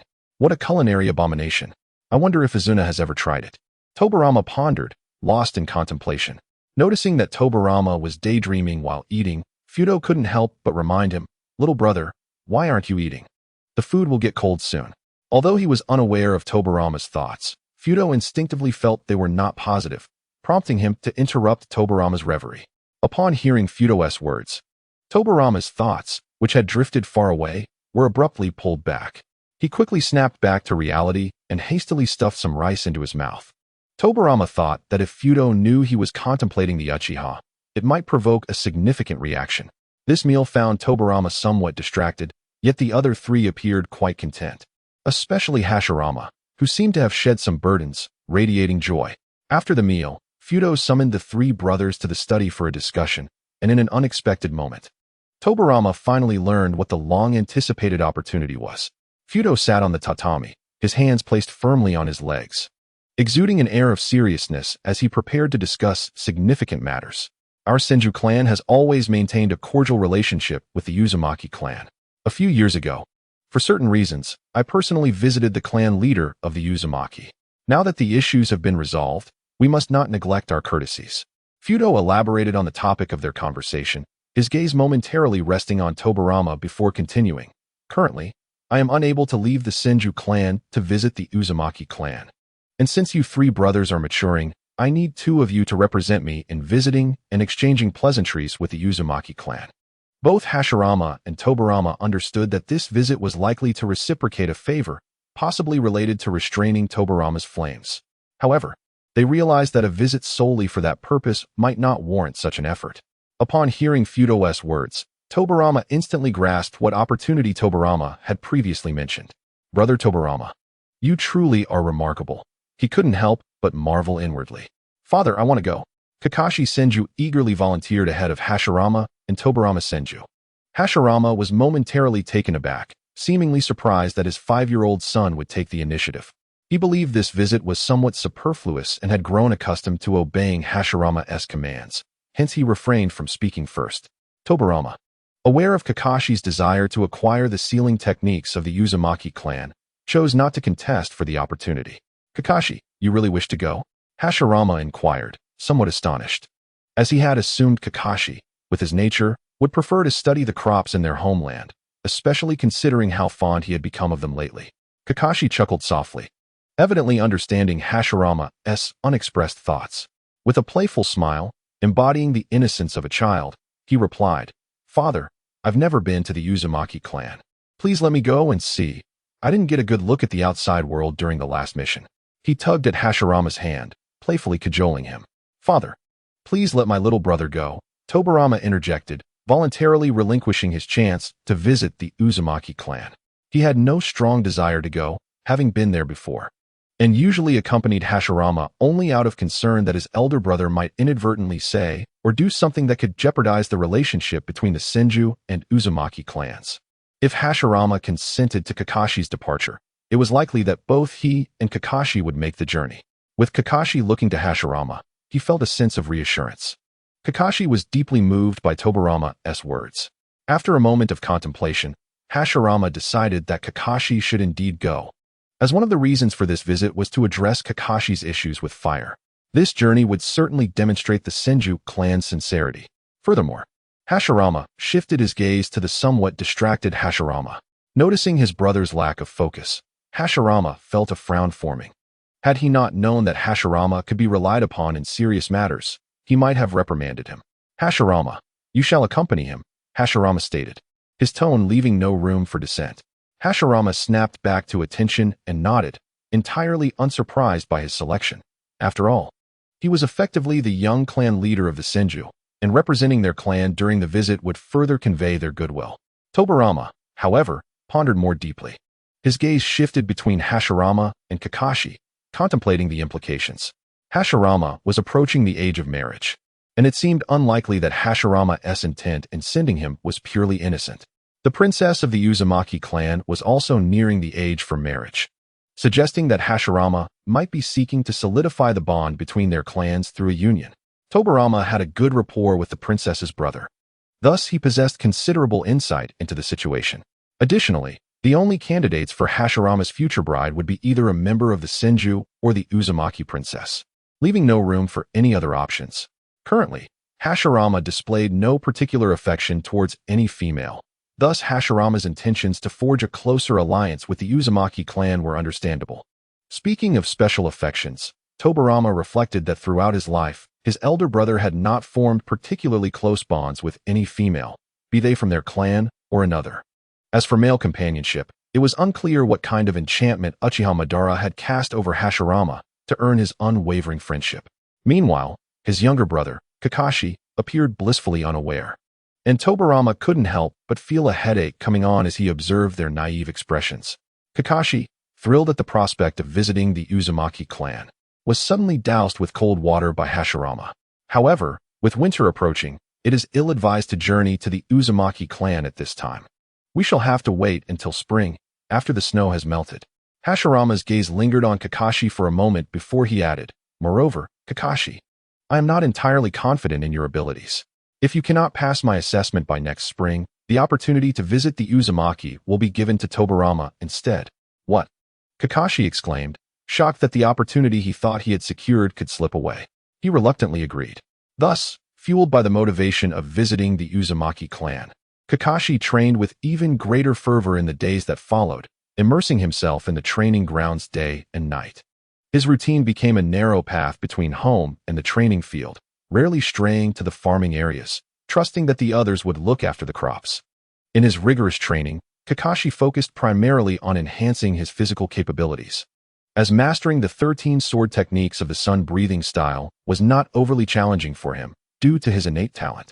The true difficulty lay in employing these techniques while remaining unscathed, as they demanded exceptional physical prowess. Kakashi's diligence was so impressive that even Senju Mei and Ko, who prided themselves on their own efforts, found themselves feeling somewhat inadequate in comparison. In Mei's eyes, Kakashi was not only extraordinarily talented, but also exceptionally hardworking. Therefore, she believed that as someone lacking in natural aptitude, her only path was to strive tirelessly in hopes of catching up to someone like Kakashi. Many untalented ninjas, upon witnessing a gifted individual who was both talented and diligent, often succumbed to despair and chose to give up. However, Mei was a particularly tenacious girl. Inspired by Kakashi's commitment, her resolve to improve intensified. Thus, she trained even harder, hoping that one day she could genuinely assist Kakashi. Her vow to catch up to him and support him was not mere words. She was actively working towards it. No matter how arduous the journey ahead or how much effort it required, Mei was determined not to falter, for that was simply her nature. Yet, their training was abruptly interrupted by an unexpected task. The feudal lord of the Fire Country suddenly extended an invitation to the Senju clan. This news came as a shock, leaving no time for preparation. None within the Senju clan understood the feudal lord's intentions behind this sudden summons, and even Hashirama found himself contemplating the reasons behind it. Consequently, the previously buoyant atmosphere within the Senju clan was shattered, plunging the entire clan into a state of unease. They harbored no illusions that the feudal lord had any benevolent intentions toward the Senju clan. Ninjas possessed an almost instinctual respect and obedience towards the feudal lords, a sentiment deeply ingrained within them. Few questioned why they adhered so strictly to the commands of the lords when they wielded ninjutsu and should, by all rights, be the ones in power. Thus, Kakashi and the others' plans were thoroughly disrupted. They are currently unaware of the true intentions behind the invitation from the daimyo of the Fire Nation. This unexpected development has caught everyone off guard, casting a shadow over their spirits. Even Senju Kyukawa, an outsider, could not perceive this mysterious invitation as beneficial for the Senju clan. "Father, what does the daimyo of the Fire Nation truly intend?" Senju Tobirama inquired solemnly, sensing that the Senju clan might have inadvertently provoked the daimyo. However, Senju Butsuma was equally perplexed, struggling to comprehend the underlying motives of the Fire Nation's daimyo. Historically, a delicate equilibrium existed between ninjas and the nobility. Ninjas served as the sharp blades in the hands of the daimyo, being the first to engage in conflicts when nations clashed. Thus, the prowess and status of a nation's ninjas often reflected the strength and prestige of their daimyo and country. Conversely, the daimyo acted as a formidable protector for ninjas amidst turmoil, providing them with refuge and stability. Yet, this concept eluded Senju Kikukawa, who pondered why ninjas, endowed with unique jutsu and chakra, did not break free from their daimyo-esque grasp. Why did they willingly remain as instruments of their lords? Regardless, Senju Kikukawa, not having been raised in this era, held a perspective shaped by the ideals of a righteous socialist successor. Consequently, he found it challenging to empathize with the ninjas of this world, failing to grasp the intricate relationship between ninjas and daimyo, an interplay of mutual restraint. In truth, beneath this intricate dynamic, the relationship between ninjas and daimyo was fundamentally that of employer and employee. Ninjas relied on, but were not firmly bound to any single nation. They sought the daimyo's aid without needing to discern the merits of their employers, while the Senju clan required the support of the daimyo. Particularly due to their proximity to the Fire Nation's border, they could just as easily pivot to align with the Land of Lightning or other nations. This placed the relationship between the Senju clan and the Fire Nation's daimyo in a paradoxical yet harmonious state, akin to a fragile yet resilient spider's web, capable of breaking free but fraught with complications. Despite various reasons, the Senju clan had never expressed a desire to switch allegiances, rendering the daimyo's seemingly demonstrative actions perplexing for Senju Butsuma. After a prolonged silence, Senju Butsuma did not respond to Senju Tobarama's earlier inquiry, and Tobarama recognized that Butsuma, too, was momentarily at a loss regarding the matter. Their recent activities had been limited to agricultural pursuits. Yet could the daimyo truly possess such astute awareness of the Senju's undertakings? Moreover, he was confident that the Senju clan was united, and there were no traitors among them who would betray their secrets to the daimyo. The samurai under the daimyo's command likely could not even reach the outskirts of the Senju territory. The atmosphere in Senju Butsuma's study was tense, while Senju Kikukawa, training outdoors, found himself disinterested in continuing his exercises. He had not anticipated the daimyo's invitation to be of great consequence, but witnessing the unease within the Senju clan stirred his own anxiety. He contemplated the agricultural matters and worried whether these issues had triggered a chain reaction. Thus, Senju Kikukawa remained restless throughout the day. News arrived later that evening when Senju Butsuma returned home and broached the topic. Senju Kikukawa sat upright, bracing himself for the impending storm. Surely, the daimyo would not wish to harm the Senju clan? Yet, what followed from Senju Butsuma's lips was something no one among the Senju brothers had anticipated. Senju Butsuma's gaze gradually shifted to Senju Kikukawa, and amidst Kikukawa's bewildered expression, he spoke. The daimyo of the Fire Nation has requested your presence, Kikukawa. The words struck the stillness of the room like a thunderclap, electrifying all who were present. While Kikukawa felt an unsettling jolt surge from his toes to the crown of his head, leaving him momentarily dazed. After a brief pause, he managed to stammer, "What?" His voice, though faint, resonated in the hushed night, and the others, with their acute senses, caught the tremor in his tone. Indeed, it was panic. Senju Kikukawa was entirely oblivious to the fact that the daimyo of the Fire Nation had taken note of him, a development that could not bode well. Alarm bells rang in his intuition, a reliable guide in both his past and present lives. Thus, he trusted this instinct, which now warned him of a potential trap ahead. An inexplicable sense of dread and confusion washed over him. Why would a mere ninja, who had only participated in 2 skirmishes, attract the attention of a daimyo? Moreover, this interest seemed to border on the abnormal. Kikukawa reasoned that a figure of such power would not act recklessly. If the daimyo sought an audience with him, it must mean Kikukawa had unwittingly crossed a line. If someone were to openly draw the daimyo's attention, he would not tolerate it. Yet, what could a 5-year-old ninja like Kikukawa have done to provoke such ire?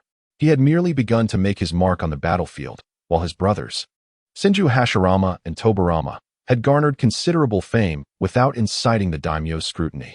He had only cultivated a few acres of land and had not yet harvested any crops. Kikukawa was certain no member of the Senju clan would be foolish enough to reveal these matters to the daimyo, nor could anyone possess the means to do so. Beyond that, Kikukawa could not fathom what else might have drawn the attention of the daimyo of the Fire Nation. Wait.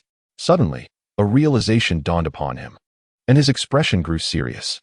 He recalled an incident from his first mission last year in a small town of the Land of Lightning involving monstrous creatures and a noblewoman. If memory served him right, that noblewoman was the wife of a noble from the Fire Nation. Reflecting on this, Kikuwa felt a knot tighten in his stomach. Did the nobleman know of his wife's actions? Was the daimyo's invitation to Kikuwa somehow connected to this? Now, Kikuwa found himself engulfed in a chill, regretting that he had not considered the potential repercussions of resolving that incident with the creatures. Noticing Kikuwa's pallid complexion and trembling lips, Senju Hashirama's expression turned to one of concern, and he gently inquired, "Kikuwa, are you unwell?"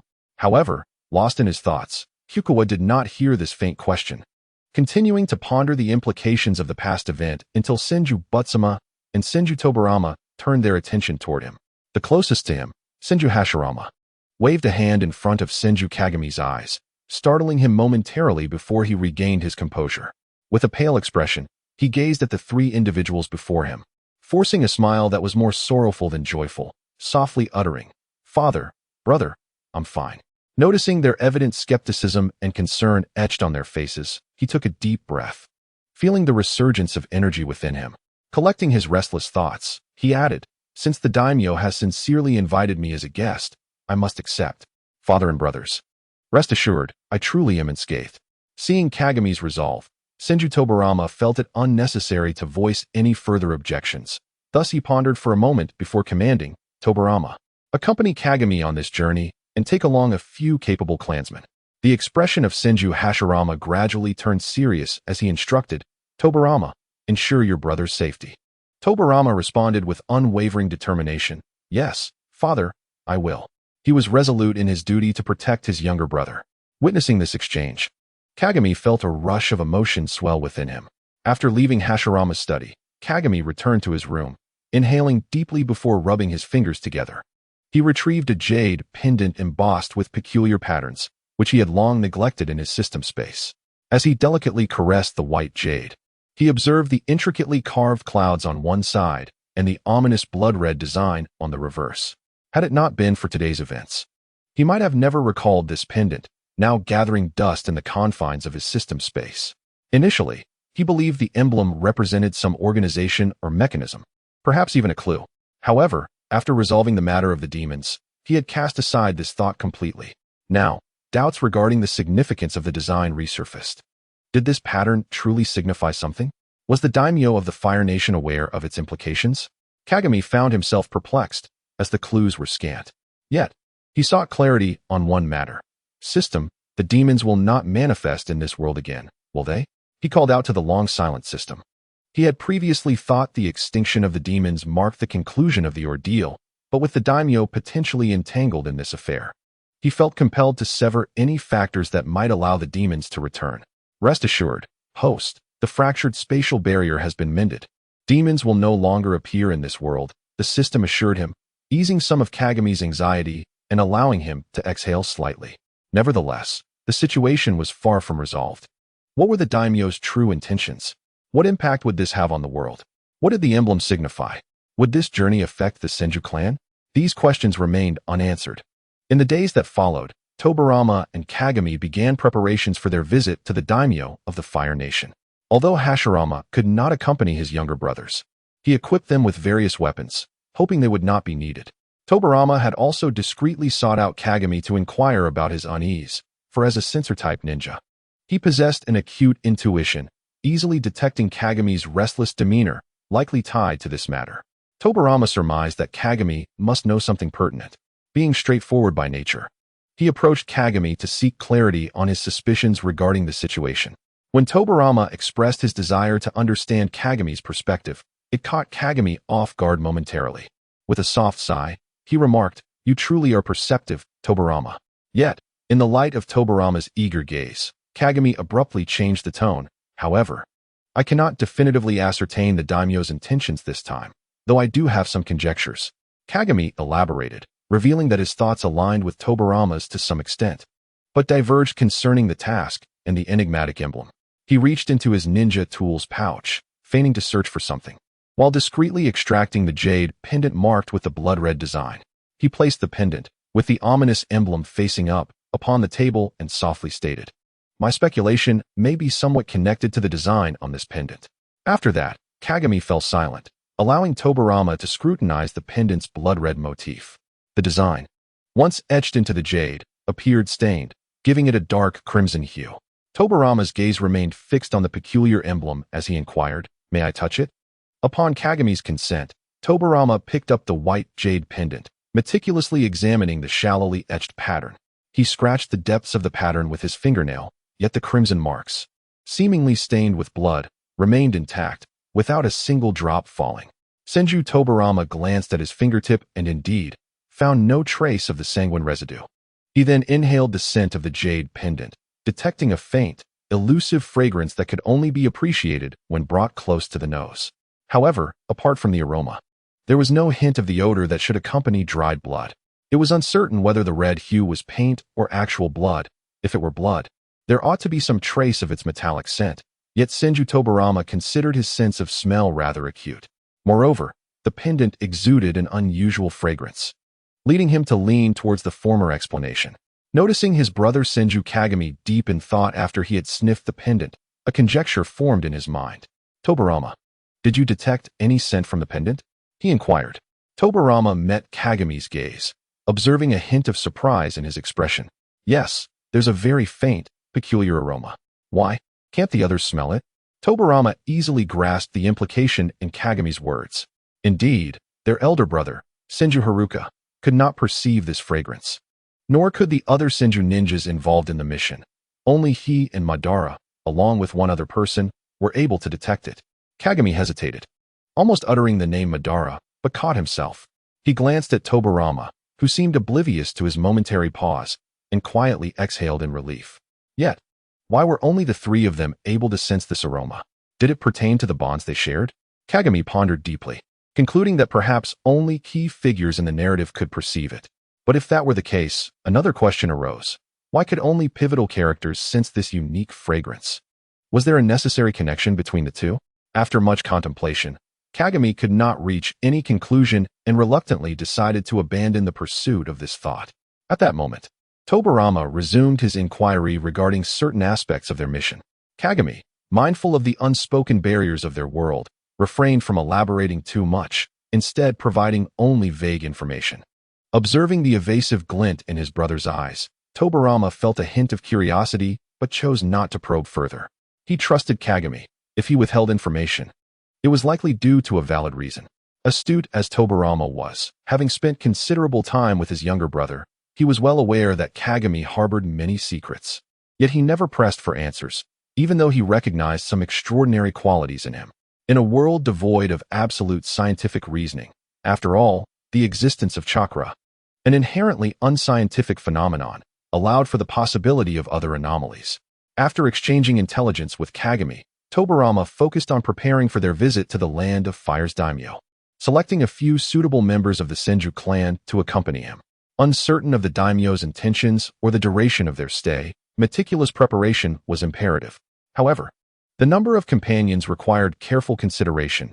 Too many would arouse suspicion and distrust, while too few could lead to unforeseen troubles. Ultimately, Tobarama selected 5 skilled Senju ninjas, each carefully chosen for their competence. Among them were familiar faces: Senju Haruka, Senju Aoyama, Senju Ichiru, and Senju Momoka. The only unfamiliar member was Senju Chitan, reputed for her extraordinary strength and defensive ninjutsu expertise.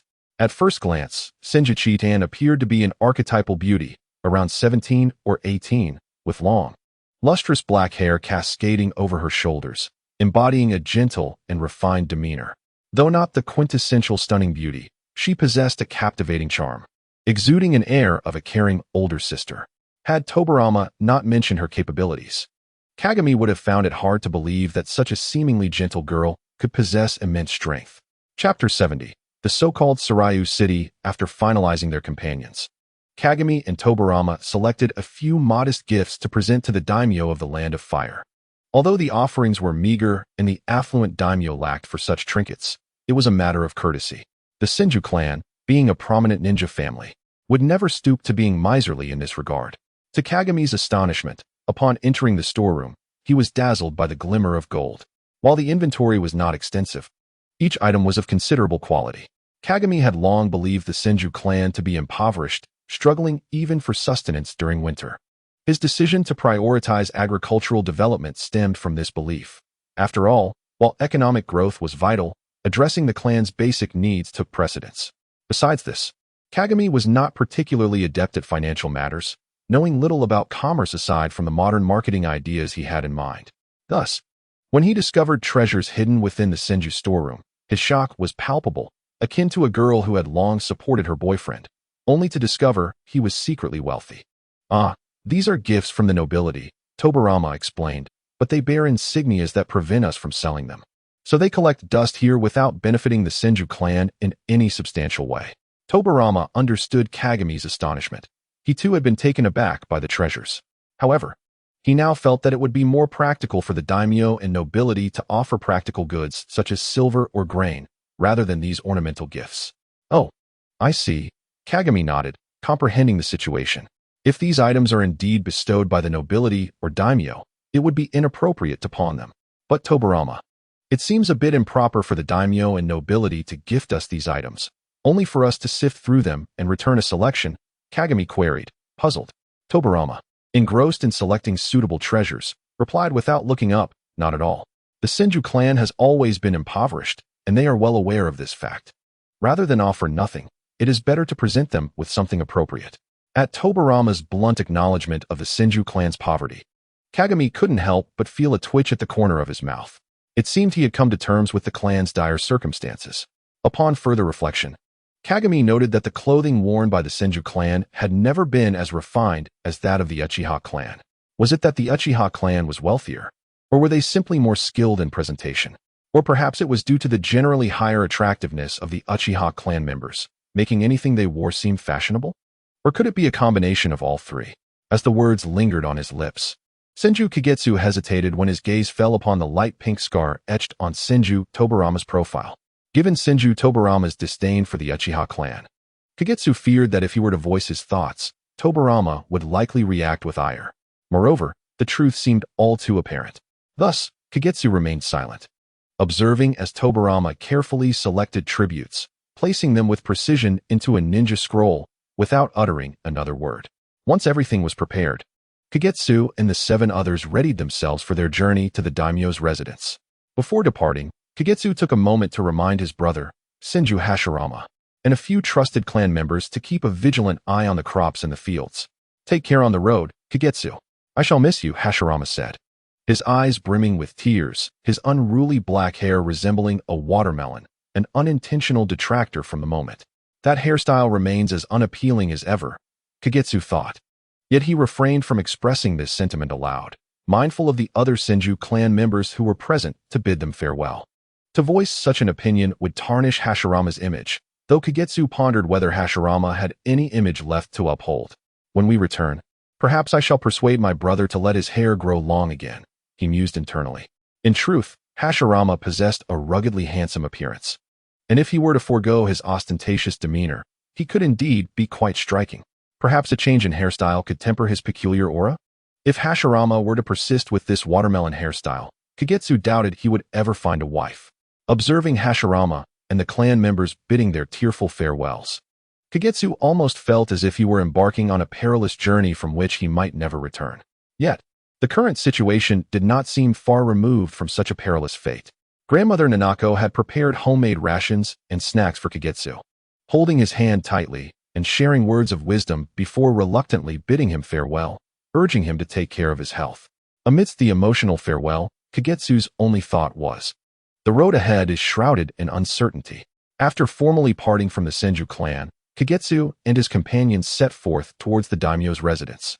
Due to time constraints, they hastened their pace, yet they were fortunate that their speed was commendable, and given the relatively short distance from the Senju territory to the daimyo's abode, they quickly arrived at the city housing the daimyo's estate.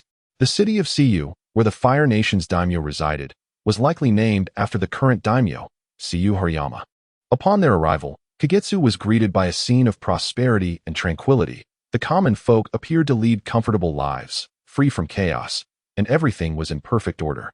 The population was substantial, and the commercial streets thrived, bustling with activity to the point of near congestion. An entirely different atmosphere from the small town in the Land of Lightning where Kagetsu had first undertaken a mission. It was evident that this was indeed the capital of the nation, living up to its stature as the daimyo's city. Chapter 71. A deliberate wait. As Kagetsu journeyed through the city, he meticulously observed the abundance of houses and people, all seeming to coexist in harmonious order. The roads were well maintained, giving the impression of a flourishing metropolis from ancient times. His companions, seasoned by hundreds of missions, were unfazed by the prosperity surrounding them, having previously traversed Siyu and interacted with the daimyo and nobility. As Kagetsu marveled at the sights, they deliberately slowed their pace to allow him to take in the scene. Upon entering Siyu, many gazes were cast upon them, particularly from the common folk, who instinctively distanced themselves, evidence that the relationship between ninjas and ordinary citizens was not particularly warm. For commoners, the world of ninjas felt distant, and the appearance of ninjas often heralded calamity. Kagetsu recognized this as a poignant reflection of the world's sorrow. What's wrong, Kagetsu-kun? Are you not looking? Senju Kataro, a perceptive girl whose attentiveness matched her gentle demeanor, noticed Kagetsu's waning enthusiasm. Oh, it's nothing. I merely thought we had delayed for so long that the daimyo must be growing impatient, Kagetsu replied. His interest in the city's aesthetics had diminished, as he had witnessed many exquisite architectures and breathtaking landscapes in his previous life. The city, though captivating at first, no longer held his attention, and he felt no need to linger for the sake of sightseeing when they had a purpose to fulfill. You're right. We should hasten our visit to the daimyo and not keep him waiting, Tobarama stated, clearly eager to uncover the daimyo's intentions. Thus, the group set forth with a clear purpose towards the daimyo's estate. Throughout the journey, Tobarama reiterated the etiquette to observe when meeting the daimyo. Despite having already covered it numerous times, Kagetsu listened attentively. Although he could be somewhat whimsical at times, he understood the gravity of the situation and would not falter when it mattered. After winding through the city, they finally arrived at the daimyo's estate, which was encircled by towering walls made of meticulously laid bricks. Rather than a mere residence, it resembled a citadel within the city of Siyu, a fortress known as the daimyo's estate.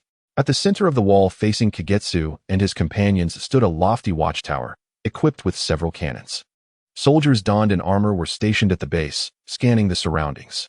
Upon noticing Kagetsu and his party approaching, they immediately trained their telescopes upon them.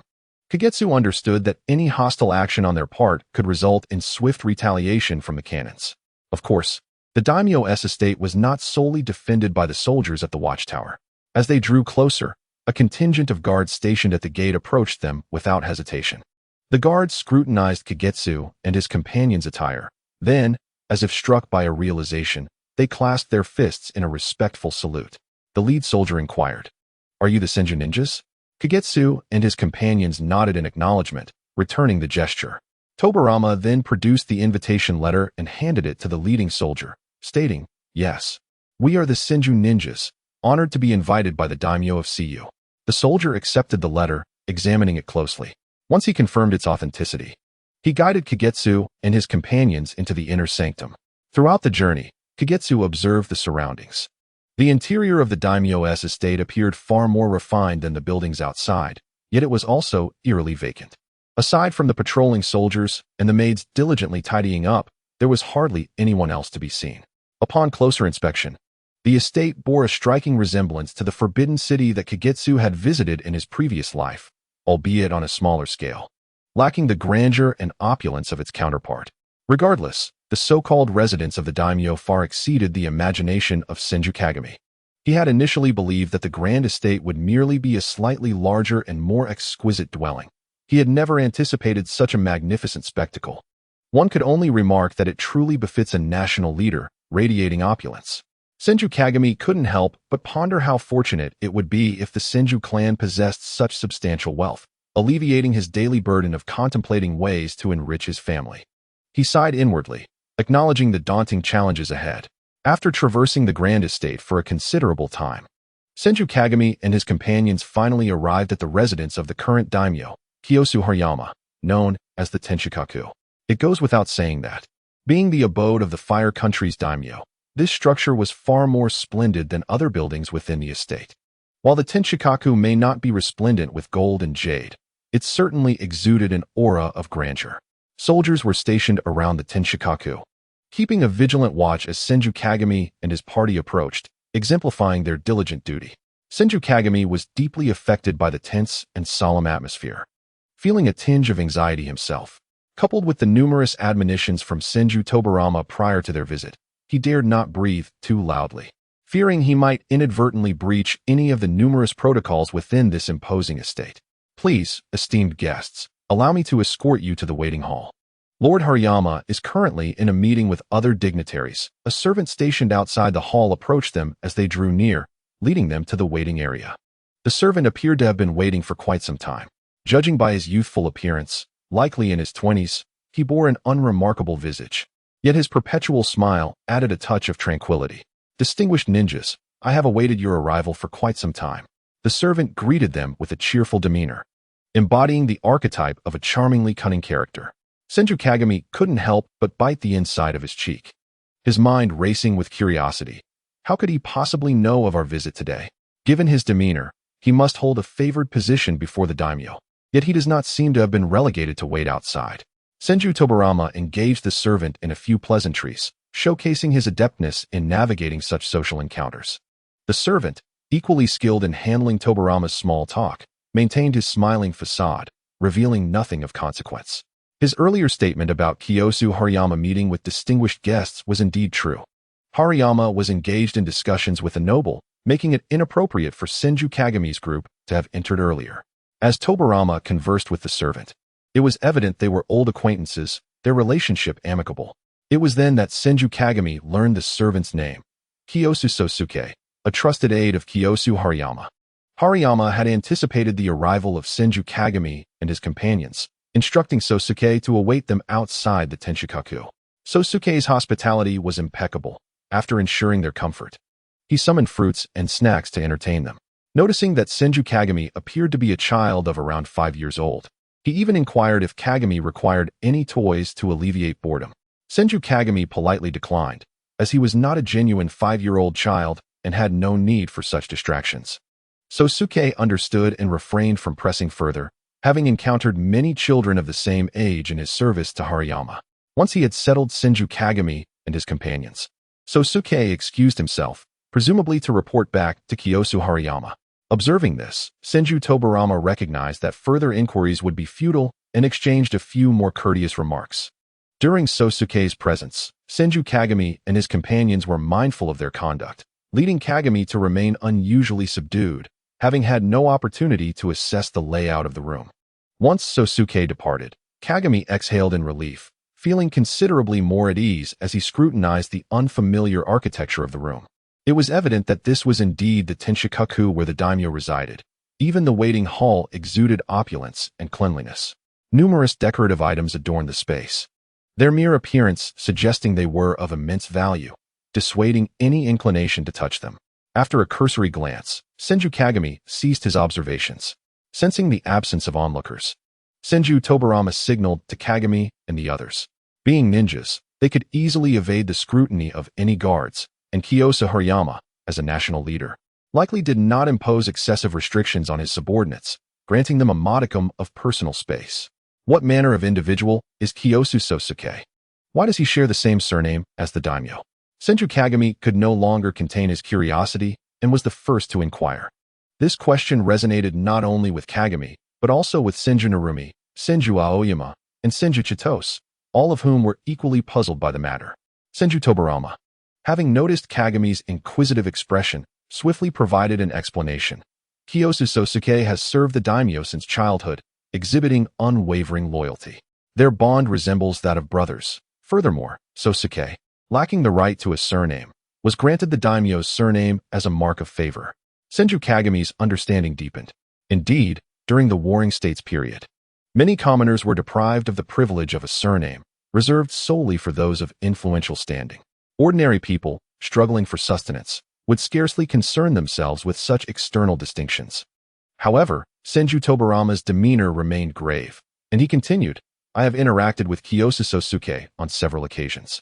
He is quite astute, and his ability to remain close to the daimyo indicates he possesses exceptional qualities. Do not let his youthfulness lull you into complacency. Reflecting on Tobarama's words, Senju Kagami contemplated the merit of someone who could remain in the daimyo's inner circle. It was unlikely that one lacking in ability would earn such trust at a young age. After all, the daimyo had numerous subordinates cultivated from childhood. Yet only Kiyosu Sosuke had been bestowed the honor of sharing the daimyo's surname. It was worth noting that Kiyosu Hariyama had recently turned 40. In this tumultuous era, his ability to have reached this age, far surpassing the average lifespan, and his successful tenure of 20 years in the position of daimyo, spoke volumes of his cunning and capability. It was known that Hariyama's predecessor had met a tragic end, assassinated by enemy ninjas in his 30s. Senju Kagami silently heightened his vigilance towards Kiyosu Hariyama. Before long, Kiyosu Sosuke returned, prompting the group to cease their discussion. This time, he was there to formally introduce them to Kiyosu Hariyama. Just before they departed, Sosuke cast a discreet glance at Senju Kagami. "Master, he just looked at you." The slumbering monster within the flames awakened and alerted Senju Kagami. Having been forced into a slumber prior to the last clan war for various reasons, it had been drawing strength from the flames. Caught off guard by the sudden voice of the creature, Senju Kagami was startled rather than pleased. Why had Kiyosu Sosuke suddenly glanced at him? What could it signify? Did it hold any deeper meaning? Was Kiyosu Hariyama truly intent on targeting him? Kizashi Senju felt as though his mind had become a muddled mass. He could only ascertain that his invitation here was not solely directed at him, and it was undoubtedly not for any favorable purpose.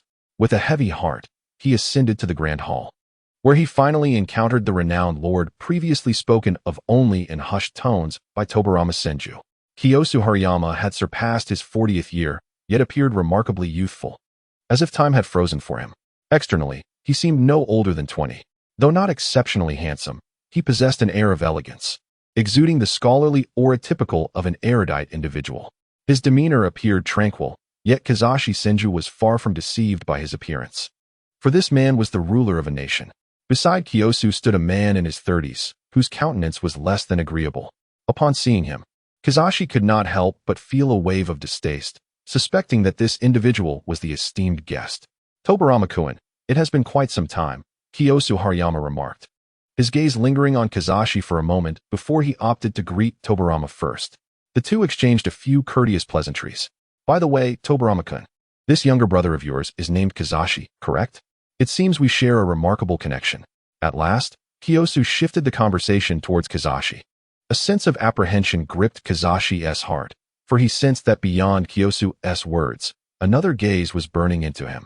This gaze felt like a cold, venomous serpent, slithering over his skin. "Master, the two gentlemen above are observing you," the grotesque voice echoed in Kizashi's mind. Due to the inherent inequality between ninjas and lords, Kizashi adhered to Tobarama's counsel, keeping his head bowed during the formalities and refraining from looking up. However, the grotesque creature was not bound by such constraints, relaying everything it observed to Kizashi. "Tobarama-kun, it has been ages since we last met. You seem to have matured significantly," Kiyosu Hariyama said with a smile, surveying Tobarama with keen interest. Tobarama maintained a courteous smile, graciously responding to Kiyosu's concern. After exchanging pleasantries for a considerable time, Kiyosu finally seemed to notice Kizashi, meticulously appraising him from head to toe before inquiring, "Tobarama-kun, is this your younger brother? He bears a striking resemblance to you. I have heard that Kizashi-kun is quite skilled in medical ninjutsu, even playing a decisive role on the battlefield." Kizashi felt a tightening in his chest. The moment he had anticipated had arrived. This old fox, what schemes are brewing in his mind, while he feigns cordiality towards me? Kizashi mused internally, though he maintained a composed exterior. "Lord Hariyama, you flatter me. I am merely a humble medical ninja, capable of healing the wounded. How could I possibly influence the tide of battle?" Kizashi responded with honorifics, though his words were pointed, clearly rejecting Kiyosu's flattering assertions. Kiyosu merely smiled, choosing not to reply.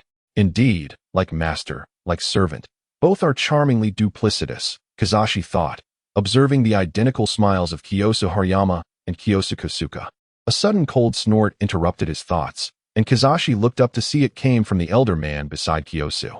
"Ah, I nearly forgot to introduce you," Kiyosu Hariyama exclaimed, a hint of apology crossing his features. "This esteemed individual is my trusted minister, Fujiwara Hiraku." Interestingly, it seems Kizashi-kun once undertook a mission escorting Lady Fujiwara. Kiyosu added with a smile, subtly observing Kazashi's reaction. Kazashi, though not truly a child of 5, did not allow his thoughts to betray him, especially in the presence of a man as shrewd as Kiyosu. Upon hearing Kiyosu's words, Kazashi paused momentarily, feigning contemplation before his expression shifted to one of innocent realization as he clenched his right fist against his left palm. "Is that the noble lady?" he tentatively asked. After uttering this, the silver-haired boy seemed to realize the breadth of his description and hastily gestured.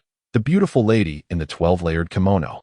Flustered, he finally hung his head, sighing as if lamenting his inability to adequately portray the noble lady's visage.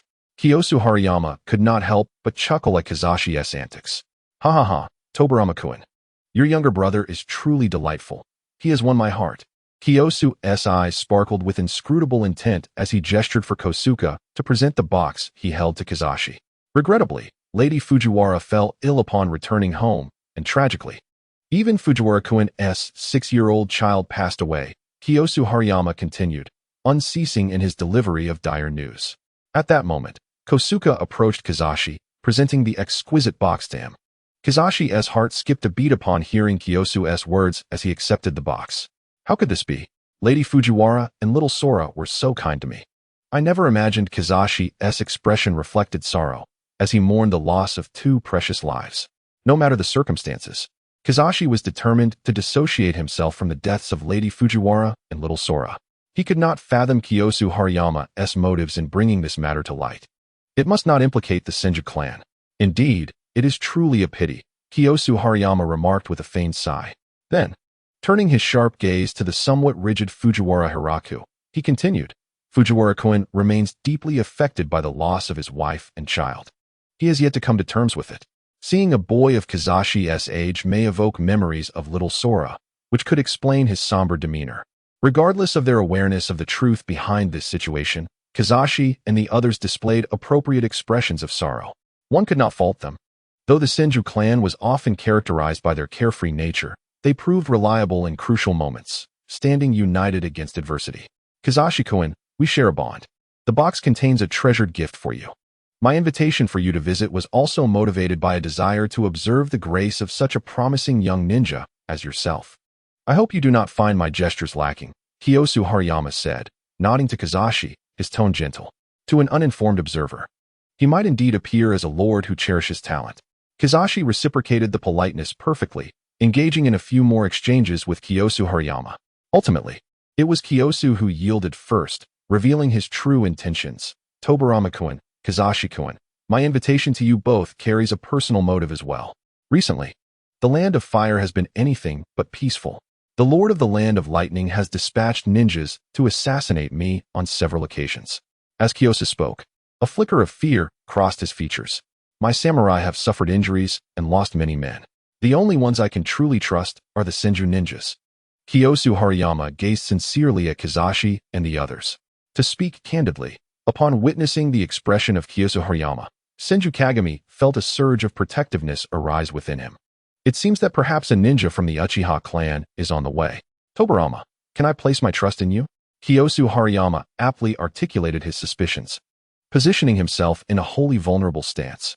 Chapter 74. The Midnight Assault. Uchiha. How could he be so certain? A flicker of doubt stirred within Senju Kagami. If Kiyosu Hariyama's invitation was merely to ensure his own safety, why specifically summon Senju Kagami? Why not disclose the true intent of this mission in the task briefing? Moreover, as Kiyosu Hariyama had suggested, Kagami's reputation in Hariyama's eyes leaned more toward that of a medical ninja rather than a formidable combatant. Why not invite the more powerful Senju Hashirama or Tobarama or other strong members of the Senju clan? However, if Kiyosu Hariyama feared being grievously harmed, then enlisting a medical ninja would certainly be justifiable. After hearing Kiyosu Hariyama's words, Tobarama, though also harboring doubts, found himself entirely captivated by the mere mention of the Uchiha. Hence, he regarded the mission to protect Kiyosu Hariyama with utmost seriousness, for their opponent was the Uchiha. Tobarama was immensely grateful that he had selected 5 competent individuals, capable of addressing this unexpected task. Regardless, it was now time for Tobarama to discuss the specifics of protection and combat strategies with Kiyosu Hariyama. The ensuing details would not be within the purview of Senju Kagami and the other external ninjas. To ensure the safety of the Lord, Senju Kagami and his companions were assigned rooms adjacent to Kiyosu Hariyama's quarters. If the esteemed ninjas require anything, please do not hesitate to inform me, Kiyosu Soke said with a smile. After Senju Kagami and the others expressed that they needed nothing, he continued, "You esteemed lords have traveled a long way. Please rest well, and do not delay important matters. I shall take my leave." Once Tobarama confirmed that there was no one around, Senju Kagami finally voiced his doubts. After pondering for a moment, Tobarama replied, "Indeed, this is a matter of concern. However, given that the potential adversary may be the Uchiha, we must not let our guard down against that malevolent clan." Unable to suppress a twitch of his lips, Senju Kagami felt a sense of helplessness. "Tobarama, has your mind been consumed solely by the evil Uchiha? Not to divert from the matter, Kagami, you ought to take a look at the gift the Lord has bestowed upon you," interjected the previously silent Senju Chitose. "Ah, yes, I almost forgot about the gift," Senju Kagami exclaimed, suddenly enlightened, and went to retrieve the box that had been left aside. Bringing the box to the table, he finally examined it closely. The exterior was a deep reddish brown, unremarkable in appearance. With eager eyes upon him, Senju Kagami opened the box, revealing a jade seal. Strictly speaking, it should be referred to as a jade emblem. This emblem was entirely crafted from jade, though its top was not the dragon head he had once seen in a museum, but rather quite flat. As he held the jade emblem in the palm of his hand, he scrutinized it intently.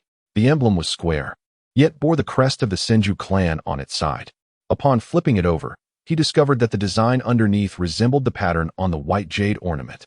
However, this design was not in black and red. It was merely carved for the purpose of sealing. Senju Kagami was taken aback, casting a glance at Tobarama, who bore a similarly perplexed expression. What could Kiyosu Hariyama mean by bestowing this jade emblem upon him? Why was the crest of the Senju clan imprinted upon it? A single jade emblem tugged at the hearts of the Senju brothers. In the dead of night, several masked figures cloaked in black stealthily descended upon the lord's estate, shrouded in darkness. The moment they landed, Tobarama's eyes shot open, his crimson gaze glowing faintly in the shadows. The clash of metal rang out. Senju Kagami sprang from his bed, donned his clothing, and seized his ninja gear, rushing into the adjacent room. The once tranquil estate was now ablaze with light. The doors and windows of Kiyosu Hariyama's chamber stood wide open, autumn winds howling as they swept through the room, disrupting the stillness. Kiyosu Hariyama, frantically hiding behind Tobarama, wore an expression of sheer panic. His attire was disheveled, his hair a mess. Despite being a lord, he was utterly unconcerned with his appearance, evidently startled from a deep slumber by the sudden intrusion of enemies. Suddenly, a flurry of shuriken and kunai came hurtling toward them. Senju Kagami abruptly halted, leaning back and rolling aside to evade the unexpected onslaught. Engaging the masked intruders at the doorway, he unsheathed his Nichiren blade, executing swift and precise strikes against them. Senju Tobarama and the others soon arrived on the scene. As the number of opponents grew, the masked assailants ceased their concealment, with the estate now illuminated and everyone alerted. Hiding was futile. Fire style, great fireball technique.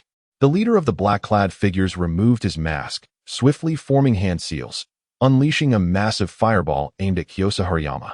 Water style, water dragon bullet technique. Tobarama, unwilling to be outdone, also formed seals to unleash a torrent of water, which collided with the fireball, creating a cloud of mist that enveloped the entire room. In the midst of the swirling vapor, red eyes flickered in and out of view. Fire style, phoenix fire technique. Petal-like flames surrounded the shuriken as they shot towards Senju Kagami and his companions. Breath of the Sun, fifth form, fire train. Senju Kagami poured all his strength into a single, powerful slash, his body moving in tandem with the blade, spinning to unleash a devastating strike. Simultaneously, he cloaked his technique in flames, amplifying its power. Golden flames surged forward, consuming all shuriken and kunai in their path, yet meticulously avoiding igniting the wooden structures. As if possessing a life of their own, solely targeting the adversaries before him. Cries of agony echoed as the flames and mist dissipated, revealing that the black-clad ninjas had vanished from the room. Chapter 75. The peculiar thank you for your assistance. Had it not been for you, I might have met my demise here. Kiyosu Hariyama expressed his gratitude, bowing deeply to Senju Kagami and the others. Senju Kagami sheathed his blade, remaining silent as he stood beside Tobarama. My lord, you flatter me. "This is merely the duty of a Senju ninja," Tobirama replied with a smile. "My lord, are you unharmed?" Kiyosu Soke rushed in, accompanied by a cadre of warriors. Hastily approaching Kiyosu Hariyama, Soke scrutinized him, relieved to find that although his attire was somewhat disheveled, he had been well protected and suffered no significant harm. "My lord, I arrived too late. It was my negligence." The tardy warriors bowed in apology, performing a standard seiza before Kiyosu Hariyama. Now composed, Kiyosu Hariyama appeared far less flustered than before, regaining the poise of a sovereign. He bore no resentment toward the warriors, offering a gentle smile as he remarked, "None of you could have foreseen today's events. You are not to blame." "Oh, who could have anticipated that the Uchiha ninja would arrive so early? Had it not been for the timely arrival of several esteemed ninjas from the Senju clan, the consequences could have been dire." At this moment, Kiyosu Sosuke had lost his mirth. His expression was grave as he analyzed the situation and expressed his gratitude to Senju Kikawa and the others. Upon hearing Kiyosu Sosuke's assertion that the opponents were Uchiha ninjas, Senju Kikawa could not help but glance at Senju Tobirama, revealing a hint of inquiry. Senju Tobirama said nothing, merely exchanging a look with Senju Kikawa. Kiyosu Hariyama calmly proceeded to arrange certain matters before allowing Senju Kikawa and the others to return to their quarters for rest. However, after experiencing the events of the night, none of them felt inclined to sleep. "Brother Tobirama, were those individuals indeed Uchiha?" Senju Kikawa inquired. He had arrived not too early and thus failed to discern the features of the masked figures, feeling that it was somewhat imprudent to conclude their identity based solely on a fire technique.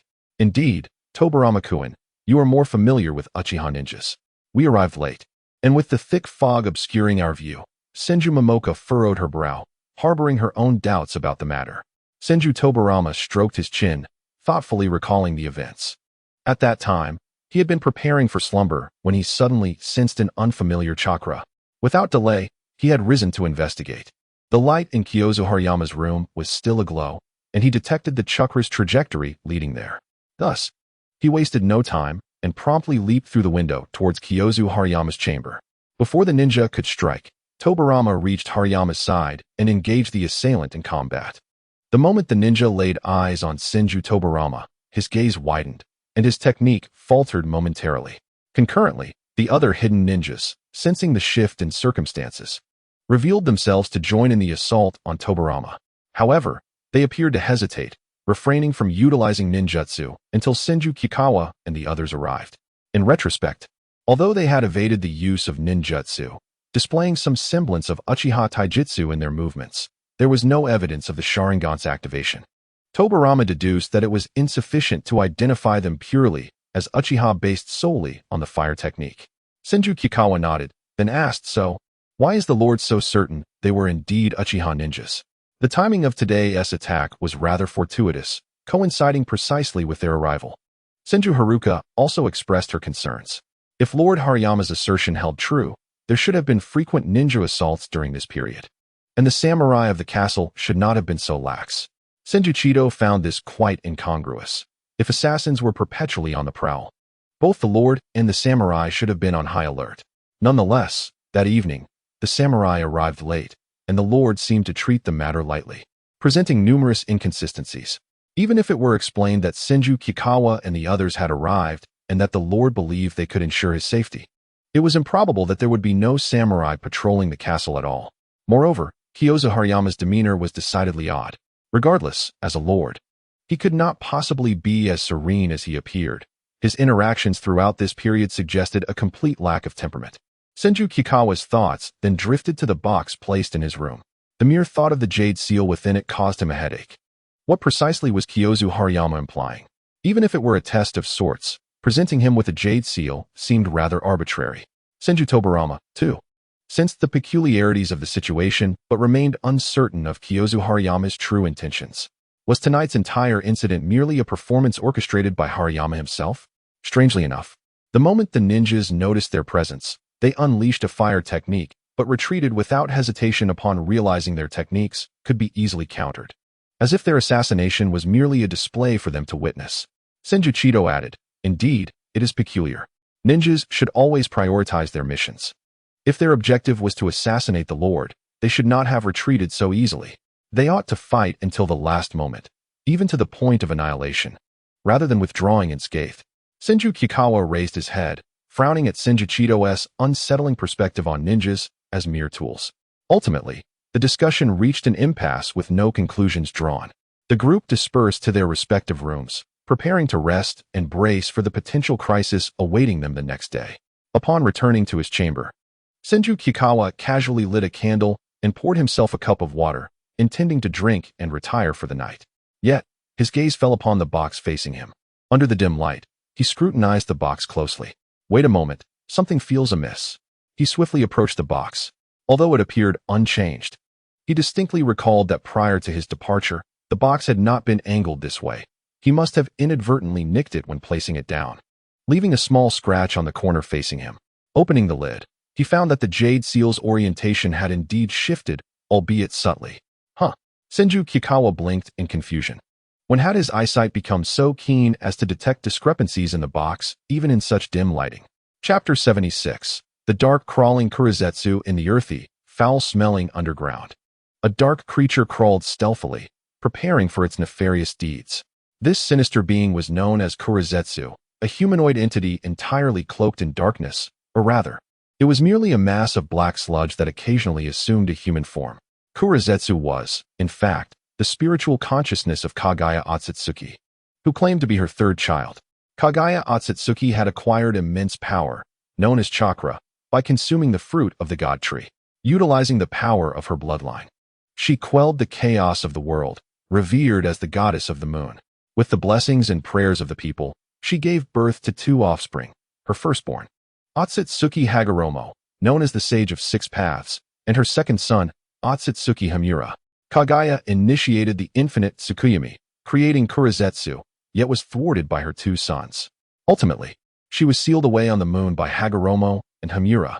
However, before her sealing, she manifested Kurizetsu, intending to use him to resurrect herself.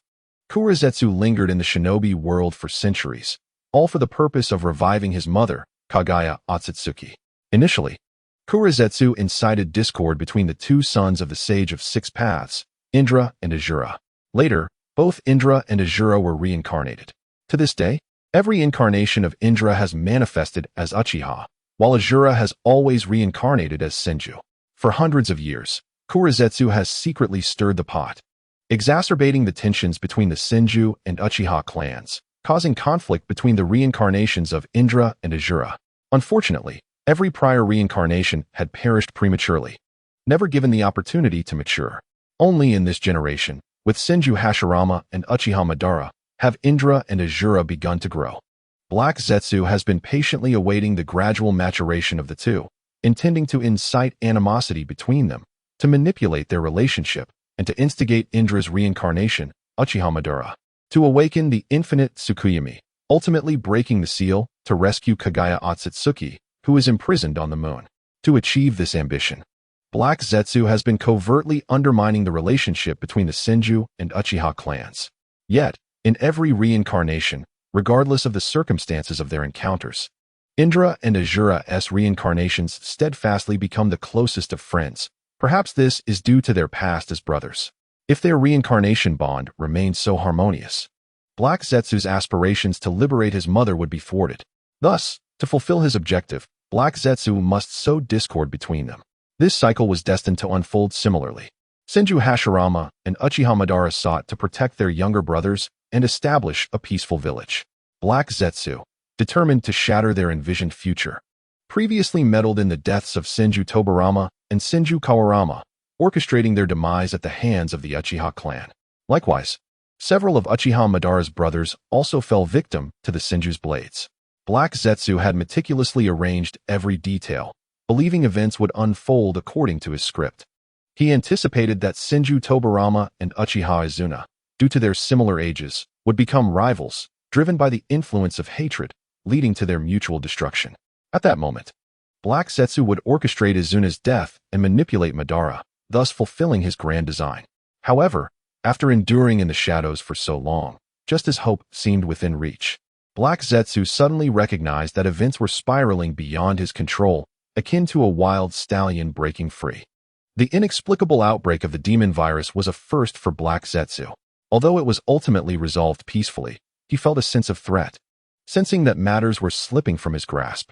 What if one day, an unknown virus erupted anew, infecting both Senju Hashirama and Uchiha Madara? What then? If everyone succumbed to the infection, who would he turn to for enacting the infinite Tsukuyomi?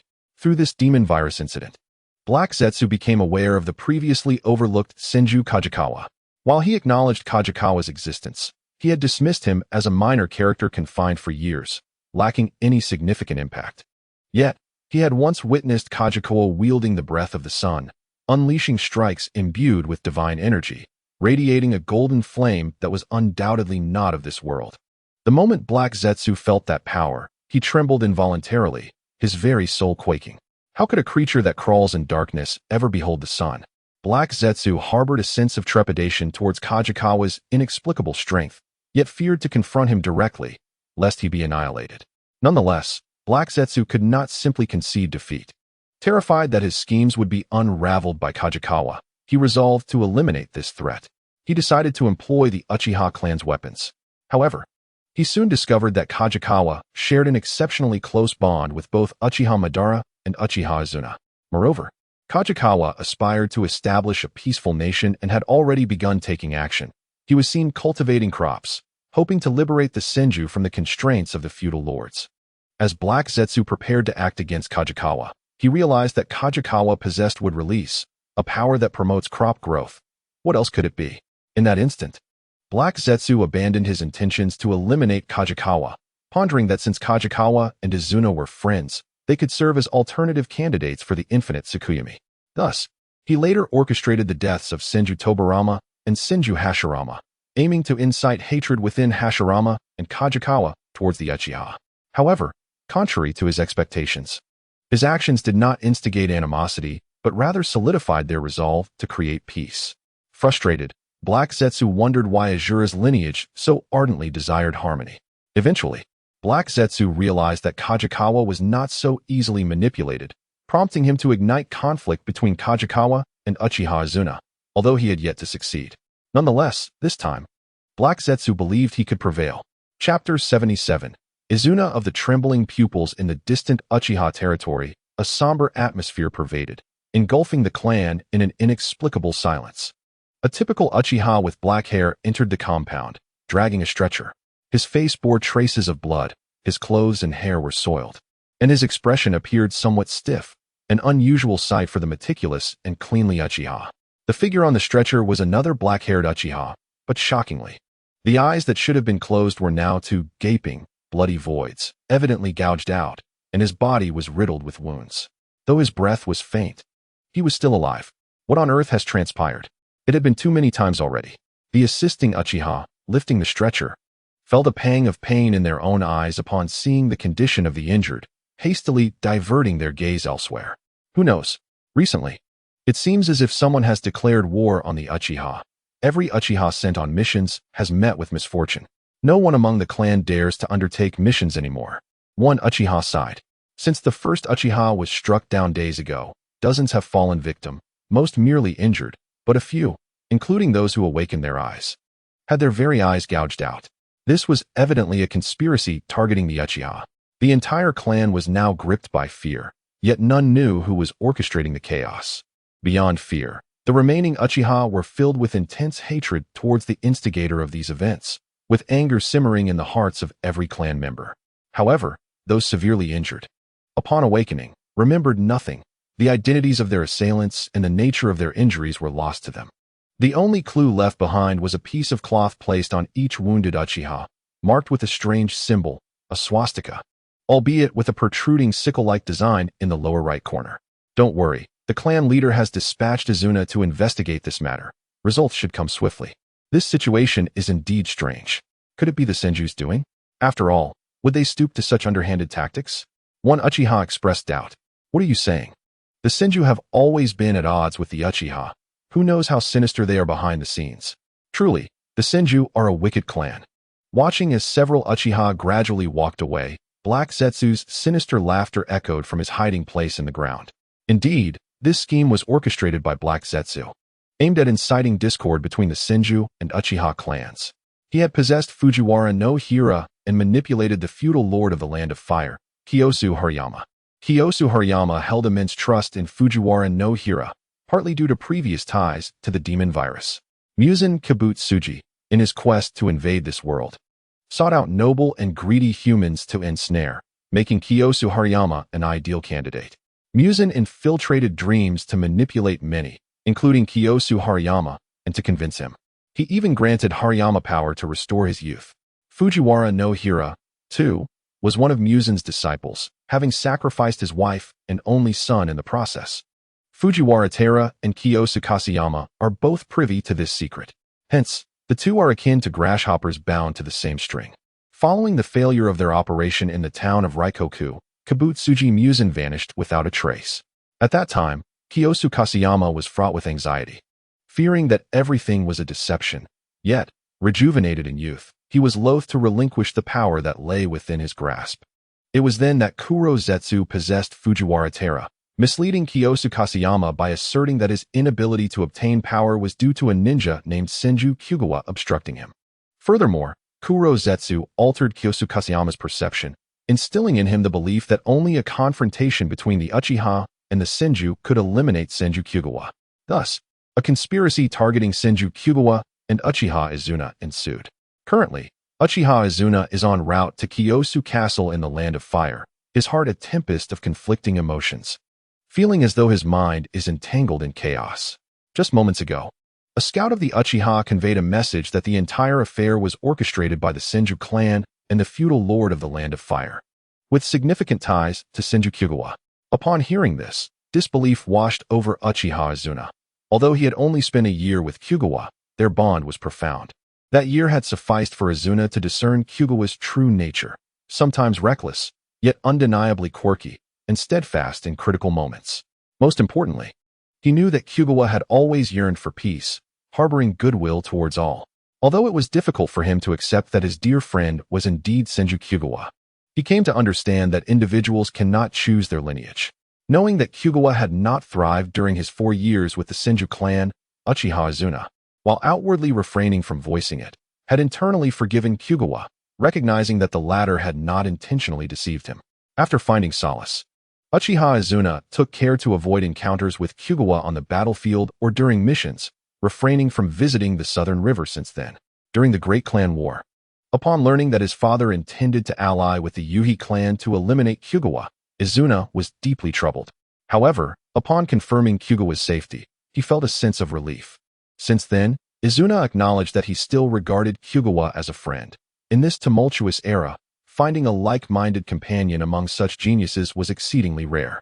Yet today, someone had the audacity to tell him, your dear friend has been deceiving you all along. He is not as innocent as you believe, having feigned camaraderie solely to betray your family."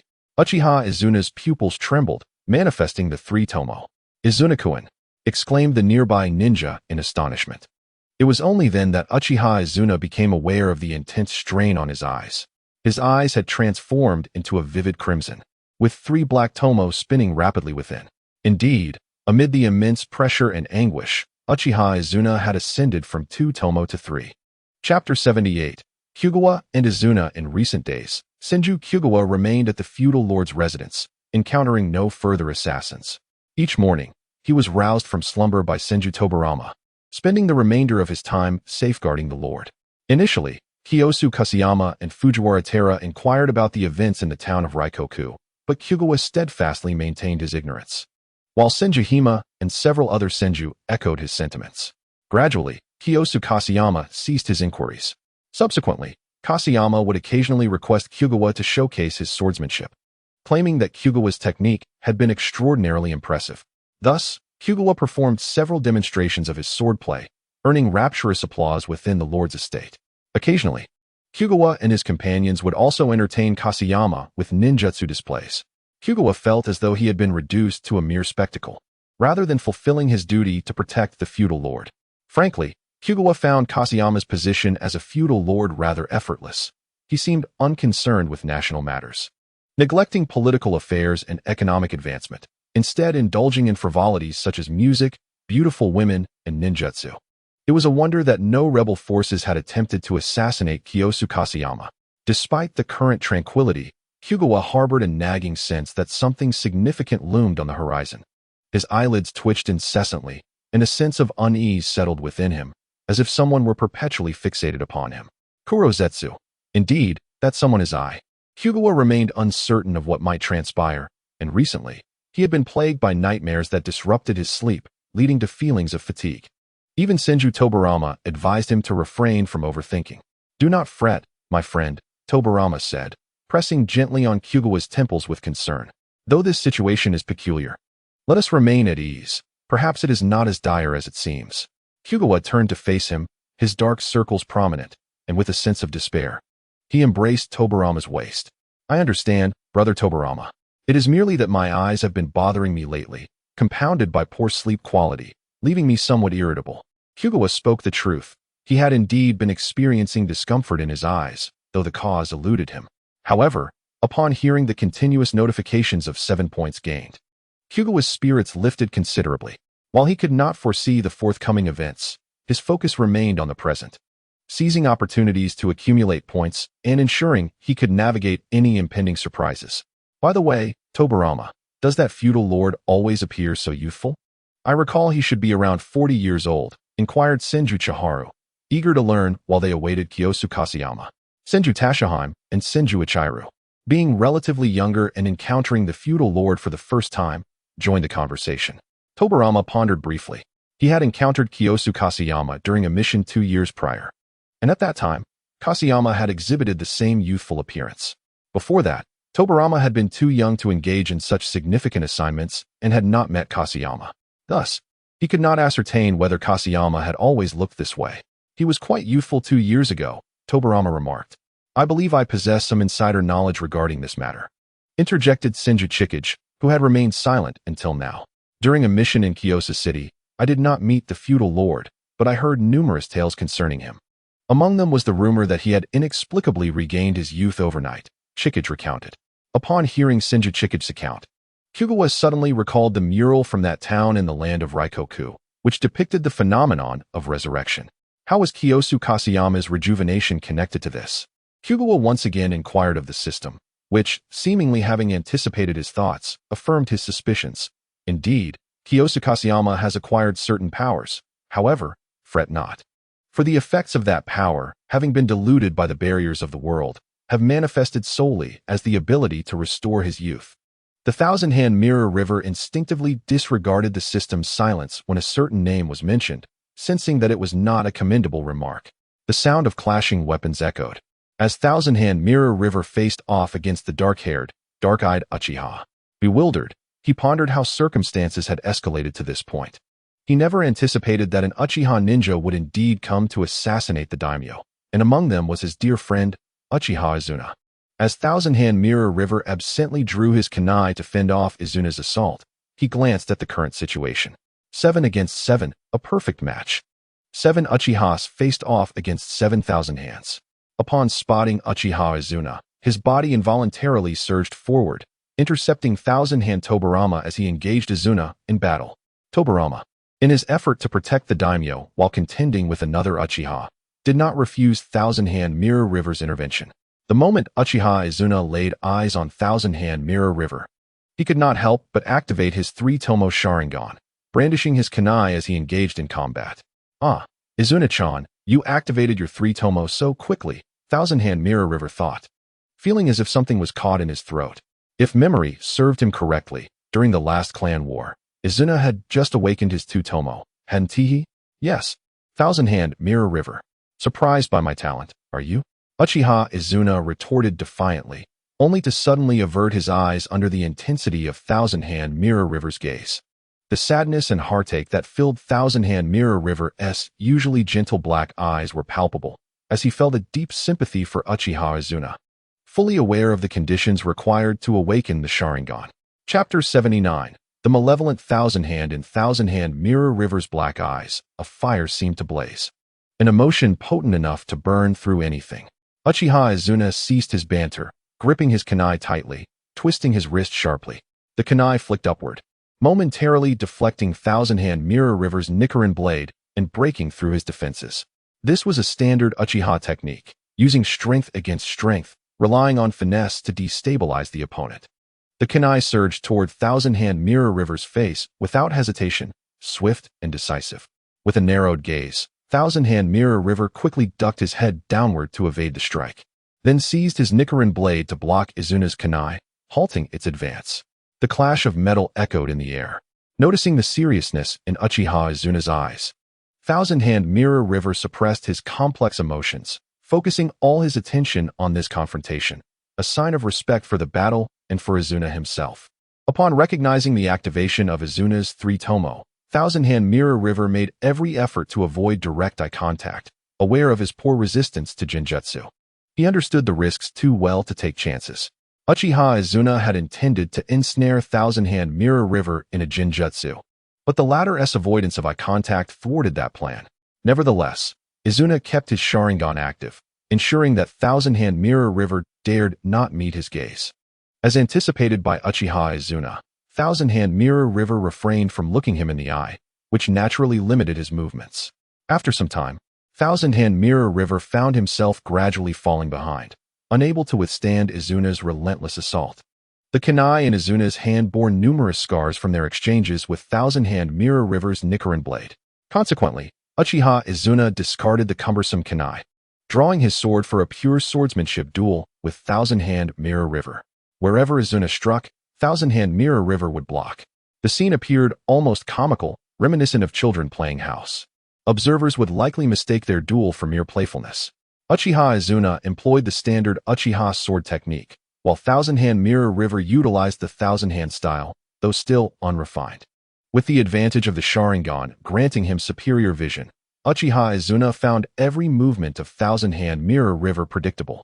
To him, the latter's actions seemed sluggish, presenting ample openings to exploit. Thousand-Hand Mirror River recognized that each of his strikes was effortlessly intercepted by Uchiha Izuna, who easily countered every move. The Thousand-Hand sword style emphasized strength, relying on brute force, while the Uchiha style was specifically designed to counter it, making it particularly effective against Thousand-Hand Mirror River, whose skills were still developing. Uchiha Izuna had clearly gained the upper hand, yet he refrained from pressing the attack, maintaining the stalemate, neither advancing nor retreating. Meanwhile, Thousand-Hand Tobirama was engaged in a fierce battle with another ninja to protect the daimyo, and the other Thousand-Hand and Uchiha clansmen were embroiled in their own struggles, rendering them oblivious to the seemingly trivial skirmish between Thousand-Hand Mirror River and Uchiha Izuna. Despite being two skilled ninjas, one wielding the breath of the sun and the other possessing the Sharingan, they were currently locked in a contest of pure swordsmanship and physical prowess. Thousand-Hand Mirror River felt utterly perplexed. He had believed that Uchiha Izuna's intent was to assassinate the daimyo. Shouldn't Izuna be attempting to incapacitate him immediately and seize the opportunity to strike the daimyo when Tobirama was preoccupied?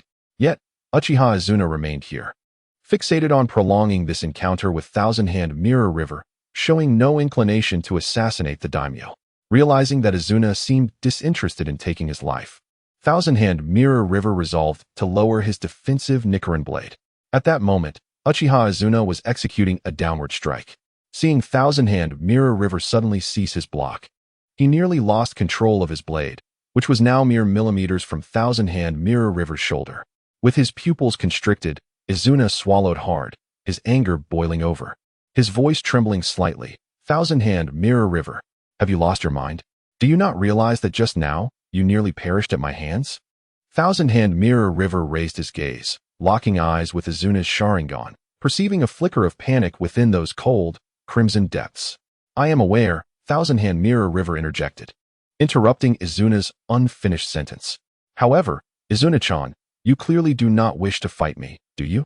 A radiant smile graced Thousand-Hand Mirror River's face, his bright black eyes reflecting the sunlight, softening their hue and revealing a hint of warmth. Uchiha Izuna, confronted with such a gaze, found himself momentarily speechless. Little Izuna, why don't we sit down and have a proper discussion? What is it that your Uchiha clan truly desires? Why come to assassinate the daimyo of the Land of Fire? Seeing that Uchiha Izuna remained silent, Thousand-Hand Mirror River seized the opportunity to inquire, hoping for a breakthrough. However, upon hearing Thousand-Hand Mirror River's words, Uchiha Izuna became infuriated, unleashing a fiery jutsu. Had Thousand-Hand Mirror River not reacted swiftly to form a water barrier, he might have been reduced to ash. There's nothing to discuss. Your Thousand-Hand clan has plotted against my Uchiha, and you pretend to be oblivious to it all. As Thousand-Hand Mirror River dodged, cold sweat trickled down his back, realizing that an unjust calamity had befallen him and his clan. Plot. The Thousand-Hand clan had conspired against the Uchiha? How could he have been unaware of such a matter? Thousand-Hand Mirror River was engulfed in profound confusion. Seeing Senju Kajikawa still feigning innocence, Uchiha Izuna, although momentarily shaken, was consumed by anger upon recalling the tragic fates of his clansmen. He huffed coldly and mocked. How was I ever deceived by you? I once thought you were simply charming, yet you reveal yourself as a malevolent member of the Senju clan. I have long since deduced that it was you Senju who orchestrated this. How could I have overlooked the sheer cruelty of your clan? Not only did you inflict harm, but you also left a mark. Suddenly, the bewildered Senju Kajikawa grasped something, and a flicker of realization sparked within him. He inquired, "Wait, Izuna, what mark are you referring to? Is it this mark?" He produced a white jade pendant from the system space, revealing its peculiar design on the back. The moment Uchiha Izuna beheld that pattern, his pupils constricted sharply. Observing Izuna's reaction closely, Senju Kajikawa comprehended that this entire situation stemmed from that very design. Chapter 80. Vengeance. A cool autumn breeze rustled through, lifting a few fallen leaves and creating a soft rustling sound. Apart from the whispers of nature, the surroundings were enveloped in silence. The Senju and Uchiha clans stood facing each other, each member displaying a hint of awkwardness on their faces. Nearby lay Kiyosu Hariyama, slumbering against a large tree, his brow furrowed, appearing restless in his sleep. "Senju Ichiru, Senju Aoyama, should you not escort the daimyo back to the castle?" Senju Kajikawa spoke up, unable to endure the silence as he watched them stand there without uttering a word. The conversation they were about to engage in was likely unsuitable for eavesdropping. Though Izuna had just cast an illusion on Hariyama, he remained slightly apprehensive that Hariyama might awaken. Given that remnants of the otherworldly Demon King's power still lingered within him, albeit faintly. "What are you afraid of? Do you not trust my illusions?" Izuna shot a glance at Hariyama, crossing his arms with an expression of mild irritation. "Such arrogance," Kajikawa silently mused. "Haha, I merely wish to ensure our safety," Kajikawa murmured softly. Izuna glared at him before turning his head away, clearly adopting a stance of out of sight, out of mind. Seizing the moment, Kajikawa gestured with his eyes to Senju Ichiru and Senju Aoyama, prompting them to hastily carry Hariyama away. The two hesitated before cautiously approaching Hariyama, and together, they gently lifted him. Noting his stillness and glancing at Izuna, who seemed to acquiesce, they silently proceeded with Hariyama. "So what now?" Kajikawa glanced around. Observing that Senju Tobarama and Uchiha Izuna remained silent, each with their arms crossed, averted gazes fixated on distant points. The other Senju and Uchiha members were equally preoccupied, avoiding eye contact with the trio at the center. At this juncture, Kajikawa found himself at a loss for words and opted to join them in silence. How had this situation come to be? It traced back to the moment Kajikawa employed his unique verbal tactics during his confrontation with Izuna, successfully unsettling him. To validate his hypothesis, Kajikawa and Izuna stealthily maneuvered behind Hariyama while Tobarama was distracted. As Hariyama turned at the sound, Izuna wasted no time activating his Sharingan to cast an illusion upon him. In that instant, silence enveloped the area. Utilizing the hypnotic abilities of his Sharingan, Izuna extracted the full account of events from Hariyama's lips. It became clear that the plot against the Uchiha clan had been orchestrated entirely by Kiyosu Hariyama and Fujiwara no Hira, with Hariyama aiming to frame the Senju clan and incite deeper discord between the two clans. The more profound motive remained unspoken, constrained by the pressures of the world's barriers, yet Kajikawa had gleaned this knowledge through the system. Upon learning that Hariyama was the mastermind behind this, Izuna nearly struck him down on the spot, ready to end his life. However, Tobarama, exhibiting a measure of rationality, intervened, asserting that the time for Hariyama's demise had not yet arrived. Should a national leader meet an untimely end, the political turmoil in the Land of Fire would inevitably ensue, potentially culminating in a greater conflict. In summary, while Kajikawa and Izuna may have acted rashly, they ultimately arrived at a favorable resolution. As the misunderstandings between the Senju and Uchiha clans were finally dispelled, Returning to the present, Kajikawa spoke. Let me first express my viewpoint. The other members shifted their focus to him, silently preparing to listen. The best course of action now would be to maintain the status quo. Thus, in Hariyama's perception, this plot indeed served to ignite the tension between the Senju and Uchiha clans. From here on, the matter is no longer your concern, Uchiha. The remainder shall be entrusted to me and Tobarama. A faint smile curled at Kajikawa's lips as he lowered his head, his slightly longer bangs casting a shadow over his eyes, the darkness of his gaze seeming to glimmer with a sinister red hue, exuding an ominous aura. The others present felt a chill run down their spines, sensing an unmistakable malevolence emanating from Kajikawa. "Host, are you angered?" The system inquired suddenly. Indeed, Kajikawa was exceedingly irate regarding Hariyama's attempts to incite discord between the Senju and Uchiha clans. Hariyama had never considered the ramifications of his actions, solely driven by the desire to solidify his position and achieve his objectives. While he could not eliminate Hariyama, Kajikawa contemplated that he must exact some form of retribution. Otherwise, it would be an affront to the Uchiha who had been ensnared in Hariyama's schemes, as well as a disservice to the souls lost to his machinations. On a moonless night, amid gusty winds, the atmosphere was charged with a sense of impending violence. However, Kajikawa had not come with the intent to kill. He cautiously crouched atop the roof of Hariyama's chamber, lifting a tile to extend his hand inside. Unseen by any, tendrils of green smoke began to waft from Kajikawa's fingertips, slowly yet resolutely infiltrating Hariyama's nostrils. Hariyama, who had been sleeping soundly, seemed to sense something, his brow furrowing slightly as he emitted a few pained murmurs. "System, you assured me that this smoke would alter Hariyama's perception of this matter, compelling him to dream of those he has wronged, plunging him into endless nightmares, correct?" Kajikawa reiterated in his mind. "Indeed, host. Rest assured, the system guarantees quality," came the system's resolute reply. Understanding Kajikawa's fury, the system had previously suggested the availability of items in the system shop that could rectify Hariyama's actions. It was as if fortune had smiled upon him just as he had sought solace.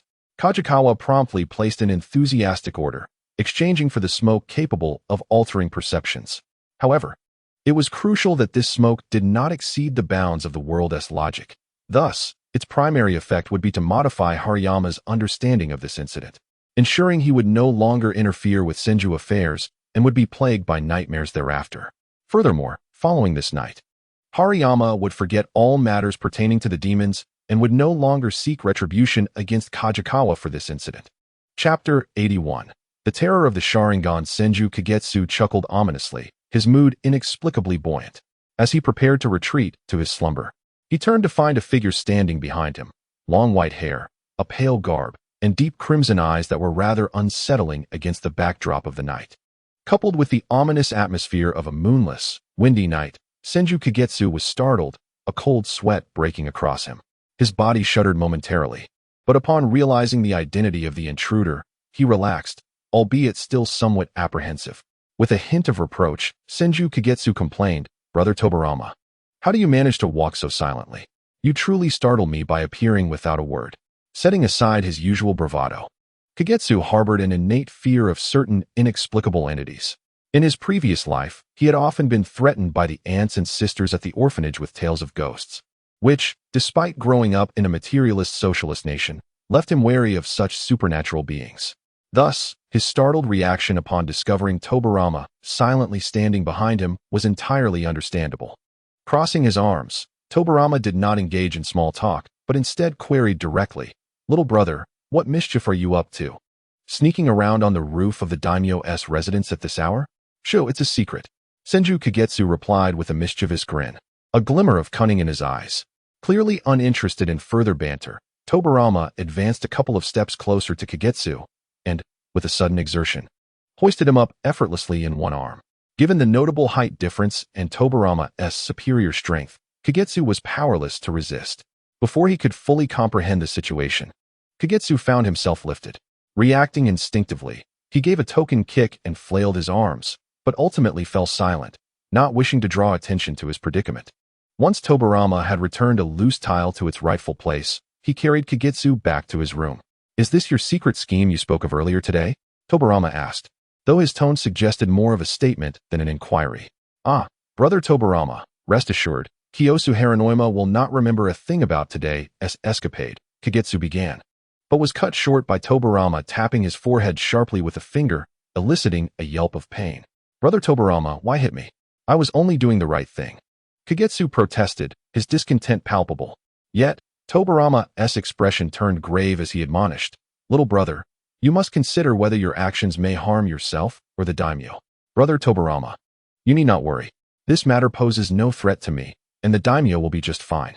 At worst, he'll have a series of nightmares, Kagetsu reassured, though he knew the smoke he had conjured had cost him a significant amount of his precious points. After a moment of silence, Tobarama sighed softly, ruffling Kagetsu's white hair with a firm hand. Promise me you won't engage in such reckless behavior again. There is always a cost when utilizing such extraordinary powers. Kagetsu was taken aback, having not anticipated such a response. Tobarama's concern stirred a sense of frustration within him. He was the elder brother, yet felt compelled to let his younger sibling shoulder the burden of protection and sacrifice while he stood helpless. Brother Tobarama, there is no cost involved. However, if you wish to repay me, allow me to stay by your side a little longer, Kagetsu said, grasping Tobarama's free hand. Since it's already so late, I'll just sleep with you tonight. He winked playfully. Given that Kiyosu Haranoima had squandered 1,000 of his points, Kagetsu decided to recuperate that loss by leaning on Tobarama's presence for the night. Also, refrain from directly mentioning the daimyo's name in the future. All right, I understand. Brother Tobarama, please stop pinching my cheeks. It hurts. The next day, Senju Kagetsu stood beside Kiyosu Haranoima, maintaining an air of normalcy. However, upon noticing the deep dark circles under Haranoima's eyes and his weary demeanor, Kagetsu could not suppress a smirk. Haranoima had been jolted awake by a nightmare. Drenched in sweat as if he had just emerged from water, he felt as if he were being relentlessly pursued and tormented, leaving him with an inexplicable dull ache that blurred the lines between dream and reality. Even after awakening, he could scarcely recall the content of his nightmare. But the profound terror had ensnared his soul, leaving a malevolent imprint on his mind. After the fright, Haranoima felt utterly drained, as if something had siphoned his very essence, rendering him disinterested in everything around him. Confounded, he pondered why he had invited Senju Kagetsu and his companions at this time. Weighed down by fatigue, he grappled with how to send Kagetsu and the others back. Ultimately, Haranoima decided to bestow upon Kagetsu and his companions an array of precious treasures before dismissing them.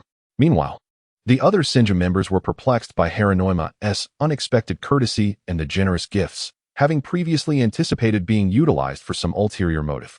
After considerable contemplation, they concluded that perhaps only the Uchiha's ocular abilities could elucidate this strange occurrence.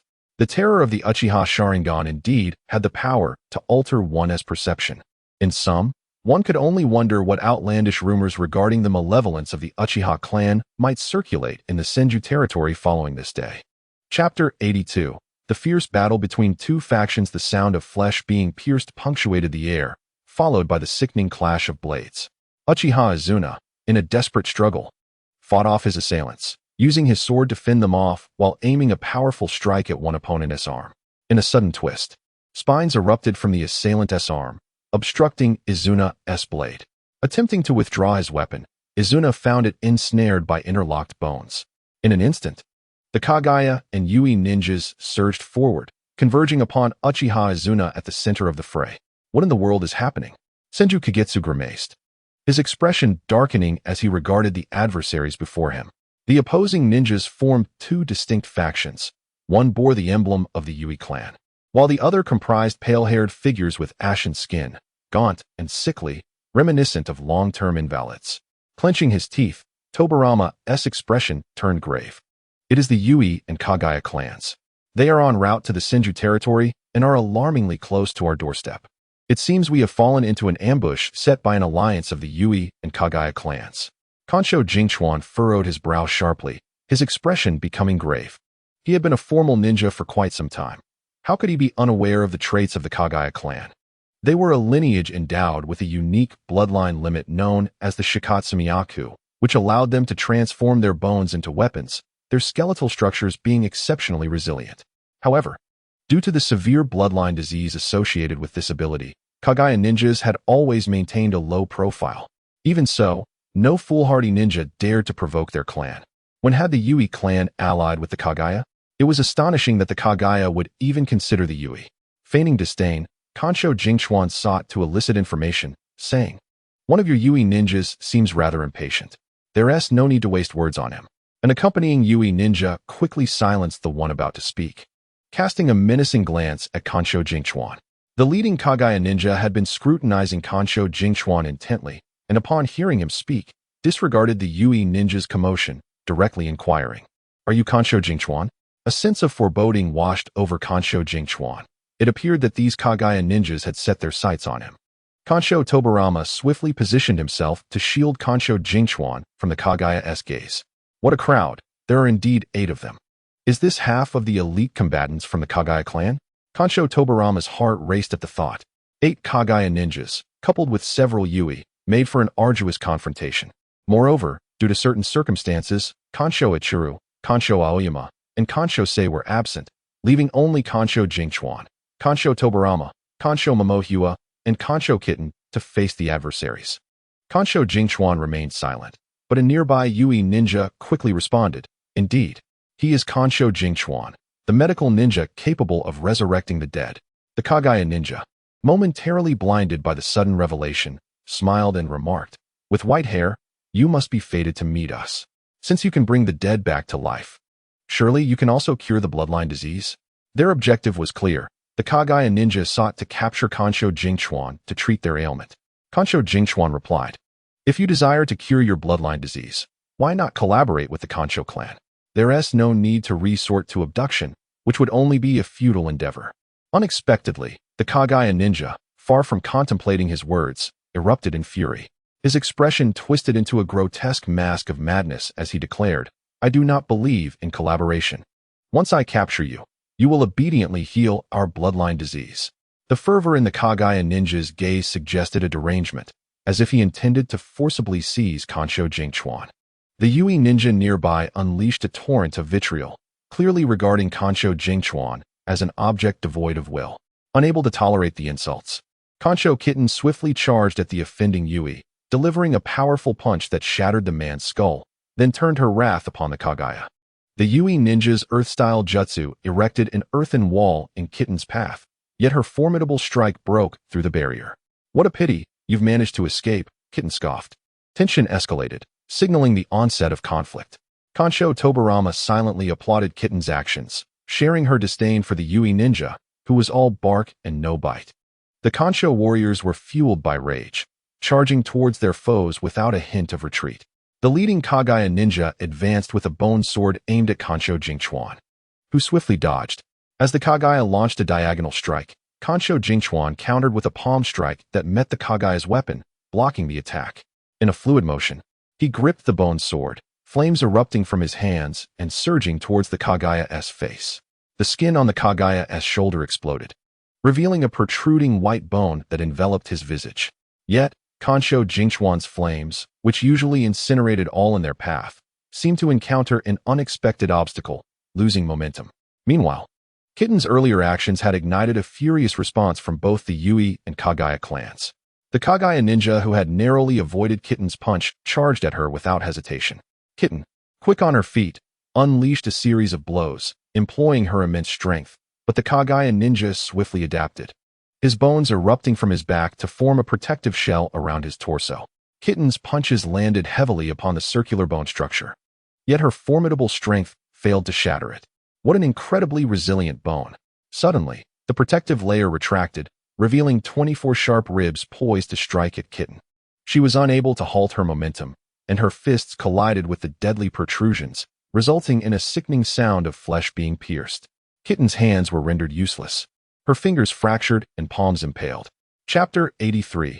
The arrival of the solar deity Kansho Tobarama swiftly formed hand seals, unleashing a water jutsu that disrupted the Kaguya's offensive. Without hesitation, he summoned a towering wall of water to shield the injured Kitten, while Kansho Momohua rushed to her side, pulling her away from the battlefield. Upon witnessing Kitten's injury, Kansho Jingchuan wasted no time, executing the 7th form of the breath of the sun, surging forward with flames enveloping him. Breaking free from the Kaguya's encirclement, he descended, accelerating towards Kitten's side. In a flash, Kansho Jingchuan employed his healing techniques on Kitten's hands. In an instant, her shattered fingers regenerated, restoring them to their former elegant state. Observing this remarkable healing ability, the Kagaya ninja's expression morphed into one of exhilaration. Akin to a shark sensing blood in the water, his gaze filled with a ravenous desire to rend Kansho Jingchuan apart. Kitten, it appears that my strength is ineffective against the Kagaya's formidable bones. They are too hard and sharp, Kansho Jingchuan remarked as he continued to engage the enemy. Ah, Jingchuan-kun, please fight with all your might. I shall take on your defense from here, Kitten replied, wiping the blood from her lips, her eyes gleaming with confidence. Utilizing the unique mobility afforded by the breath of the sun, Kansho Jingchuan navigated through the throng of Kagaya ninjas. Seizing the opportunity, Kitten employed Earth Jutsu to create layers of defense for him. Although the Kagaya's bones were indeed sharp enough to breach these barriers, they provided sufficient cushioning for Kansho Jingchuan to react swiftly and retaliate. Kitten truly exemplified the pinnacle of defensive prowess within the Kansho clan, her timing impeccable. As if she could foresee the enemy's trajectory, her Earth Jutsu did not impede Kansho Jingchuan's movements. Rather, they complemented his efforts splendidly. Meanwhile, the cooperation between Kansho Tobarama and Kansho Momohua was seamless, having worked together on numerous occasions. The Yui ninjas posed little threat, quickly falling before the combined might of their adversaries. As the synergy among a few individuals grew increasingly seamless, the opposing Kagaya ninjas found themselves in great distress, particularly with the presence of Senju Kagekawa, a formidable asset capable of healing techniques. With Kagekawa's presence, the Senju side experienced minimal injuries and fatigue. The tide of battle began to turn in favor of Senju Kagekawa and his companions. A circle of Kagaya ninjas surrounded Uchiha Izuna, whose black hair and eyes stood out starkly against the chaos. However, Izuna was now a tapestry of wounds, with several gaping holes punctured by bone spikes and deep crimson streaks marring his skin. Blood oozed from his wounds, dripping steadily onto the grass, staining the ground a vivid red. Izuna's eyes had begun to weep blood, and the once vibrant three-tomo Sharingan had reverted to dull black pupils. He felt an overwhelming soreness in his eyes, compounded by the debilitating effects of excessive blood loss, rendering his vision hazy. His blade was long lost to the tumult, and his supply of kunai and shuriken had been exhausted, with chakra dwindling perilously low. The Kagaya ninjas encircling him bore their own injuries, yet their condition appeared significantly better than Izuna's. Is this how I am to perish, pathetically? A bitter self-mockery coursed through Izuna's mind. Who would have thought that a moment of solitude would lead to being besieged by Kagaya's ninjas? It seemed that the machinations of both the Kagaya and Yui clans had conspired against the Senju and Uchiha. Even in this dire predicament, Izuna remained analytical. Alas, how regrettable it is that I cannot take more of the Kagaya with me into the abyss. At that moment, the Kagaya ninjas, having thoroughly savored his despair, surged towards him in unison. Their fingers transformed into lethal projectiles, bone spikes erupting through their skin in a deadly assault aimed directly at Izuna. He yearned to defend himself, but his strength had all but abandoned him. It was with a heavy heart that Izuna resigned himself to the onslaught of the bone spikes, coming at him from all directions, an inescapable fate. Suddenly, a familiar voice pierced through the chaos, raspy and strained, yet invigorating, restoring a flicker of strength within Izuna. In the next instant, a torrent of water erupted, cushioning the oncoming spikes with a surge of spatial energy. Senju Kagekawa had teleported to Izuna's side. Swiftly, Kagekawa unleashed the 11th form of the breathing of the sun, the dragon dance of the solar halo, wielding his sword in rapid, sweeping arcs that deflected the bone spikes away from Izuna. To the onlookers, Kagekawa appeared as a deity of the sun, enveloped in golden-red flames, with the flames at the blade's tip forming the visage of a dragon. His dark pupils shimmered with hints of gold and red, reflecting the flames. How could he be here? One nearby Kagaya ninja exclaimed in shock, narrowly avoiding the flame's reach. He had managed to evade capture. Before he could finish his thought, Senju Tobarama and others engaged the remaining Kagaya ninjas in battle. Kagekawa sheathed his blade, directing a healing technique towards Izuna. Yet, despite the wounds being mended, Izuna still felt a lingering soreness in his eyes, with no sign of improvement. While engaged in combat with the Kagaya ninjas, Tobarama cast a glance toward Kagekawa. Observing him tending to his sworn enemy, Izuna, he could not suppress the frustration welling within him. Brother, You are foolish. Clearly, Uchiha Izuna has bewitched my obedient and gentle younger brother. That wicked Uchiha. Despite his inner turmoil, Tobirama instinctively defended Kagekawa and Izuna from the Kagaya attackers, allowing them the opportunity to recuperate. Thank you, Izuna expressed awkwardly to Kagekawa as he felt his injuries gradually heal and fatigue dissipate. How embarrassing it was to require assistance from someone younger, despite being several years his senior. It seemed Kagekawa had assisted him on numerous occasions. Is your vision all right? Kagekawa had taken note of the blood tears streaming down Izuna's face, a sight that was impossible to overlook. After all, 2 glaring streaks of crimson marred his pale visage. Were it not for the fact that Izuna's eyes remained intact in their sockets, Kagekawa would have feared he was too late. Hey, Izuna, now that you're healed, stop feigning illness and come help, Tobirama urged, having just unleashed a water dragon bullet. He could not bear to witness his younger brother and Izuna growing too close. Of course, the need for additional combat power was paramount, as 5 Kagaya still stood, and without Kagekawa and Izuna's strength, he felt encircled on all fronts. Upon hearing Tobirama's command, Izuna swiftly retrieved a kunai from Kagekawa's ninja tool pouch and leaped into the fray without hesitation. Kagekawa could only sigh with a wry smile at his brother's impetuosity. Kagekawa, too, rejoined the fray, wielding the sun's breathing 4th form, the Mirage Rainbow, to swiftly engage in battle, followed by the 7th form, the Radiant Strike. The Kagaya ninjas, seasoned warriors themselves, quickly recognized the encroaching flames and reacted with the dance of the bone willow. They moved like drifting willow seeds, their bones shifting rapidly to neutralize Kagekawa's attacks, executing a series of graceful, precise maneuvers to counter his strikes. 5 against 5, Kagekawa mused, assessing the battlefield amidst the chaos. The 5 referred to the Kagaya ninjas who had yet to be incapacitated. Countless Yuhi corpses littered the ground, and 2 Kagaya had already succumbed, 1 lifeless. The other ensnared in Izuna's Jinjutsu, yet to awaken. How terrifying is the Uchiha Sharingan? Kagekawa thought, grateful that he stood alongside Izuna, a testament to the overwhelming power inherent in their bloodline. Thank you, my friend. He silently acknowledged the enigmatic ally who had aided him. Were it not for their spatial abilities, he might not have been able to rescue Izuna. In the midst of this team battle, Kagekawa found himself unable to conjure smoke screens with his water and fire techniques. Thus, he relied on his allies' spatial talents combined with his own agility to confound the Kagaya before him. The Kagaya ninja soon found Kagekawa to be as elusive as a slippery eel, impossible to ensnare. Furthermore, Kagekawa's swordsmanship posed an insurmountable challenge to the Kagaya's close combat techniques, forcing them to rely solely on their bone swords in a futile attempt to engage him. Yet, despite their strength, they could not reach Kagekawa, who, agile and small in stature, danced away from their grasp with ease, driving the Kagaya ninja to the brink of frustration. Even in moments of leisure, Senju Kagetsu leapt beside Kagaya, whom Uchiha Izuna had engaged, and unleashed a water dragon bullet with astonishing swiftness. Though its might paled in comparison to that of Senju Tobirama's water dragon bullet, it drenched Kagaya entirely. Now, Kagetsu called out. I understand, Izuna replied, evidently grasping Kagetsu's intent. In that fleeting moment when Kagaya was soaked, Izuna seized the opportunity to employ lightning release. Although the bone structure of the Shikatsumiyaku could not conduct electricity, Kagaya was thoroughly wet, causing the lightning to envelop her upon contact. Unfortunately, Kagaya was paralyzed, her body tingling and devoid of strength.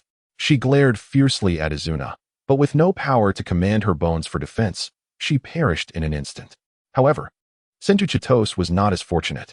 Her reliance on the formidable strength and defense of the Senju clan was rendered utterly ineffective against the Kagaya, whose abilities were perfectly countered.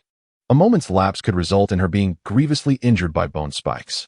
Senju Tobirama, while engaged with Kagaya, frequently had to assist her. Unluckily, the Kagaya facing Kagetsu seemed to have suddenly awakened, employing a new technique that single-handedly detained both Kagetsu and Izuna. Kagetsu found himself utterly unable to extricate himself from the fray, and the situation began to appear grim. Kagetsu, go assist Tobirama, Izuna suddenly commanded. Observing Tobirama besieged from all sides, Kagetsu hesitated but ultimately proceeded to aid him. Tobirama's adversary was equally formidable, as if all the Kagaya had suddenly gained enlightenment and were employing new Shikatsumiyaku techniques. One Kaguya ensnared both Tobirama and Kagetsu with a bone spike that moved with serpentine agility, completely immobilizing Kagetsu's daybreak blade. However, the use of this technique took a toll on the Kaguya, whose already pale complexion grew even more ashen, as if life itself was being drained away, a technique that seemed to cost her vitality. Meanwhile, Izuna felt a growing pain in his eyes, which began to interfere with his combat effectiveness. He found himself retreating further, with two Kaguya lying incapacitated behind him.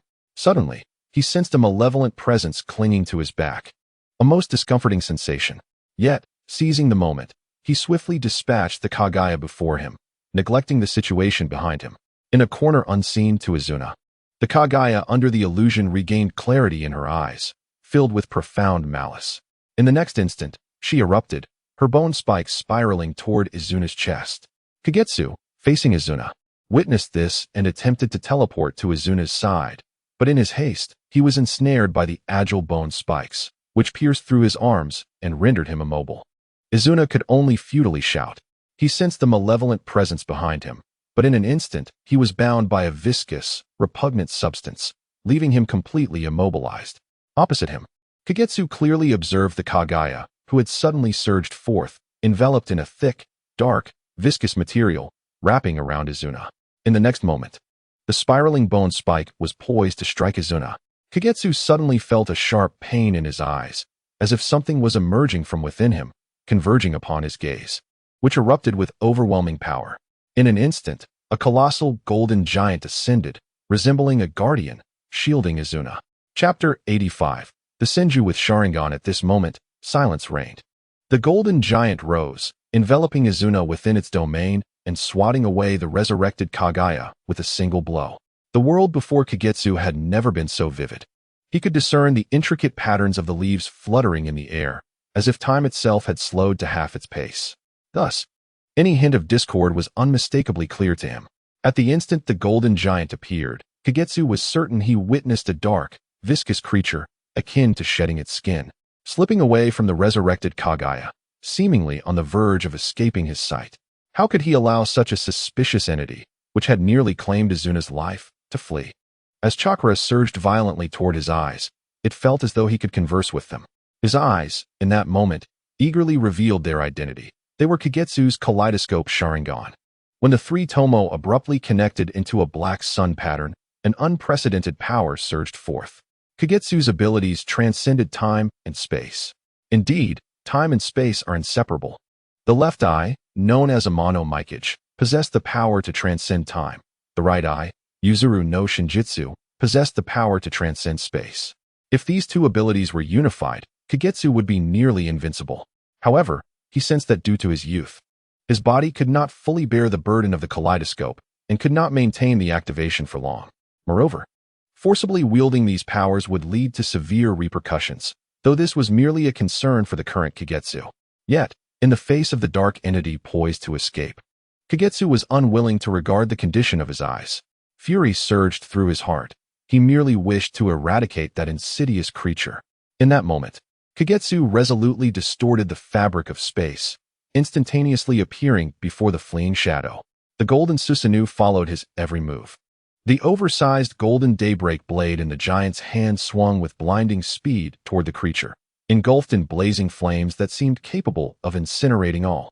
The dark entity turned to glance at Kagetsu, and the wrathful gaze of Kagetsu was forever seared into Kaguya's memory, heralding yet another nightmare. In the next instant, Kaguya let out a shriek as flames consumed her entirely, leaving not a trace behind. Nevertheless, Kagetsu still sensed the familiar, repugnant malice. It escaped. It actually got away. He thought bitterly. Then, darkness enveloped him, and he fainted. Uchiha Izuna's mind was in turmoil. Who could explain how Senju Kagetsu, once a mere child of the Senju clan, suddenly manifested a pair of three Tomo Sharingan before him? In an instant, those three Tomo interlinked, transforming into a large circular pattern reminiscent of four interconnected birds, within which lay a spiraling black sun. Moreover, why had he suddenly been shielded by a golden giant? Was it the unique ability of that Sharingan? And why had a dark creature suddenly emerged from the body of the Kaguya that had nearly killed him, only to be obliterated by Kagetsu in an instant? Uchiha Izuna felt as if his mind was on the verge of overload. His thoughts were a blank slate, and the ache in his eyes intensified. Suddenly, with a sharp flash, the black tomo of his eyes began to spin rapidly, creating a new and intricate pattern. Indeed, Uchiha Izuna had awakened the kaleidoscopic Sharingan, startled by Senju Kagami. In that moment, clarity washed over him. He realized that those uniquely patterned eyes were known as the kaleidoscopic Sharingan, and that the colossal golden figure was named Susanoo. Senju Tobarama was utterly taken aback, feeling as though he were trapped in a dream. After all, Senju Kagami was his brother, sharing the Senju surname, yet he could not fathom how his brother, a pure Senju with white hair and black eyes, had transformed into an Uchiha. As Senju Kagami rushed forward, the few Kaguya were obliterated by the warped space. However, Senju Tobarama was too stunned to notice the fallen Kaguya shinobi. His mind echoed a single thought: my brother has become an Uchiha. Upon witnessing the equally shocked expression on his adversary Uchiha Izuna's face, Tobarama felt a flicker of comfort. It seemed even his nemesis was unaware of this shocking development. But in the next instant, Tobarama witnessed Izuna's black pupils transform into red, adorned with the tomo of the Sharingan, which then evolved into the form of the kaleidoscopic Sharingan. Senju Tobarama. Senju Tobarama. Senju Tobarama. This is not a trivial matter. The enemy's eyes have evolved, enhancing the Uchiha's power, and my brother is becoming an Uchiha. Tobarama silently screamed for help, convinced that this was all a fabrication. His worldview was crumbling. Meanwhile, the Black Zetsu, struck by Senju Kagami, was now on the verge of being incinerated. Initially, he aimed to sow discord between the Senju and Uchiha clans, but upon encountering a plethora of Kaguya, Senju, and a solitary Uchiha Izuna, he sensed an opportunity, one that could irrevocably sever the ties between Uchiha Madara and Senju Hashirama. Black Zetsu was exhilarated, relishing the correctness of his decision to instigate chaos here. Yet, he failed to eliminate Uchiha Izuna and nearly met his own demise at the hands of the Sharingan-wielding Senju. Were it not for the fact that Black Zetsu was a form of consciousness incapable of being truly killed, only sealed or devoured, he might have been reduced to mere ashes. Coming to his senses, Black Zetsu pondered, how could a Senju possess the Sharingan? His mind also succumbed to overload. Reflecting on Senju Kagami's would release, a thought inexplicably emerged in Black Zetsu's mind. Chapter 86. Did the Senju stray or did the Uchiha betray? This day was meant to be a beautiful, sunlit morning. After being manipulated by Black Zetsu, Senju Hashirama and Uchiha Madara engaged in battle, both awakening new abilities. Senju Hashirama grasped the power of wood release, while Uchiha Madara's tomo evolved into the kaleidoscopic Sharingan. The two, one embodying the great Buddha and the other Susanoo, reveled in their newfound prowess.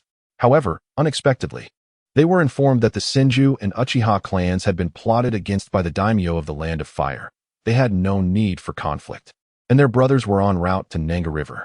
Despite their anger at the betrayal, the newly empowered Senju Hashirama and Uchiha Madara felt buoyed by their abilities. Consequently, they brazenly prepared to meet their brothers, disregarding the collective shock of the Senju and Uchiha clans. The Senju and Uchiha clans silently questioned, "Are you two holding hands like high school girls needing to use the restroom? Why are you both going to meet your brothers together? Your brothers are grown." "Wait, we are off topic. The Senju and Uchiha are adversaries. Is it appropriate for the two clan leaders to behave this way in public?" Yet, Senju Hashirama and Uchiha Madara paid no heed to the opinions of others. In many ways, their personalities mirrored each other. Both exuded a certain arrogance, perhaps a byproduct of their power. Although Senju Hashirama often appeared amiable and somewhat naive, he too harbored pride and would not alter his beliefs for anyone. In this regard, they were undoubtedly kindred spirits, unwavering in their stubbornness. Thus, the two set off to meet their brothers. The Senju and Uchiha clans followed, apprehensive that their clan leaders might inadvertently commit a blunder. However, halfway there, they noticed a colossal golden figure rising from the ground, accompanied by a thunderous roar. Upon closer inspection, the golden giant bore a striking resemblance to Uchiha Madara's blue Susanoo, both in size and appearance. Senju Hashirama and Uchiha Madara exchanged glances, and both could perceive the gravity in the other's expression. Uchiha Madara, could that golden Susanoo belong to Izuna? Has Izuna awakened the kaleidoscopic Sharingan? If he has reached the level of summoning Susanoo, it must mean he is facing a formidable foe.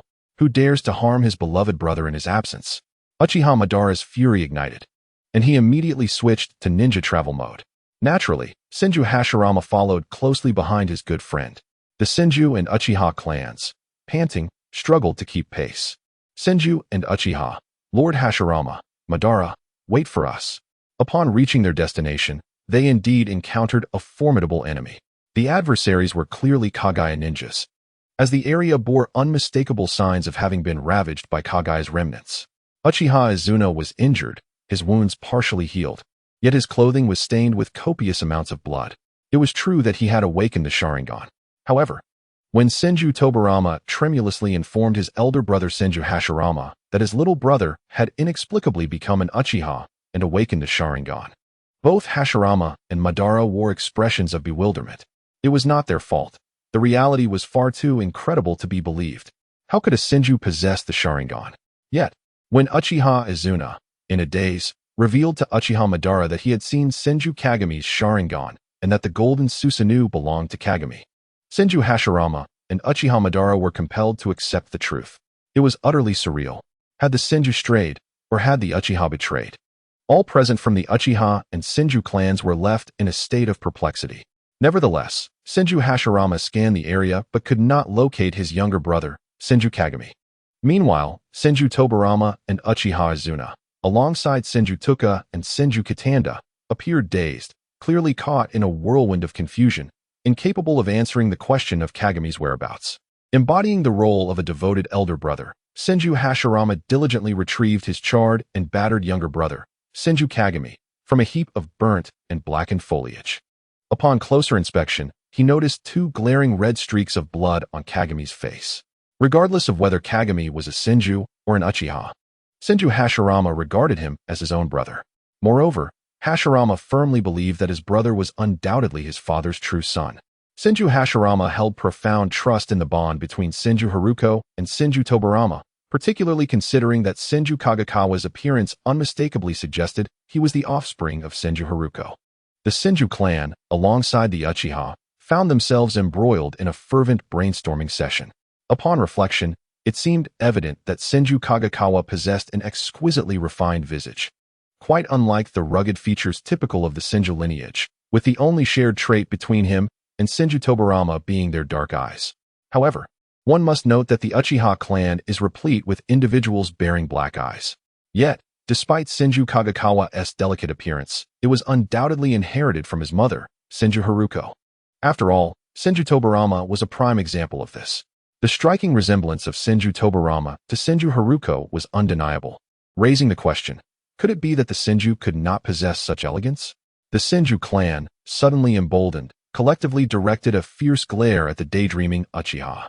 They resolved to staunchly defend the honor of their clan leader and his spouse.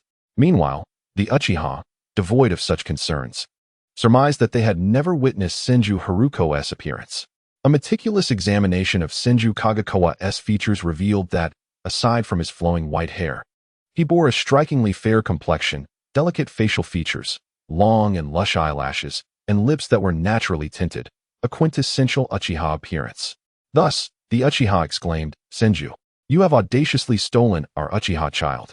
The Uchiha collectively rolled their eyes in response to the Senju. "What are you Uchiha glaring at? We are not the Hyuga clan." The Uchiha retorted, "You deceitful Senju. What business is it of yours? Quickly return the child." The Hyuga clan lamented, "Family members. Who understands the plight of the innocents caught in the crossfire?" Chapter 87. The bloodshed induced by the kaleidoscope. The atmosphere was palpably tense. The Uchiha were consumed by thoughts of the Senju's treachery in stealing their child, and began to speculate how Senju Kagakawa had come into their possession. After all, Senju Kagakawa was one of the rare contemporary possessors of the kaleidoscope Sharingan. The Senju were equally perplexed, pondering how Senju Kagakawa, clearly of their bloodline, could possess the Sharingan. Uchiha Izuna, initially blank-minded, suddenly snapped to attention upon seeing Senju Kagakawa and Hashirama's arms, immediately assuming a battle stance. Cunning Hashirama, hand over Kagakawa. Hashirama, momentarily taken aback, found his brother Tobirama standing resolutely between him and Izuna, sternly asserting, "Kagakawa is my brother, a true Senju. Why should he return to you Uchiha?" "Huh. Kagakawa possesses the Sharingan. Yet you claim he is not Uchiha? Who knows how the Senju managed to abduct him?" Uchiha Izuna scoffed, utterly disbelieving Tobarama's words. He declared that how could such a loyal and virtuous individual as Senju Kagekawa stem from the treacherous Senju Tobarama? The Uchiha behind him glared menacingly at the Senju. As a united yet exclusive clan, the Uchiha cherished each of their offspring, and the thought of such a gifted Uchiha being taken by the Senju was utterly unforgivable. What? But little Kagekawa is our child. I witnessed his birth. Hashirama exclaimed, scratching his head in confusion. He scrutinized Senju Kagekawa's face, and despite being smudged with dirt, the resemblance to his mother, Senju Haruko, was unmistakable. Coupled with Kagekawa's long white hair, identical to Tobarama's, it was clear that he belonged to the Senju clan. But how do you explain Senju Kagekawa having the Sharingan? Uchiha Izuna demanded, activating his own kaleidoscope Sharingan, unconvinced by Hashirama's claims. He resolved to return to his clan and urge his father, Uchiha Taijima, to investigate whether any infants had gone missing from their clan 5 years prior. Regardless of the circumstances, this matter was inextricably linked to the Senju, and the Uchiha would not allow any of their kin to be lost to the outside world. Uchiha Madara observed the unfolding drama with quiet contemplation, his gaze lingering on Senju Kagekawa for an extended period before addressing Hashirama. Hashirama, this matter requires an explanation from your clan. Of course, Madara, I too wish to uncover the truth behind this. Hashirama replied. Ultimately, the situation remained unresolved as he departed with Senju Kagekawa under the fierce scrutiny of the Uchiha. Within the Uchiha territory, Uchiha Taijima was taken aback. What did you say? Senju Tobarama's youngest son possesses the Sharingan? His expression was one of astonishment, nearly causing him to activate his own Sharingan. Little did he know that the revelation of both his elder and younger sons unlocking their kaleidoscope Sharingan had filled him with pride and joy.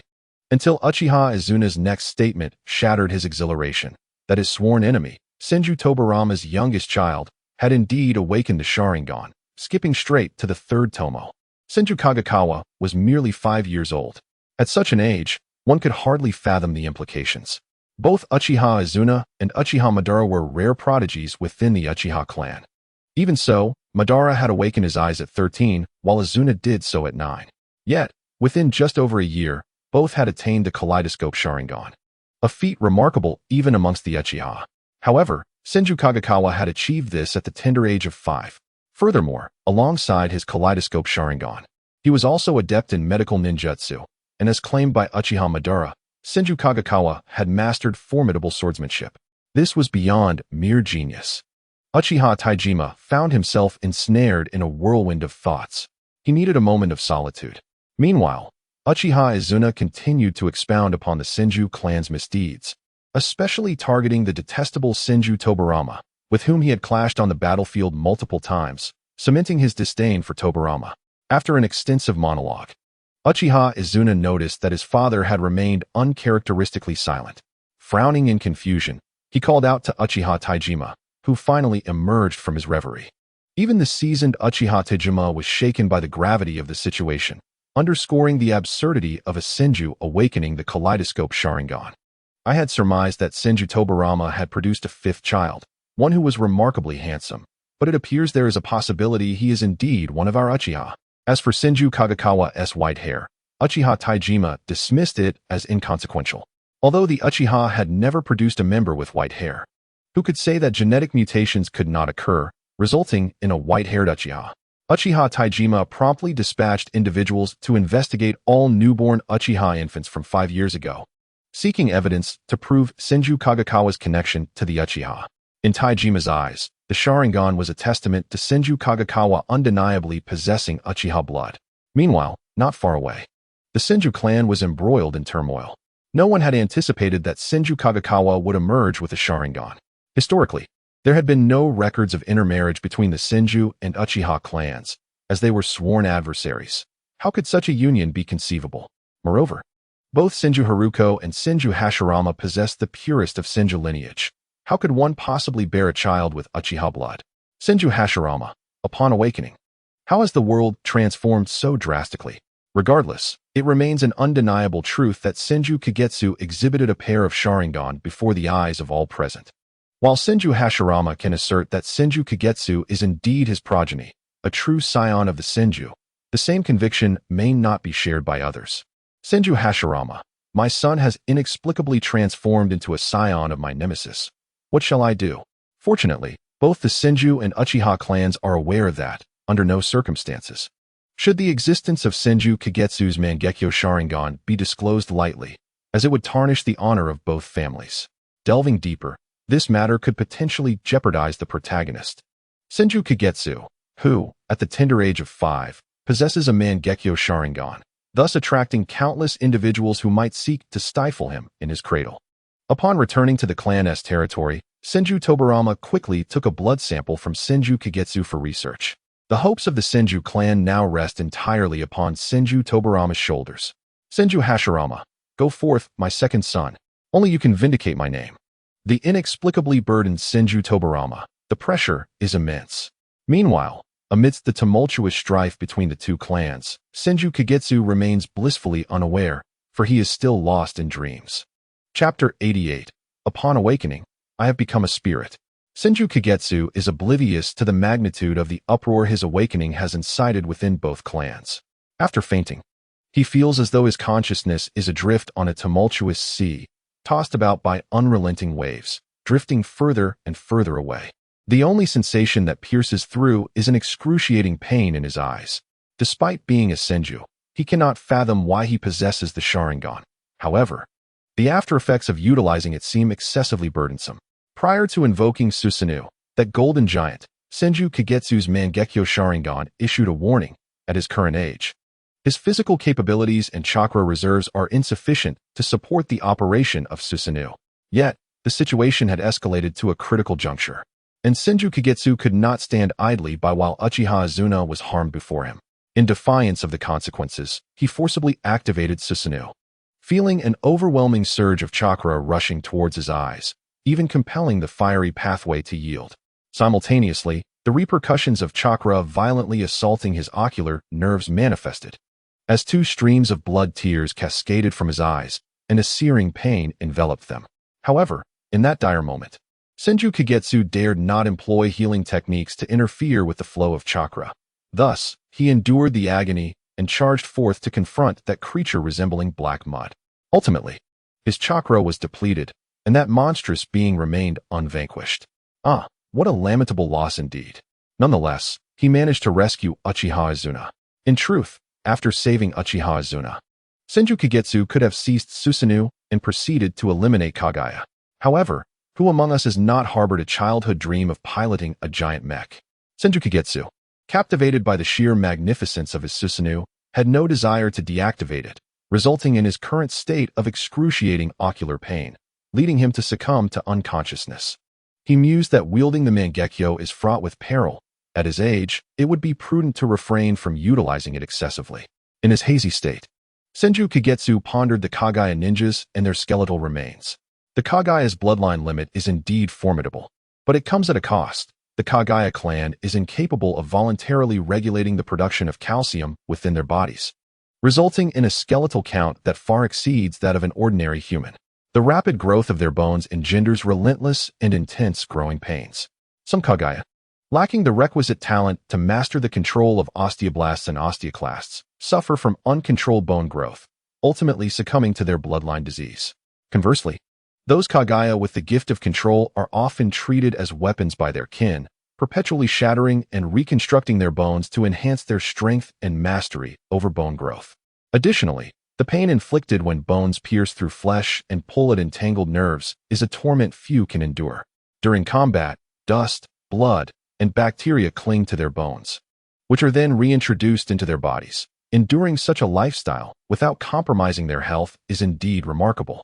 Thus, Senju Kagetsu surmised that the Sharingan, too, would inevitably suffer from a bloodline ailment. Each surge of chakra towards his eyes must surely impact the optic nerves. Over time, this could lead to blindness. He distinctly felt a sharp pain in his right eye while distorting space with his Tsukuyami, and the required chakra had doubled. If no solution is found, his eyes will surely succumb to darkness. This Sharingan is, indeed, a consumable resource. In his disoriented state, Senju Kagetsu resolved that upon awakening, he must thoroughly examine the eyes of Uchiha Azuna and Uchiha Madara, for they have wielded the Sharingan for so long. Who knows what afflictions may have befallen them? His own ocular afflictions are likely more severe, as the Sharingan requires extreme emotional stimuli to activate. With every departure of a beloved one, Senju Kagetsu experiences profound and excruciating anguish. In truth, he could have awakened the Sharingan long ago. However, due to the constraints of age and his previous inability to utilize chakra, he had not manifested the Tomo Sharingan. Presently, by allowing chakra to flood into his eyes, the intense surge propelled him 3 levels higher, directly transforming him into a Mangekyo. Without the transitional phase of 3 Tomo, the pressure on his eyes is substantially greater. Senju Kagetsu mused that until his abilities matured, he should minimize the use of his Mangekyo. Suddenly, he felt as though he had pierced through a membrane-like barrier. Upon crossing that threshold, his surroundings shifted from darkness to brightness. Light flooded his eyes, and he blinked against the brightness, gently opening his eyes. A flash of white light illuminated his vision, yet it became evident that the illumination was merely an illusion. He was, in fact, enveloped in darkness. Supporting himself with his hands, he sat up. Where am I? Senju Kagetsu wondered, surveying his surroundings, and inwardly called for the system. However, his entreaties echoed into silence. The system offered no response whatsoever. How frustrating. I can't see anything clearly. Where have Tobirama and Izuna gone? Surely, I haven't been abducted. With no other recourse, Senju Kagetsu activated his Sharingan in an attempt to discern the inky blackness encircling him. Amidst the darkness, the red hue of his eyes, adorned with solar patterns, stood out strikingly. At last, he discerned the nature of his surroundings. It was undoubtedly an underground cavern. The barren stone walls exuded a chill, confirming his suspicions of being within a cave. Suddenly, he heard several whooshing sounds cutting through the air. His pupils dilated, and he instinctively attempted to leap to evade the danger. But alas, a sharp pain shot through him as he collided with the ceiling, leaving him clutching his head in agony. Although he successfully evaded the projectiles, his mind was now blank. He gazed bewilderedly at his feet, which were at least 2 meters away from where he had just been. Indeed, Senju Kagami had just floated up into the air. But if he could float, why did he collide with the ceiling? Shouldn't he have passed right through the wall? Wait a moment, why was he floating? He was human, wasn't he? Senju Kagami was in shock, his astonishment deepening. Could it be that he was dead? Only the deceased could become ethereal, right? Had he merely gazed into a kaleidoscope and met with an untimely demise? Surely not. Was his fate so dire? Where was this place? The river Styx? Chapter 89. Parallel Dimensions Master. I sense that we are currently in another dimension, the grotesque creature suddenly interjected. What? Another dimension? Has he crossed over again? Senju Kagami squinted, glancing at the shurikens that had just been hurled at him, now embedded in the wall, deeply lodged. The presence of shurikens confirmed that he was still in the world of ninjas. Who goes there? A voice abruptly interrupted Senju Kagami's thoughts. Senju Kagami's eyes widened in surprise as he floated toward the source of the voice. The voice was so familiar, an elderly, hoarse male voice that nevertheless exuded a sense of familiarity for Senju Kagami. It felt as though he had heard it somewhere before. Who is there? I cannot see anyone. Came another voice, entirely unfamiliar to Senju Kagami. As he floated, he encountered a humanoid figure entirely clad in white. The right side of its body appeared normal, resembling a human structure, while the left half was grotesquely distorted, extending white appendages that resembled branches. Upon noticing Senju Kagami, the being seemed momentarily stunned before swallowing the words it had intended to speak. Suddenly, another humanoid creature emerged. This one with a round face and a circular hole where its right eye should have been. The round-faced creature leaned in closer to Senju Kagami, exclaiming in astonishment, "Ban! Look at this! What is this thing? Is it human?" Initially startled by the creature's abrupt approach, Senju Kagami was left speechless by the mention of Ban. He lifted his gaze to the figures behind them, his keen eyesight catching sight of a figure seated not far away, clad in a long black robe. The figure sat on a bench, its head slightly bowed, white hair cascading down to obscure the right side of its face. Due to the lighting, Senju Kagami could only discern vague details. So that familiar voice belonged to Uchiha Madara. However, the Madara he remembered had a youthful, clear tone, not the hoarse, mature, an aged voice he now perceived. Furthermore, Madara had black hair, not white. Suddenly, it dawned on Senju Kagami. The grotesque creature had mentioned that they had crossed into another dimension. Could this be an aged version of Uchiha Madara? If this was not his own time, then perhaps this Uchiha Madara existed in a parallel universe? Madara remained silently seated, as if the earlier voice inquiring and tossing shurikens had not originated from him at all. The round-faced creature continued to marvel at Senju Kagami, suddenly exclaiming, "Ban, this ghost's eyes resemble yours. Could he also be an Uchiha?" Senju Kagami discerned that this round-faced creature seemed rather simple-minded. At this, the previously silent Uchiha Madara finally lifted his head, revealing his left eye, a three-tomo Sharingan. Now, Senju Kagami could see Madara's appearance clearly. The aged face bore cracked lips, yet he still recognized the familiar shadow of Madara's visage. This was indeed Uchiha Madara, albeit an elderly version from an alternate world and timeline. "Sharingan, Mangekyo Sharingan," Uchiha Madara spoke, his voice gravelly, as though he had not spoken in ages. His sharp gaze scrutinized Senju Kagami, filled with curiosity. He had never heard of an Uchiha possessing a Mangekyo Sharingan at such a young age. Moreover, how had Senju Kagami arrived here? Why did he exude no chakra? Madara had sensed nothing, only reacting to the sudden commotion by tossing a few shurikens out of caution. Senju Kagami requested the grotesque creature to transport him before Uchiha Madara. He was already feeling the sharp pain in his eyes from merely activating the Sharingan and dared not utilize its powers further. Upon Senju Kagami's sudden appearance before him, Uchiha Madara's pupils constricted, instinctively tightening his grip on the scythe in his hand. Indeed, it was a scythe. As Senju Kagami approached, he noticed Madara's left hand resting on a long-handled scythe, its blade hanging toward the ground, seemingly usable as a staff. "Oh my, he can teleport!" the round-faced creature exclaimed, cupping its face in both hands and wriggling in excitement.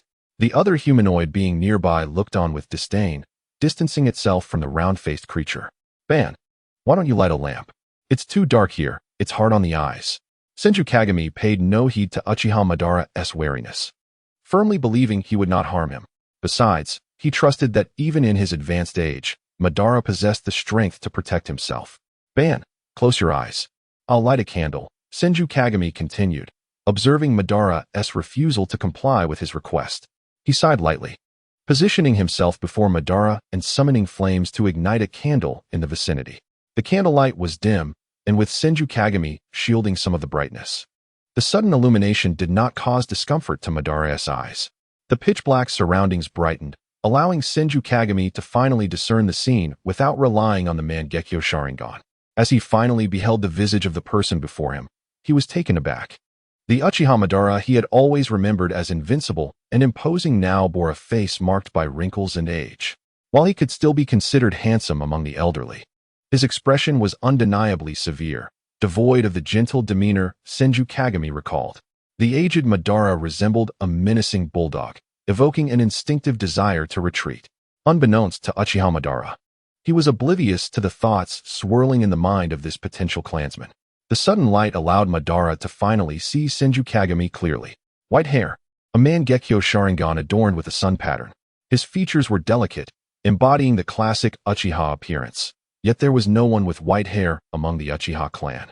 Senju Kagami's eyes and brows struck a chord of familiarity within Madara. Moreover, Madara noticed that when Senju Kagami had summoned the flames to ignite the candle, he had not performed any hand seals. The Uchiha clan was naturally inclined toward fire chakra, yet it was not so potent as to allow one to ignite a candle without hand seals. Could this be a manifestation of his Mangekyo's ability? Madara pondered internally. However, using the Mangekyo to light a candle seemed somewhat wasteful. What intrigued Uchiha Madara the most was Senju Kagami's seemingly casual demeanor, his familiarity in addressing him as Ban. Yet Madara could not recall having such a junior clan member. Moreover, Uchiha Madara had long since passed away decades ago. There was no conceivable way for Senju Kagami at his age to have met him. "Who are you?" Uchiha Madara finally inquired. Chapter 90. Uchiha Madara's instant slumber. Hearing this, Senju Kagami chuckled softly, his dark eyes shimmering with starlight, perhaps illuminated by the flickering candlelight. As Uchiha Madara was seated and Senju Kagami floated, their gazes aligned perfectly, allowing Madara to discern Kagami's eyes with ease. "Kagami, I am called Kagami," he replied with a smile.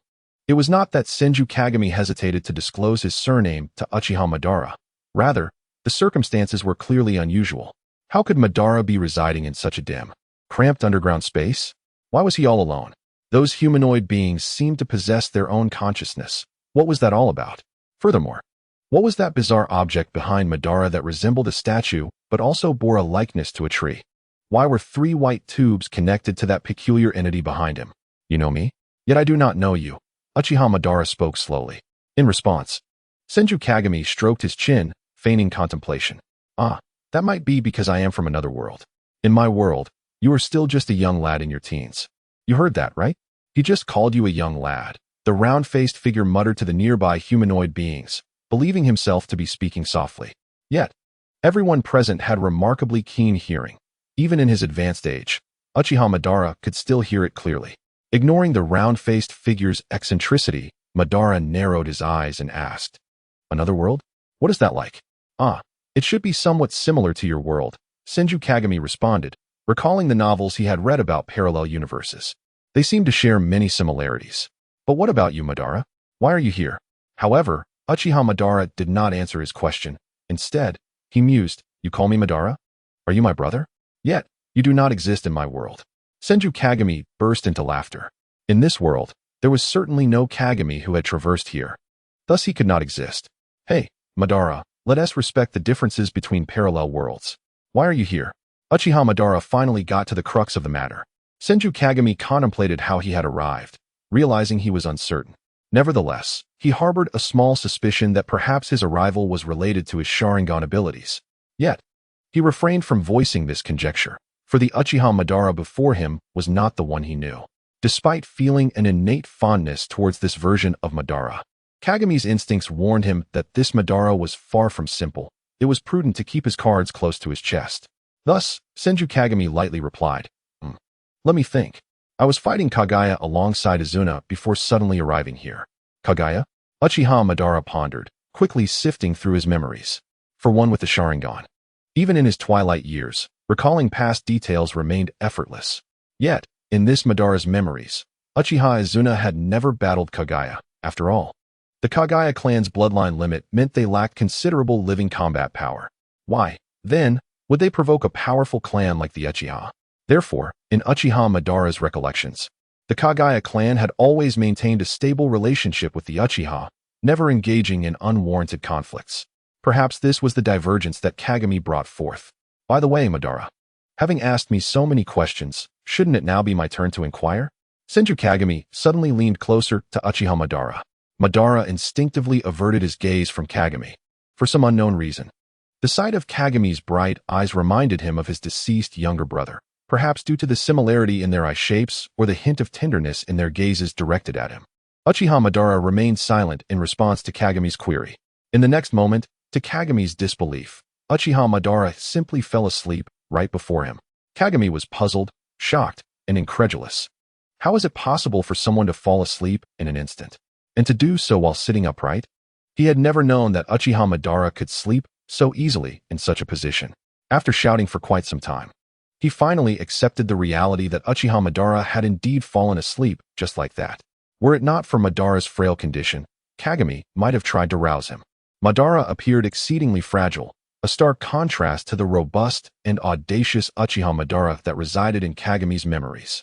If not for their similar features and chakra, he would have hardly recognized the elderly man before him as Uchiha Madara. Yet, speaking of chakra, why did Kagami feel a familiar chakra sensation emanating from the elderly Uchiha Madara? Not only from him, but also from those 2 strange humanoid beings. They exuded an essence that Kagami found deeply familiar.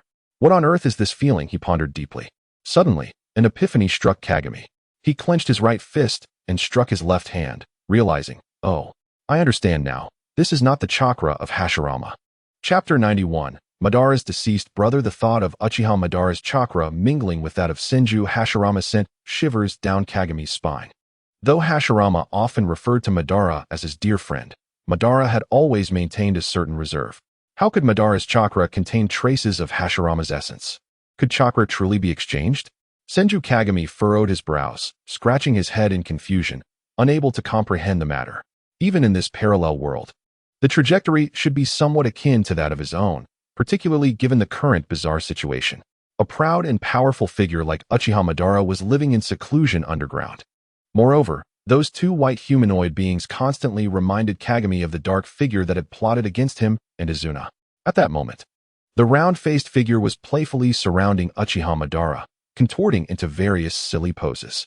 Once it confirmed that Madara had indeed fallen asleep, it suddenly approached Senju Kagami. Caught off guard, Kagami, lost in thought, was startled by the abrupt movement and jumped. However, he had forgotten that he was a spiritual entity and could not physically leap, causing him to collide with the ceiling. "Ow!" he exclaimed. "Round face, what are you doing?" Senju Kagami glared at the round-faced figure. The figure scratched its head innocently and said, "Sorry for scaring you, but you seem like a spirit, yet you can touch things." Indeed, his hand, as he anticipated, did not penetrate the ceiling. He attempted to drift elsewhere, touching various objects, only to discover that his hand passed through everything in this realm. Even when Senju Kagami placed his hand upon Uchiha Obito, it too slipped through effortlessly. What is this situation? Kagami pondered in bewilderment. He floated to the wall, attempting to pass through, but found that upon contact with the stone surface, it felt as though he had encountered a genuine barrier, rendering him unable to proceed. Thus, he was indeed in a spiritual form, incapable of touching the entities or objects in this space, yet unable to penetrate the stone wall. Was this due to Kagami's inability to leave this dimension, or was it simply that he could not traverse such a tangible barrier? At that moment, the round-faced figure approached him once more, tentatively extending a hand to touch Kagami. Unsurprisingly, his hand also passed through Kagami. The instant the round-faced figure made contact with Kagami's hand, ripples of energy emanated from the point of contact. Indeed, there was no means of tangible touch. "Oh!" exclaimed the round-faced figure in astonishment. "I didn't expect you to be the brother of Obito from another world. You look nothing like him." Another humanoid creature approached, scrutinizing Kagami from head to toe. This being appeared far more astute than the round-faced figure, exuding an aura of cunning wickedness. Let us refer to him as the pitcher plant. Although he doesn't resemble one precisely, the moment I laid eyes on him, the thought of a pitcher plant came to mind. Kagami mused silently. "Have you seen Obito's brother in this world? Who says brothers must resemble each other?" Kagami retorted with a smile. The round-faced figure suddenly squeezed past the pitcher plant, invading Kagami's personal space once more. Kagami, finding this proximity irritating, distanced himself from the round-faced figure. It must be said, the round-faced figure's appearance, akin to wearing a mask, was rather unattractive and did not align with Kagami's aesthetic sensibilities. "I can answer that," the round-faced figure exclaimed excitedly. "I know Obito has a brother, but he died long ago." The round-faced figure spoke nonchalantly, his tone light-hearted, seemingly unconcerned with the notion of death. Upon hearing this, Kagami's pupils dilated, and his breath became erratic. "Dead? Who died? Is it Izuna?" Kagami could not help but think. "Well, I don't know the name. You'll have to ask Obito," the round-faced figure replied, appearing contemplative. Kagami was taken aback, realizing he had unintentionally voiced his internal thoughts. The pitcher plant, noticing Kagami's momentary lapse, commented with ill intent. "From your expression, since you are also Obito's brother, you must have a good relationship with his other brother. As far as I know, Obito only has one living brother. But unfortunately, that brother also died several decades ago. If you're curious, perhaps you should wait until Obito awakens and inquire about it." However, the pitcher plant added, "It might take a while, what you humans would refer to as a few days." Kagami temporarily suppressed his worries regarding Uchiha Izuna. After all, Obito had yet to awaken, and no amount of concern could unveil the cause of Izuna's demise. Instead, Kagami's attention shifted to another pressing matter. Why had Uchiha Obito been in slumber for several days? "May I ask why Obito has been sleeping for such an extended period?" Kagami inquired candidly. The round-faced figure cupped his face and mused. "Perhaps it is because Obito is quite old, relying on the outer path's golem to maintain his bodily functions. By the way, do you know what the sensation of needing to relieve oneself feels like?" The round-faced figure gazed at Kagami with eager anticipation. In Obito's younger days, Kagami had observed that every so often, Obito would attend to his bodily needs.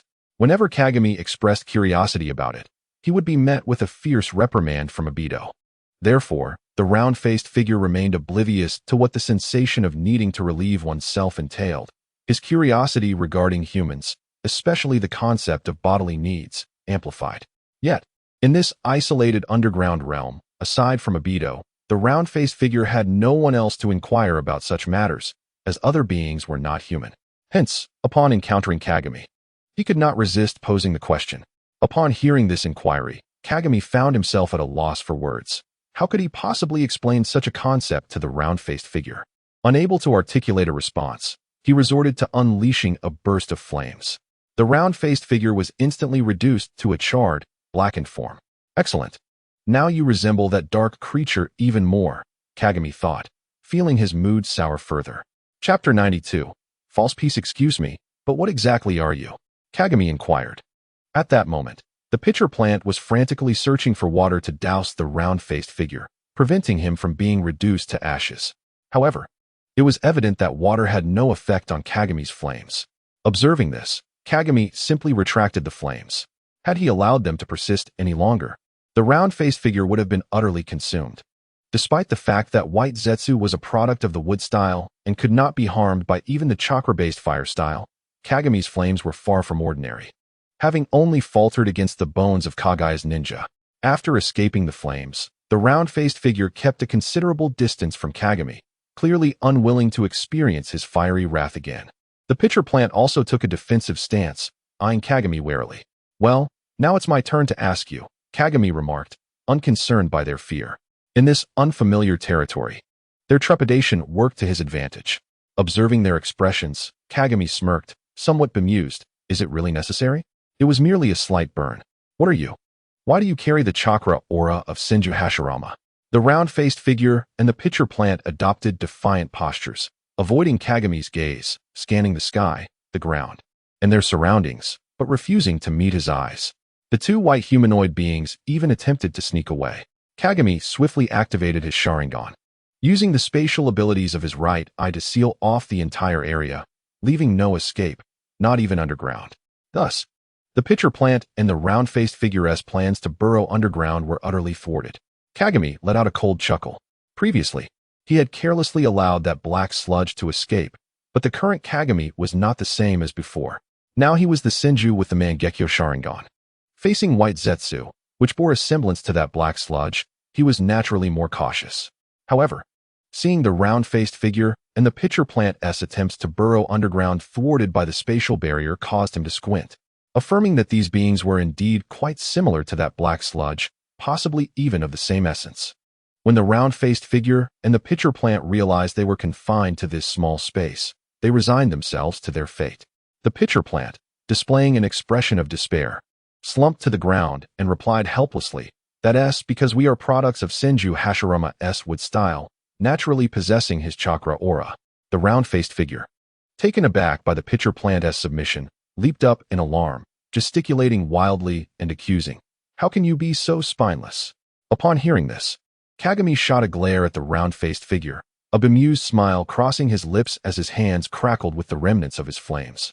The round-faced one felt the scorching wave of flames and, in an instant, leaped 3 feet high, hiding behind the pitcher plant, collapsing into a heap. His face, true to his name, was a mere assortment of circles, and even Senju Kagami could barely discern his eyes. Now, he lay there as a lump of white clay. Logically, Senju Kagami should not have been able to read the emotions of the round-faced one. Yet, inexplicably, upon witnessing this candid display of vulnerability, Kagami perceived a mix of shame and indignation etched upon the round-faced one's features, which elicited a suppressed chuckle from him. What manner of creatures had Uchiha Madara nurtured? They could serve as a source of amusement during moments of boredom. Would release? What is that? Senju Kagami inquired, genuinely seeking knowledge. Upon hearing this question, the pitcher plant's eyes widened in astonishment, its mouth agape in disbelief. You mean to say you do not know? Has Senju Hashirama not yet awakened would release? Kagami nodded earnestly, admitting that he had never witnessed Hashirama employing any such technique. However, deducing from the name, it must pertain to plants, and he wondered if it could be utilized to enhance plant growth. Since it was capable of producing pitcher plants and round-faced ones, it seemed plausible that wood release could indeed foster the growth of vegetation. Kagami contemplated, "When I return, I must ask Brother Hashirama to create a couple of round-faced ones for my amusement." Subsequently, he posed numerous questions to the round-faced one and the pitcher plant, mostly regarding the Warring States period, of which they were not particularly knowledgeable. Nonetheless, as tools of information for Uchiha Madara, they possessed a fair amount of contemporary knowledge. Under the pressure of Kagami's presence, the pitcher plant reluctantly divulged some intelligence, though it concealed many details, such as Madara's Moon Eye plan, and even refrained from disclosing the reasons for Madara's seclusion in this place. No matter how much Kagami pressed, neither the pitcher plant nor the round-faced one would reveal anything further. However, Kagami did glean a considerable amount of information. For instance, it appeared that the current era was relatively peaceful. Over 40 years prior, Senju Hashirama had united several ninja clans to establish Konohagakure, after which various countries began forming their own ninja factions under the same banner. While Hashirama was alive, the formidable power and influence he wielded maintained a tenuous peace among the great ninja villages. Yet, it was evident that such peace could not endure indefinitely. Following Hashirama's death, the villages, due to various reasons, began to engage in conflicts among themselves. In a mere 40 years, 2 ninja world wars had erupted, and now, tensions had resurfaced between Konohagakure and other villages, particularly Kirigakure. The situation had grown increasingly precarious, hinting at the potential for a third ninja world war. Upon absorbing this information, Kagami was engulfed in silence. He had not anticipated that in a world devoid of his presence, Hashirama had indeed fulfilled his childhood dream of establishing a village. Yet, had this truly realized Hashirama's aspirations? Both Hashirama and Madara yearned for peace, primarily to protect their younger brothers. However, given that Uchiha Izuna had perished before the village's founding, it rendered Madara's absence from the construction of Konohagakure quite understandable. Moreover, despite the brief peace among the 5 great ninja villages, the drums of war were once more sounding. This implied that countless children would again be thrust into chaos, compelled to take up arms. Could this be deemed peace? Furthermore, based on Kagami's understanding of Uchiha Madara, he would never resign himself to a life of obscurity underground, nor would he acquiesce to the existence of Konohagakure, which contradicted his ideals. The calm demeanor he currently exhibited must surely mask a more sinister plot. Chapter 93. Trouble approaches Uchiha yet, gazing at the 2 foolish figures before him. Kagami mused that despite their apparent ineptitude, their loyalty was commendable. He suspected that he would not extract much more information from them. Even when he inquired if they had encountered a similar figure made of black mud, the round-faced one and the pitcher plant stared at him in bewilderment. Unsure of their comprehension, Kagami decided to abandon the line of questioning. He resolved to await Madara's awakening. "Hey, when will Brother Madara wake up?" Kagami asked the round-faced one. He and the grotesque creature had been inexplicably transported here, and truthfully, they had no idea when they might return. Perhaps it would take a long time, or perhaps it could happen at any moment. However, Kagami felt a growing urgency, particularly after learning of Uchiha Izuna's demise, which ignited a fierce desire to return and ascertain Izuna's fate. This time, the round-faced one did not conceal anything. In fact, they hoped Kagami would retreat and leave willingly. Both the round-faced one and the pitcher plant assumed that Kagami had come here relying on his spatial abilities. Thus, the round-faced one candidly stated, "I am uncertain, but typically, it takes Madara about 4 or 5 days." 4 or 5 days? Kagami raised an eyebrow.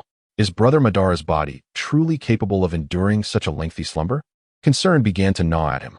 Consequently, Kagami followed his instincts and drifted to Madara's side, intending to utilize his healing technique to assess Madara's physical condition. Observing Madara, he noted the need for 3 tubes connected to sustain his physiological requirements. This is quite unfamiliar, Kagami thought, recalling that in his memories, Uchiha Madara had always been formidable, exceptional, and self-sufficient, never reliant on external support. Yet, this current incarnation of Madara, though his gaze remained resolute and sharp, was inevitably tinged with weariness, compounded by a state that could only be described as a struggle for survival. Kagami could not help but feel a pang of melancholy. In reflection, it seemed that the founders of peace in this world had not met with favorable fates. Senju Hashirama had perished from exhaustion. Senju Tobarama had died protecting the village in battle, and now Madara appeared to be in dire straits. As these thoughts coursed through Kagami's mind, his hands remained in motion. Just as his fingers were about to make contact with Madara, a sudden wave of dizziness overcame him. In an instant, the space he occupied distorted violently. The next moment, amidst the bewildered gazes of the round-faced one and the pitcher plant, Kagami vanished. The cave once again fell into silence. As for Kagami, he was engulfed in a disorienting haze, feeling as though he had been thrust into a tumultuous washing machine for an eternity before finally regaining a sense of grounding. With a jolt, He opened his eyes and swiftly turned his head, only to expel a torrent of vibrant vomit. At that moment, Senju Miko was by Kagami's bedside, perplexed as she examined his condition. Concerned for Kagami's well-being, especially after he had fainted following the activation of his Sharingan, the Senju siblings had been anxiously monitoring him. As Kagami suddenly regained consciousness and expelled a cascade of colorful substance, Miko's expression turned to one of bewilderment. Kagami continued to retch, feeling utterly nauseous. A glass of water was offered to him.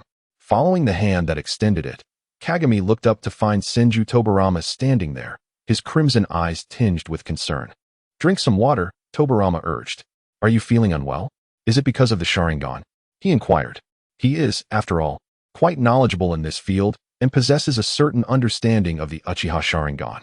He knows that awakening the Mangekyo Sharingan at such a young age, particularly when one has been unconscious for an entire day, is hardly a fortunate event.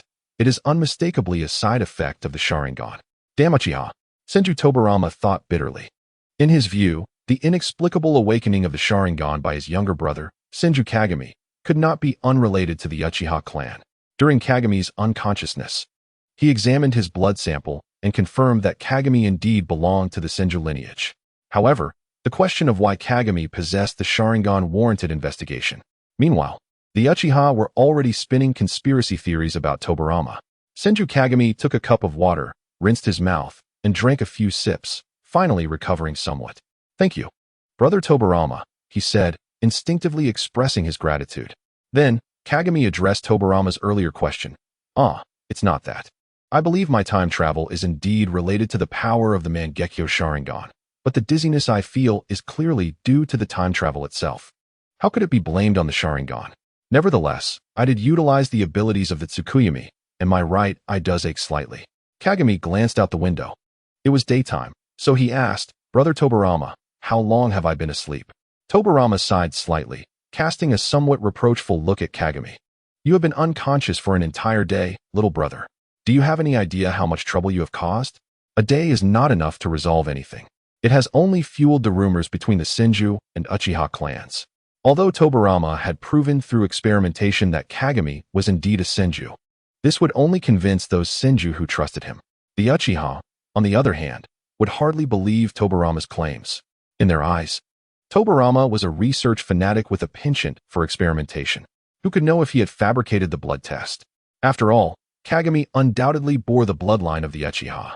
The ninjas, unaware of the historical grievances between the Senju and Uchiha, would never fathom why a Senju would possess the Uchiha's bloodline. Upon hearing Tobarama's complaints, Kagami awkwardly chuckled.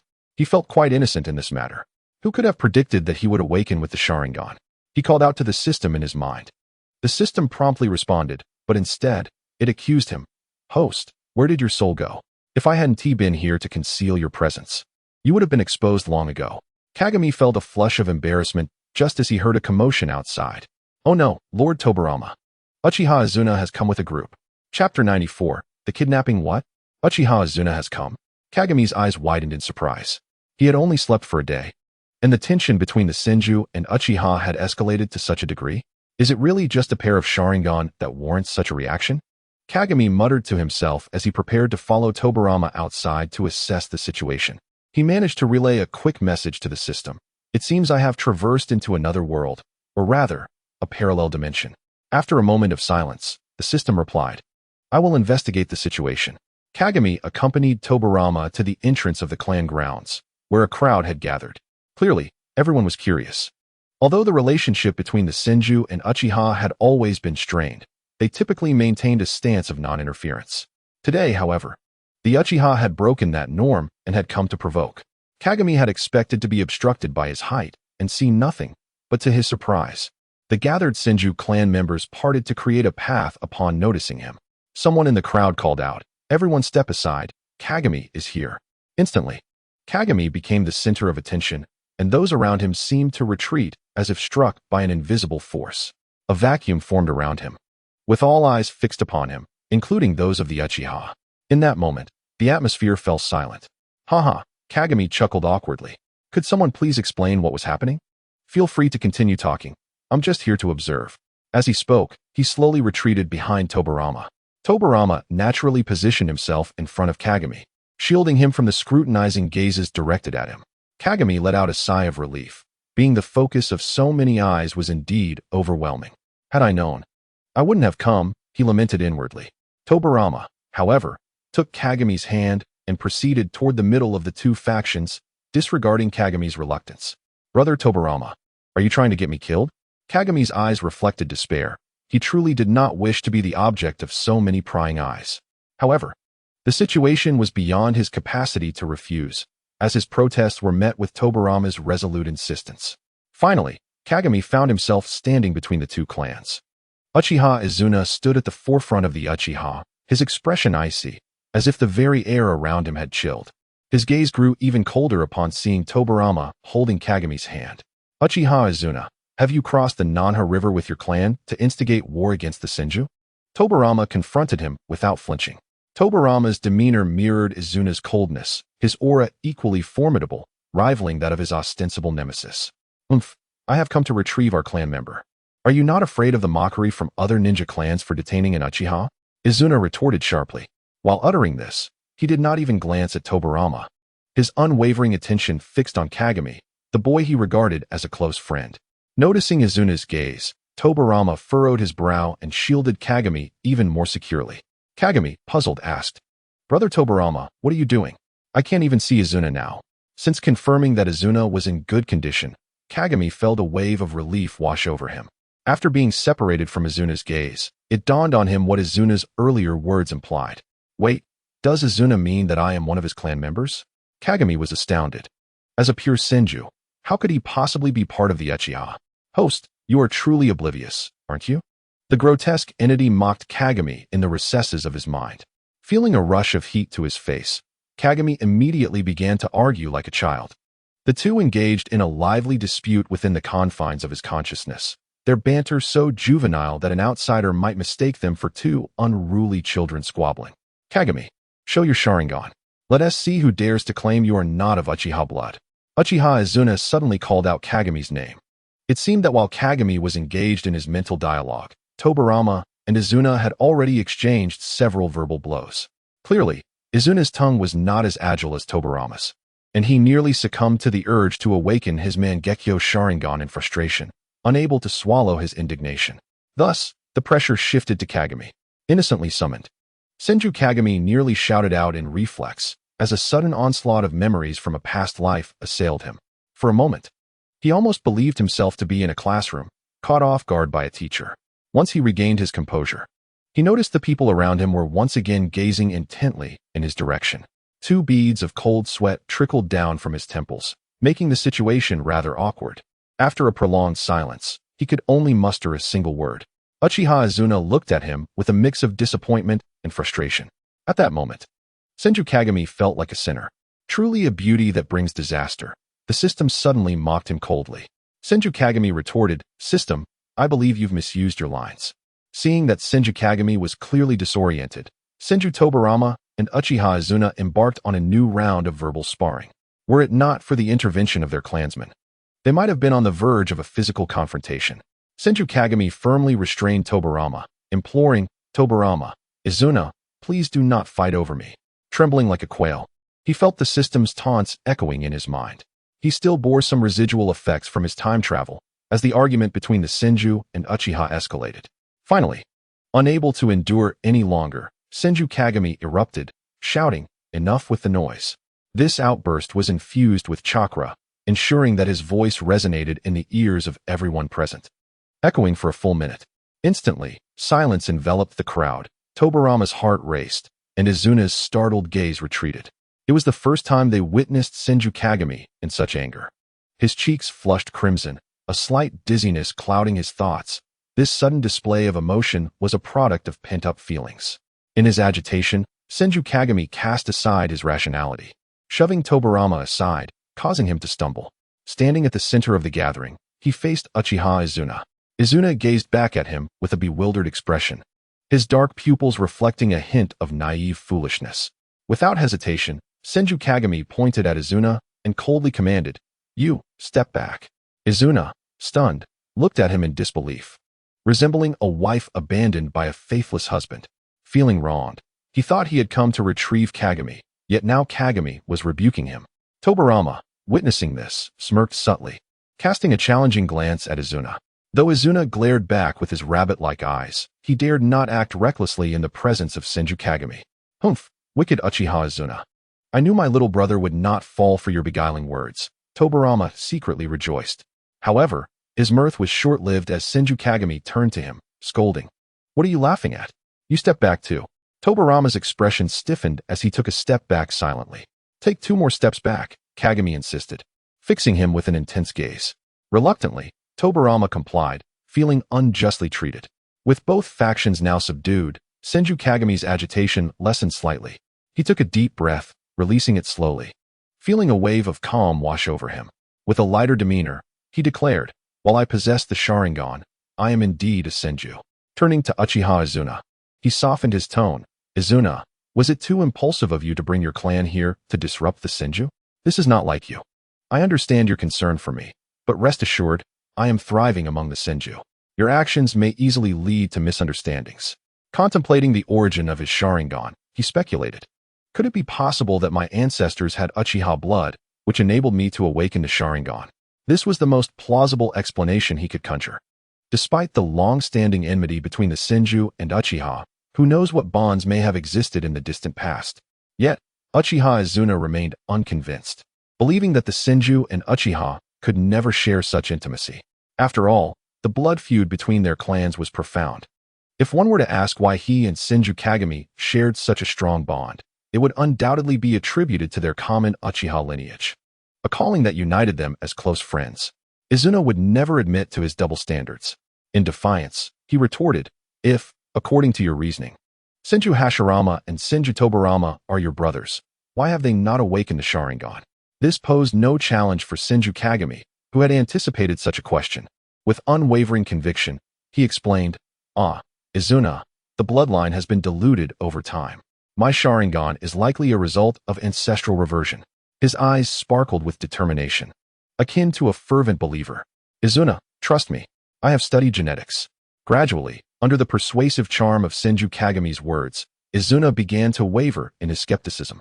Sensing Izuna's softening demeanor, Kagami seized the moment to further engage him with warmth and concern, subtly weaving in his own thoughts, gradually winning Izuna over. Even after finishing his explanation, he felt a lingering desire to elaborate. Observing Tobarama's furrowed brow, he found himself irked once again and seized the opportunity to chastise him, relentlessly critiquing him until Tobarama began to question his own existence.